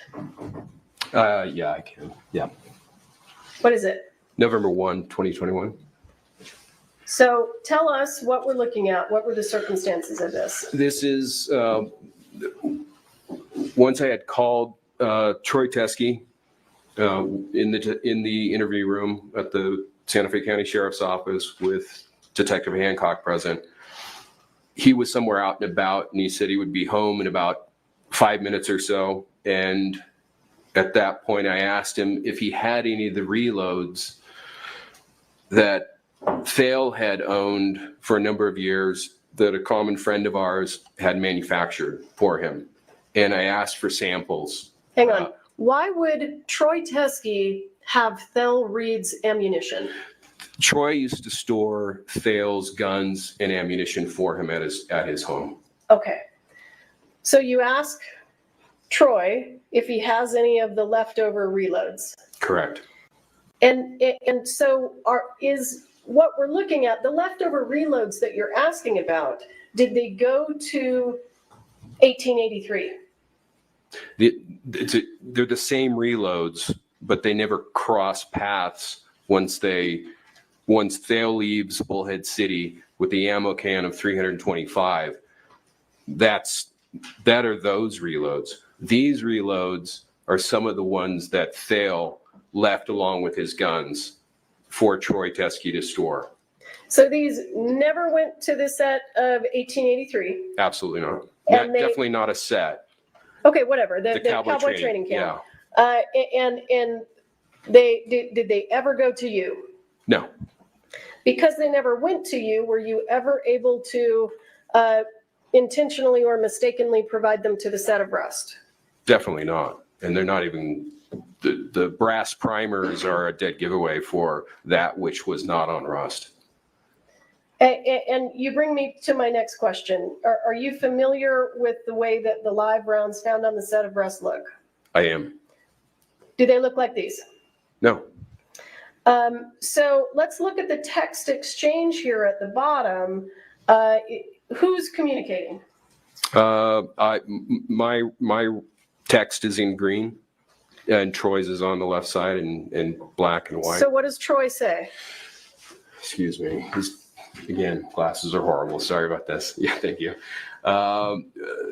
Just below the picture, Troy writes, I checked a bunch of the rounds. These are the 4 different types that I could find. And I reply, yep, it's evidence in the accidental death. And hang on, we're going to stop there. Why did you think this was evidence in the accidental death? Well, I think at that point, without having seen the evidence photos and knowing, the only thing I did see was Detective Hancock shared with me a black and white 8.5 by 11 piece of paper with some pictures on it, and I saw Starline brass, and it was the nickel primer Starline brass case, and I hadn't really connected the dots that the gentleman that loaded these hasn't had nickel primers in 10, 12 years. How do you know that? Well, he says he only used Winchester primers. No. Did you speak to him? How do you know that? Yes, I did. Okay. Right after Hancock and I got done with this meeting, I called him because it dawned on me that it seemed unlikely that there would be 2 different color primers. And so I called the gentleman and I asked him, at what point, What gentleman? Don't use the word gentleman. We need names. Joe Swanson. Okay. Okay. So I called Joe Swanson. I asked him at what point, if he remembered making the reloads for Thale, which he did. I asked him which powders he might have used, and he gave me 2 options, and one of which was Trail Boss powder. And I asked him, I said, well, at what point would you switch between brass and nickel primers? And he said, I wouldn't. And I said, well, why? He said, well, because Winchester stopped making them 10, 12 years ago. Not making what? Nickel primers. Okay. So he only, if we look at all the evidence photos of all the blanks that Joe Swanson makes, you will not see a nickel primer in any of those blank rounds for the same Swanson reason. Makes a mean Salisbury steak. So you indicated to Mr. Teskey on November 1st, 2021, this is evidence in the accidental death. And you're talking about this photograph. I am. And well, the rounds. The rounds in the photograph. Yes. Have you learned a few things about the evidence in the case and the live rounds that were found on Rust since November 1st of 2021? Yes. Do you still believe that these are evidence in the accidental death? Definitely not. And then I see Mr. Teskey responds and says, okay, and then what do you say? Can you zoom in? Thank you. Let me see. There you go. I reply, ugh, this sucks, but she's seriously trying to blame everyone else for her mistake. What does he say? He replies, who is she? Hannah? ? And I reply, Hannah. And then you ask an important question. Read that to us. Yeah, November 3rd, 2021, I ask Troy Teskey in text, did you see any rounds in either box with nickel primers? What's his response? He replies, no. Okay.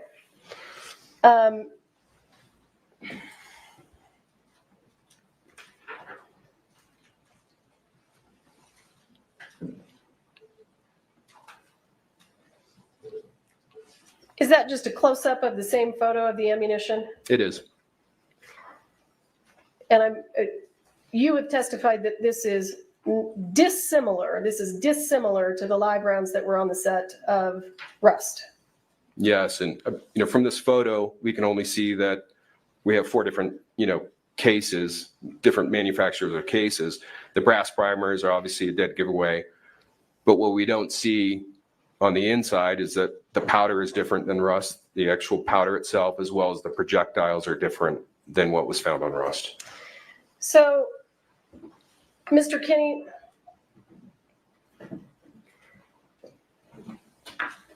the ammunition that is in this can here, that's Defendant's Exhibit A21, what happened to it? Where did it go? Where did the I'm not seeing an exhibit. Oh, I'm sorry. That's right. I can't switch backwards like that. Oh, yeah, okay. Can you see it? Do you want me to The gray bin. Yeah, the gray bin. Yep, I see it. What happened to the ammunition that was in this can that you brought back from Texas? It sat in that bin in the bathroom and was. No, and ultimately, when did it leave PDQ? Under what circumstances? Oh, when the sheriff's department executed a search warrant on on my business. They took all of it. Yes, they weren't entitled to all of it, but I just said take all of it. The warrant specified it had to be Starline brass, and I just told them take it all. So everything that you brought back from Texas is in the custody of the sheriff's department? Correct. Did you, at any point in time,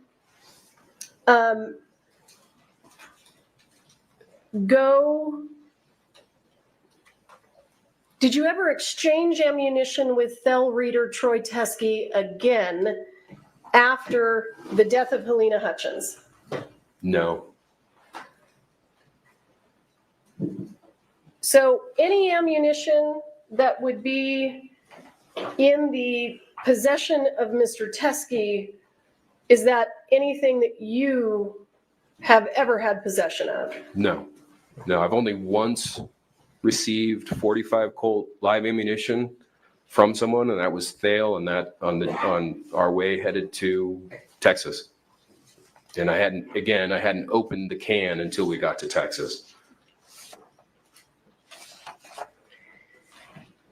At some point in time, Mr. Kinney, did you have reason to believe that Mr. Reed and Mr. Teskey wanted to blame the introduction of the live rounds to the set of Rust on you? To varying degrees, yes. I wasn't, Thale definitely. And later on, Troy, it seemed palpable that they were trying to point the finger at me. Palpable. Okay. Palpable.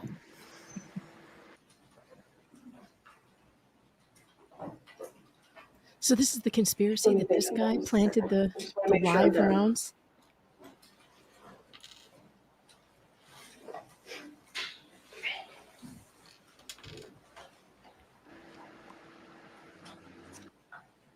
How certain are you that you didn't provide any live rounds to the set of Rust? I have provided blanks and dummy rounds and guns to over 1,000 different productions. And on average, it's 5 to 10 guns per episode, per feature film.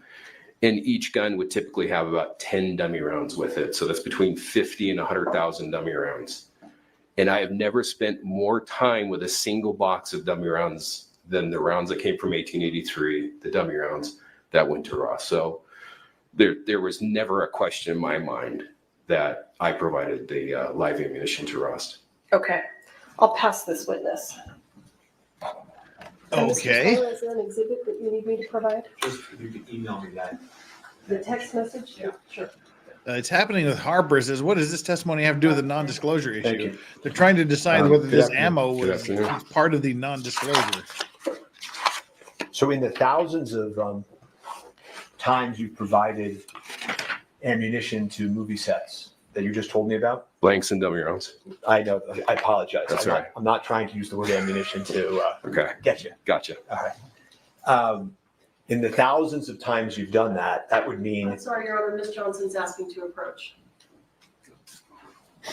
This guy cannot get a word in edgewise. This woman is always objecting.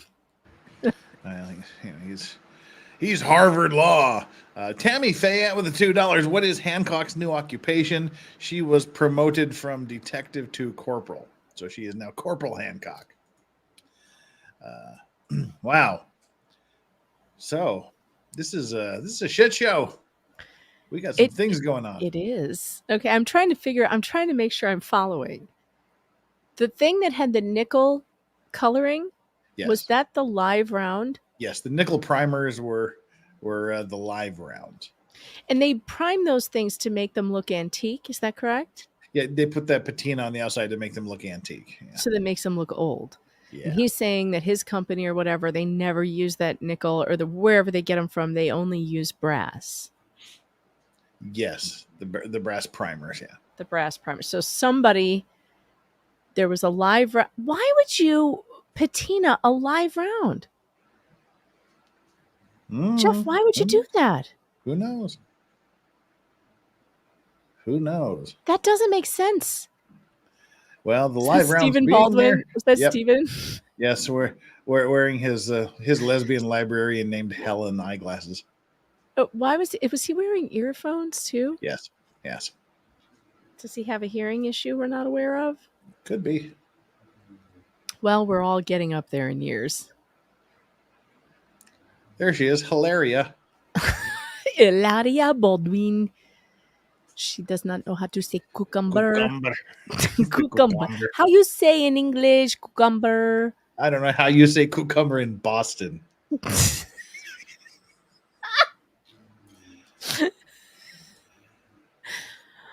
And I just love that she just chose Hilaria as her name, too. I know. Hilaria. I really do, though, wonder, why would you put patina on a live round? What purpose does that serve? You're not supposed to have None. live rounds on a set. Well, it was patinaed before it got to the set. Productions that you've 1,000-ish. Baldwin's breathing heavy. Yeah, I saw that. Hilaria looks pretty upset there. She's looking tense. Okay. The 1,000 productions that you've. Oh, you said over 1,000 different productions. Feature films, episodics. Okay. 5 to 10 guns per episode per feature film. Or an episode. Each gun would typically have about 10 dummy rounds with it, so that's between 50 and 100,000 dummy rounds. Right? Yes. 5,000. Yeah, that's the math. Yeah.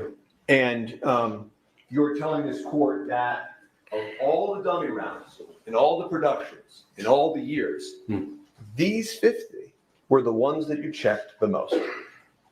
They required the most time because of the antiquing and because that, again, some of them had a muddy rattle. So there was no point in providing a dummy round that had a muddy rattle to set. That's the last thing you want to have happen. And so each one had to ring clearly with the number 2 lead shot inside of it.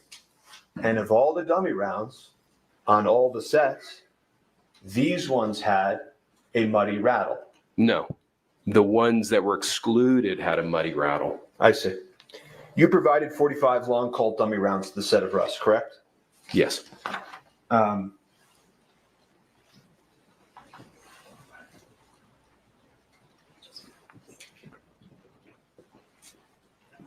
more specifically through Sarah Zachary. She picked them up. Right. And you know Sarah Zachary was at your prop house on the 12th of October, correct? Sarah Zachary, she who was given immunity. Yes. And you came back from Albuquerque. You came back from 1883 on the 11th, at least one trip, correct? Yeah, I arrived sometime in the middle of the night, the night of the 11th. It could have been past midnight. You've got to put it on. Okay. Thank you.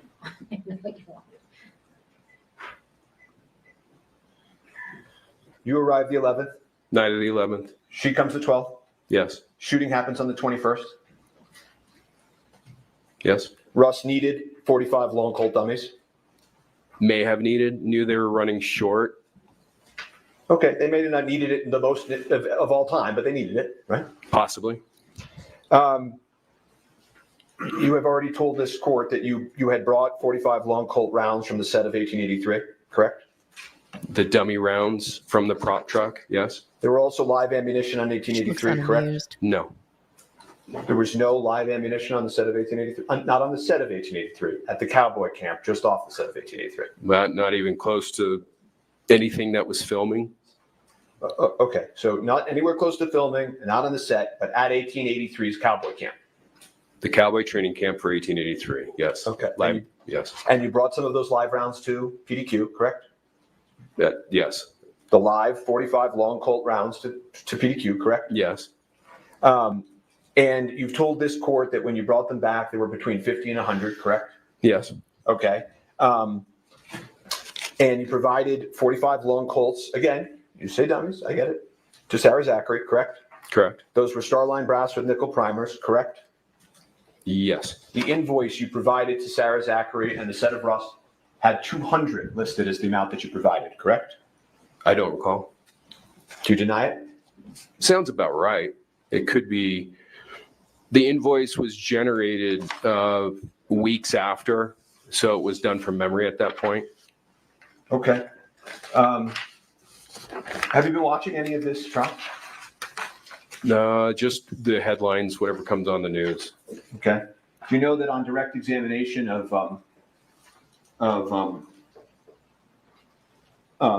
CST poppel, that this was entered into evidence, which is states 30? I haven't seen her at all during this trial. Well, eventually on cross-examination, it turned out that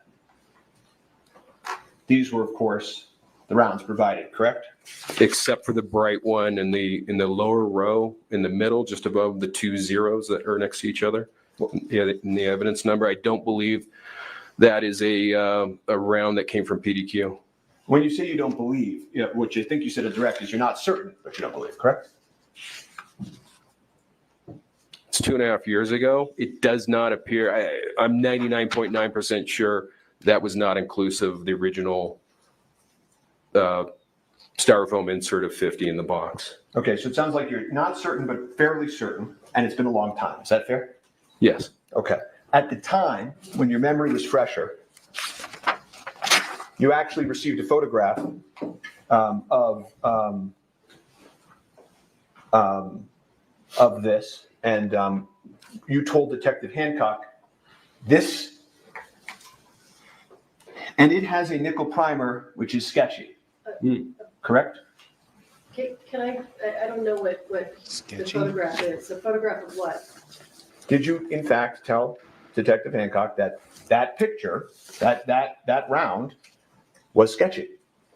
I recall saying that, or texting her, possibly texting her saying that, because it was concerning, because it didn't look like any of the antique rounds that I had provided. Right. So at the time, years ago, when you first see this, when your memory was fresher, the word you used was sketchy, correct? I recall that, yes.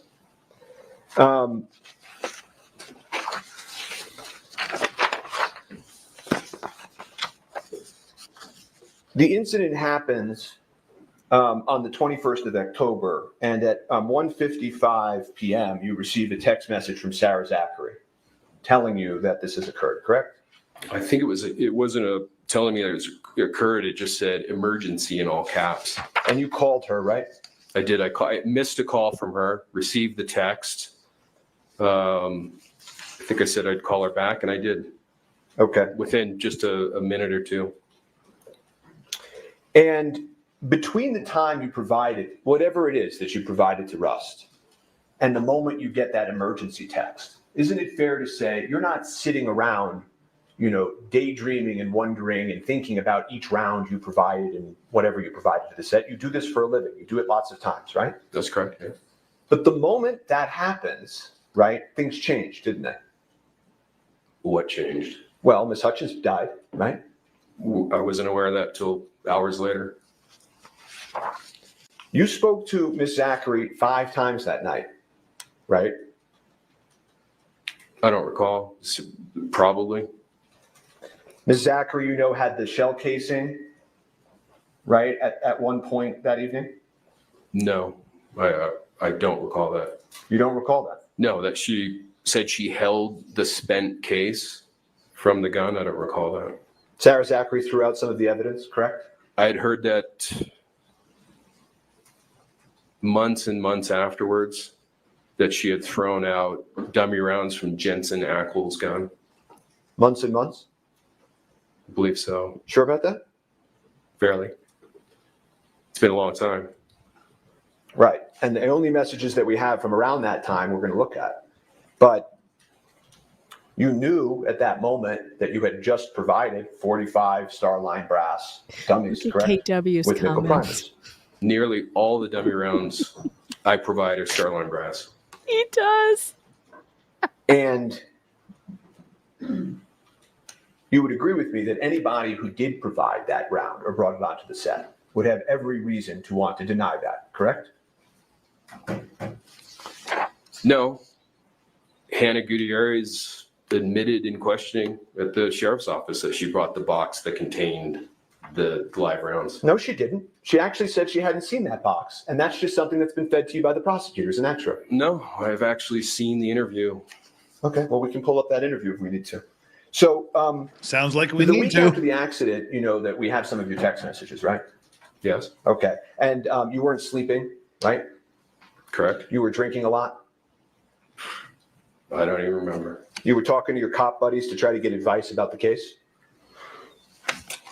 I don't even I don't recall remember. that. You It's a texted good Sarah answer. Zachary in the days that followed. Do not say anything or write anything to anyone, right? Smart Yes, I remember that text. Do nothing, say nothing, write nothing, correct? Correct. That's good advice. She told you she wanted to get a lawyer, right? Yes. I Told her recall not to giving get a lawyer, similar advice right? recently. In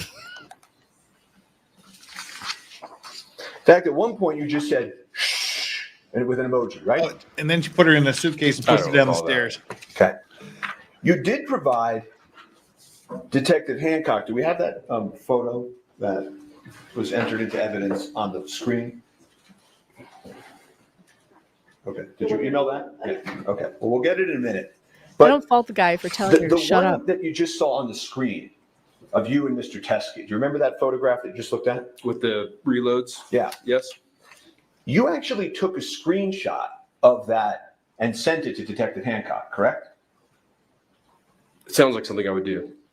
I don't recall doing it, but it sounds accurate. Okay. Does it sound like... I don't have the photo. Does it sound like you But can't finish a sentence? The photo that Mr. you took Harvard and Law. sent to, of the screenshot that you sent to Detective Hancock, it included that line. Yes, this is evidence in the accidental death, right? That was my speculation prior to learning that the live rounds from Rust had nickel primers. Well, sir, that's the problem with your testimony, isn't it? Which is what? In the very same text chain, you ask about nickel primers. So how is it possible that you didn't know about it when you said that this is evidence in the accidental death? Because the meeting with Hancock and the text exchange with the pitcher occurred on November 1st. 2 days later, on November 3rd, I had asked by text whether or not any of the rounds had nickel primers. And he replied, Troy Teskey replied, no. And at that point, that was the reason why. So this is, I think it's court exhibit 2, perhaps, of this hearing. This one? No. Minor Roman numeral 1 and 2. It's gonna be stakes 1. Stakes I one. just haven't had a chance to mark it. That's fine. We'll call it stakes 1 for now. You see it on your screen? I do. Okay. And you say, yep, it's evidence in the accidental death, correct? That's on November 1st, yes. Correct. That's what you wrote, sir, right? On November 1st, yes. Okay. And you didn't say anything about speculating, did you? No. Okay. But when you screenshot this to Detective Hancock, which I'm going to talk about in a minute, let me ask you, after he says, okay, you say, this sucks, but she's seriously trying to blame everyone else for her mistake, correct? Yes, that's what it says. Okay. So it's, this sucks, but she's trying to blame everybody else, right? Yes. This sucks that it comes from the same batch. What is but he doing? It's really her fault because she loaded into the weapon, right? Stop saying Well, first off, I pronounced that ugh. God. And then what was the second part of your question? Ugh. But it's her fault because she loaded into the weapon, correct? Certainly. And you said that over and over again as you continue to meet with law enforcement that whatever happened it here, is it's her her fault. fault. She loaded it, correct? She did. Well, certainly she's responsible for loading a live round into a gun on a movie set. How come when you provided the screenshot, this is defense 1 for the hearing, how come when you provided to defense A, sorry, Your Honor. How come when you provided the screenshot of the text message to Detective Hancock, you left out the, this sucks. But seriously, she's trying to blame everyone else for her mistake. If you put that back up, I think you'll see that the digital keyboard is in the way of whatever's underneath it.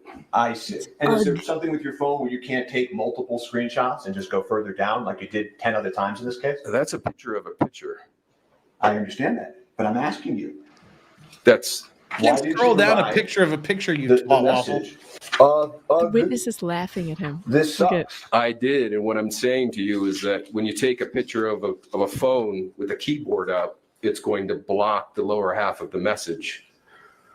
Okay, so on November 1st, you agreed to an interview with Detective Hancock, correct?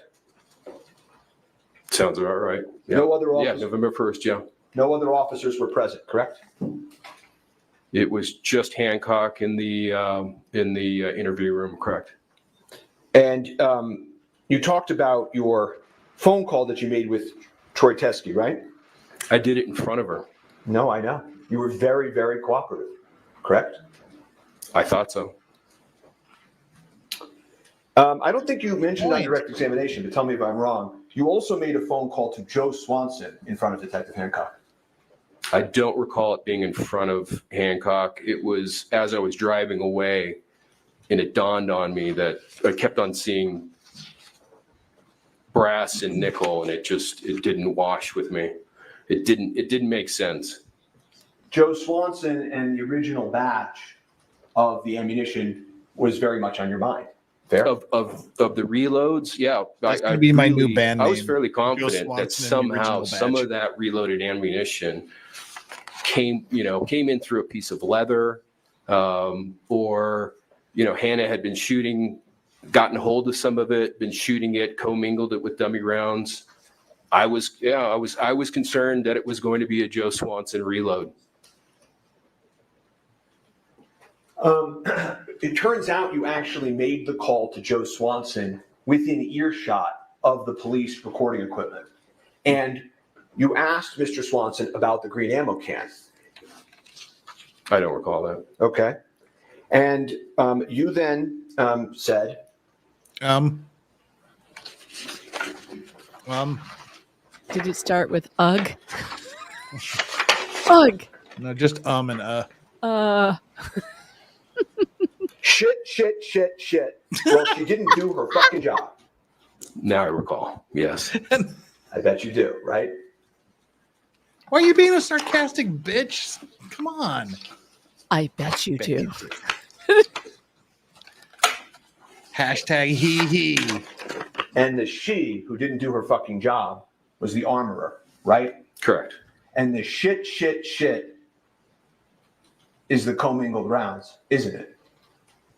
What? Well, I think the shit was a concern that Swanson was going to get dragged into this, and it was going to have been some of his reloads. that caused the death and injury.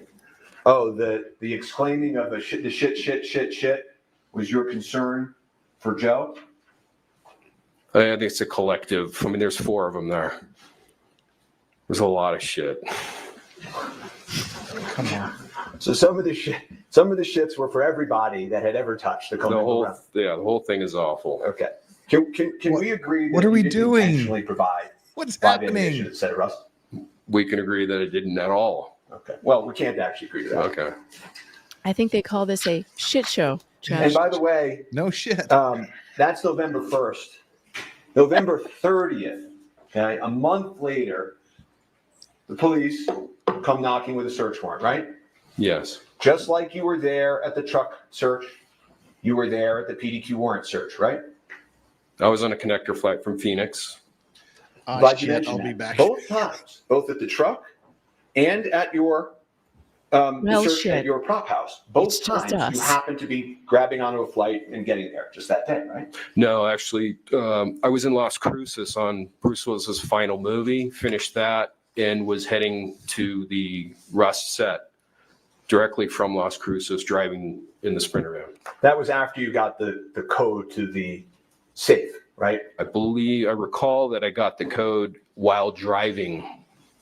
So if law enforcement were Did to we miss Larry represent laughing in the courtroom? that they Damn needed it. you to open up the safe, and that's why you were at the truck search, that's not actually true, because Sarah Zachary had the code, they had the code. That whole story about needing you there for the code is pure fiction, right? Someone tell me I where don't know he's that sitting. it's fiction. I think it was more along the lines of Hancock wanted to interview me, and also I wanted to be there to assist in any way that I could have with the investigation. So I think they're being cordial in waiting for me to show up. Okay. Back to PDQ. I like when I look at the warrant was camera signed and by a notice it's judge getting light authorizing him to search outside. your property, right? I saw that, yes. And when you saw in the don't warrant have that work it talked tomorrow, about right? the reloads and the green ammo can, you actually started to text Detective Hancock. I just heard we missed upset Larry with her for laughing in the including that courtroom. warrant, didn't you? I missed it. I I was did. Legoing. You had video surveillance at PDQ, correct? There was, I don't recall exactly at what point the camera overrode itself. Well, that wasn't my question. My question was just you had surveillance footage at PDQ. In fact, in the Yeah, but excuse me, if the footage has been overwritten, then I don't have it. you have surveillance equipment there that records whether it's overwritten or not. You don't know. Is that your testimony? I have surveillance equipment, yes. Okay. And actually, during the search of PDQ, you were looking at your phone because you have a remote access trying to see the surveillance footage and what it was catching. Remember that? I don't recall that, no. Do you deny it? If I was actually inside the premises? You're inside the premises on your phone looking at the surveillance equipment that you have remote locked into your cell phone. I don't recall. It's possible. Okay. And the testimony you have given this court is at that point in time, right? There's a green ammo can there, correct? Yes. The same green ammo can you're calling Swanson and Teskey about in front of Hancock, correct? Sounds, yeah, roughly accurate, yes. Right. Unwritten on it was the word empty, right? Was it? Oh, on, yeah, black ink next to the silver duct tape on top. Yes. And lo and behold, law enforcement doesn't find anything in the empty can, right? There was tags and office supplies and other things in it. But we know at one point there was ammunition in it, right? The last time was in Texas. Nothing further. That's it? What did we prove? Unless the court has any questions for the witness, I don't have any. Witness is excused. Thank you, sir. Next All witness. right, that's the end of Kenny. I'm underwhelmed. I feel as if I didn't learn anything. Well, when was the last time you were whelmed? Thank you. I've been overwhelmed. I was overwhelmed by the stupidity in Gingras' latest motion. Where is Larry sitting? Do we know? Probably behind the I can't find him. prosecution. I haven't seen him. I'm just wondering why the Crypt Keeper is behind Alec Baldwin. Is he next? Just picking her nose. Stop. Oh, the guy in the blue and yellow, right in the very back. Where is he? You swear affirm under penalty of law that the testimony you'll give in this case will be the truth, the whole truth, and nothing but the truth? Yes, sir. Thank you. Oh, Detective Duck Have a Lips in seat the back. talking to the microphone. Who? Detective Duck Lips. Duck Lips? Yeah. Well, this should Hancock. be Corporal. Corporal. No, she's been promoted. I forgot. Corporal Duck Lips to you, sir. On November 1st of 2021, did you have a meeting with Seth Kinney? Yes. Oh, that's a And lot of filler. What was the purpose of that meeting? I don't know the entirety of the purpose of it, but I think it was something to do with ammunition for Rust. And were you provided, or did Mr. Kinney share with you a photograph of ammunition? Yes. And do you recall the photograph? No, I don't. I wonder if this is what Jennifer Would you Coolidge recognize looked like it in her if I younger showed it to years. you? I might.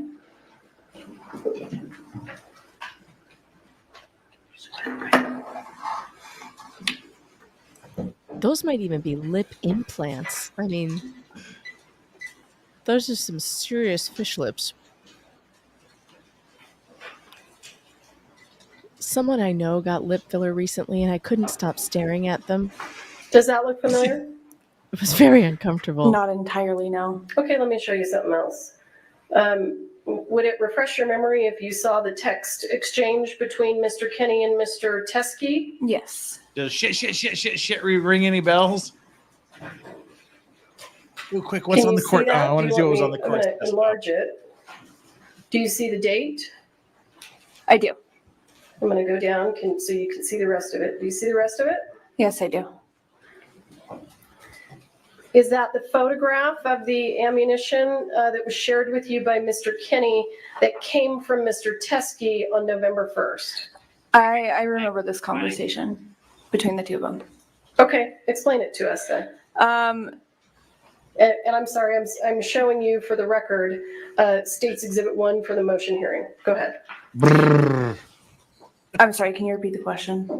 Well, tell us about the conversation. Yes. Tell us about this meeting. What happens? So this was a conversation with Troy and Seth, and I guess an exchange of where the rounds that Troy may have had that could have been in relation to Rust. Right? Yeah. So, did you see this photograph on that day? Yes. And were you able from the photograph to determine whether or not these rounds were similar to the rounds found on the set of Rust? These would not have been similar to what we had found on Rust. Okay. Is she in Vice? I don't get And cop vibes from this her. vantage point, how can you see She was that? the lead investigator.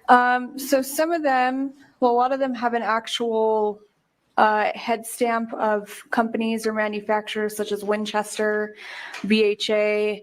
I think the other one says CBC. It's a little hard to see with the shadowing in the picture. The only one out of these that would have been somewhat similar to what we had found on Rust is the third one from the left, which shows the Starline brass logo and it says 45 Colt. However, a distinguishable difference in this round and what we had found on Rust would have been the color of the primer. They're different colors. Okay. If you recall, did you yourself ever have a conversation with Mr. Teskey? Not where it was just me and him, but I have had a conversation with him in the conversation. So let me ask you this. After you were provided this information, the photograph and the information about the rounds, where was your understanding of where those rounds were located? In Arizona.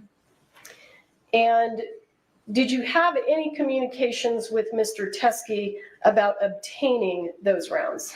Yeah, I had asked Mr. Teskey at least a couple times for him to figure out how to No, SC send those jumped. rounds The to patina the on the sheriff's rounds office. was a chemical I asked patina. him on a couple different occasions to either ship them or figure out a way that we could still get them in the sheriff's office possession. And you wanted to do that even though they didn't appear to match the rounds from Rust? Yes. Why? Because the investigation in itself was still very fresh at that time. It was still ongoing. I wanted to make sure that we had all the information that was brought forward to us in order to testing was ongoing. continue this investigation. Did you see Mr. Teskey at Ms. Gutierrez's trial? I did. And were you aware that Mr. Teskey was a friend of Ms. Gutierrez's father? Yes. Did you receive any communications during the Gutierrez trial relating to Mr. Teskey? I did. Tell us about those.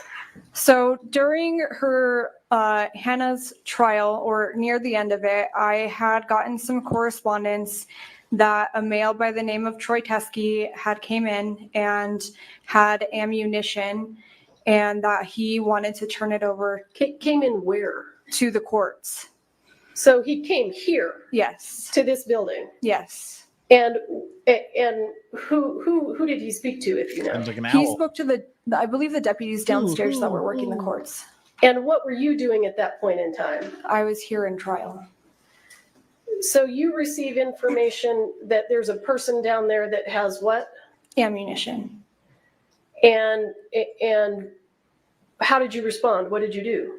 I had asked the deputy, I said, can you just have him wait until, have him wait here until I have a moment that I can speak with him? Did he wait for you? No. Where do we go from here? What happens next? From there, I believe we had a break. I had asked where Troy was. They said he was no longer here. And then further on into the day, I don't know if it was a call or a text message, but I had gotten word that Troy had shown up to the sheriff's office and was trying to turn over that ammunition.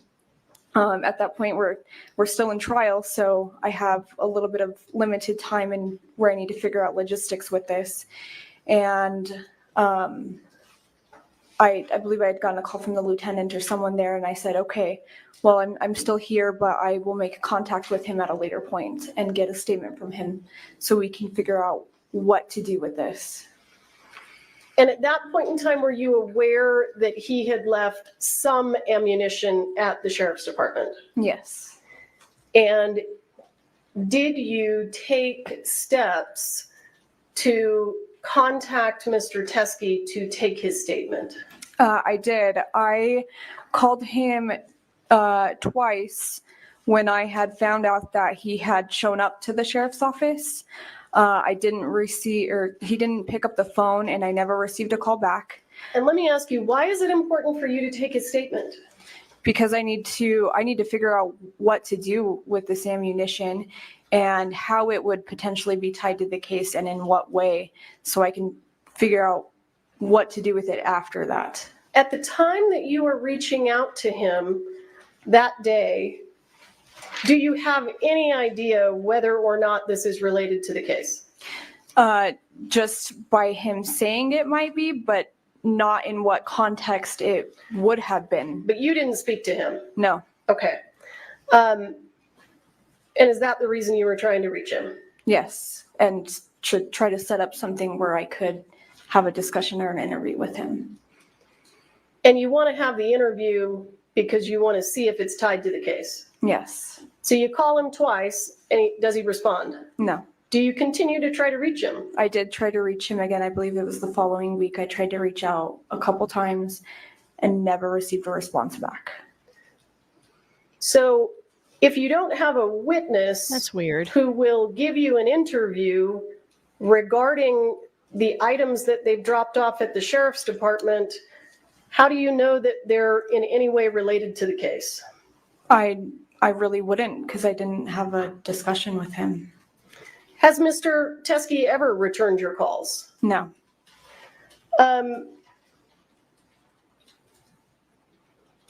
Did you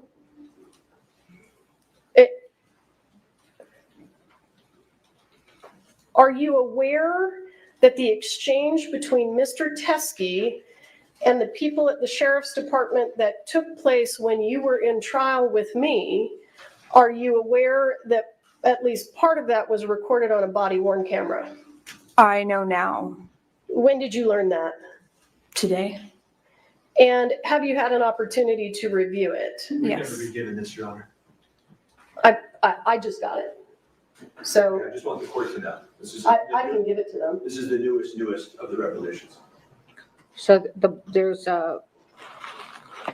when Teskey comes into the station, it's being recorded on a body-worn camera? I believe that the defense did have it because they knew what Mr. Teskey was saying to Poppel. That's the basis of the cross-examination. Well, it hasn't been admitted as an exhibit. Sure, and I can call Poppel and have it admitted as an exhibitor. I can call Brandel, but it's a motion hearing. How do you want me to handle it? She's now seen it. I can give it to the defense. No, I'm going to have the person that whose body it was on. Let me ask you, in the meantime, while I'm listening to this testimony, can I have the exhibits from Poppel that she testified about the bullets and what they were, when they went to the FBI? Her inventory of bullets. May I have those exhibits? I know there's a lot of them. Sure. I think there are probably some also from the defense. So does the defense want to go through their file? I just want the ones that Poppel testified off of, not any cross. Are you looking for the one that I just highlighted specifically? No, I'm looking for the ones that Poppel testified she inventory and had tested. Are you asking for scene photos or no? Just the ones that she had at the sheriff's department? Where she went through and somewhere in Ziplocs. Okay, so not scene photos, just the ones from the sheriff's department? Mm-hmm. Okay. Do you have those? They should be. And just for the record, Judge, we don't have the body-worn camera. But I'm hearing you. I want to look at the bullets. The physical. Okay, I'll take the physical. How are you still awake, Jeff? You don't need I don't know. Were you dozing off there for a second? She testified the ones that were gathered at the scene, and then she went through how she tested them. There they are. Okay. All right, I think these are fine, Ms. Morrison. Okay, thank you. 37, 36, 37. Oh, so you want the actual bullets? Oh, these are fine. It's a Okay. nice wood carved nameplate the judge has. Okay. Are these, may I ask? Megan. Are these all? What is that? These aren't all that were gathered at the scene, were they? They are. These are the sum total? Correct. Oh my There are only 5 live God. rounds, in addition to the spent I'm casing. so jealous. You have the Okay, eye of which ones were, Sauron. okay, were only the live rounds tested by the FBI? That's big and heavy. Oh, that's so No, there awesome. were more that were tested by the FBI. There were That was my dummy birthday rounds that were present sent to to my the Russian FBI that friends. were confirmed to be I want dummy. Okay, Rivendell. that's Have you what I seen wanna look at. Rivendell? Yeah. It Do you looks have pictures? Do you have pictures of that?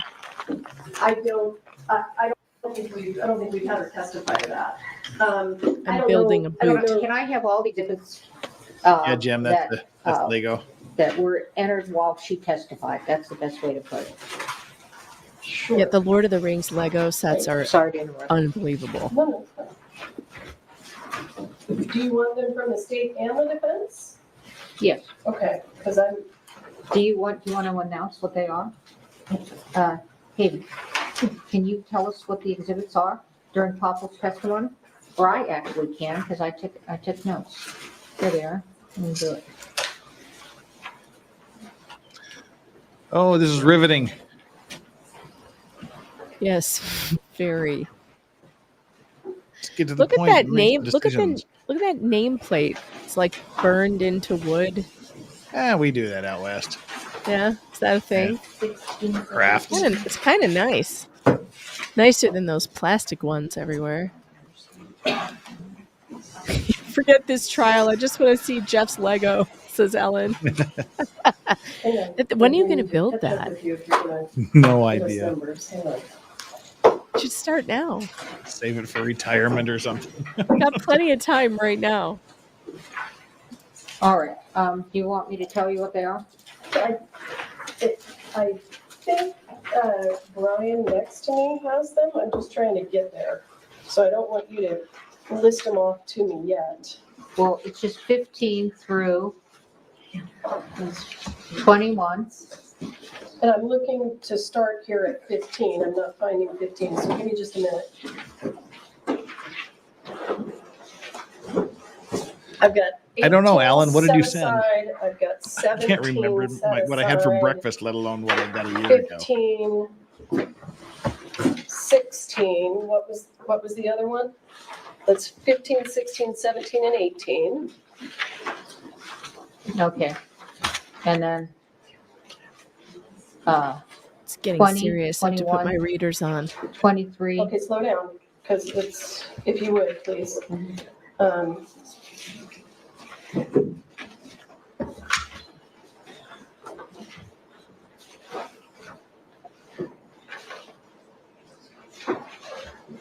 What was give me the first number again? We've got a ton of 20, exhibits. 20, 21. 20 and 21? 23, 25. Hang on. This is 20. You want that? No, I just want the gun. Well, Alan, what were the things that were in it? 21 is the shot of the pew. Yeah, I don't want the pew. I want Okay, what else? just So here's 10. Do you want that? That's a scene photo. But she testified to it. a scene photo. What do you mean? It's from the set of Rust. It was taken on the set. Yeah. Okay. Alex leaving. He's got to take another wee. This does. He's had okay. enough. Now he's old. This one Bowels has can't ammunition hang. on He's it. got to take a wee. It's been a Which is while. that from? Oh no, I don't want. I only do want the think ones on the set. the people in the chat are PDQ. like, Okay. they've all had plastic surgery. The Baldwin brothers. I don't think So Alec has what had any I'm because he doesn't look like an old woman yet. Like Yeah. Stephen does. You know how Stephen looks like an old woman? Yeah. That's the surefire sign of male plastic surgery. They start looking like women. Alex still looks like Ammunition, do you want himself, the just spent casing? older. No. Okay. Do you want me to go through the defendant's exhibits?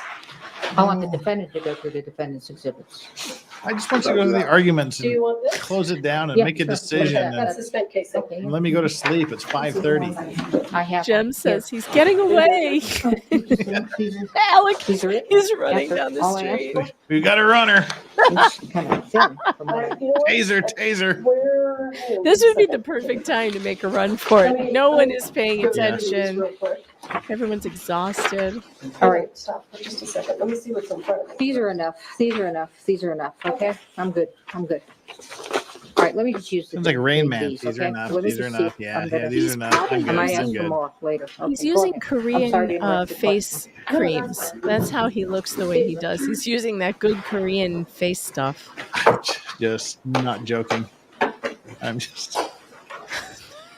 Due to Mr. Teskey's refusal to speak to you, were you ever able to Finally. tie the items that he dropped off at the sheriff's department to the set of Rust? No. Given that this is a motion hearing, and if the court wants me to do this a different way, please tell me. Over the lunch break, were we able to obtain the video and watch it? Yes. Did you hear what Mr. Teskey said in the video regarding whether or not these came from the set of Rust? He said that they were not from the set. That's what he said on the video? Yes. Okay. And I'm happy to get... He can't cross-examine off of this. Sure, and I can get it to him. Well, you are going to give it to him, and this testimony, he can call her back up if he wants. Absolutely. Oh, God. Sure. I'll pass the witness. All right, I have some questions. Can you put back on that video of the text that No, I didn't. Seth Kenny got from Teskey?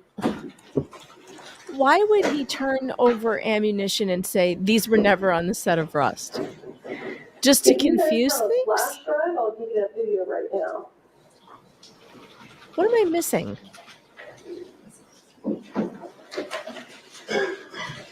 And can you blow that up? I'll tell you, I'm missing a Lego piece right now, and it's driving me crazy. I can't find it. The top.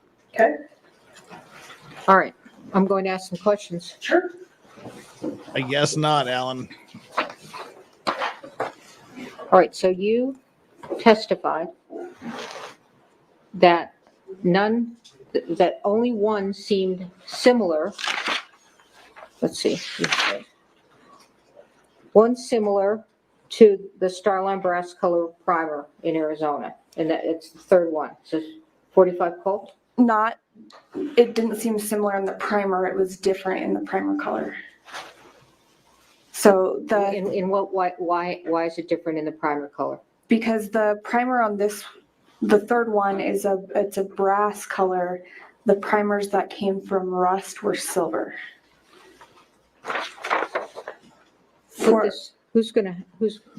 These are, you counsel, you need to come up. Counsel, you need to come up. I'm questioning, you're gonna need to see this, both of you. I can see what you're showing her. I saw what you're showing She said, come up, go up. I only see one silver here. Right, but this is in reference to the live ammunition. Look, you just testified. Let me just ask this. None of these look similar to the set on Rust. To the live ammunition. To the live ammunition on Yes, Rust. ma'am. Yes, Your Honor. But it still looks similar to what was on Rust. Yes, yes. What? It looks similar to these on Rust. For the dummies, yes. Yes, it looks similar to dummies on Rust. Yes. Dummies, but not live. Yes. Okay, I understand your distinction on Okay. live. Yes. But they still look similar. Yes. That one, the third one from the left, still looks similar to dummies on Rust. Yes. All right, thank you. Can I proceed, John? Yes. Oh, go get her, Tiger. Brower. I may not even need the video right now, so we can start without that.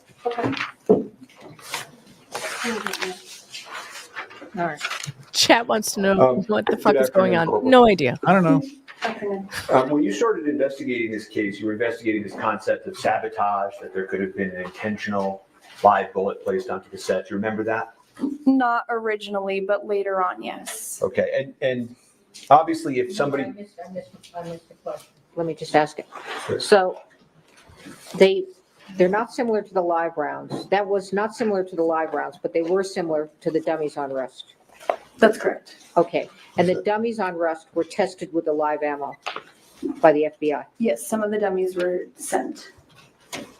Some of the dummies that look like that one on the phone. And she's pointing at Alec Baldwin. I couldn't say which exact ones were sent to the FBI. Okay, but you just Dummies that testified look like that one.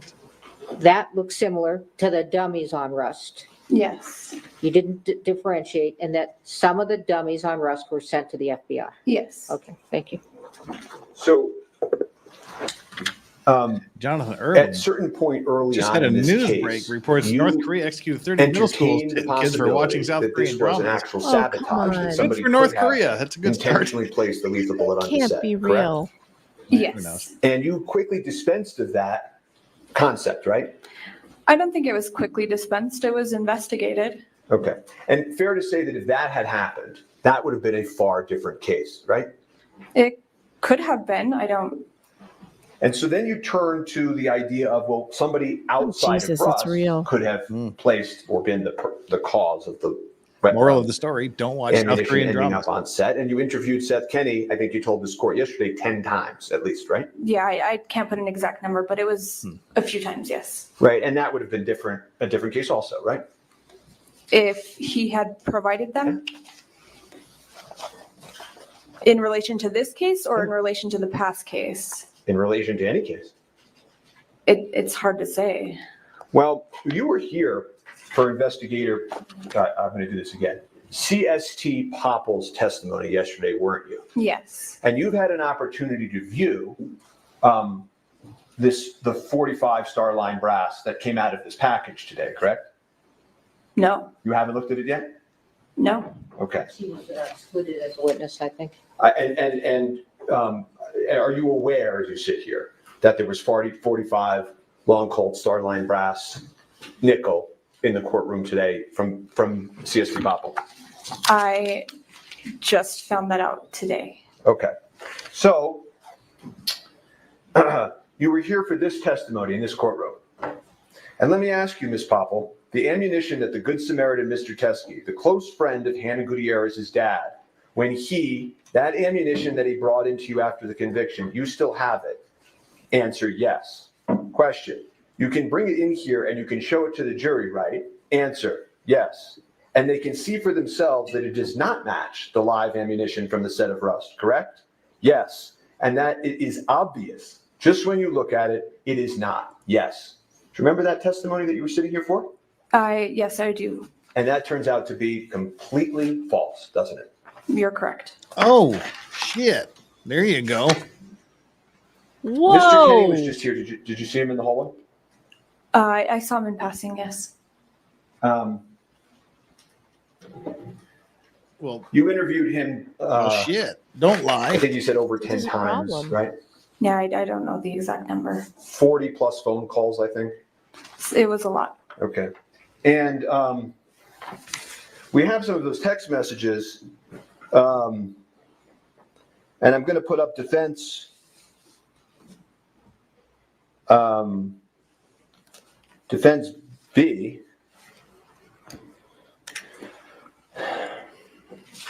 On the screen. And it's not working. Okay. Is he lead counsel? Yes.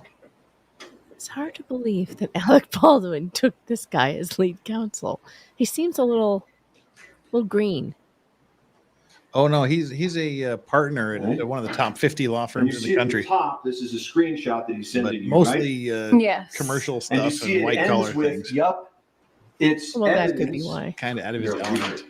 Yep, it's evidence in the accidental death. He right? represented Elon Musk in the Thai that's right. Yeah, I can soccer see that. team. Okay.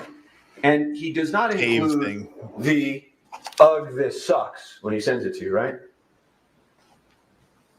You don't see any "ugh, this sucks" on this, do you? No. It talks about how it looks like it's been reloaded. And that's him telling you that, right? Sorry, let me just read it really quick. Sure. Okay.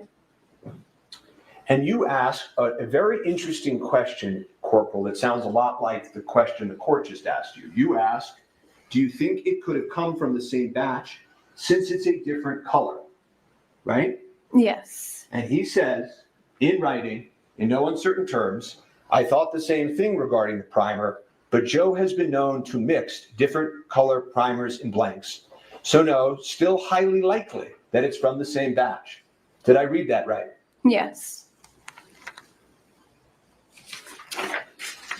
And you had that information in the month following the incident, correct? Yes. Okay. So we're going to fast forward. I'm not going to go through the Seth Kenny story with you today, okay? Okay. Today?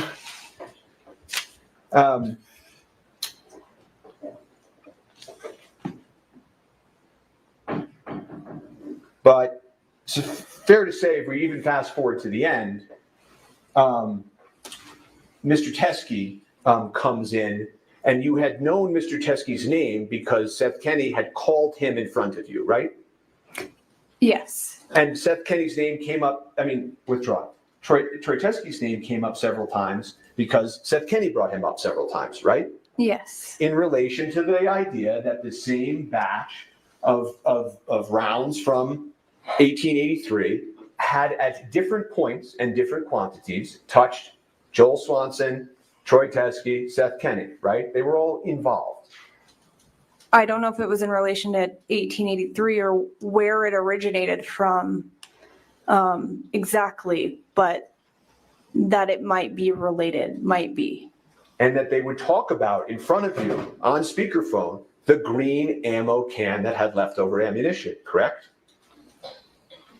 Maybe I'm not too sure. Well, you're not denying that, are you? No, I'm not. Okay. And in fact, when you went to search PDQ, in the warrant that you put in front of a court to get access to PDQ, you wrote into that warrant that you needed to find the green ammo can, correct? I did. And the reason that you needed to find the green ammo can, as you explained in the warrant, was because there may be live ammunition on it that matched the round that struck Ms. Hutchins, correct? Yes, that was where that originated from, was from Zelle. Well, but see, I knew you were going to do that. It's not the only place it originated from. It also came up with Mr. Teskey and Mr. Swanson in front of you on November 1st when Mr. Kenny found out and said, shit, but it's her fucking fault, right? He said that a lot. He said that exact phrase? Shit, but it's her fucking fault? He said that a lot? Yeah. Did you grow suspicious of Mr. Kenny as he kept saying that? No. Oh, okay. So in any event, you knew that Mr. Teskey was at least somewhat involved because when you're interviewing Mr. Kenny, he's calling him in front of you, correct? Yes. Sending you screenshots of messages with him, correct? Yes. So Mr. Teskey showed up here, according to you, at the Halyna Hutchins retrial, correct? Yes. And Mr. Teskey then walked into the police precinct with ammunition that he claims and says is matching to the ammunition that struck Ms. Hutchins, right? I don't think he ever made the statement it was matching. Well, that's really for law enforcement and the FBI to decide, isn't it? Which would have been investigated if he would have answered a phone call or returned a phone call. Okay, and I know we're going to get to that, don't worry. But wasn't the first excuse you gave, Corporal. The first thing you said when this came up on direct examination was that you didn't know it was related to this case. Do you remember testifying to that on direct? How would I have known if I wasn't given an opportunity to talk to him myself? You would have no way of knowing that the man who was on speakerphone with you talking to Seth Kennedy, the man whose screenshots you received, the man who showed up at the Halyna Hutchins retrial, the man who walked into your precinct talking about the Rust movie, you would have no way of knowing that it was related to Rust? I would have need to come to the conclusion myself that it could have been tied back to Rust. There's been many people allegedly throughout the this prosecution investigation that did state not that they turn have over evidence to the or defense. testimony That's what to they're arguing give about now. that wasn't in relation to what I was doing. Uh-huh. Uh-huh. So is there other evidence in this case that has this quantum of proof that you have hidden from the defense? I don't think I've hidden anything. Is there any other evidence in this case that you think this court should be aware of, that you're aware of, Corporal Hancock? No. And when Mr. Teskey came in, he stated that he believed it was from the same batch of ammunition that was located at Seth Kenny's warehouse in Albuquerque, correct? When he came in? To the precinct. So sorry, I just want to understand this. Mm-hmm. You're saying that Troy Teskey made the statement to law enforcement that the ammunition matched Rust. Correct. Where is that statement coming from? In your own police report. Okay. I'm reading it. Oops. Okay, so this. Whoops. That's not my police report. Uh-oh, oops. I didn't say it was your police report. You just said it was. Yes, you did. Yes, you Yes, did. you did. You said your police report. Just as a point of clarification, can we? Is this an objection or is she just talking? Yeah, you gotta have an objection. Oh, boy. Okay? I said that, no running testing. things. Objection, misrepresentation. Correct the record with regard to Mr. Spira's. That is not an objection. Okay. What is your objection? I want to correct the record that. One word. I'm showing you your police report. He's corrected himself, a police report. Whoops.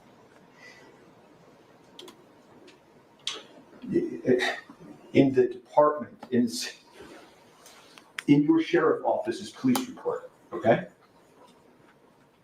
I don't mean your personal police report, but in your sheriff's office police report, right? Okay. Now, don't try to salvage that one, Mr. Linguist. And Not not only so does this cunning police report linguist. come into the very same sheriff's office, correct? Right? This is your police department, right? Yes. Okay. Not only does it say live rounds of ammunition that he believed to be connected to the Rust case, right? You saw that, right? Okay. Yes. Not only does he say it's the same batch that was at Seth Kenny's, right? I mean, that's what it says there. I don't remember that statement in the video, but Well, I'm glad you brought that up because the videotape, whatever there is that has also not been turned over, it didn't necessarily capture every conversation that Mr. Teskey had inside the police department that day. You don't know that. that's correct. Okay. And the other thing that I wanted to mention at this point is it's not as if Mr. Teskey was talking to some random auxiliary cop that happened to be walking through the station. He was talking to CST Poppel, wasn't he? Yes, he was. The same CST Poppel that testified yesterday, right? Yes. That testified that everywhere in this case that she went, you went. Remember that testimony? Yes. Okay. She goes to the church on the day of the incident, you're there, right? She goes to the search of the truck, you're there. You go to PDQ, you're there. In the prosecutor's office, you're there. Trial prep, you're there. And that's who took this statement, right? Yes.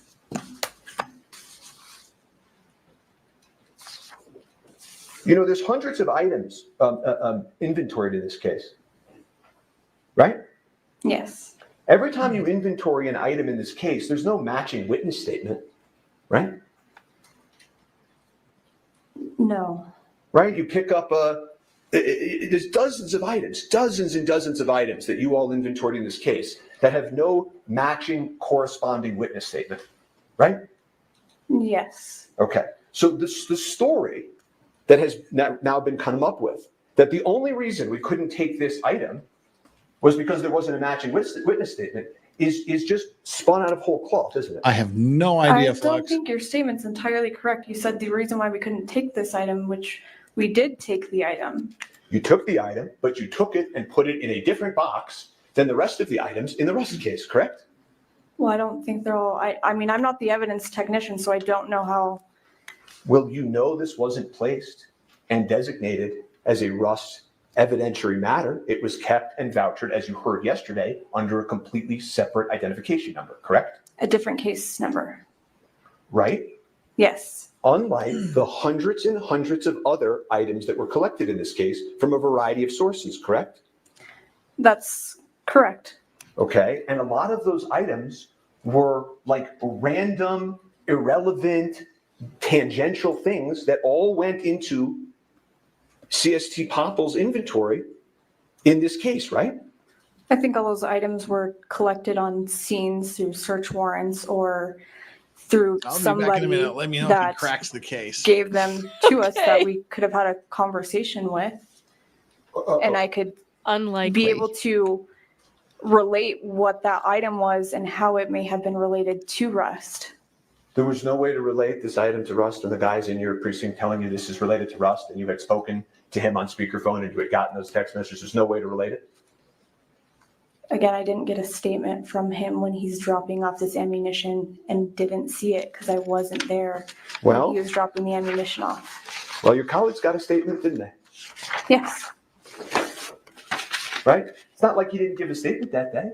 He sat in the precinct and met in a room with your colleagues and did give a full statement. So that wasn't true either, right? I didn't know that until today, that he had sat down with someone. Okay, but now that you know that, now that you know that he gave a full witness statement, the story that the only reason that law enforcement couldn't possibly dream up a way to connect this to Rust and put it with the rest of the evidence doesn't work anymore, does it? Because he did give a statement, right? I'm not going to agree with that because he said it didn't come from the set. Well, So you keep saying that, but he's not. The point of this isn't that he What literally is the snuck point onto the of this? set and took it back, right? The point is that he had the matching ammunition so that we could understand the source of the lethal round, right? But again, I didn't know he had matching ammunition. Well, but your colleagues did. Again, that wasn't something that was told to me. I understand your testimony, But given that all of the things we've just discussed about, wouldn't you agree with me that if law enforcement were to come into this court and say, the only reason we couldn't possibly connect this to Rust was because he didn't give a witness statement, that doesn't work if he did give a witness statement. True? Potentially. I'm going to still say that I wouldn't agree with that because I wasn't able to speak with him and how it would have I have been photos to prove in Flex is telling the relation to truth. Rust. When we submit things, we normally need to have a way to describe to the lab the reason for the testing. We're going to jump to testing now? Dude. Okay, well, maybe not testing, but Yeah, he needs to stop being like that. Stop being a dick. I mean, is there a rule in your department that when you take in evidence from somebody who says it's connected to something, that you need to have some additional witness statements before you just voucher it and inventory it with the rest of the evidence? Is there some rule that you could point the court to? I don't think there is one. Right. And in fact, there couldn't be, because nowhere else in this case of the 100 of items did this rule apply, right? But I don't know, I don't think it's correct to compare all the other items in this case to ammunition that was turned in during the end of a trial. Okay. And I don't want to go through every single item that was inventory, voucher, whatever word you want to use in this case. But can we agree that there were lots of items vouchered and taken into evidence in this case that are more irrelevant than this very crucial piece of evidence, right? I would say that there were items taken in that were irrelevant to maybe trials and all of that, but I can't say how relevant this is if I don't know the origination of where it came from. And the real reason that you didn't inventory this with Rust evidence is because this harmed and jeopardized law enforcement's case, didn't it? No, I wouldn't say it either way. Okay. Well, you then told the court, right? So we've worked through a few of these things. One, first you said you didn't know how it was connected. Then you said nobody interviewed him, couldn't connect it. And then you said to this court that you followed up with Mr. Teskey, right? Yes. Okay. And when you follow up in cases, right, and have all your police reports, you write down in a police report, attempted to contact manager Chi Ho, returned my call, missed his call, voice message, right, in your police reports, right? In mine, that's not mine. In law, I shouldn't keep using the word yours. No, you shouldn't, in the especially if Santa it's Fe not Sheriff's hers, you Office, fucker. when you all reach out to witnesses, there are often case supplemental reports indicating an attempt to contact someone, correct? It's not a requirement. Okay, did I ask you if it was a requirement? And I'm just answering your question as to, I don't have to say every day and every time I tried to contact somebody. Okay. But I'm asking you a slightly different question, which is that in this case, this Rust case, okay, there are lots of police reports in this case that are in your file, even if you didn't personally create them, that indicate law enforcement attempting to contact witnesses and failing to reach them, correct? That specifically, I don't know. You can't answer that question, yes or no? Well, I'm explaining why that was. I didn't ask why. I'm just asking. Oh, Jesus. In your own file that Just you say as the yes. lead agent have, It's not there that are big a lots deal. of police reports that say Detective so-and-so tried to hate it reach when they somebody, do couldn't this. reach them. Isn't that true? In this Just admit case, it. yes, and that was done for a specific reason. Okay, that's great. When you reached out, according to you were trying, moving heaven and earth to try to reach Mr. Teskey. He keeps stepping out of the camera because he create a doesn't give a shit where the supplemental camera police is. No. He's not there for the camera. Okay, let's go on to the next thing, which is you testified on direct examination. Why can't that, the cameraman follow him? All right. You then, in the weeks, months, whatever that followed, you attempted to reach Mr. Teskey, correct? Yes.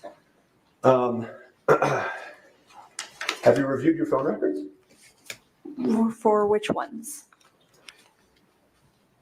Are you sure you did that? Oh, Let me God. ask you a question. She didn't I'm even asking for which answer. phone? Well, do you have multiple phone numbers? Yes. Okay, I know the cell phone number that you've given out in this case, because we have those, Mm-hmm. right? Did you use that cell phone to contact Mr. Teskey? I don't know exactly which phone that I used, no. Okay. Did you use the desk phone? I don't know exactly which phone that I used. Okay, well, there's no phone messages or calls to Mr. Teskey from the cell phone that you used when you were conducting the rest of your law enforcement in this case, or the precinct, when you claimed to this court that you called? Yes, I did call him. No, but I'm asking you a different, well, let me ask this. Well, you don't know what phone you called from? No, I don't. Okay. Well, there are no calls from you and your cell phone that you used for everything else in this case to Mr. Teskey during the weeks that you claimed you were trying to reach him. Do you know that? Okay, so that's my cell phone? Yeah. Okay. Okay. There's also no phone calls in the days and weeks that you claimed you were trying to reach him from the Santa Fe Sheriff's Office, the 505-428-3700 number. Okay? That's our dispatch number. Okay. There's no messages from any Santa Fe Police Department's phone in his phone records during that time period that you claimed you were trying to reach him. Yeah, but if I call, it's more than likely not going to come up from a no caller ID. That's a no caller ID situation? Yeah. Okay. All right. I would like to see the body worn camera at some time if that's even necessary for this proceeding, and I have no further questions for this witness. No, thank God. Simple question. So on testimony, I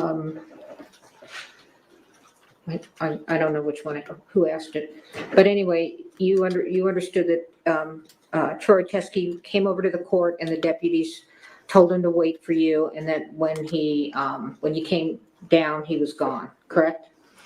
Yes. Okay. I don't know if exactly when I came down, but when I was looking for him, I was told he had left. All right. And at that point, you were aware it was Troy Teskey? Yes. Okay.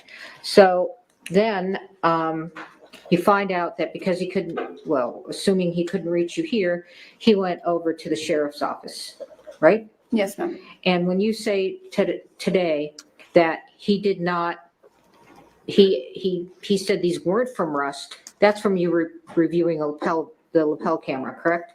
That they were not from the set. The set, and that's from reviewing the lapel camera, correct? Yes, ma'am. Okay, and you just reviewed that today, you didn't review it before? That's correct. All right, so when you find out, I assume from Poppel, that he was over there and he dropped off the ammo, right? Yeah, but I'm not exactly sure who told me, but. Okay. You can't confirm or deny that, well, you didn't know that he said it wasn't from the Rust set. In fact, the report says that he says it was from the Rust set, correct? Right, which I had just reviewed today as well. Right. Yes. But when Poppel when you Why were didn't she review advised it that Troy before? was there or was there, your understanding was that he was claiming it was from the Rust set. I wouldn't say it was from the set, but it could be in relation to Rust. Okay, so he told Poppel it was related to Rust. Yes. Okay, and you didn't go over to the sheriff's office and look at the ammo? No, I was here. Well, I understand you were here, but you didn't, you said, well, Hannah Gutierrez's trial was over, which I took to mean that it wasn't pressing, but this case was ongoing at that time. Yes. Yeah, so why didn't you chase it down, lady? Did you and Poppel have a conversation about what to do with this ammo? To my understanding, it was going to be put in evidence. Which evidence? At the sheriff's office. The Rust evidence? No. Why not? Just as far in our evidence section in the sheriff's office. Oh And my why was that God. determination made? They did hide it. To why Who it made was. it? Let me ask you, who made it? Prosecution didn't hide it. The These were cops discussions apparently that hid we it from the had prosecution. with Yeah. myself, with the But, supervisors guess what? at They're that all on the same time, team. and then with the prosecutors. Were you the lead investigator? Yes. Okay. And you said, and with the prosecutors? Yes, ma'am. Okay, so you all had discussions Oh. about what to do with what he dropped off. Yes. and you all agreed Decided to put to it sit in a on it. separate file. Yes. Oh. Thank you. Whoa, look at the judge's face. Yeah, judge ain't happy. First questions. The defense requested both through you and the prosecutors to see all of the ammunition in this case, right? Yes. Okay. And obviously, and I know it's obvious, but I want to make sure it's in the record, we were not ever shown that, correct? Well, I believe that you guys had a secondary evidentiary meeting with the sheriff's office that was canceled the day before the meeting was supposed to happen. Well, Or an evidence showing, I'm sorry. okay, yeah, we were able to come for some showings and not others. The reality is when we came for showings, you never showed us this evidence, correct? I don't know if I can agree with you there because even on the first day that I was showed it or present you at the didn't? evidence hearing, we didn't get through all the evidence that they wanted to see that day. I don't have any more questions. Let me ask you something. If Ms. Poppel said it was not in the evidence viewing, would you disagree with her? If this ammunition, so I just wanna make sure I'm understanding. If what Troy Teskey dropped off was not in the evidence viewing because I can get the testimony, but they had a narrow. If Ms. Poppel said it was not part of the evidence viewing, that you did not gather it for the evidence viewing, would you disagree with her? I believe that we were sent a list of what they wanted to see. And then, Your Honor, the first day that we had done an evidence showing, we didn't get through everything. That's not what I asked you. And then, I understand what I'm trying to, then we had another day. Pardon me? We had a second day that was set up to continue. I asked you if you would disagree that Ms. Poppel said that it was not included in the evidence viewing. Not whether you got to it or whatever, but whether when they said we want evidence viewing, Ms. Poppel said it was not part of the evidence viewing. I don't know if it was or wasn't. Would you disagree with her is what I'm asking. I really don't know how to answer that. Thank you. Oh, even the judge is pissed at her. I can't provide the video until she logs into this system. Mr. You know, I don't even think the video is relevant. She did not view it until today, so you can look at it. But do you have any cross-exam for her? Oh, the judge is so mad she can barely speak. I just need to develop my records, so I need to get the video in. You can get the video in, okay? Are you going to get it in through her? Because I said it should come in from the person that wore the body camera. I agree with you. He's here. Okay, well, fine. So do you have any cross-examination for her? Judge is pissed. Be careful.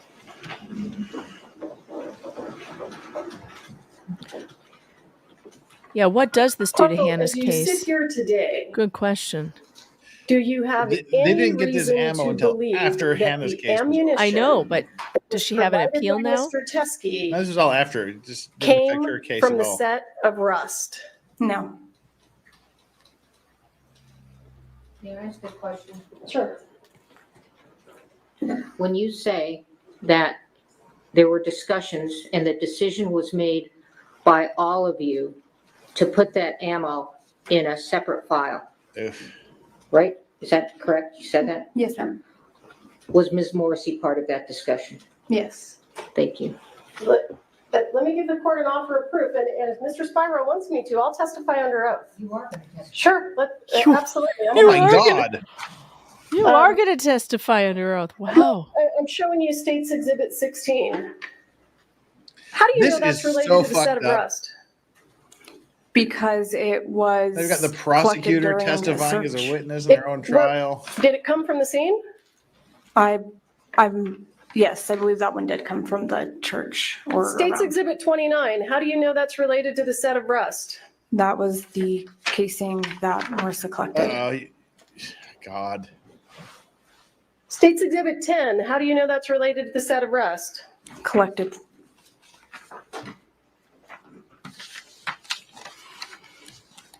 All of these photographs and all of the items that are in evidence, how do you know they're related to the set of Rust? Because we got them from Rust. Or during the investigation or some part of the investigation. How do you know these rounds were in any way related to the set of Rust? I don't. Okay. Let's bring in Brandel, if that's his. Are you finished? Yes, I'm sorry. If that's your real name. Everybody's mad. Everybody's mad. Yeah, why is the prosecutor shouting at her own witness? Your next witness? Because she just may have cost her the case. Yeah. Look, chat, this matters in a big way. This is a Brady violation, what they did. You can't hide evidence. You can't decide. Somebody comes in and says, these bullets might be the ones on Rust, and you can't just put them in another evidence folder that has nothing to do with the case and not share it with the defense. Or even the prosecution. Well, no, the prosecutor was Yeah. in on that. They knew. Right? She just said Morrissey was in on it. I don't think she was, because earlier Morrissey was saying, I haven't seen any reports or anything either. Then she lied because she just said she was in the meeting. Yes, sir. Have a seat. Tom. Morrissey didn't say she was in the meeting. The witness did. Well, And that's she's lied about every damn thing that we find out now. She's been lying about everything. State your name, sir. That's true. It's Lieutenant Randall How are you currently employed? at the Santa Fe County Sheriff's Office. And do you know why you're here to testify today? Yes, Were you present when a gentleman by the name of Troy Teskey brought ammunition into the sheriff's department? yes, I was. And at the time, were you running your body-worn camera? Yes, I did. And has that now been provided to me? Yes, Now, just so that we're clear, when you ran your body-worn camera, how did you preserve that video? it is uploaded into a WatchGuard cloud. And when you upload them to a WatchGuard cloud, do you link them to a case number? Yes, they can be linked to a case number. Was this video linked to a case number? I don't recall. I'd have to look at the video, but I believe so. Okay, and we have the video. I'm trying to. It's transferring over there? Okay, great.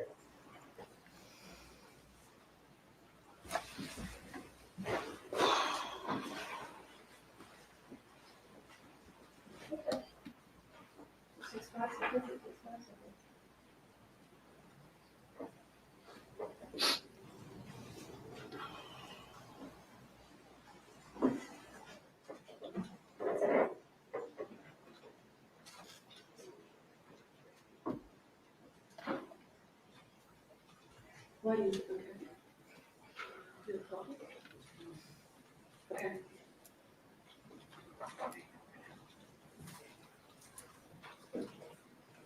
Larry must be on the other side of the courtroom. They Yeah. never show that other side. Have you watched the video today? Yes. Did you watch it with me? No, I did not. I have no idea where it is now, so. Well, we're gonna have to mark it before we publish it.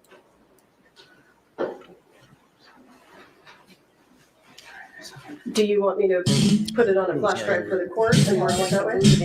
Sure. What the heck? My microphone.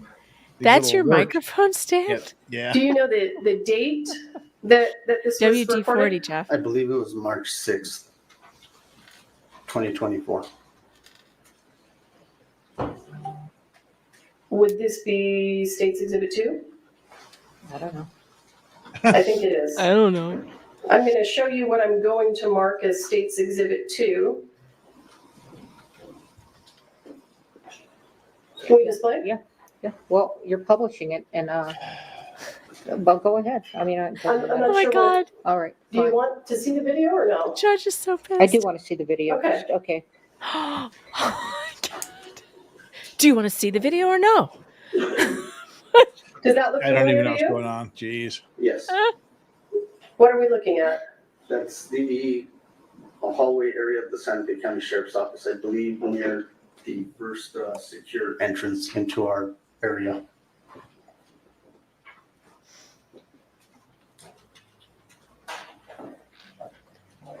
Is there a reason that we don't have volume? It does have a pre-record that's just audio, and at the time when I initiate the activation, then it has audio. And to be correct, I was in the hallway headed towards that area. No, where it's why don't we have audio? Does it take 30 seconds for the audio to come on? It's when I activate it. So I believe it is set to a 30-second pre-video, and then once I activate the camera, the audio will It comes kick on. on, okay. Yes.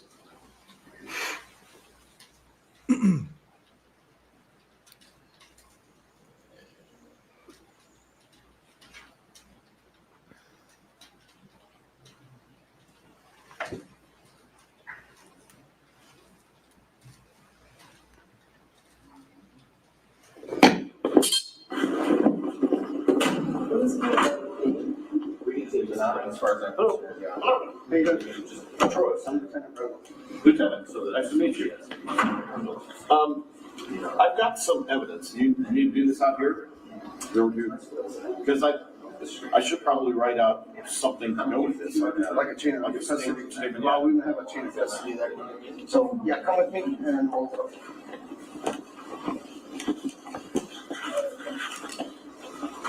That's my wife. Hi. Are you okay with that? Yes, Roy Orbison doing there? Where was Marissa? Went back to her area? There he is. Oh. Thank you very much. Thank you. Just so we have like a chain of custody. Where we go? Wherever you want to go to get there. Can go to the interview. Sure. I can fill out a statement or something. What's the statement? What it was, when I'm a witness, I'm called here as a witness to the Gus trial. And I live in Arizona, so it's a long way. Right. And I wanted to. At the last minute, he said, okay, I want you to testify. No, I supposed to bring some evidence. And then they didn't want the others. Okay. Well, I don't want to walk around with this evidence forever. That's fair, that's fair. What do you guys think you're not? Yeah, I don't care what you do, I just don't want to have it. That's okay. And they're 45 cartridges. Like, They're from the set? No. Okay. No. You want to know the details? Did you hear what the gentleman said? Yes. Was he asked if they were from the set? Yes. What was his response? No. Or do you want me to Well, write it down? let me start with, what is your name, sir? Troy. Well, that's a great start. Troy what? Troy Teskey. T-E-S-A-E. I've got all kinds of identification. You should see them. And where are you getting called by? Retired police officer. By the defense. Defense, okay. But they've been using it. Okay. Here's my police ID. And then I'm also a judge. You need to see that.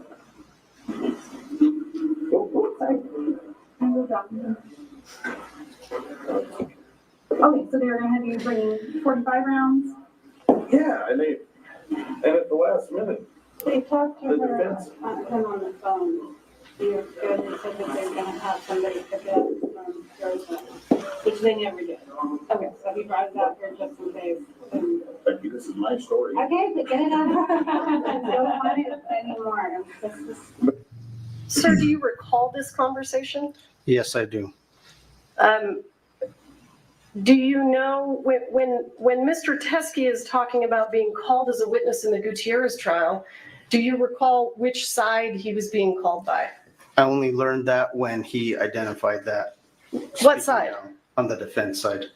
And when he said that he brought ammunition, but they didn't want to use it, was he referring to the prosecution or the defense? Do you have any basis to know that? Well, if he doesn't, I'm assuming he'll tell me. But it's the defense.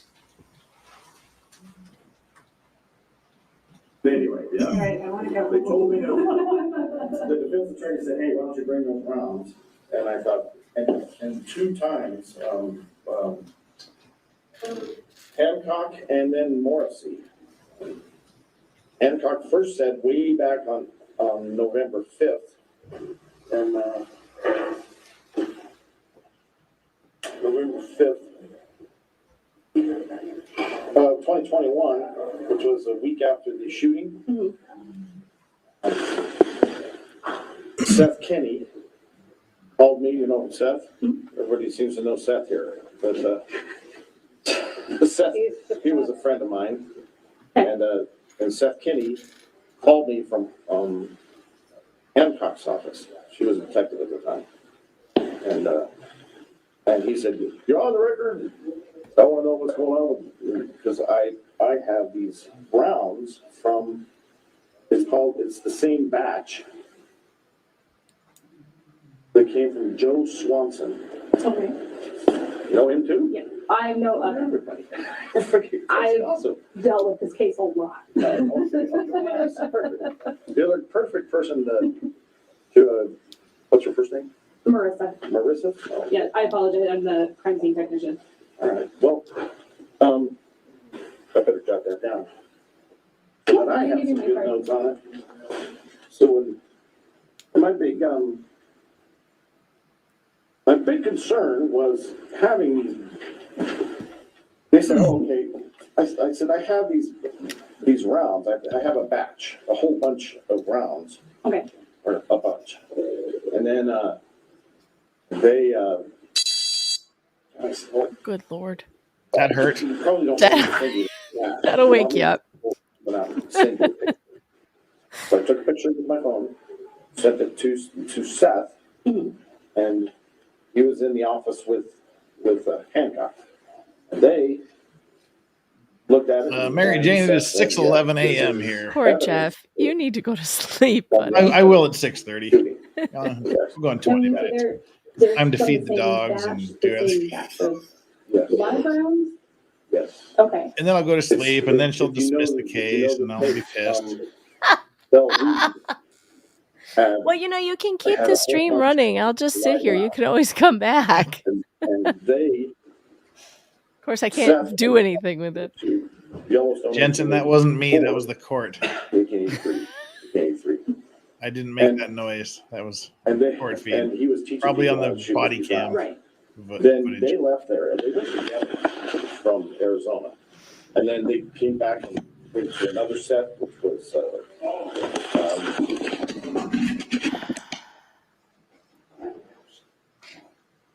Sir, why did your video end there? Because I walked out of the interview and was attempting to, or I did contact Detective Hancock to see who this individual was and why he was there turning in evidence like he called it. Okay. Did you know what it was evidence of? He mentioned that it was tied to the Rust case. Well, did he say in the video that it was not from the set of Rust? No, You didn't hear him say that? I don't recall him saying that. Yeah, I stopped it and I asked you what he said. Do you remember sorry. giving that testimony? Yes. I'm Okay. sorry. Yes. So the gentleman said on the video, it was not from the set of Rust. Yes. Okay. And you called Corporal Hancock, right? Correct. And do you recall the conversation you had with her? Yes, I asked her, an individual's here, gave her the name. I said, he claims that he has evidence. How do you want me to proceed turning it in and documenting it? Or if she was available to come over and interview him. And at that time, you guys were still involved in the Hannah Reed case. So she was unavailable and she asked that it be documented and she would have to do further investigation onto it and interviews. Okay. I'll pass the witness. I don't know if you have any questions. Oh, you don't need to give me a blanket. It's like sauna hot here. Do you want me to disconnect? Do you want me to leave it here? You don't need it? Okay.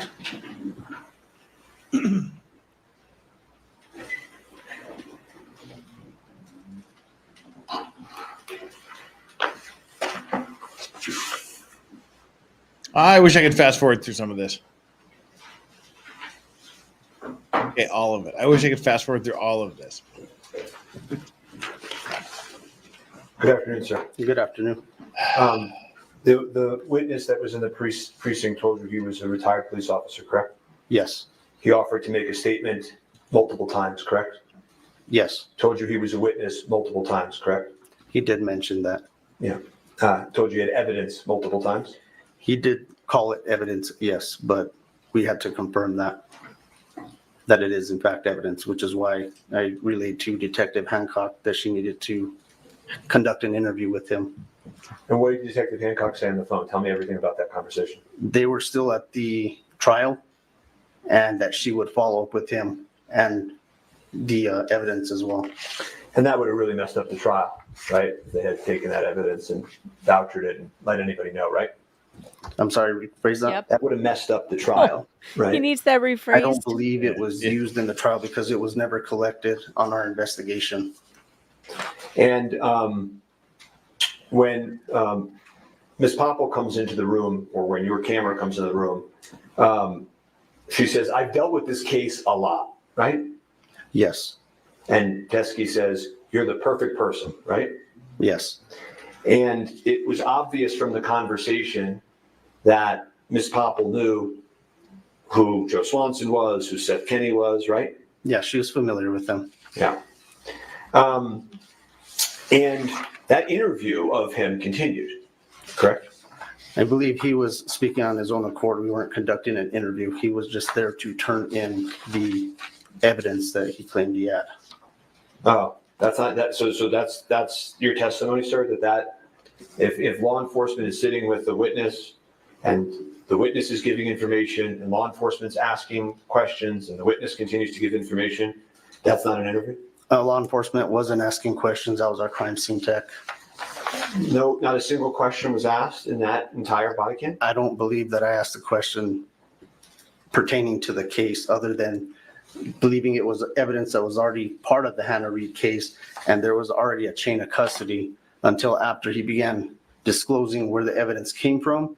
That's when I learned that it wasn't actually part of that investigation, or it wasn't collected by our agency. It wasn't our actual evidence that was collected. So we decided we could hide it. Right. Yeah. And you I don't In have a all of your different police file. reports for all of Nobody the cases needs to every know time you about get this. evidence, right? But fair to say sometimes evidence is developed by people coming into the precinct and turning in evidence? Correct, yes. Okay. And you write in your report, it should be noted that this is not actual evidence. That's what you write in your report. I believe pertaining to our initial investigation. It should be noted that this is not actual evidence from the death investigation collected by SFSO detectives. That's what you wrote, right? Correct, and it wasn't collected by our detectives for the investigation. No, it's just dropped off by somebody The else. initial investigation. I don't understand. He Ubered it over. So the evidence that was Uber brought, I was crimes. indicating because we didn't know if it was tied to the investigation. And They'll deliver your And we didn't Detective bother to Hancock do asked any that investigating we into that tie it to either. a separate case number until Deliver further your investigation crime could be completed. 20 minutes So I early, don't so your want next crime's someone free. or anyone to assume that it was actually evidence that we collected tied to this investigation. And so that was at the direction of Detective Baldwin, Hancock. I feel you. Normally, that I on my would own criticize you for Or you may have written that sentence on doing your that, report, but I Baldwin, think you but should I'm just right there with you, testify. buddy. Detective Hancock, who was at the courthouse with Ms. Morrissey at the time, directed you to put it under a different identification number, correct? Correct, pending further investigation. Okay. You were involved, actually, you're copied on some emails with evidence viewing in this case. I believe so, yes. Right. You have no reason to believe that law enforcement ever showed this evidence to the defense, correct? Correct. I have nothing further for this witness. Any redirect? No, Your Honor. All right, this witness is excused. Is your phone Next witness. ID Gorilla Grip Pussy I Pal? don't think I have any other witnesses. All right. I'm happy to provide the information myself. All right, we're going to take a bathroom break and we'll be back A in bathroom break. 3:30, okay? Or Oh my 3:25, okay? Thank you. I can't go to sleep if she's testifying. Fuck! All right, Jeff, you have a 15-minute power nap right now. You go. I have 11 minutes. Take an 11-minute power nap. I'm gonna stay right here. I'll entertain the masses. I'm gonna go. Guess I'll go be making some coffee. Go make coffee, take the dogs out, feed them, or whatever. They're sleeping. They are sleeping. Everyone's like, don't the dogs need to go outside? I'm like, do No, they they- look like they need to go outside? They have pee pads. Well, shit. Guess I'm gonna go make some coffee Yeah, sounds good. and entertain the masses. All right. Hey, everybody. Thank you so much for joining us on Not our this Alec guy. trial stream. No, stop it. What are we gonna do? All right, we'll do this. Okay. And this. There we go. My Gorilla Grip pussy pal there. All right. How's everybody doing? I can't. Will this be Jeff's second snore stream? That really was a lot of fun. The snore stream was hysterical. I'm especially disappointed, though, that he didn't blame the snake. He should have blamed the snake. Yoda's. Where'd Yoda go? The dog left the kid. Followed Jeff, of course. This is beyond insane. I had questions about this to begin with, but now watching this nightmare, of course he's going to get off. I'd be very shocked if this judge doesn't just dismiss this. Because this is bad. A guy walks into the police station. Who cares if it's in the middle of trial and says, I think I have evidence. You share it. And also, didn't she just lie on the stand and she was all, well, no one interviewed him. I'm sorry, did you see the videotape of the interview we have, ma'am? Well, I didn't interview him. Well, did you make an effort to interview him? Well, I called him. How come there's no records of calls on your phone? On either of your numbers? This is bad, you guys. This is bad. Very bad. It's all very bad. And I think they got the people responsible.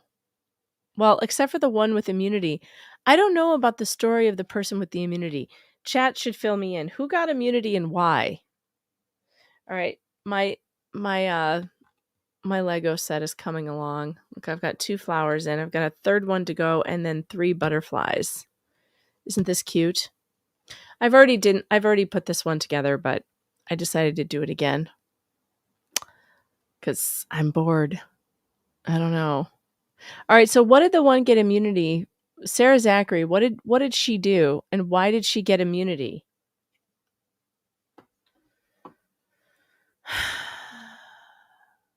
The chick that threw away the cocaine. There was cocaine? Was it a Johnny Depp-sized jar of cocaine? Of course, now I think, are we now calling that a Nick Rekieta jar of cocaine? What have we decided to call the Johnny Depp-sized jar of cocaine away? There was coke on the set? For real? Are you guys just telling stories? Sarah was sleeping with Seth and threw away the ammo on set. Who's Seth? I don't know anybody's names in this. Sarah was sleeping with Seth. Who's Seth? Is he like a producer or something? Coke, weed, and booze all over the set. Oh, is that why they were running around throwing shit out? Seth Kinney. Seth Kinney's not the guy that brought the ammo in, is he? Because his name was something like Kinney. The ammo provider. This guy, the guy we heard from today, the old dude? The friend of Hannah's dad? No. No! No, that can't be right. No. You guys are saying yes, that can't be right. Yeah? Really?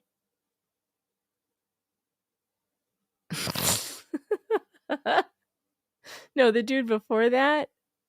Even the chat's confused. All right, now I have to Google. Now I have to use the Googles. Seth Kinney or Kenny? Kenny. Do we have a picture of this dude? Who is Seth Kinney? That doesn't even look like a dude. Oh, they have a picture of Halyna there. Oh, God. That's Halyna. That's not Seth. All right, who is Seth Kinney? Rust prop supplier sued by armorer. Okay. The ammunition supplier for the movie Rust being sued by the armorer over the fatal onset shooting.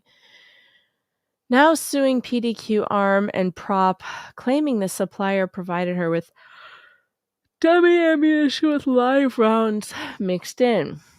But there's still no picture of the dude. Seth Kenny is the owner of PDQ arm and prop. Blah, blah, blah. No photo. No photos. Damn it.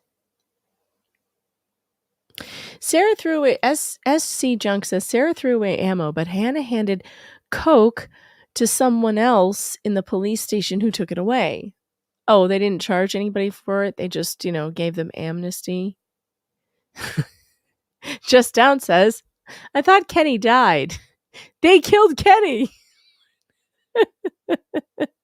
He was the witness before Big Lips. Well, that was Hannah's father's friend. The witness before Colonel Duck Lips was Hannah's dad's friend. With like the hair plugs, that guy. Oh my God. All right.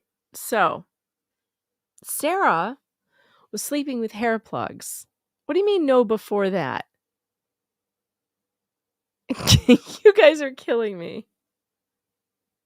They all Boosh says they all have Valtrex prescriptions. Yes, Sarah Zachary and possible Hot Lips were boinking the old guy. Wait. The cop was also? No. Oh, come on now. I could understand if people were boinking that other guy that I didn't know. Jensen somebody. What's his name? Jensen Acker? Jensen Aker? Jensen, what's his name? I could understand the boinking of that guy. But hair plugs? What? Hot Lips and Kenny exchanged hundreds of text messages. Ackles. Thank you, Flux.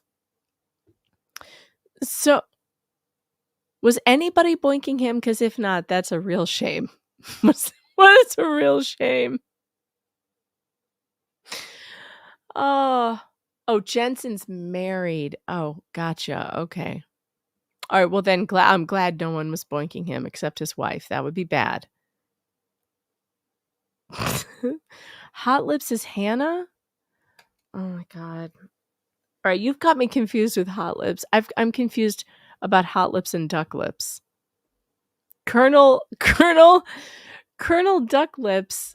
We are not talking about her. Hot Lips is somebody else. Hot Lips is Hannah Gutierrez.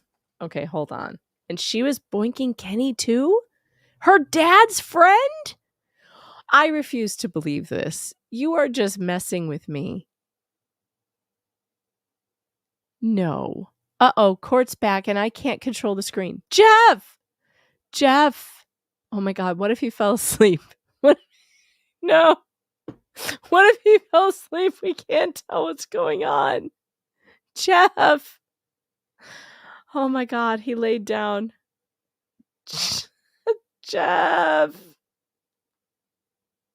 Court's back! Oh no. Jeff! You guys, I can't control the screen. I can't. I'll call him.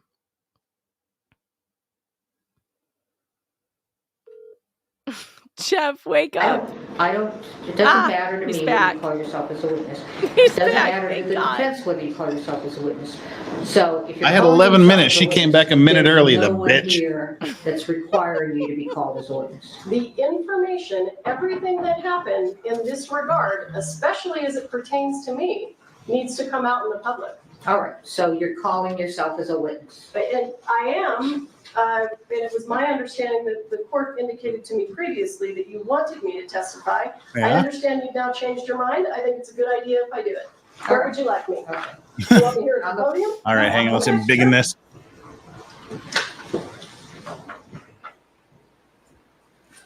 Boy, the judge and her are not having a good moment, are they? All right, Ms. Well, Morrissey rightfully voluntarily so. calling herself as a witness without any requirement by the court to do so, or Mr. Spiro asking her to. Please raise your right hand. Do you swear affirm under penalty of law that the testimony you give in this This is case will be the truth, insane. the whole truth, and nothing but the truth? I do. All right, go ahead. During my investigation of this case and my review of the evidence in this case, Objection. I came to understand that there was a large batch of live ammunition that was in the possession of Thel Reed, Hannah Gutierrez's father.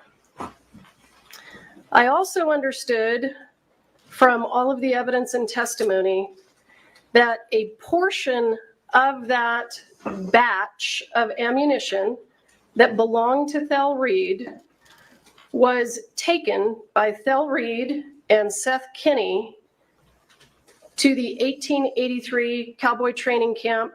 When that was over, leftover ammunition was taken back to PDQ props. Seth Kinney took some of the ammunition from that container that he had brought back from Texas and turned it into the sheriff's department. And it appeared to me that he did it to try to exonerate himself. They took it from Mr. Kinney and they tagged it into evidence under the Rust case. Law enforcement then executed a search warrant at PDQ props and they took the entire container. And I will say that I do agree, as I recall, although I don't have it in front of me, I do agree that the search warrant didn't really require law enforcement to take everything, but it was my understanding that Mr. Kinney gave them everything so that they would have it and could tag it into evidence. Portions of that ammunition were then sent to the FBI for testing so that they could be compared to the live rounds that were found on the set of Rust. The FBI testing demonstrated that the live rounds that were taken from PDQ props that were originally in Texas did not match the live rounds on the set of Rust. And that's testimony that we heard during the Gutierrez trial. So what ended up happening was Mr. Bowles, Ms. Gutierrez's lawyer, What had happened was put Mr. Teskey on a witness list and was intending to call him as a witness to the Gutierrez trial. I conducted a pretrial interview of Mr. Teskey, and I want to back up. I did at this point have some understanding that Mr. Teskey had had contact with law enforcement regarding these rounds that he still had in Arizona. So these are rounds that never left Arizona. They were always in the possession of Thel Reed and Troy Teskey. They never went to Texas. They never came to New Mexico. That's what all of the evidence indicated. So I understood that Detective Hancock had communication with Mr. Teskey about trying to get those rounds, and Detective Hancock was unable to get those rounds from Mr. Teskey. I did not find that particularly concerning because those rounds had never left Arizona. The filming of Rust was in the state of New Mexico. And the rounds that were taken from PDQ went from Arizona to Texas to Albuquerque. So ammunition that is in the state of Arizona that has never left Arizona did not strike me that it had significant evidentiary value. Then, and I will say, I believe I actually saw a photo of it. at that point in time, I was able to look at the ammunition myself, and it was visibly dissimilar than the rounds from the set of Rust. We then cut to November of 2023. Mr. Bowles has put Mr. Teskey on a witness list for the Hannah Gutierrez case. We conducted a pretrial interview with Mr. Teskey on November 2nd of 2023. At that point in time, he brought up that he was still in possession of these live rounds that were Thel Reed's live rounds that had never left the state of Arizona. I then, when he started, I think he indicated during the pretrial interview that they were from the same batch that was sourced from Joe Swanson. And I then said, we should get those from you. I had a conversation with Detective Hancock after that pretrial interview about how we could get the rounds from Mr. Teskey, and we were trying to figure out if we could send a local law enforcement agency to pick them up. I was then decided that I needed to figure out if that was necessary since they had never left Arizona. And up to that point, it was my impression that they did not match the live rounds from the set of Rust. Why isn't someone questioning her? This is very confusing. I then, as I recall, Oh, just wait till cross-examination. No question pending. You know, he and I had a conversation about whether or not the rounds should be tested by the FBI. Because she's testifying. And I was still trying to figure out if I could get the rounds from Arizona to New Mexico. So I asked Mr. Bowles to please send me a photograph of the rounds from Troy Teskey so that I could see with my eyes whether they were even remotely similar. If they were similar, I could go through the steps of obtaining the ammunition, connecting probably with local law enforcement, having a local law enforcement agency go to Mr. Teskey's residence and collect them. I didn't want to do that if they didn't look anything like the rounds from the set of Rust, because all 6 rounds from the set of Rust are identical to each other. So when I had this conversation with Mr. Bowles, he provided me the photograph that I showed this morning. And this is it was my understanding that this was a photograph from Troy Teskey. So Troy and I don't communicate. He's a defense witness. I can't communicate with a defense witness. So Mr. Bowles, yeah, no, none of this shit was on my recall, bingo card. My bingo card fucked off about Mr. 5 hours ago. Teskey took at my request so that I could determine whether that would have been great to have on there. Was related in any way to the set of Rust because it never left the state of Arizona. So if it never left the state of Arizona, the only way that it is relevant to the Rust investigation is if it has any similarity to the live rounds that were found on the set of Rust, because we were at that point trying to figure out the source of the live rounds. When I received this photograph from Mr. Bowles, She's and Officer Edwina Ed McDonough. That these are raise Arizona and bring them bullets back to New Mexico. From the live rounds that were found on the set of Rust. They have overwhelming brass urge primers. to watch Raising So this Arizona is what now. was presented to the prosecution. Yeah, I've never seen as that. The rounds that were I in need Mr. to. Teskey's possession. My Edwina McDonough They had reference brass is primers and wasted not on silver you. primers. I know. I don't know how I missed it, but I did. Look at how cute this butterfly is. Look at. One of them, the one on the left, appears to be a Starline brass casing, but they have truncated cone projectiles. We had seen ammunition that looked exactly like this, not exactly, but very, very similar. And that ammunition was the ammunition that was collected from the sheriff's department and So went it did look to similar? the FBI for I can't testing decide whether she and wants it was to be similar or determined not. not to be similar in any way. She just doesn't want to go to the jail live and lose her rounds law license at this on the point. set of Rust. So That'd be the when I ultimate saw Uno this reverse photograph, card. She ends up in the Who's I Gap. could see that it was not at all similar to the live rounds on the set of No Rust. reverse. It's a good one. And I decided not to take any steps to collect this ammunition because it was in Arizona, had never come to New Mexico, and didn't match the live rounds on the set of Rust. Nobody's listening to you anymore. So nope.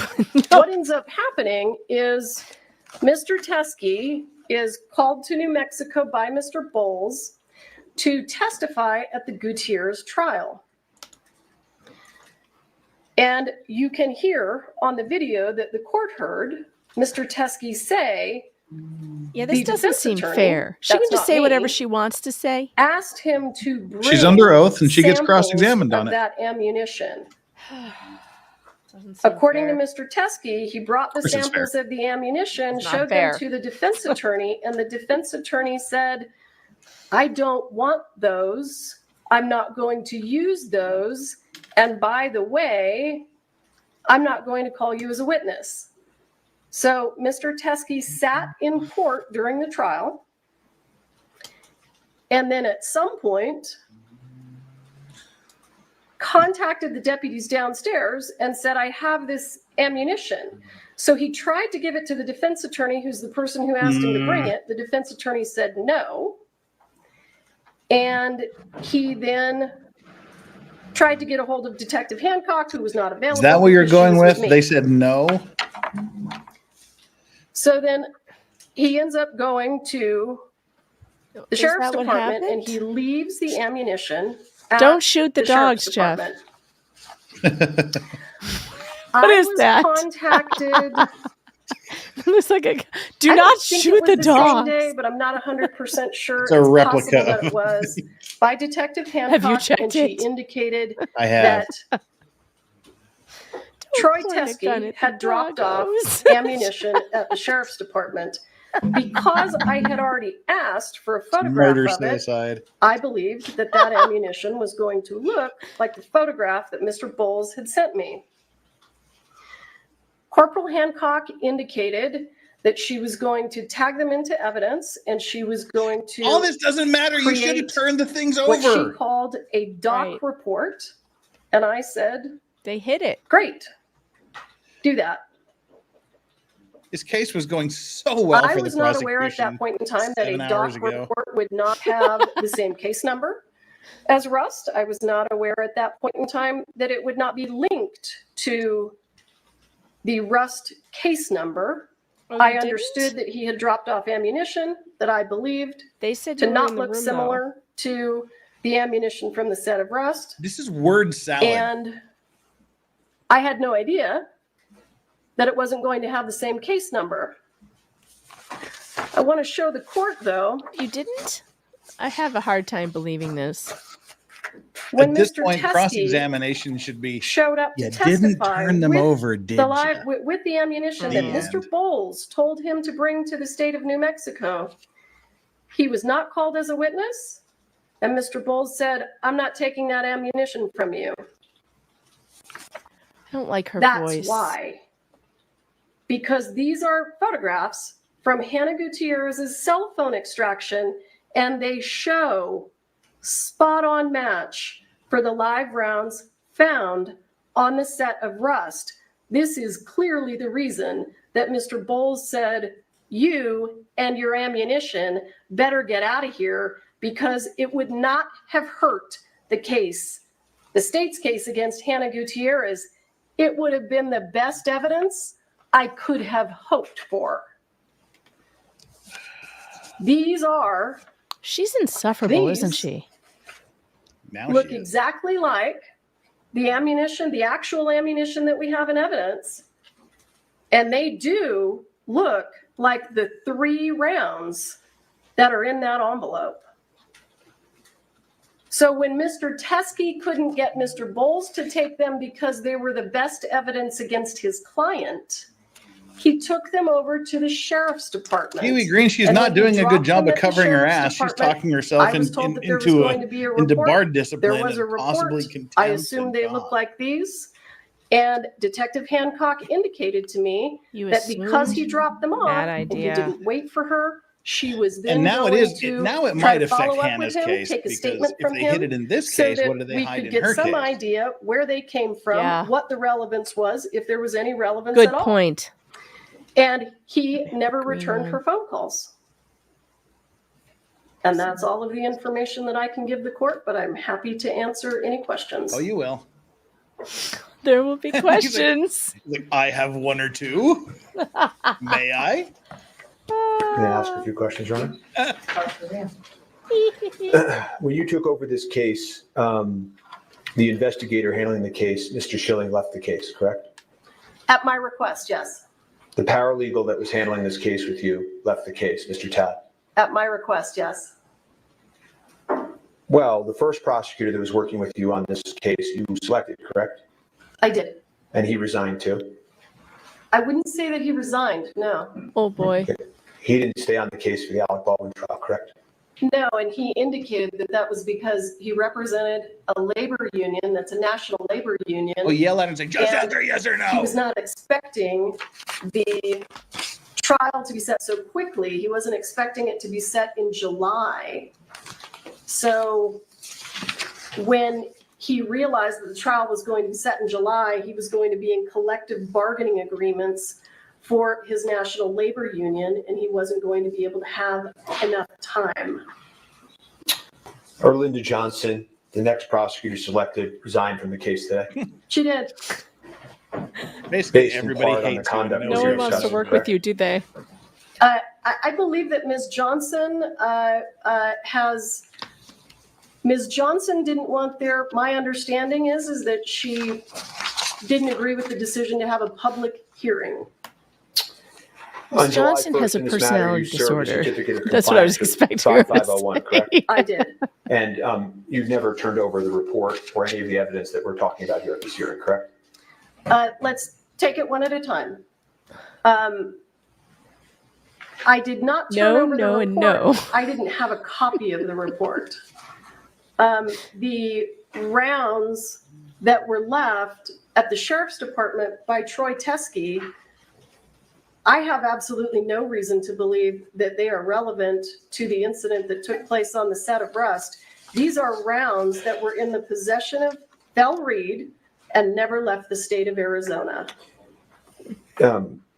You also did not allow the defense to view that evidence at any point during our request to review evidence in this case. I had never seen it, and I didn't realize that it wasn't under the same case number because I'm not a law enforcement officer and I don't work at the sheriff's department. But you are right. And you concede that they are Starline brass silver 45, right? I can.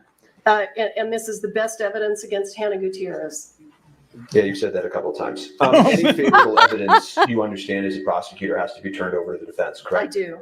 Any evidence that could be used as a defense to potentially be favorable has to be turned over to the defense. Absolutely. So the third So Hague why report didn't you do it? that never got turned over to the defense, you understand that that's Brady evidence? I did, yes. Okay. And you also failed to turn that over in this case as well, correct? And let me give you a full answer to your question. What? When the second Hague report came in, What? and I provided Do all tell. of this to the defense, What?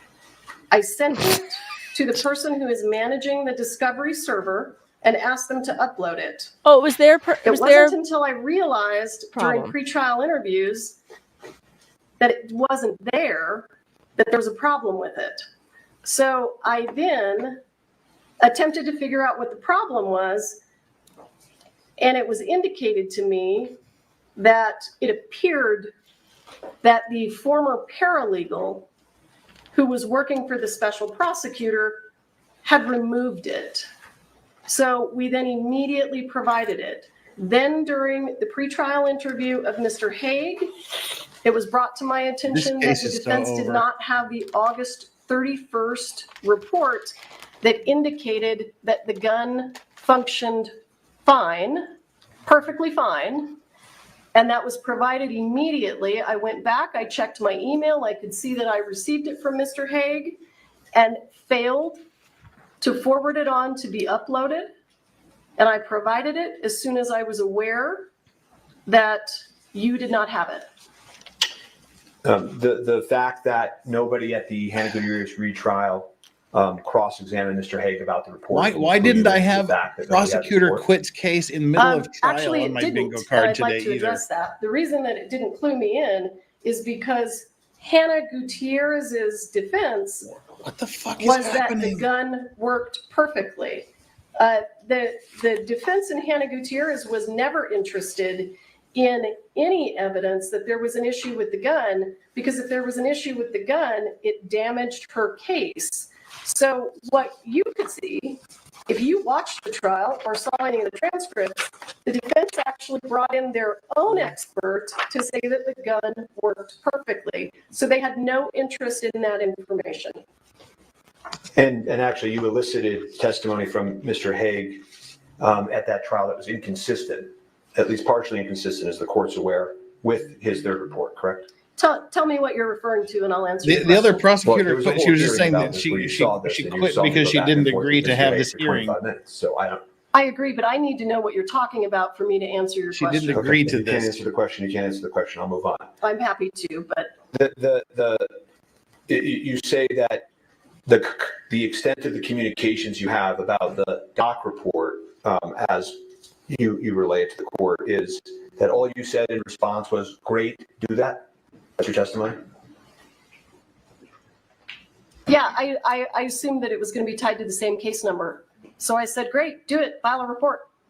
No follow-up questions? No, because I had a picture of the ammunition that didn't Baldwin's match the got a ammunition raging from the set of hard on rust. right now. No concerns in your mind when you got the case file and you turned it over to us? Yeah, it was a that mental wasn't picture I included? didn't need.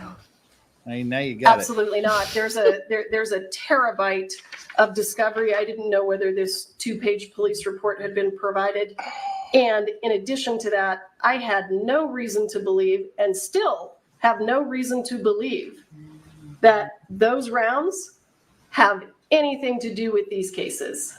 As I asked you about Mr. Haig yesterday when Ms. Poppel testified, you would agree with me that her testimony under oath was false?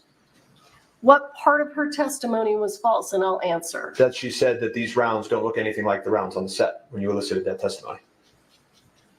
I agree with you, and I didn't realize that there were rounds that looked like that. It's okay.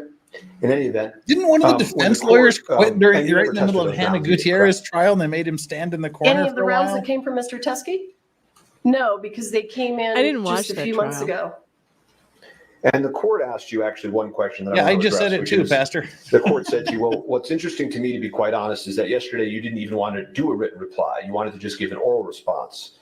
And what you said to the court was, I never saw these, I've never seen these, and I never saw the report. I have absolutely never seen these until this morning.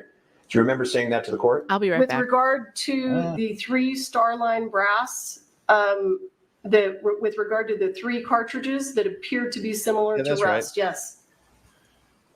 Well, I never saw them until today.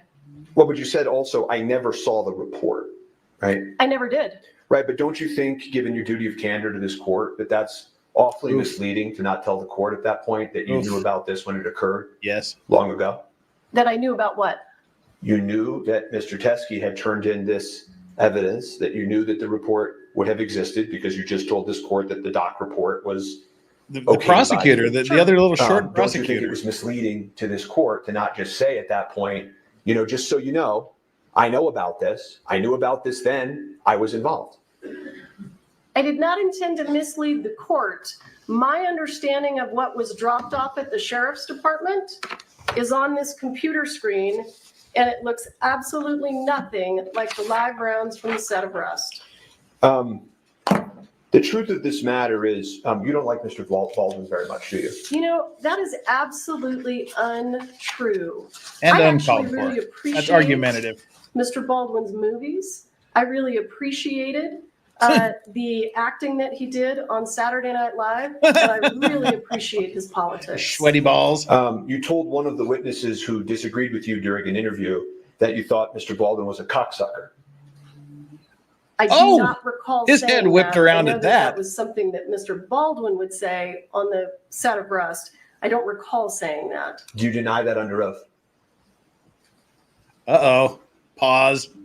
Without having more information, I can tell you that I do not recall ever saying that. And if I did say it, I invite you to point it out to me. You called him an arrogant prick to another witness. To who? To what witness? I'm asking you, did you call him an arrogant prick during a witness interview? I don't believe I did. I don't recall. Do you deny that? Oh, no. Without knowing what you're talking about? Oh, no. All I can tell you is that I can't respond if I don't know what you're talking about. And you said also to witnesses that you would teach him a lesson. I never said to witnesses that I would teach him a lesson. Absolutely not. In fact, Mr. Spiro, I want to give a full response to your question. I made every effort in this case to resolve this case with your client in a very favorable way for him. All right, I'm going to move to strike this. It's not responsive. It is Well, responsive. I don't want to talk about plea How do I walk away at the And it's best not- and it's not moments? responsive. So I have no further All right, do you have any follow-up testimony? Who had I cocksucker on their wanna say bingo I card? have no recollection of calling him any of those names. I would have, but have it was invited Friday the night. This defendant trial went too to long. tell me what he's talking about. I would have and done he a has lot more than that declined. I on my want the bingo court to card, take but it notice didn't of have that. time because of this trial. Thank you. You may step down. I didn't say dance card. I said bingo card. All right, any other witnesses? No, Your Honor. All right. All right, Shit. argument, let's not, 15 minutes aside sufficient? I don't even think that is necessary, frankly. Do you want to make argument? Further argument. All right. I don't think he decided. This case is going to be over right now. All right. Oh, It's done. it should be. It should be done. If it's not done, I'm gonna. So Holy shit, the prosecution. dismissal with prejudice is a very extreme sanction. And case law is very clear that because it's very extreme, I have to go through every single element and I have to make a very good record as to why I'm seeing what I'm seeing. So in order to establish a Brady violation, the defendant must show that the prosecution suppressed evidence, the evidence was favorable to the accused, and the evidence was material to the defense. So let's go through the elements. Suppression of evidence. The definition of suppression of elements, this is Case versus Hatch, is while the first element requires proof that the prosecution suppressed or withheld the evidence in question, it does not require a finding of bad faith or any other culpable state of mind on the part of the prosecutor. This prong is satisfied. The Santa Fe County Sheriff's Office and the prosecution failed to disclose the supplemental report to defense and provide defense an opportunity to inspect the rounds collected into evidence that Mr. Teskey gave. Is the evidence favorable to the accused? The second Brady element is whether the suppressed evidence was favorable to the accused, either as impeachment or exculpatory evidence. This prong is satisfied. The suppressed evidence is favorable to the accused. It is impeachment evidence, has even been offered in this trial as impeachment evidence, and is potentially exculpatory to the defense. Critically, the exculpatory value cannot be analyzed at such a late juncture because of the non-disclosure. Is the evidence material? While post-trial discovery of evidence under Brady requires a reasonable probability that the result of the proceeding would have been different, discovery of evidence during trial requires an evaluation of whether the late tender has impeded the effective use of evidence in such a way that it impacts the fundamental fairness of the proceedings, and that is State versus Huerta Castro. This evidence is material. The late discovery of this evidence during trial has impeded the effective use of evidence in such a way that it has impacted the fundamental fairness of the proceedings. Look at Steven's face. The defense is not in a position to test the state's theory as to the source of the live rounds that killed Ms. Hutchins. I'm also going to take a look at Harper, State versus Harper. The assessment of sanctions depends upon the extent of the government's culpability, weighed against the amount of prejudice to the state. Quoting Chenard. Let's go through culpability. Our case law generally provides that the refusal to comply with a district court's discovery order only rises to the level of exclusion or dismissal where the state's conduct is especially culpable, such as where evidence is unilaterally withheld by the state in bad faith, or all access to the evidence is precluded by state intransigence. The state is highly culpable for its failure to provide this discovery to the defendant.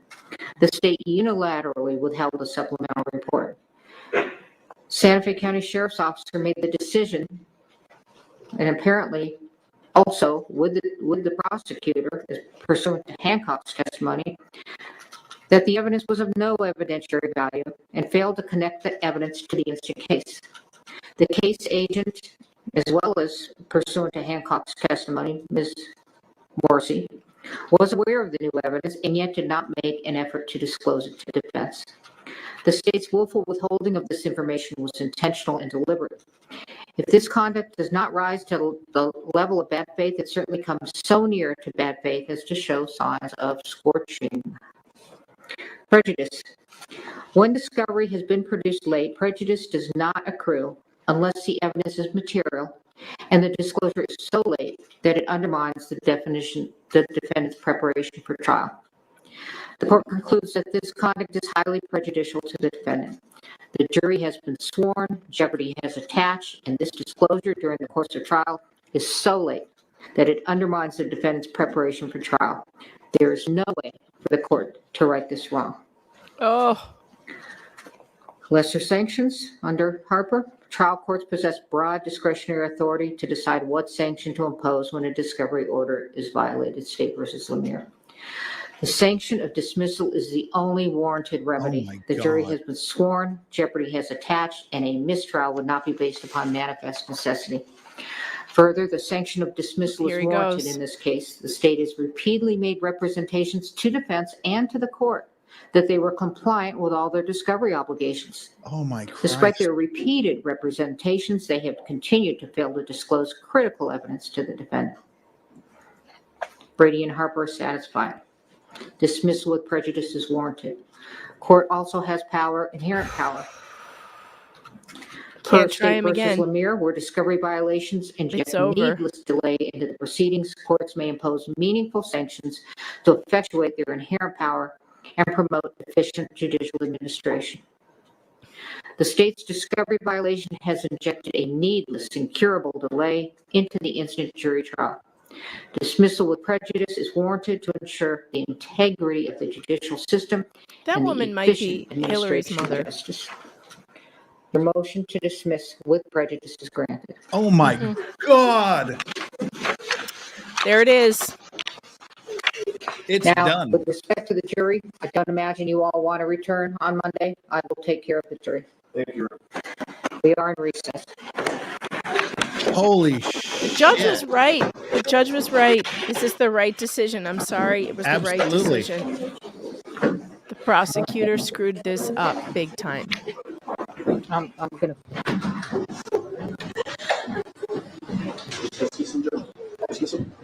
Oh my God.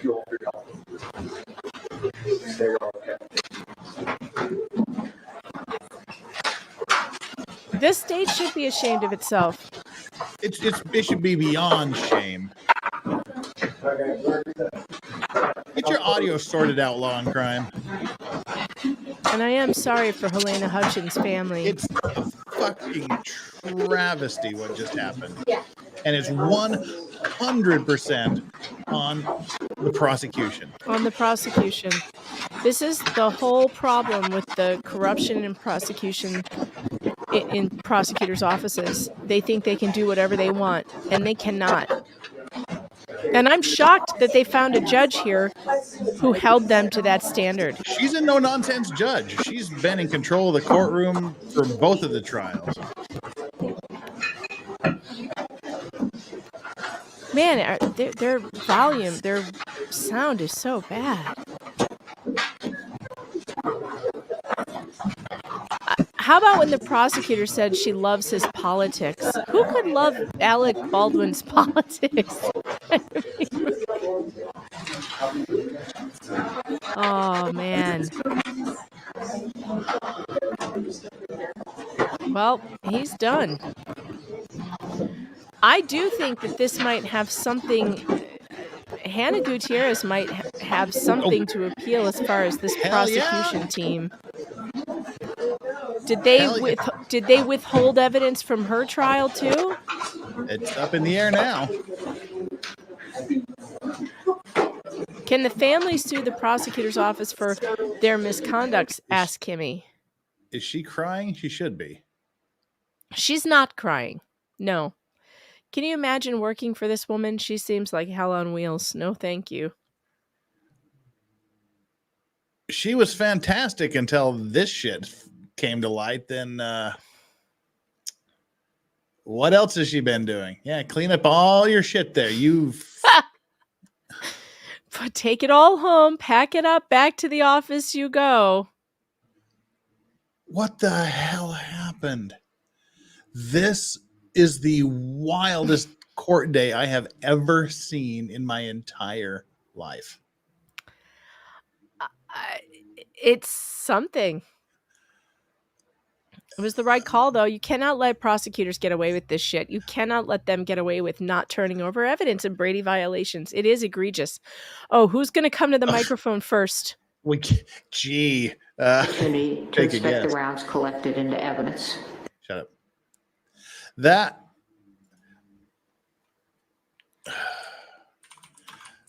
Wow. I'm kind of speechless.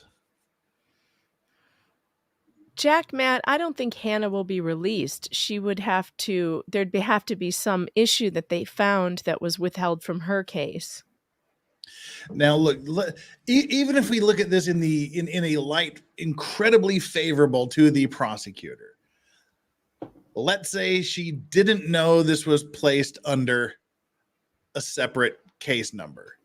She says she didn't. The other one said she did, said she was in on it. Let's just give her the benefit of the doubt. She didn't know this evidence was placed under a different case file. Let's say she didn't know what had been disclosed. Well, you are the prosecutor. It is your duty. I don't care if it's 1 terabyte or 100 billion terabytes. It is your job to know what is turned over to the prosecution and what isn't. There's no way out of this that she did not turn over. And it doesn't matter if it's exculpatory or inculpatory. It is evidence that should have been turned over, full stop. Not doing it is a horrific violation of your duties. And especially if it's something that's material, which she found it was material. And again, material doesn't mean proves guilt. It just means it's very important to the case, one way or the other. It's done. You can't undo it. You can't get a fair trial. I'm calling this on PJ Media so I can write it before anybody else does. I had to get on my Slack chat and be like, I got this one.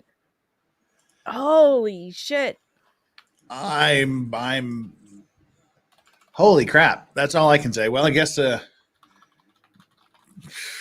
got to find something else to talk about next week. Jesus. You've been freed. You're free.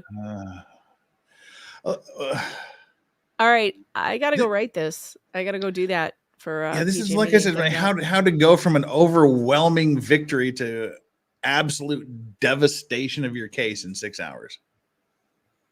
Well, did they not know about this witness? Did they not know about the Good Samaritan bullets? They had to have.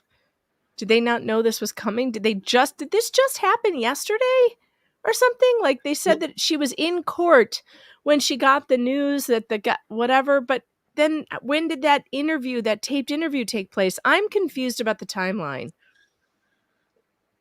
Well, Detective Ducklips there. She was. Oh, hey, I guess we got the interview here. Where's the audio? Oh, here it is. Prejudicial to the defendant. Oh, they're still talking. Oh, he's just getting in the car and going. He shouldn't give it. He should not talk right now. Oh, she was saying that they were totally different. The ammunition the Good Samaritan person brought in and the ammunition that Kenny had were completely separate, totally different, absolutely just visibly different, everything. And then it's like, well, no, they weren't. she just got caught lying, and that getting caught in that one lie just unraveled the entire Holy thing. crap. Well, this is insane. I have to go write this up for PJ Media. I'm dropping out. Love you, Jeff. Thanks for having Bye. me. This was unbelievable. Yeah. Good times. Good Bye, times. Megan. Do you want me to stick around? Don't you want to go to sleep? Oh, I'm going to be talking about this for a bit. Oh, are you? If you need to write, you need to write. Yeah, I'll pop back in if I can get it done, because I may have a question or two to answer while I do this. But yeah. Okay, I'm going to go do that. I'll be back if you're still Go going. do that. All right. Oh, I'm here. Holy cow. Okay, bye. Bye.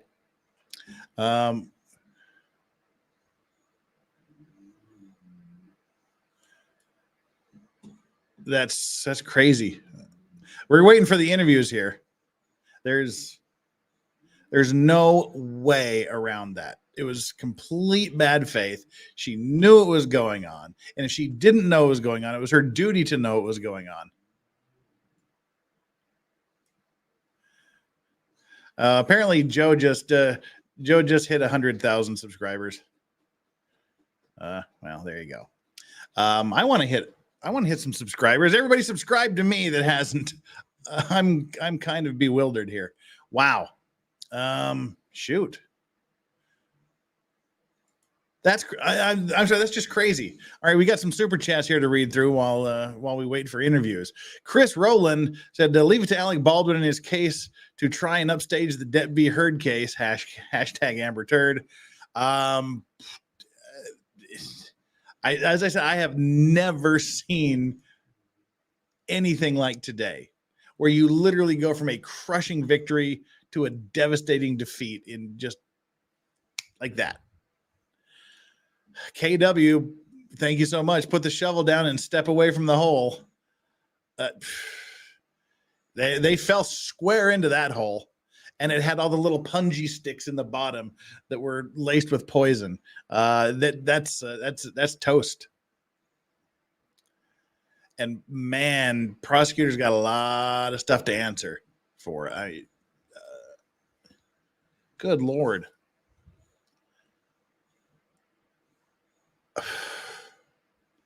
I'm stunned. Wow. Scory, what have I missed? What have I missed? A mistrial. It wasn't even a mistrial. It was a dismissal. It was a dismissal. That's what you missed. A dismissal with prejudice. Holy cow. Yeah. Yeah. Emmanuel Quinones, member for 2 months, says, holy crap. Yeah. Couldn't have said it better myself. And J.A., why do the district attorneys focus on their resume, PR, and not their jobs? Again, she's not a district attorney. She's a special prosecutor that was brought in because the last prosecutor was chucked off the case. She is one of the top, if not the top, criminal defense lawyer in Albuquerque, and by virtue of that, one of the top defense lawyers in the entire state of New Mexico. She was brought in to be a special prosecutor.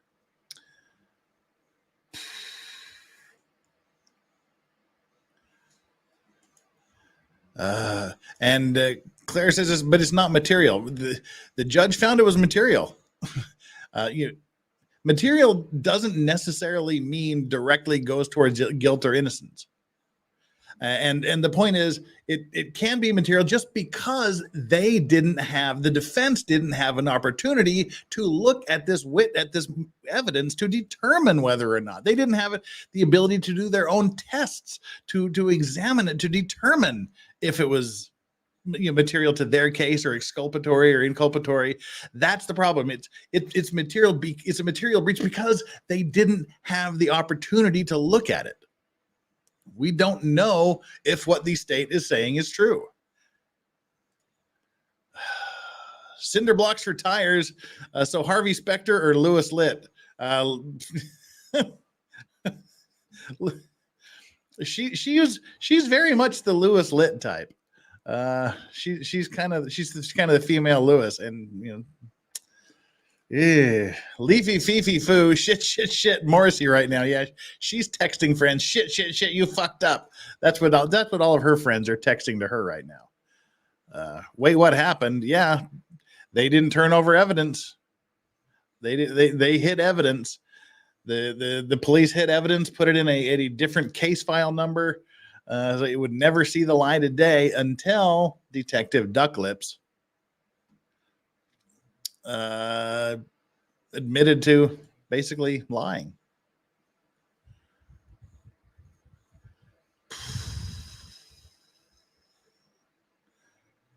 Well, I guess we're not getting interviews.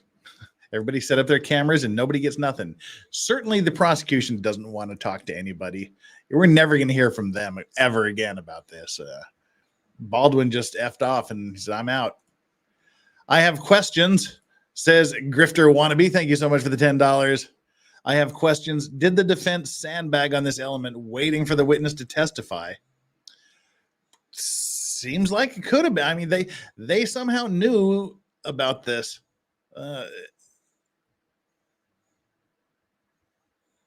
And they sprung the trap, man.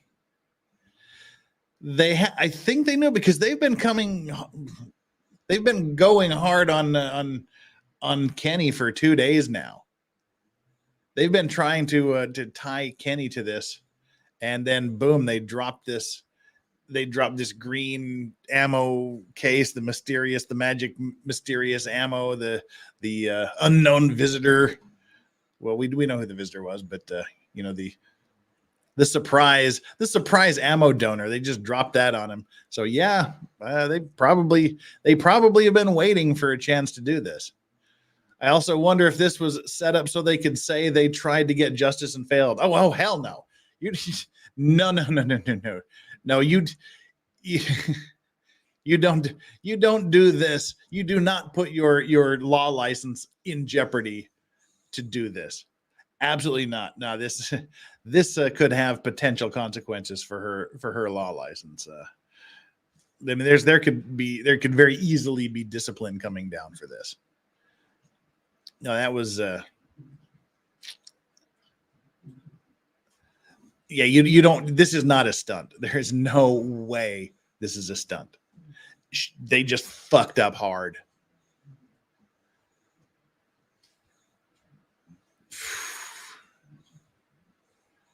Man, should we see what the talking head is saying? Defense team satisfied every prong necessary for this. As it became very clear that Judge Mary Marlowe Summer was going to dismiss this case with prejudice, Alec Baldwin's wife, Hilaria Baldwin, started crying, bursting into tears. Alec Baldwin appeared to be shaking, we could tell from behind. His lawyer, Luke Meekus, put his arm on his back and was kind of giving him the reassuring pat. He turned around after it was all over and he was just crying, sobbing, hugging his wife. We were ushered out of the courthouse. His brother appeared upset. Happy tears, of course. Emotional tears of relief after. Nothing important. Jason J. Been busy, saw this. Give me the TLDR. That's it. They got caught. The prosecution got caught hiding evidence, not turning it over to the prosecution. The judge said, sorry. You violated your duty to disclose evidence. You denied the defense the opportunity to examine the evidence and determine if it was helpful or harmful to their case. You've ruined their right to get a fair trial. So I'm dismissing this with prejudice. Alec Baldwin walks and can never, ever, ever be retried for this ever again.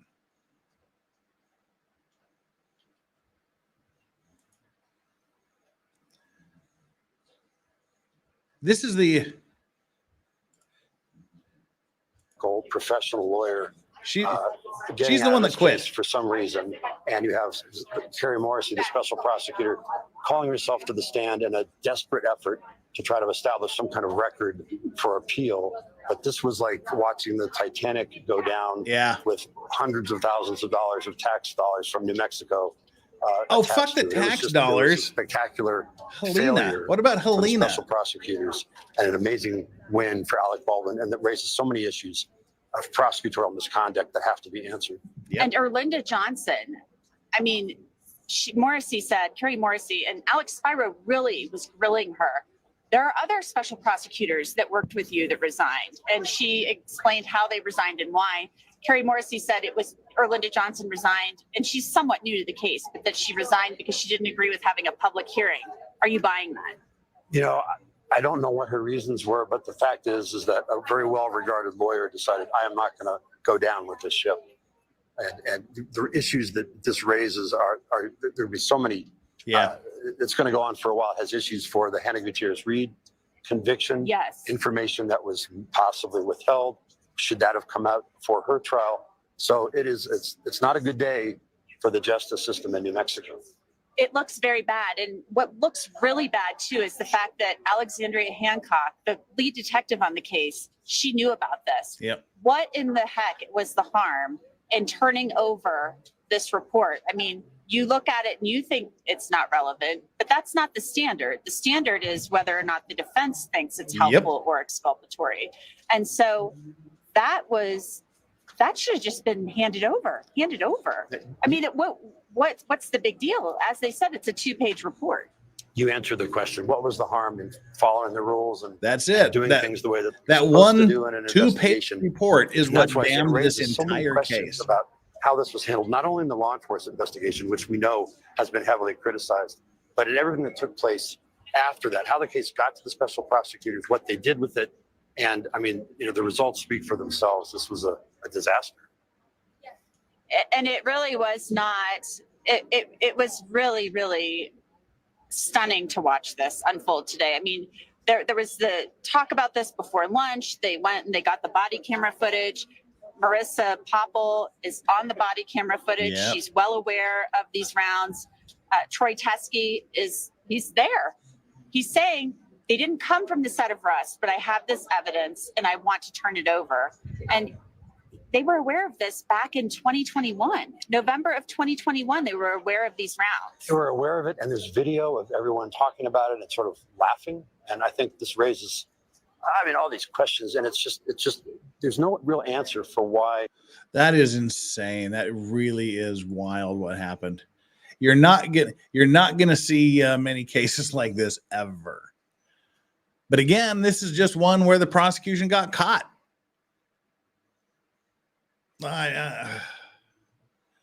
Holy snapdragons. This is a day. I'm glad I decided to pull an all-nighter. I would have been extremely pissed waking up right about now wondering what happened.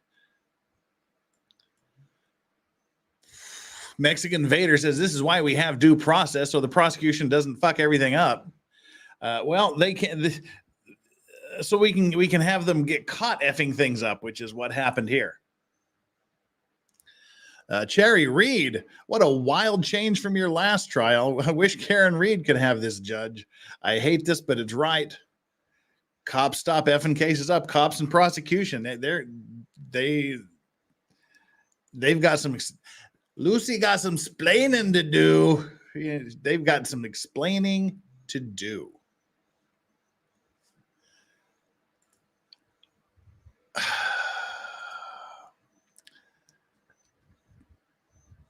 Shoot. I'm still kind of stunned by all of this.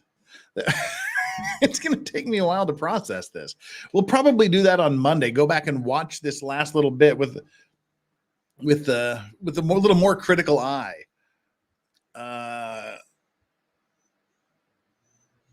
Dang. All right. Well, shoot. Karen Reed has some explaining to do. She might end up behind bars most probably. No, I think the retrial for her is going to be much better for the defense. But this is the Baldwin trial. We'll focus on this here.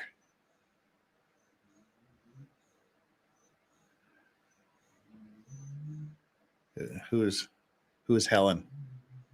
Who's Helen Allen?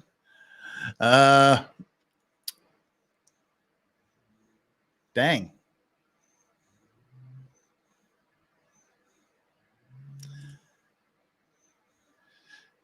is a crime scene investigator, not law enforcement. The crime scene investigator, she's a crime scene technician. She's not an investigator.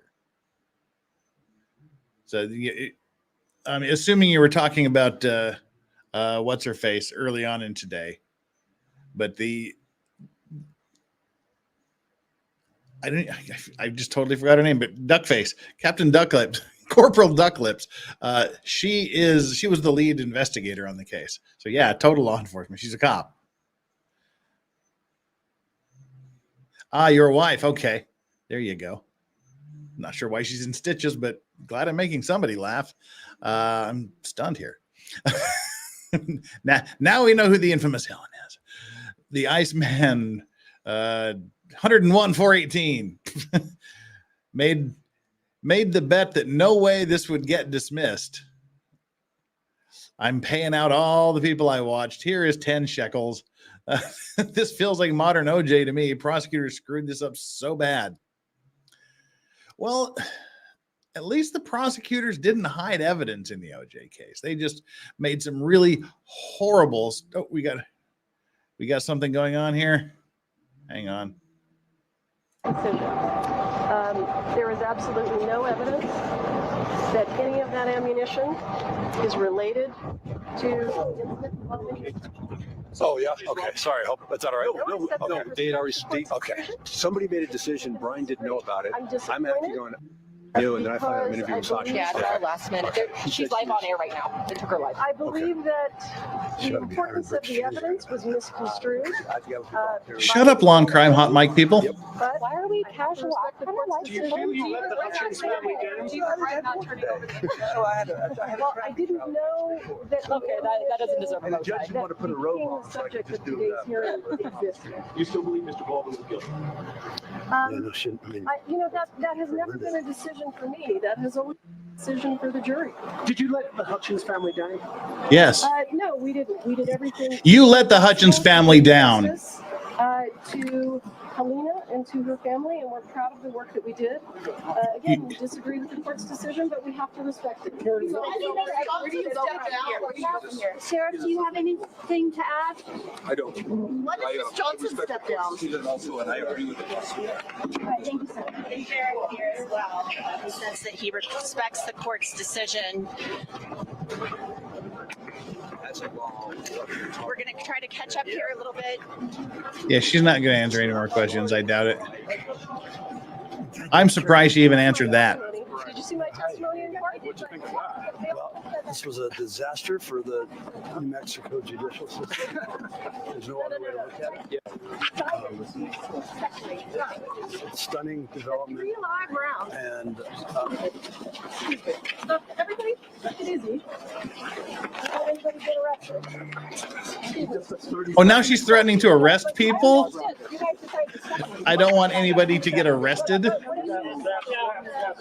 She's getting. So you did know, Sheriff, you heard my testimony today, right?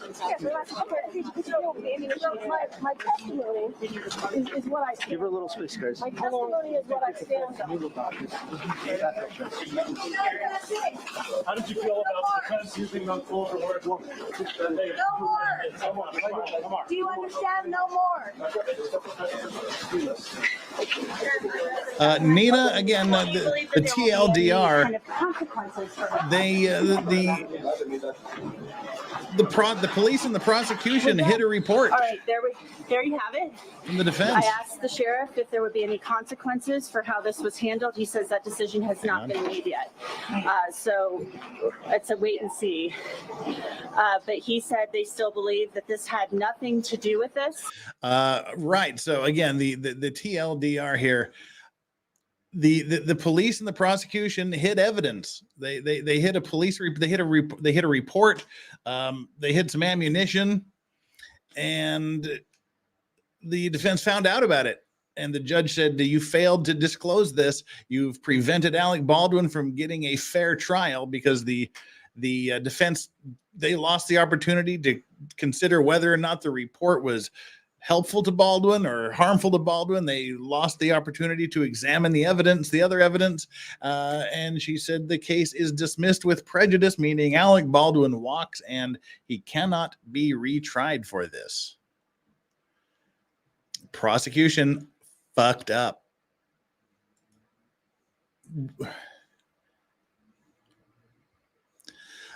They filed it in under a different case number than this case. That's not incompetence. When they filed it under a different case number.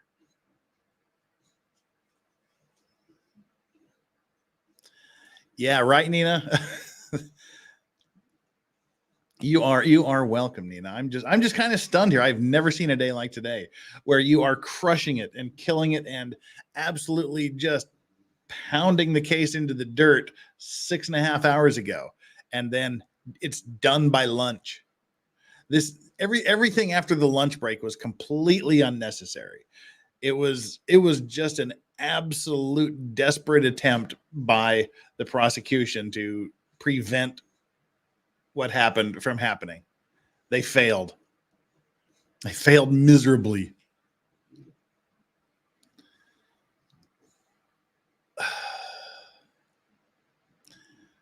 It'll be interesting to see what, if anything, the authorities do about the way this was handled. What they do with Corporal what's her teeth.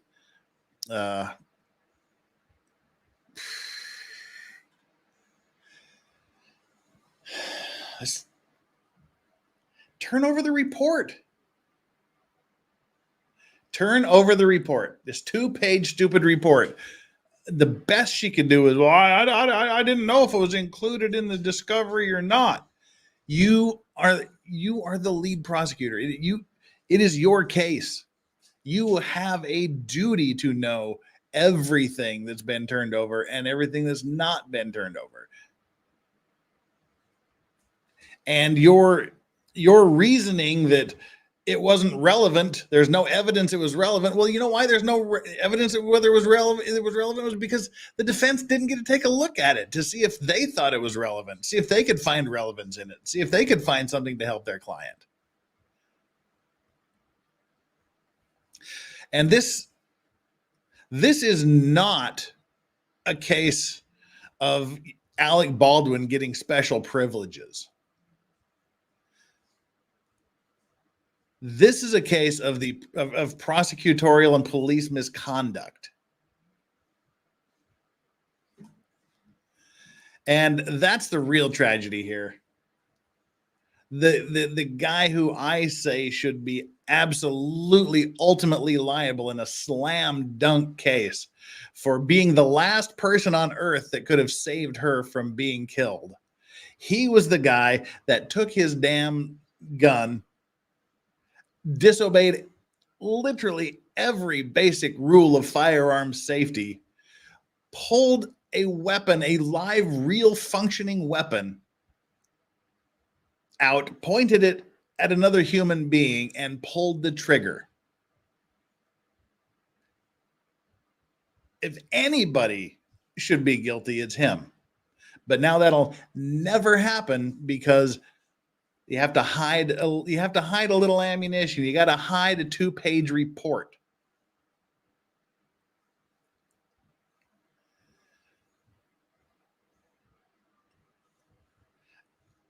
I feel horrible for Halyna's family.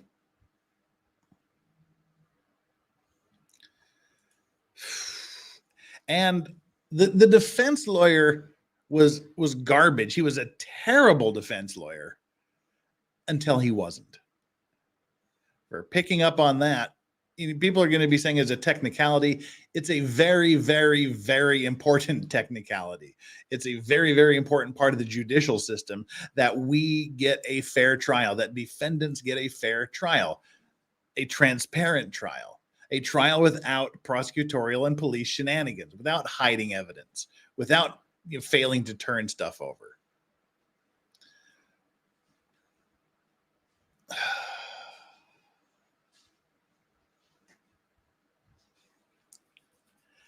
I'm really upset by this.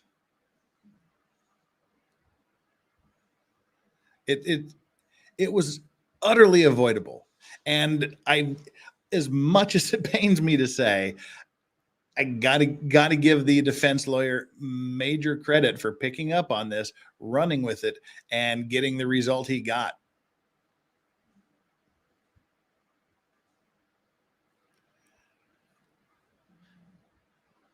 Yes, and as J.K.D. Buck says, and the judge absolutely held up that constitutional principle.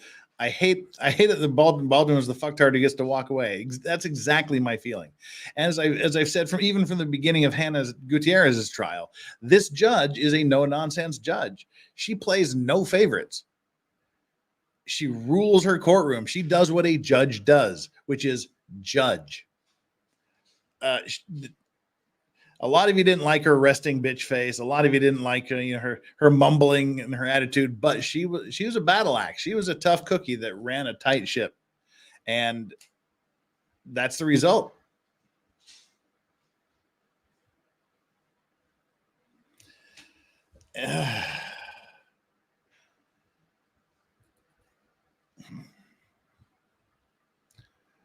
Well, that's the thing. Exactly. Baldwin will walk away thinking he did absolutely nothing wrong with his behavior on the set. Law is technicalities. Letting police screw with investigations, screw everyone, especially the innocent. We got to hold them accountable, even when, like Baldwin, the guy deserves to be accountable too. Yeah, a technicality is still a law. That's still a rule. There's rules, there's laws, and you got to play by them. And like in this case, what do you do? Rare in history makes the good point. I mean, what do? Do you throw away everyone's constitutional right to a fair trial in order to put one guy behind bars, or to try to anyway? Or do you go the other way? Do you ensure that he gets whatever's coming to him, whatever the jury decides, at the expense of everybody? What do you do? And she did the only thing you can do. You have to uphold the principles. Forget the person, forget the defendant, you have to hold up the principles that are the foundation of all of this.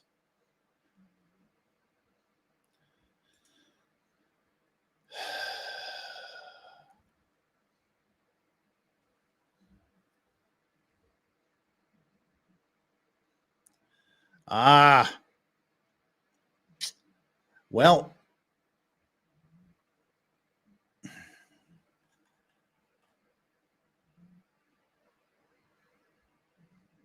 yeah, it's over. I got nothing. Yeah, Nina, they withheld a 2-page report. That's basically it. A 2-page report on these rounds, these rounds that were brought to the police station in 2021. Rounds that the prosecution says had nothing to do with the case. No evidence that they were some of the same rounds that were used on some of the live rounds that found their way onto set. But we don't know because the defense didn't get a chance to look at any of it.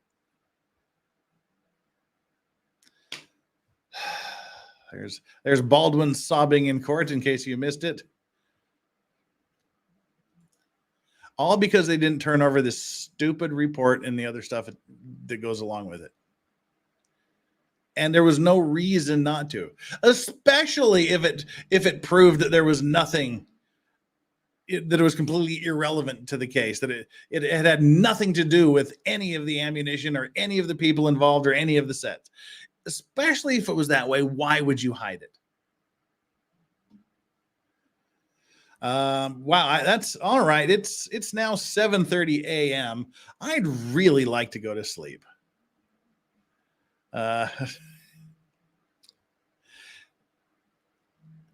See, again, Nina's bringing the heat here. This is such a huge fail. It's a huge fail in one respect, that we didn't get to see this play out to the end, and We didn't get to see what the jury decided on the merits of the case. We didn't get to a guilty or not guilty determination. In that way, it's a huge fail. In another way, it's a huge win for the foundations of justice and the principles of obtaining a fair trial. So it's a horrible fail on one end, and it's kind of the bittersweet victory of preserving constitutional rights for people. Oh, good morning, Ozzy. No, it was with prejudice. It's done. It's over.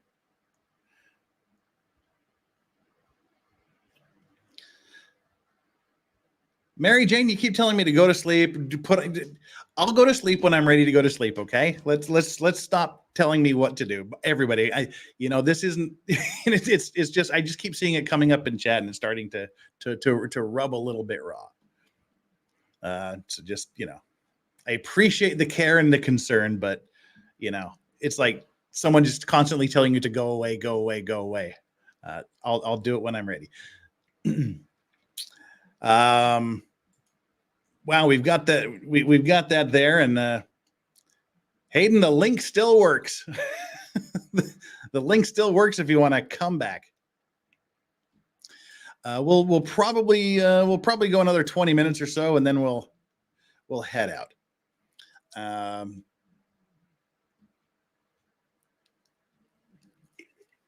We were only like 2 days into this. We're only 2 days into this, but it seems like we lost a lot.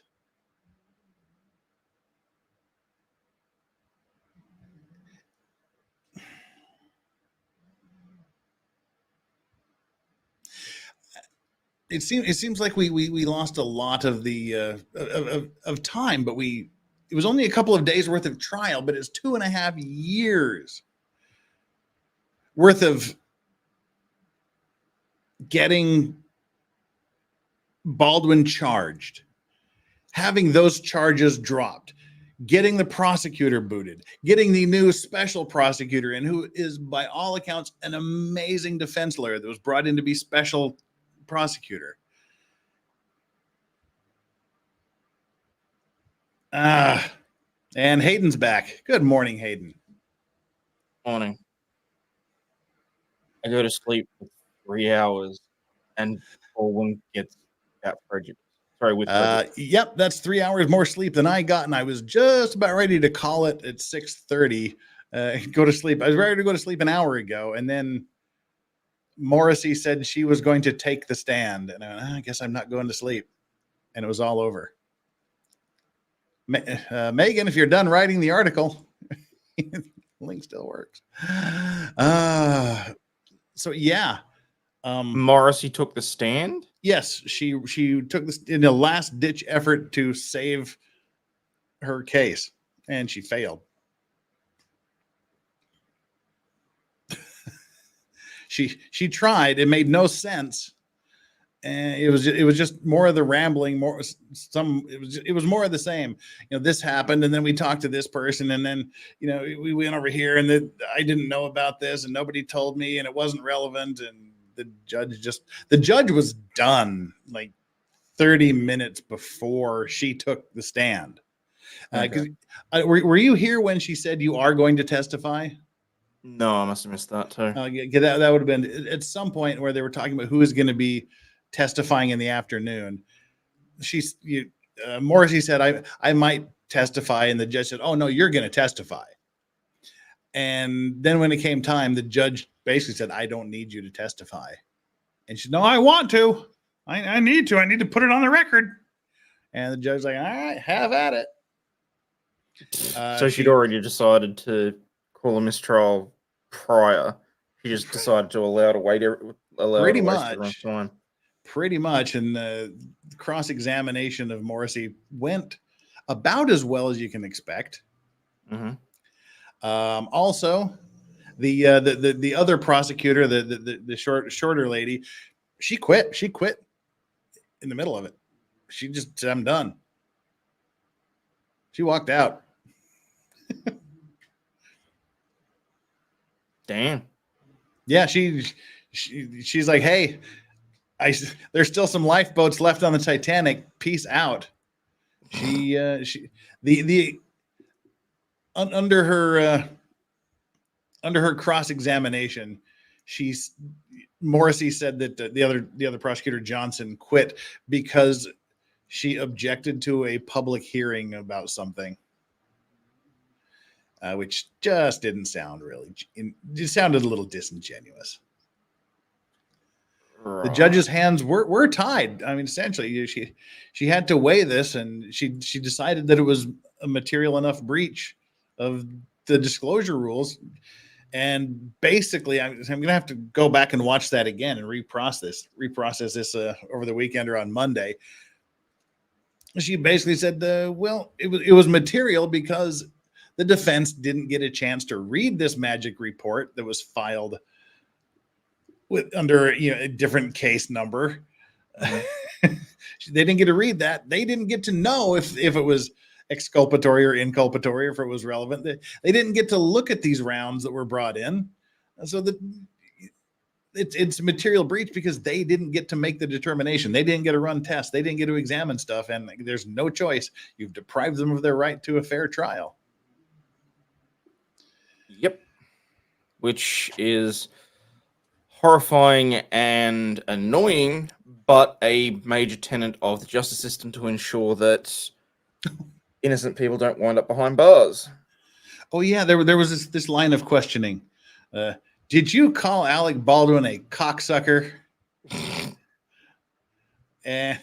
And she said, well, I don't recall that. So are you denying that? And she got really, really quiet for a good 5 seconds.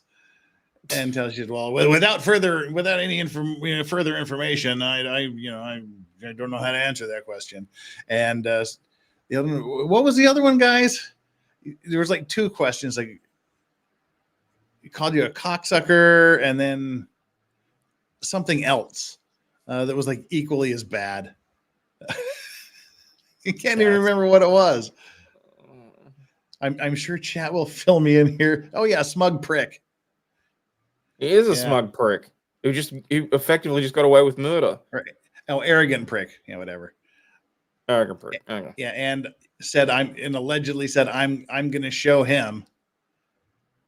Anyway, whether it was a smug or an arrogant prick, it was some variety of prick she allegedly called him. There's synonyms. It doesn't really matter. And then she got a little bit feisty, and the judge said, all right, yeah. Well, she got feisty, and that's when the defense lawyer just said, I really don't need to ask her any more questions. I'm done with her. And the judge immediately went into, this is a very, very serious, dismissal with prejudice is a very, very serious thing. You have to consider each one of the elements. Here's the elements, done.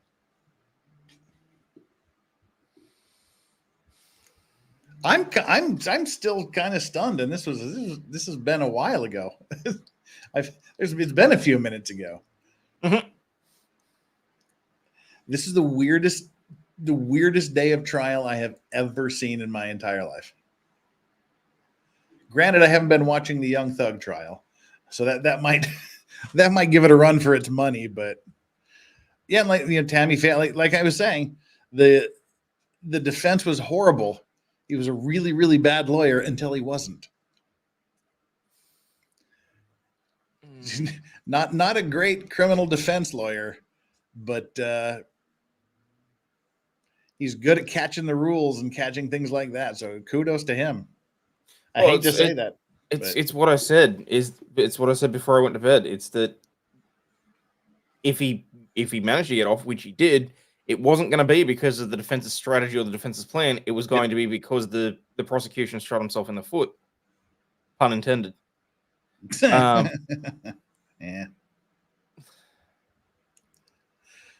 Well, yeah, I mean, you know what the scary thing is with all the lousy cases with police work and everything that's happened in the last 6 months. Part of me sitting there going, was this all a big setup in order for him to not see jail time? Well, see, that's what other people are. But there is no way that one of the top criminal defense lawyers in New Mexico is going to put her law license in jeopardy for this. Fair.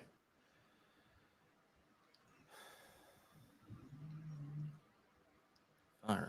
So yeah, I mean, there's no way this was intentional. I mean, there was no way this was part of a let's get him off somehow. Oh no, I just meant that because of everything we've seen with various crappy cases, like it's that bad that it's even entered into my mind as a thought. Yeah. I just bloody hell. The tax dollars, Halyna's family, a lot of stuff is ruined here. Yeah. And now all I've got is that smug picture of him from Friends. We're sitting there going, "Oh, you know what? I want to take a mental picture of this." Click. I've never seen an episode of Friends in my life. No, I lied. I've seen one. I saw the Smelly Cat episode, and that was it. Did you finish your work, Megan? I did. I did. Good. Thank you for letting me go and do that, but nobody else had called it, so I might as well get the hits for it. Tell you Guess that I can much. take this stupid banner down now. Wow, I'm still reeling from that. Also, I caught I don't know if you noticed this, but the prosecutor, she told a fib up there on the stand when she was testifying. Her story did not match up with Corporal Ducklips. Did you notice?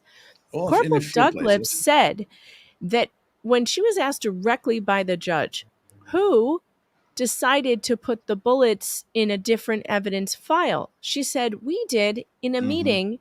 And she said, who was in the meeting? I was, and Prosecutor Morrissey. And when they asked Prosecutor Morrissey, who made that, I didn't know they were in a different evidence folder. I didn't know they were in a different file. Yeah, one of them's lying. And I'm willing to believe that it is not the Corporal Ducklips.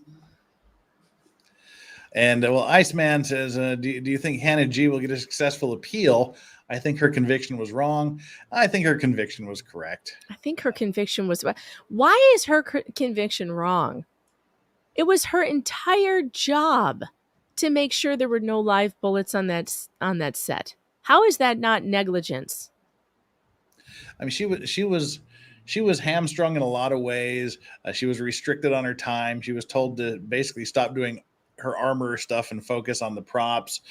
She was told not to do safety briefings anymore. But the other option, she has two options. Well, three: do what she did, which was continue. Two, say, I'm the armor. I'm shutting this production down until shit gets going, which she can do. She could have done. Yeah, and the other one is to walk away. We learned that from that hot guy. The hot guy, the one that the other actor that I didn't know, Jensen something. He said all the armors he ever worked with were like the hard ass, drill sergeants that would shut you down, and they made sure everybody was safe. So why the hell didn't she take her job seriously then? Why'd she get pushed around by people that she was in charge of? No, I don't think that her conviction is wrong.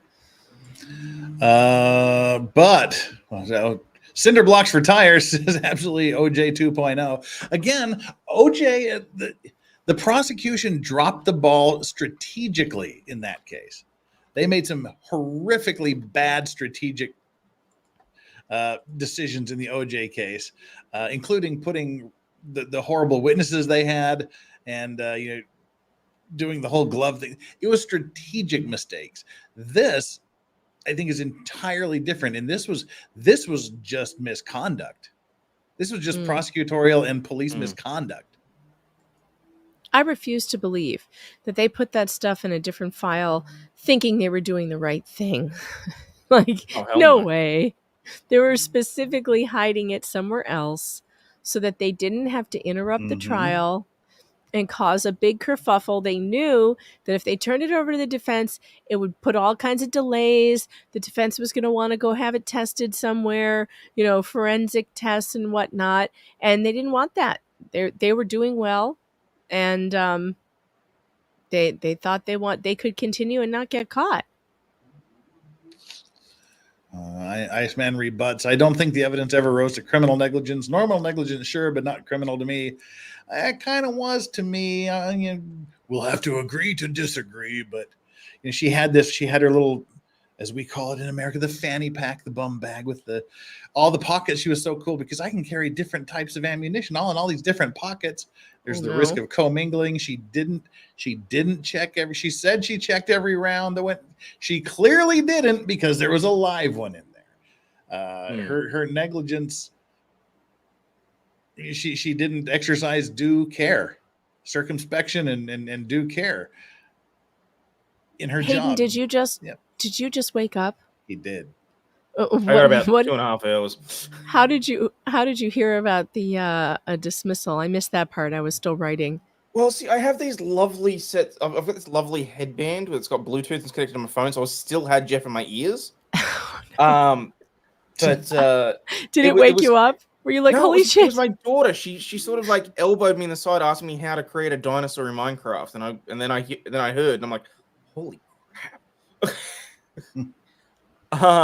I turned on Emily Baker too for a second because she's behind. For some reason, she's behind and she hadn't gotten there yet. Her reaction is worth watching. You guys, you should pull it up. It's funny. She's losing her mind. She lost her mind at the cocksucker part. I was laughing so hard. She was like, cocksucker, oh my God. It was good.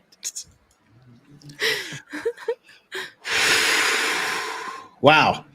Should we do that? Should we see what people's reactions are? You watch Emily's for sure. Emily's is great. Emily's is good. Guys, my article won't be up until editing gets a hold of it, so it's not up yet. The chat's asking for my article. I submitted it, but editors have to do their work. Oh God, I forgot to put a headline on it. I better tell them that. That's funny. I don't even know. I did. I put a headline on it. What's going on here? There we go. Emily D. Baker. Let's see. Emily. Let's see we'll start out with Emily. Let's see. She's still. Let's see. Now, so the interesting thing though is I said this had nothing to do with Hannah and it wouldn't affect Hannah's case, but now this dismissed with prejudice and everything that went down, it does call into question what might they have hidden? What might they have hidden for her in her case? It raises These do not seem to be trustworthy people. My God, that prosecutor, was she the same prosecutor in the Gutierrez case? Morrison? Yep.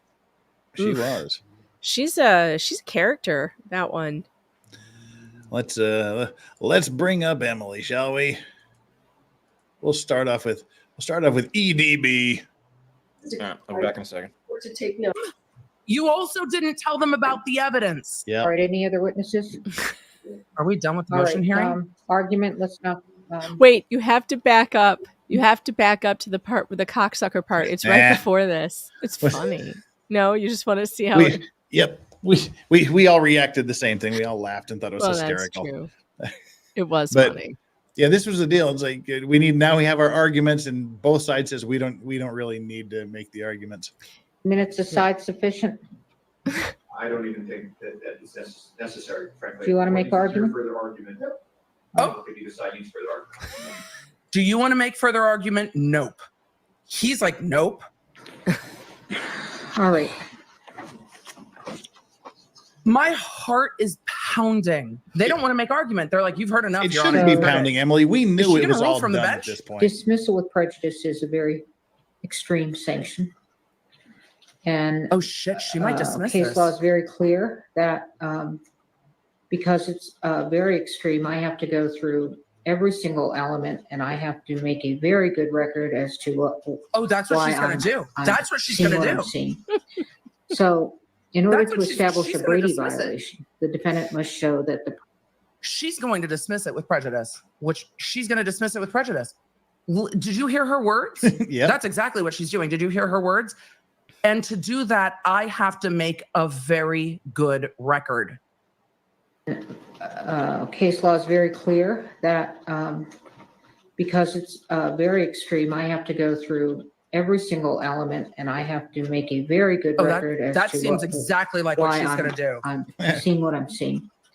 So That seems like in order exactly to what she's going to establish a do. Brady violation, the defendant must show that the prosecution suppressed evidence, Oh, the evidence my was God. favorable to the accused, and the evidence was material to the defense. Baldwin is going to walk. So let's go through the elements. Yep. Suppression of evidence. The definition of suppression of elements, this is Case versus Hatch, is while the first element requires proof that the prosecution suppressed or withheld the evidence in question, it does not require a finding of bad faith or any other culpable state of mind on the But part of was the it suppressed? prosecutor. Yes. This prong is satisfied. The Santa Fe County Sheriff's Office and the prosecution failed to disclose the supplemental report to She's defense finding evidence was and suppressed. provide defense an opportunity to inspect the rounds collected into evidence that Mr. Teskey gave. Is the evidence favorable to the accused? The second Brady element is whether the suppressed evidence was favorable to the accused, either as impeachment or exculpatory evidence. This Now, prong is satisfied. Satisfied. The suppressed evidence Let's is favorable. fast to the forward a bit here. accused. The act to test the state's theory as to the source of Yeah, see, this was the big material. one here The for late me. discovery of this Satisfied. evidence during trial has impeded the effective use of evidence in such a way that it has impacted the fundamental fairness of the proceedings. She is pissed. The defense is not in a position to test the state's theory as to the source of the live rounds that Do you killed hear Ms. her? Hutchins. She is so I'm mad. also going to take a look at Harper, State versus Harper. She is going through The every assessment of prong and making sanctions a record depends to upon the dismiss. extent of the government's culpability, weighed against the amount of prejudice to the state. There it Quoted goes. Chenard. Let's go through culpability. Our case law generally provides that the refusal to comply with a district court's discovery order only rises to the level of exclusion or dismissal where the state's conduct is especially culpable, She such knows as she's where evidence fucked is right there. unilaterally She withheld by knows the how the state court's in gonna bad rule. faith. Yeah. All She access knows. to the It's evidence like is she's precluded by responding to you. state and transients. The state is highly culpable for its failure to provide this discovery. Wow. to She the was worried defendant. about him being The arrogant. state unilaterally She's withheld the the arrogant supplemental one. report. Santa Fe County Sheriff's Officer made the decision, and apparently Highly culpable. also with the prosecutor. With the prosecutor. pursuant to Yeah. Hancock's Yeah, testimony. that part. Yeah, So I she didn't didn't catch believe that her the either. first time. Yeah, I She didn't didn't catch that the believe her first time. She didn't believe her either. Yep. And I didn't believe her. She's the lying. Yeah, I didn't catch That that the the evidence first time. was of no evidentiary value and failed to connect the evidence to the instant case. The case agent, as well as pursuant to Hancock's testimony, Ms. Morrissey, was aware of the new evidence and yet did not make an effort to disclose it to defense. The state's willful withholding of this information was intentional and deliberate. If this conduct does not rise to the level of bad faith, it certainly comes so near to bad faith as to show signs of scorching. Wow. Prejudice. When discovery has been produced late, prejudice does not accrue unless the evidence is material and the disclosure is so late that it undermines the defendant's preparation for trial. The court concludes that this conduct is highly prejudicial to the defendant. The jury has been sworn, jeopardy has attached, and this disclosure during the course of trial is so late Do you think that he's it realizing undermines that the he's going to defendant's walk at preparation this for point? trial. There is Yeah. no way for the court to correct this wrong. He knew the second just she missing it. started. Lesser sanctions under Harper. Trial courts possess broad discretionary authority to decide what sanction to impose when a discovery order is violated. State versus Illinois. Wow. The sanction of dismissal is the only warranted remedy. The jury has been There it is. sworn, jeopardy has attached, and a mistrial would not be based upon manifest necessity. Further, the sanction of dismissal is warranted in this case. The It's state gone. has repeatedly made representations to defense and to the court that they were compliant Alec, you're not with good all their enough. You're not a good discovery enough actor. Stop obligations. crying. Despite their repeated representations, You they don't have think he's continued to fail to disclose critical evidence to the defendant. Brady and Harper are satisfied. Dismissal with prejudice is warranted.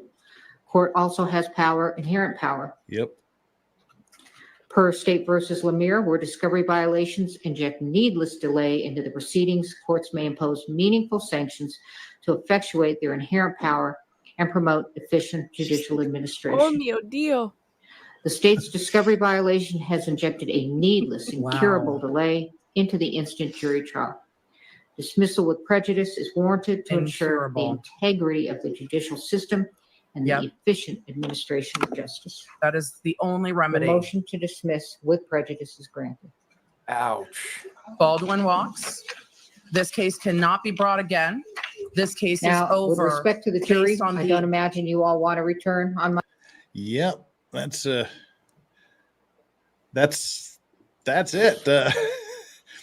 Now, I think we need to see what Andrew Branca thought of this. I heard Danny Ann had quite the reaction as well. We heard. We'll see. We'll get there after Andrew.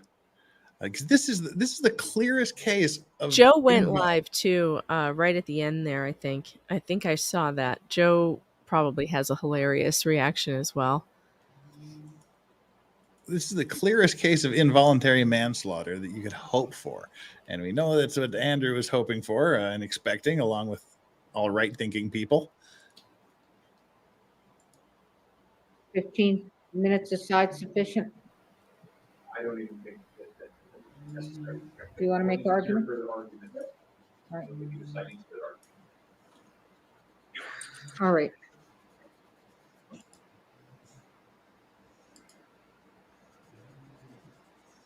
So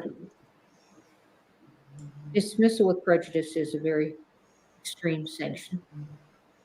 And case law is very clear that because it's very extreme, I have to go through every single element and I have to make a very good record as to why I'm seeing what I'm seeing. Wow. So in order to establish a Brady prosecution's suppressed evidence, the evidence was favorable to the accused, and the evidence was material to the defense. Let's go through the elements. Suppression of evidence.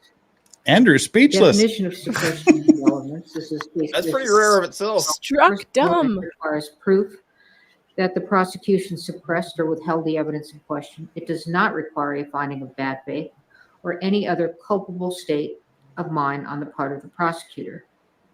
This prong is satisfied. The Santa Fe County Sheriff's Office and the prosecution failed to disclose the supplemental report to defense Look and at his provide face. defense an opportunity to inspect the rounds It's collected like- into evidence that Mr. Teskey gave. Is the evidence favorable to the accused? The second Brady element is whether the suppressed evidence was favorable to the accused, either as impeachment or exculpatory evidence. This prong is satisfied. The suppressed evidence is favorable to the accused. It is impeachment evidence. Has Andrew, even been offered Andrew. in this trial as impeachment evidence and is potentially Blink twice exculpatory if you to the can hear defense. me. Critically, the exculpatory value cannot be Nope. analyzed. I've always The seen him as evidence guilty too, material. and I still think he is, and I always Well, will. post-trial discovery of evidence under Brady requires a reasonable probability that the result of the proceeding would have been different. Discovery of evidence during trial requires an evaluation of whether the late tender has impeded the effective use of evidence in such a way that it impacts the fundamental fairness of the proceedings, and that is State versus Huerta Castro. This evidence I is think we're just gonna material. get a bunch of The late wows discovery until of it this finishes. evidence during trial has Yeah, impeded people said he doesn't effective talk use of much till the evidence end. in such a way that it has impacted the fundamental fairness of the proceedings. The defense is not in a position to test the state's theory as to fine. Dismissal with prejudice is warranted. Court also has power, inherent power.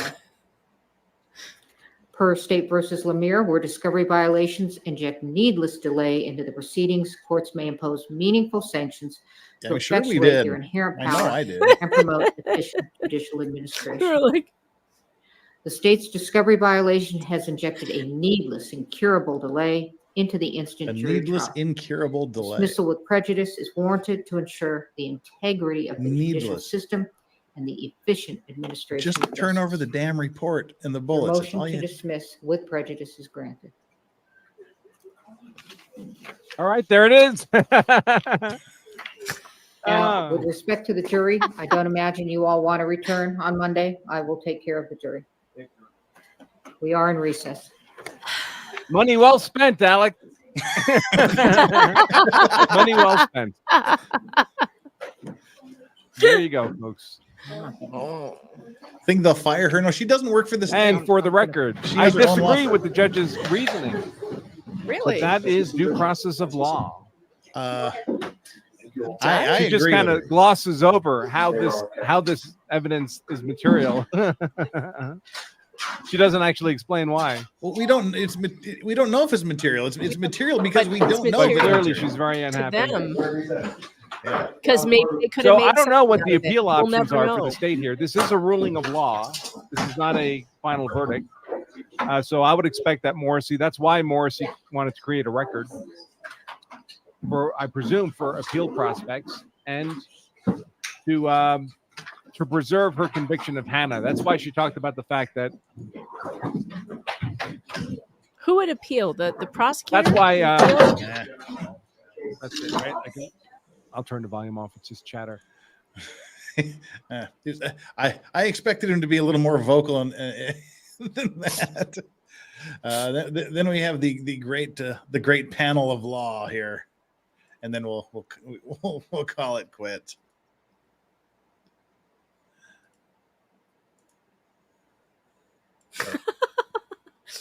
I love Danny's hat. Without She doesn't want to. Oh. She doesn't want I to. do not recall ever saying that. And if I did Oh, say that's the yeah. You just did. that was something that Mr. Baldwin would say. As long as we're seeing it. Trust. That's the claim she was making earlier. You don't like Mr. Baldwin 5 hours very ago. much, do you? You know, that is absolutely untrue. I actually really appreciate Mr. Baldwin.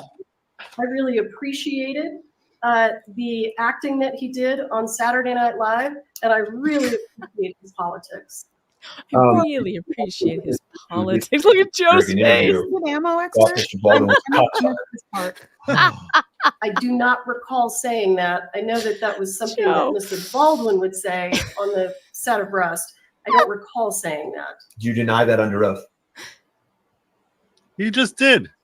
Long pause. Listen to that long Baldwin would pause. say, Are you willing to say under oath you didn't call him a cocksucker? Long pause. And then she never says the no. set of Rust. I don't recall saying that. Do you deny that under oath? You just did. Without Robert, she doesn't want to. Oh. She doesn't want to. I do not recall ever saying that. And if I did say it, I invite you to point it out to me. If I did say it. You called him an arrogant prick to another witness. To who? To what witness? I'm asking you, did you call him an arrogant prick during a witness interview? I don't believe I did. I don't recall. You deny that. He's an arrogant prick. Without knowing what you're talking about, all I can tell you is that I can't Love respond if Joe. I don't know what you're talking about. And you said also to witnesses that you would teach him a lesson. I never said to witnesses that I would teach him a lesson. Funny Absolutely how she not. In knows she fact, never said Mr. that. Spyro, I want to give Not a the cocksucker response to thing. your question. I made every effort. I want to give a full reply to Yeah. your question. Look at her leaning back. My leg up, you know, I'm Let gonna- me tell you something, counselor. Yeah, and then the judge, and then I just love this interaction here. I do in this too. case, resolve this case with your client in a very favorable way for him. All right, I'm going to move to strike this. It's not responsive.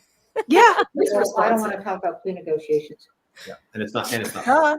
I have no further. All right, give me a moment. Testimony. Move to I want to strike. say, I have no recollection of calling him any of those names. I have invited the defendant to tell me what he's talking about, and he has declined. I want the court to take notice of that. Thank you. Defendant remain silent. Okay, noted. This is remarkable. I feel left All right, any out. other I need a witnesses? hat. No, Your Honor. All right, argument, let's not, Like literally 15. everybody has a hat except for Macon. there, now we got a hat. There we go. All right, we got the big hat crew here on the bottom. Now we're up to speed. The big now hat everyone. ladies. The church hat ladies are here. Well, everyone on the panel has a hat on. I You just noticed can't that. be the only one. All right. Well, here we go. minutes aside sufficient? I don't even think that is necessary, frankly. Do you want to make argument? Further argument. All right. Still funny. All right. Dismiss this with prejudice. be done. So It's annoying me how he's sitting there with his legs crossed. dismissal with prejudice is a like a kid very in school. extreme sanction. And case law is very clear that because it's very extreme, I have to go through every single element and I have to make a very good record as to why I'm seeing what I'm seeing. Please do. So in order to establish a Brady violation, the defendant must show that the prosecution suppressed evidence, the evidence was favorable to the accused, and the evidence was material to the defense. So let's go through the elements. Suppression of evidence. The definition of suppression of elements, this is Case versus Hatch, is while the first element requires proof that the prosecution suppressed or withheld the evidence in question, it does not require a finding of bad faith or any other culpable state of mind on the part of the prosecutor.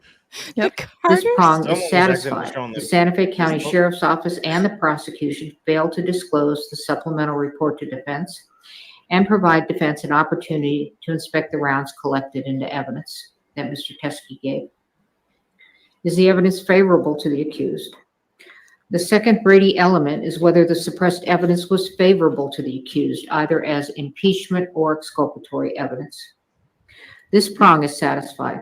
The suppressed evidence is favorable to impeachment. It is impeachment evidence. Has even been offered in this trial as impeachment evidence and is potentially exculpatory to the defense. Critically, the exculpatory value cannot be analyzed at such a late juncture because of the non-disclosure. Obligations. Despite their repeated representations, they have continued to fail to disclose critical evidence to the defendant. Brady and Harper are satisfied. Dismissal with prejudice. Did a great job. Court also has power, inherent power. See, this problem with a bunch of people on a panel like that. You talk over the important parts. Joe is just talking over the dismissal with prejudice is warranted. Just let the judge talk, people. Dismissal with prejudice. Did a great job. Court also has power, inherent power. Done. Yeah. State versus where discovery violations inject needless delay into the proceedings. Courts may impose meaningful sanctions to affect there's going to be sanctions power and promote efficient judicial administration. Good point. Her discovery violation has injected a needless, incurable delay into the instant jury trial. Dismissal with prejudice is warranted to ensure the integrity of the judicial system and the efficient administration of justice. Your motion to dismiss with prejudice is granted. Wow. Yes. Thank God. She tried to rob justice from that With family. respect to the jury, I don't imagine you all want to return on Monday. I will take care of the jury. Yep, that's Wow. We are in recess. I was crying. See, this is what I mean. Danny's reaction wasn't over the top and crazy and weird. Like, I don't know. People said she had quite a big reaction. I didn't see it, No, see, man, it's. but I appreciated No, the case story, dismissed, Gavel. the Where's the hats case of dismissed, law. Gavel? That's it. It is game over. There is no Wow. appeal. Let's It's got done. one. Cook it, Wow. baby. It's done. Cook it. Wow. I'm gonna. Wow. Yeah. Yikes. It. Yikes. Yikes. Hashtag yikes. It seems WoW seems to be the reaction of the day from literally everyone across the board. What else are you gonna say? And I think lastly we'll see what Runkle had to say about this, and then we'll call it, because I'm getting side eyes from the dog. Like, dude, 45 minutes ago was breakfast time. Where's my If breakfast? we're leaving the hat stream, then I can put my headphones back on. Well, we don't know. Ian might have his hat on. Don't jump the gun. She didn't hear. Oh, I didn't hear him. I didn't have my headphones on. Oh, What did you I say? said Ian might have his hat on. So Oh no. Well, here I'll try to put it on over my headphones. well, we'll see. I don't think it's gonna nope, work. he doesn't have his hat on. Oh, thank God. Here I am trying to put Runkle's closed captioning like somewhere not in the middle of the screen. But it's like, oh wait a minute, that's not my stream. Necessary. Do you want to make the argument? Further argument. All right. So it sounds like they both know where this is going. Holy shit. All right. I think that was my quote. Wow. Wow. Well. Another wow. So now I've got to put together a compilation of dismissal with prejudice is a very extreme sanction. And I'm granting it. And She's case law is granting very it. clear that because it's very extreme, I have to go through She's every granting single it. The case is element, and over. I have to make a very good record as to why I'm seeing what I'm seeing. So, in order to establish a Brady violation, the defendant must show that the prosecution suppressed evidence, the evidence was favorable to the accused, and the evidence was material to the defense. Holy shit. So let's go through the elements. Suppression of evidence. Holy shit. The definition of suppression of elements, this is Case versus Hatch, is while the first element requires proof that the prosecution suppressed or withheld the evidence in question, it does not require a finding of bad faith or any other culpable state of mind on the part of the prosecutor. Ian got some This sun. prong is satisfied. The Santa Fe County Sheriff's Office and the Looks prosecution failed to disclose the supplemental report to defense and provide defense an opportunity to inspect the rounds collected into evidence that Mr. Teskey gave. Is the evidence favorable to the accused?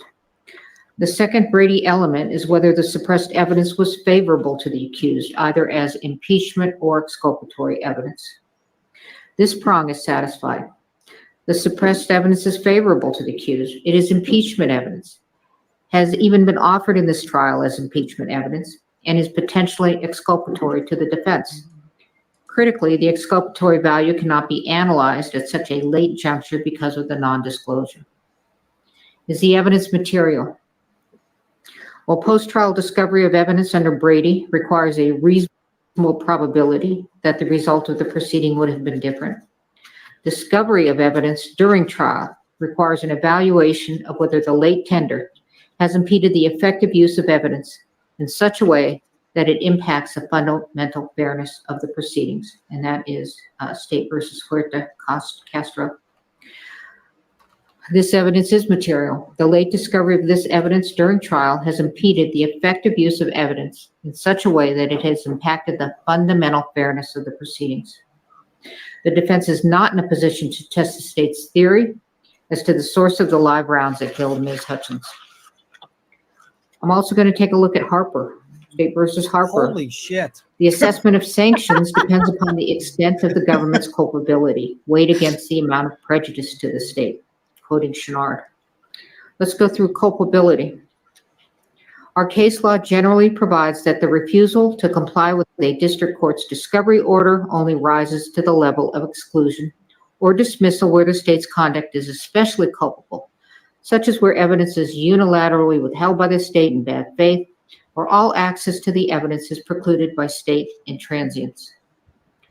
The state is highly culpable for its failure to provide this discovery to the defendant. Highly the state unilaterally withheld a supplemental report. Santa Fe County Sheriff's Officer made the decision, and apparently also with the prosecutor, as pursuant to Hancock's testimony, that the evidence was of no evidentiary value and failed to connect the evidence to the instant case. The case agent, as well as pursuant to Hancock's testimony, Ms. Morrissey, was aware of the new evidence and yet did not make an effort to disclose it to defense. The state's willful withholding of this information was intentional and deliberate. Rub's face. If this conduct does not rise to the level of bad faith, it certainly comes so near to bad faith as to show signs of scorching. Prejudice. When discovery has been produced late, prejudice does not accrue unless the evidence is material and the disclosure is so late that it undermines the defendant's It's preparation over. It's for trial. done. The court concludes that this conduct is highly Smoke 'em if you got prejudicial 'em. to the defendant. The jury has been sworn, jeopardy has attached, and this disclosure during the course of trial is so late that it undermines the defendant's preparation for trial. There is no way for the court to right this wrong. Lesser sanctions under Harper. Trial courts possess broad discretionary authority to decide what sanction to impose when a discovery order is violated, State versus Lemire. The sanction of dismissal is the only warranted remedy. The jury has been sworn, jeopardy has attached, and a mistrial would not be based upon manifest necessity. Further, the sanction of dismissal is warranted in this case. The state has repeatedly made representations to defense and to the court that they were— Baldwin, your face. I mean, I get it, but your face. He's laughing. He's straight up laughing. No, compliant with all their discovery he is a obligations. little. Despite their repeated representations, they have continued to fail to disclose he's crying. critical evidence to the defense. He's crying. Okay, I'm wrong. Brady and Harper are satisfied. Or he Dismissal started with laughing and prejudice is decided to warranted. let her cry Good for The court instead. also has power, inherent power. It'd be funny if he was laughing really Per hard. State though. versus Lemire, where discovery She's crying. violations inject needless delay into the proceedings, courts may Nope, good impose for him. meaningful sanctions to effectuate their inherent power and promote efficient judicial administration. The state's discovery violation has injected a needless, incurable delay into the instant jury trial. Dismissal with prejudice is warranted That to is ensure so the reasonable. integrity of the judicial system and the efficient administration of justice. Your motion to dismiss with prejudice is granted. I feel it. Now, with respect to the jury, I That's don't fair. imagine you all want to return on Monday. I will take care of the jury. We are in recess. Holy shit, we're going to talk about this. Spyro earning his dollars. Spyro earning his dollars. And it is, I thought he was laughing at first. It is entirely, we'll talk about like the acquittal moment.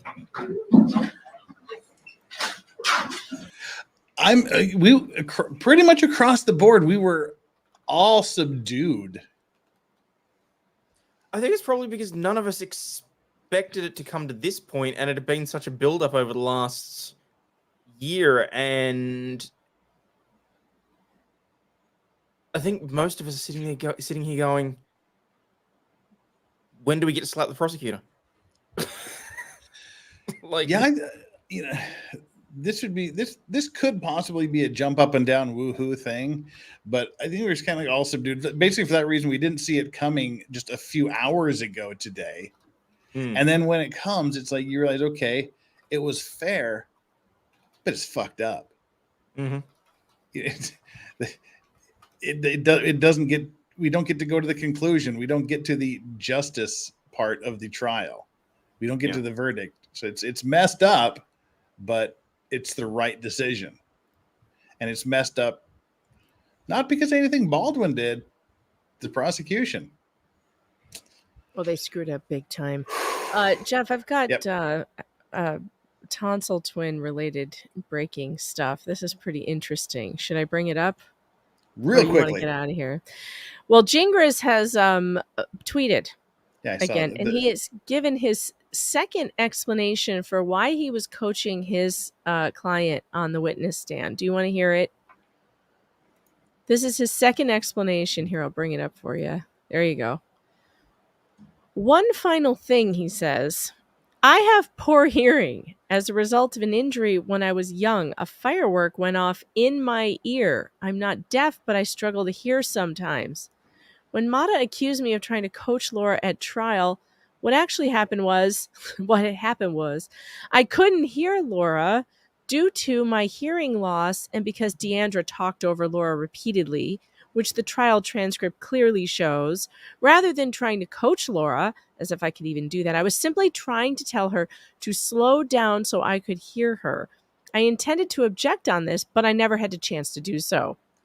This happened too fast, and then Laura lost her composure. If Mata believed I was doing something wrong, the correct thing would have been to stop and ask me if there was an issue. By the way, he had plenty of time to object. He never objected. And doesn't the court provide hearing devices for people if you have a Well, we saw Stephen Baldwin wearing one. Yeah. Stephen Baldwin, he had the things. Courts provide those if you have a hearing loss.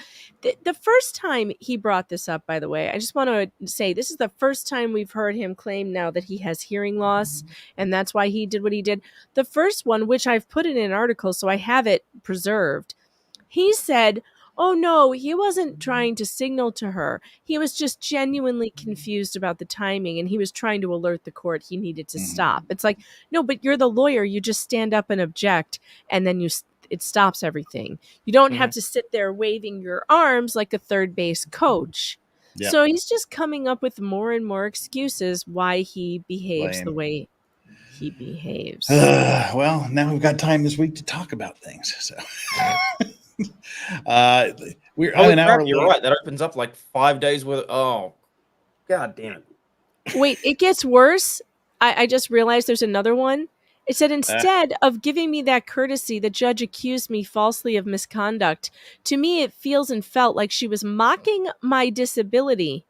This is the same guy who called special ed retards, right? He said he called people special ed. They're Yeah. short bus. They're on the short bus. He's now accusing Judge Yeah. Mata of mocking his disability, Jeff. Well, Megan, as long as you're talking, final comments, final words. I don't have any. I'm going to eat dinner or something. I don't know. I have no final words on this. I think the judge had to do what she had to do. She had to dismiss this case. I had my own questions about it, but that's just me from a layperson's standpoint. I understand that according to the law, it should have been a slam dunk. I had my own questions though about this entire case. So I don't know. I think it's the right thing. I think the prosecution should do better. All prosecutors should do better and stop doing this to defendants. Quit hiding evidence. Just be honest. Thank you. That's all I have to say. Megan Fox Rider, check her out. And megan.fox.com.chickencoop or whatever it is. What's your locals? meganfox.locals.com. Something like that, yeah. If that is my name. Yeah, if that is your real name. And yes, my Ozzy. article on PJ Media is up right now, and I put it in the chat. Okay, Cool. I'm done. Aussie Overlord Hayden, final comments. I shall try and engage the gears in my brain just slightly to make something relatively coherent. Couldn't even get through that. Jesus.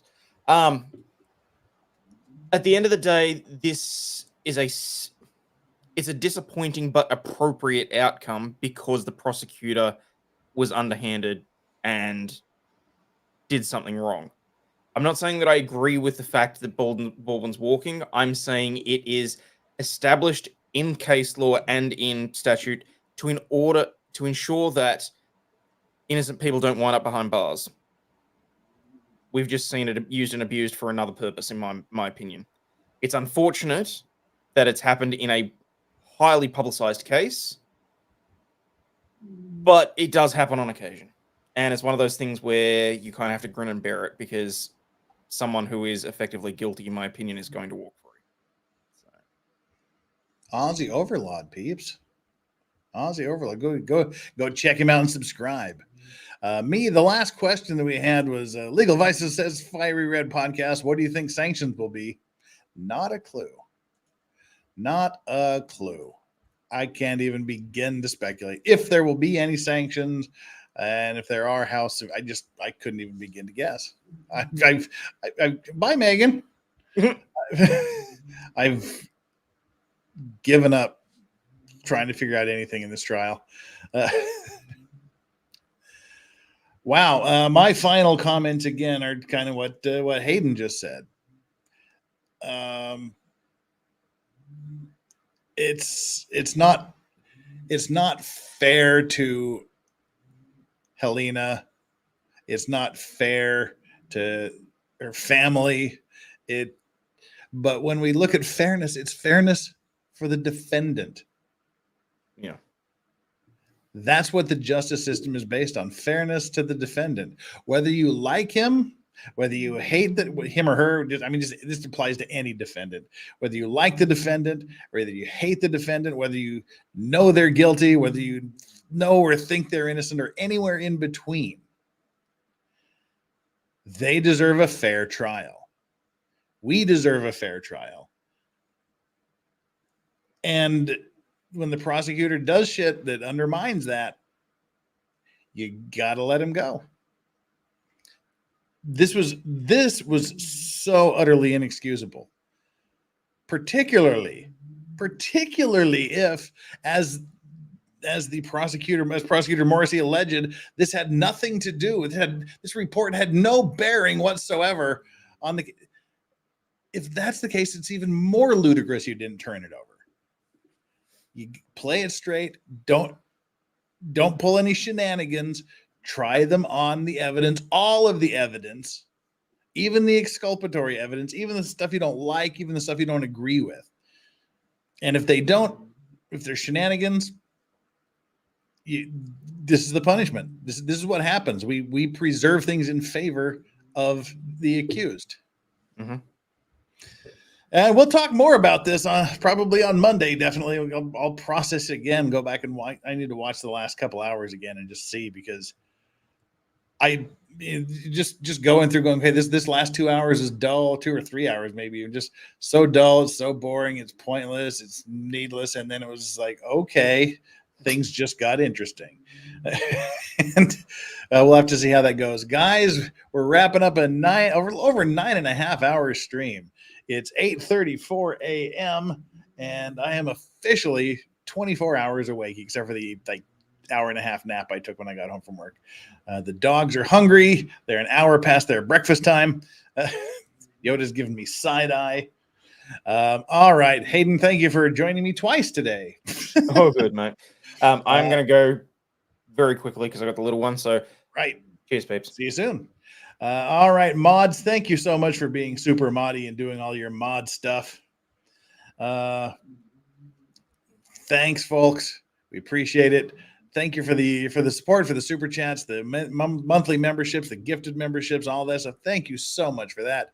Everything is deeply appreciated, and I appreciate you just being here in chat, hanging out, doing things, making your comments, keeping each other entertained, and watching these developments right along with me. Thank you, chat. You are the best chat on the internet. Hit the like button on your way out. Hit the subscribe button if you haven't. If you have, just double check to make sure you are. I'm slumped down in my chair. All right. We will see you again probably on Monday. If not, well, we definitely Monday, but possibly before. Take care, guys. Thank you so much for joining me. The end to a 2.5 year saga. Over like that. Bye, folks.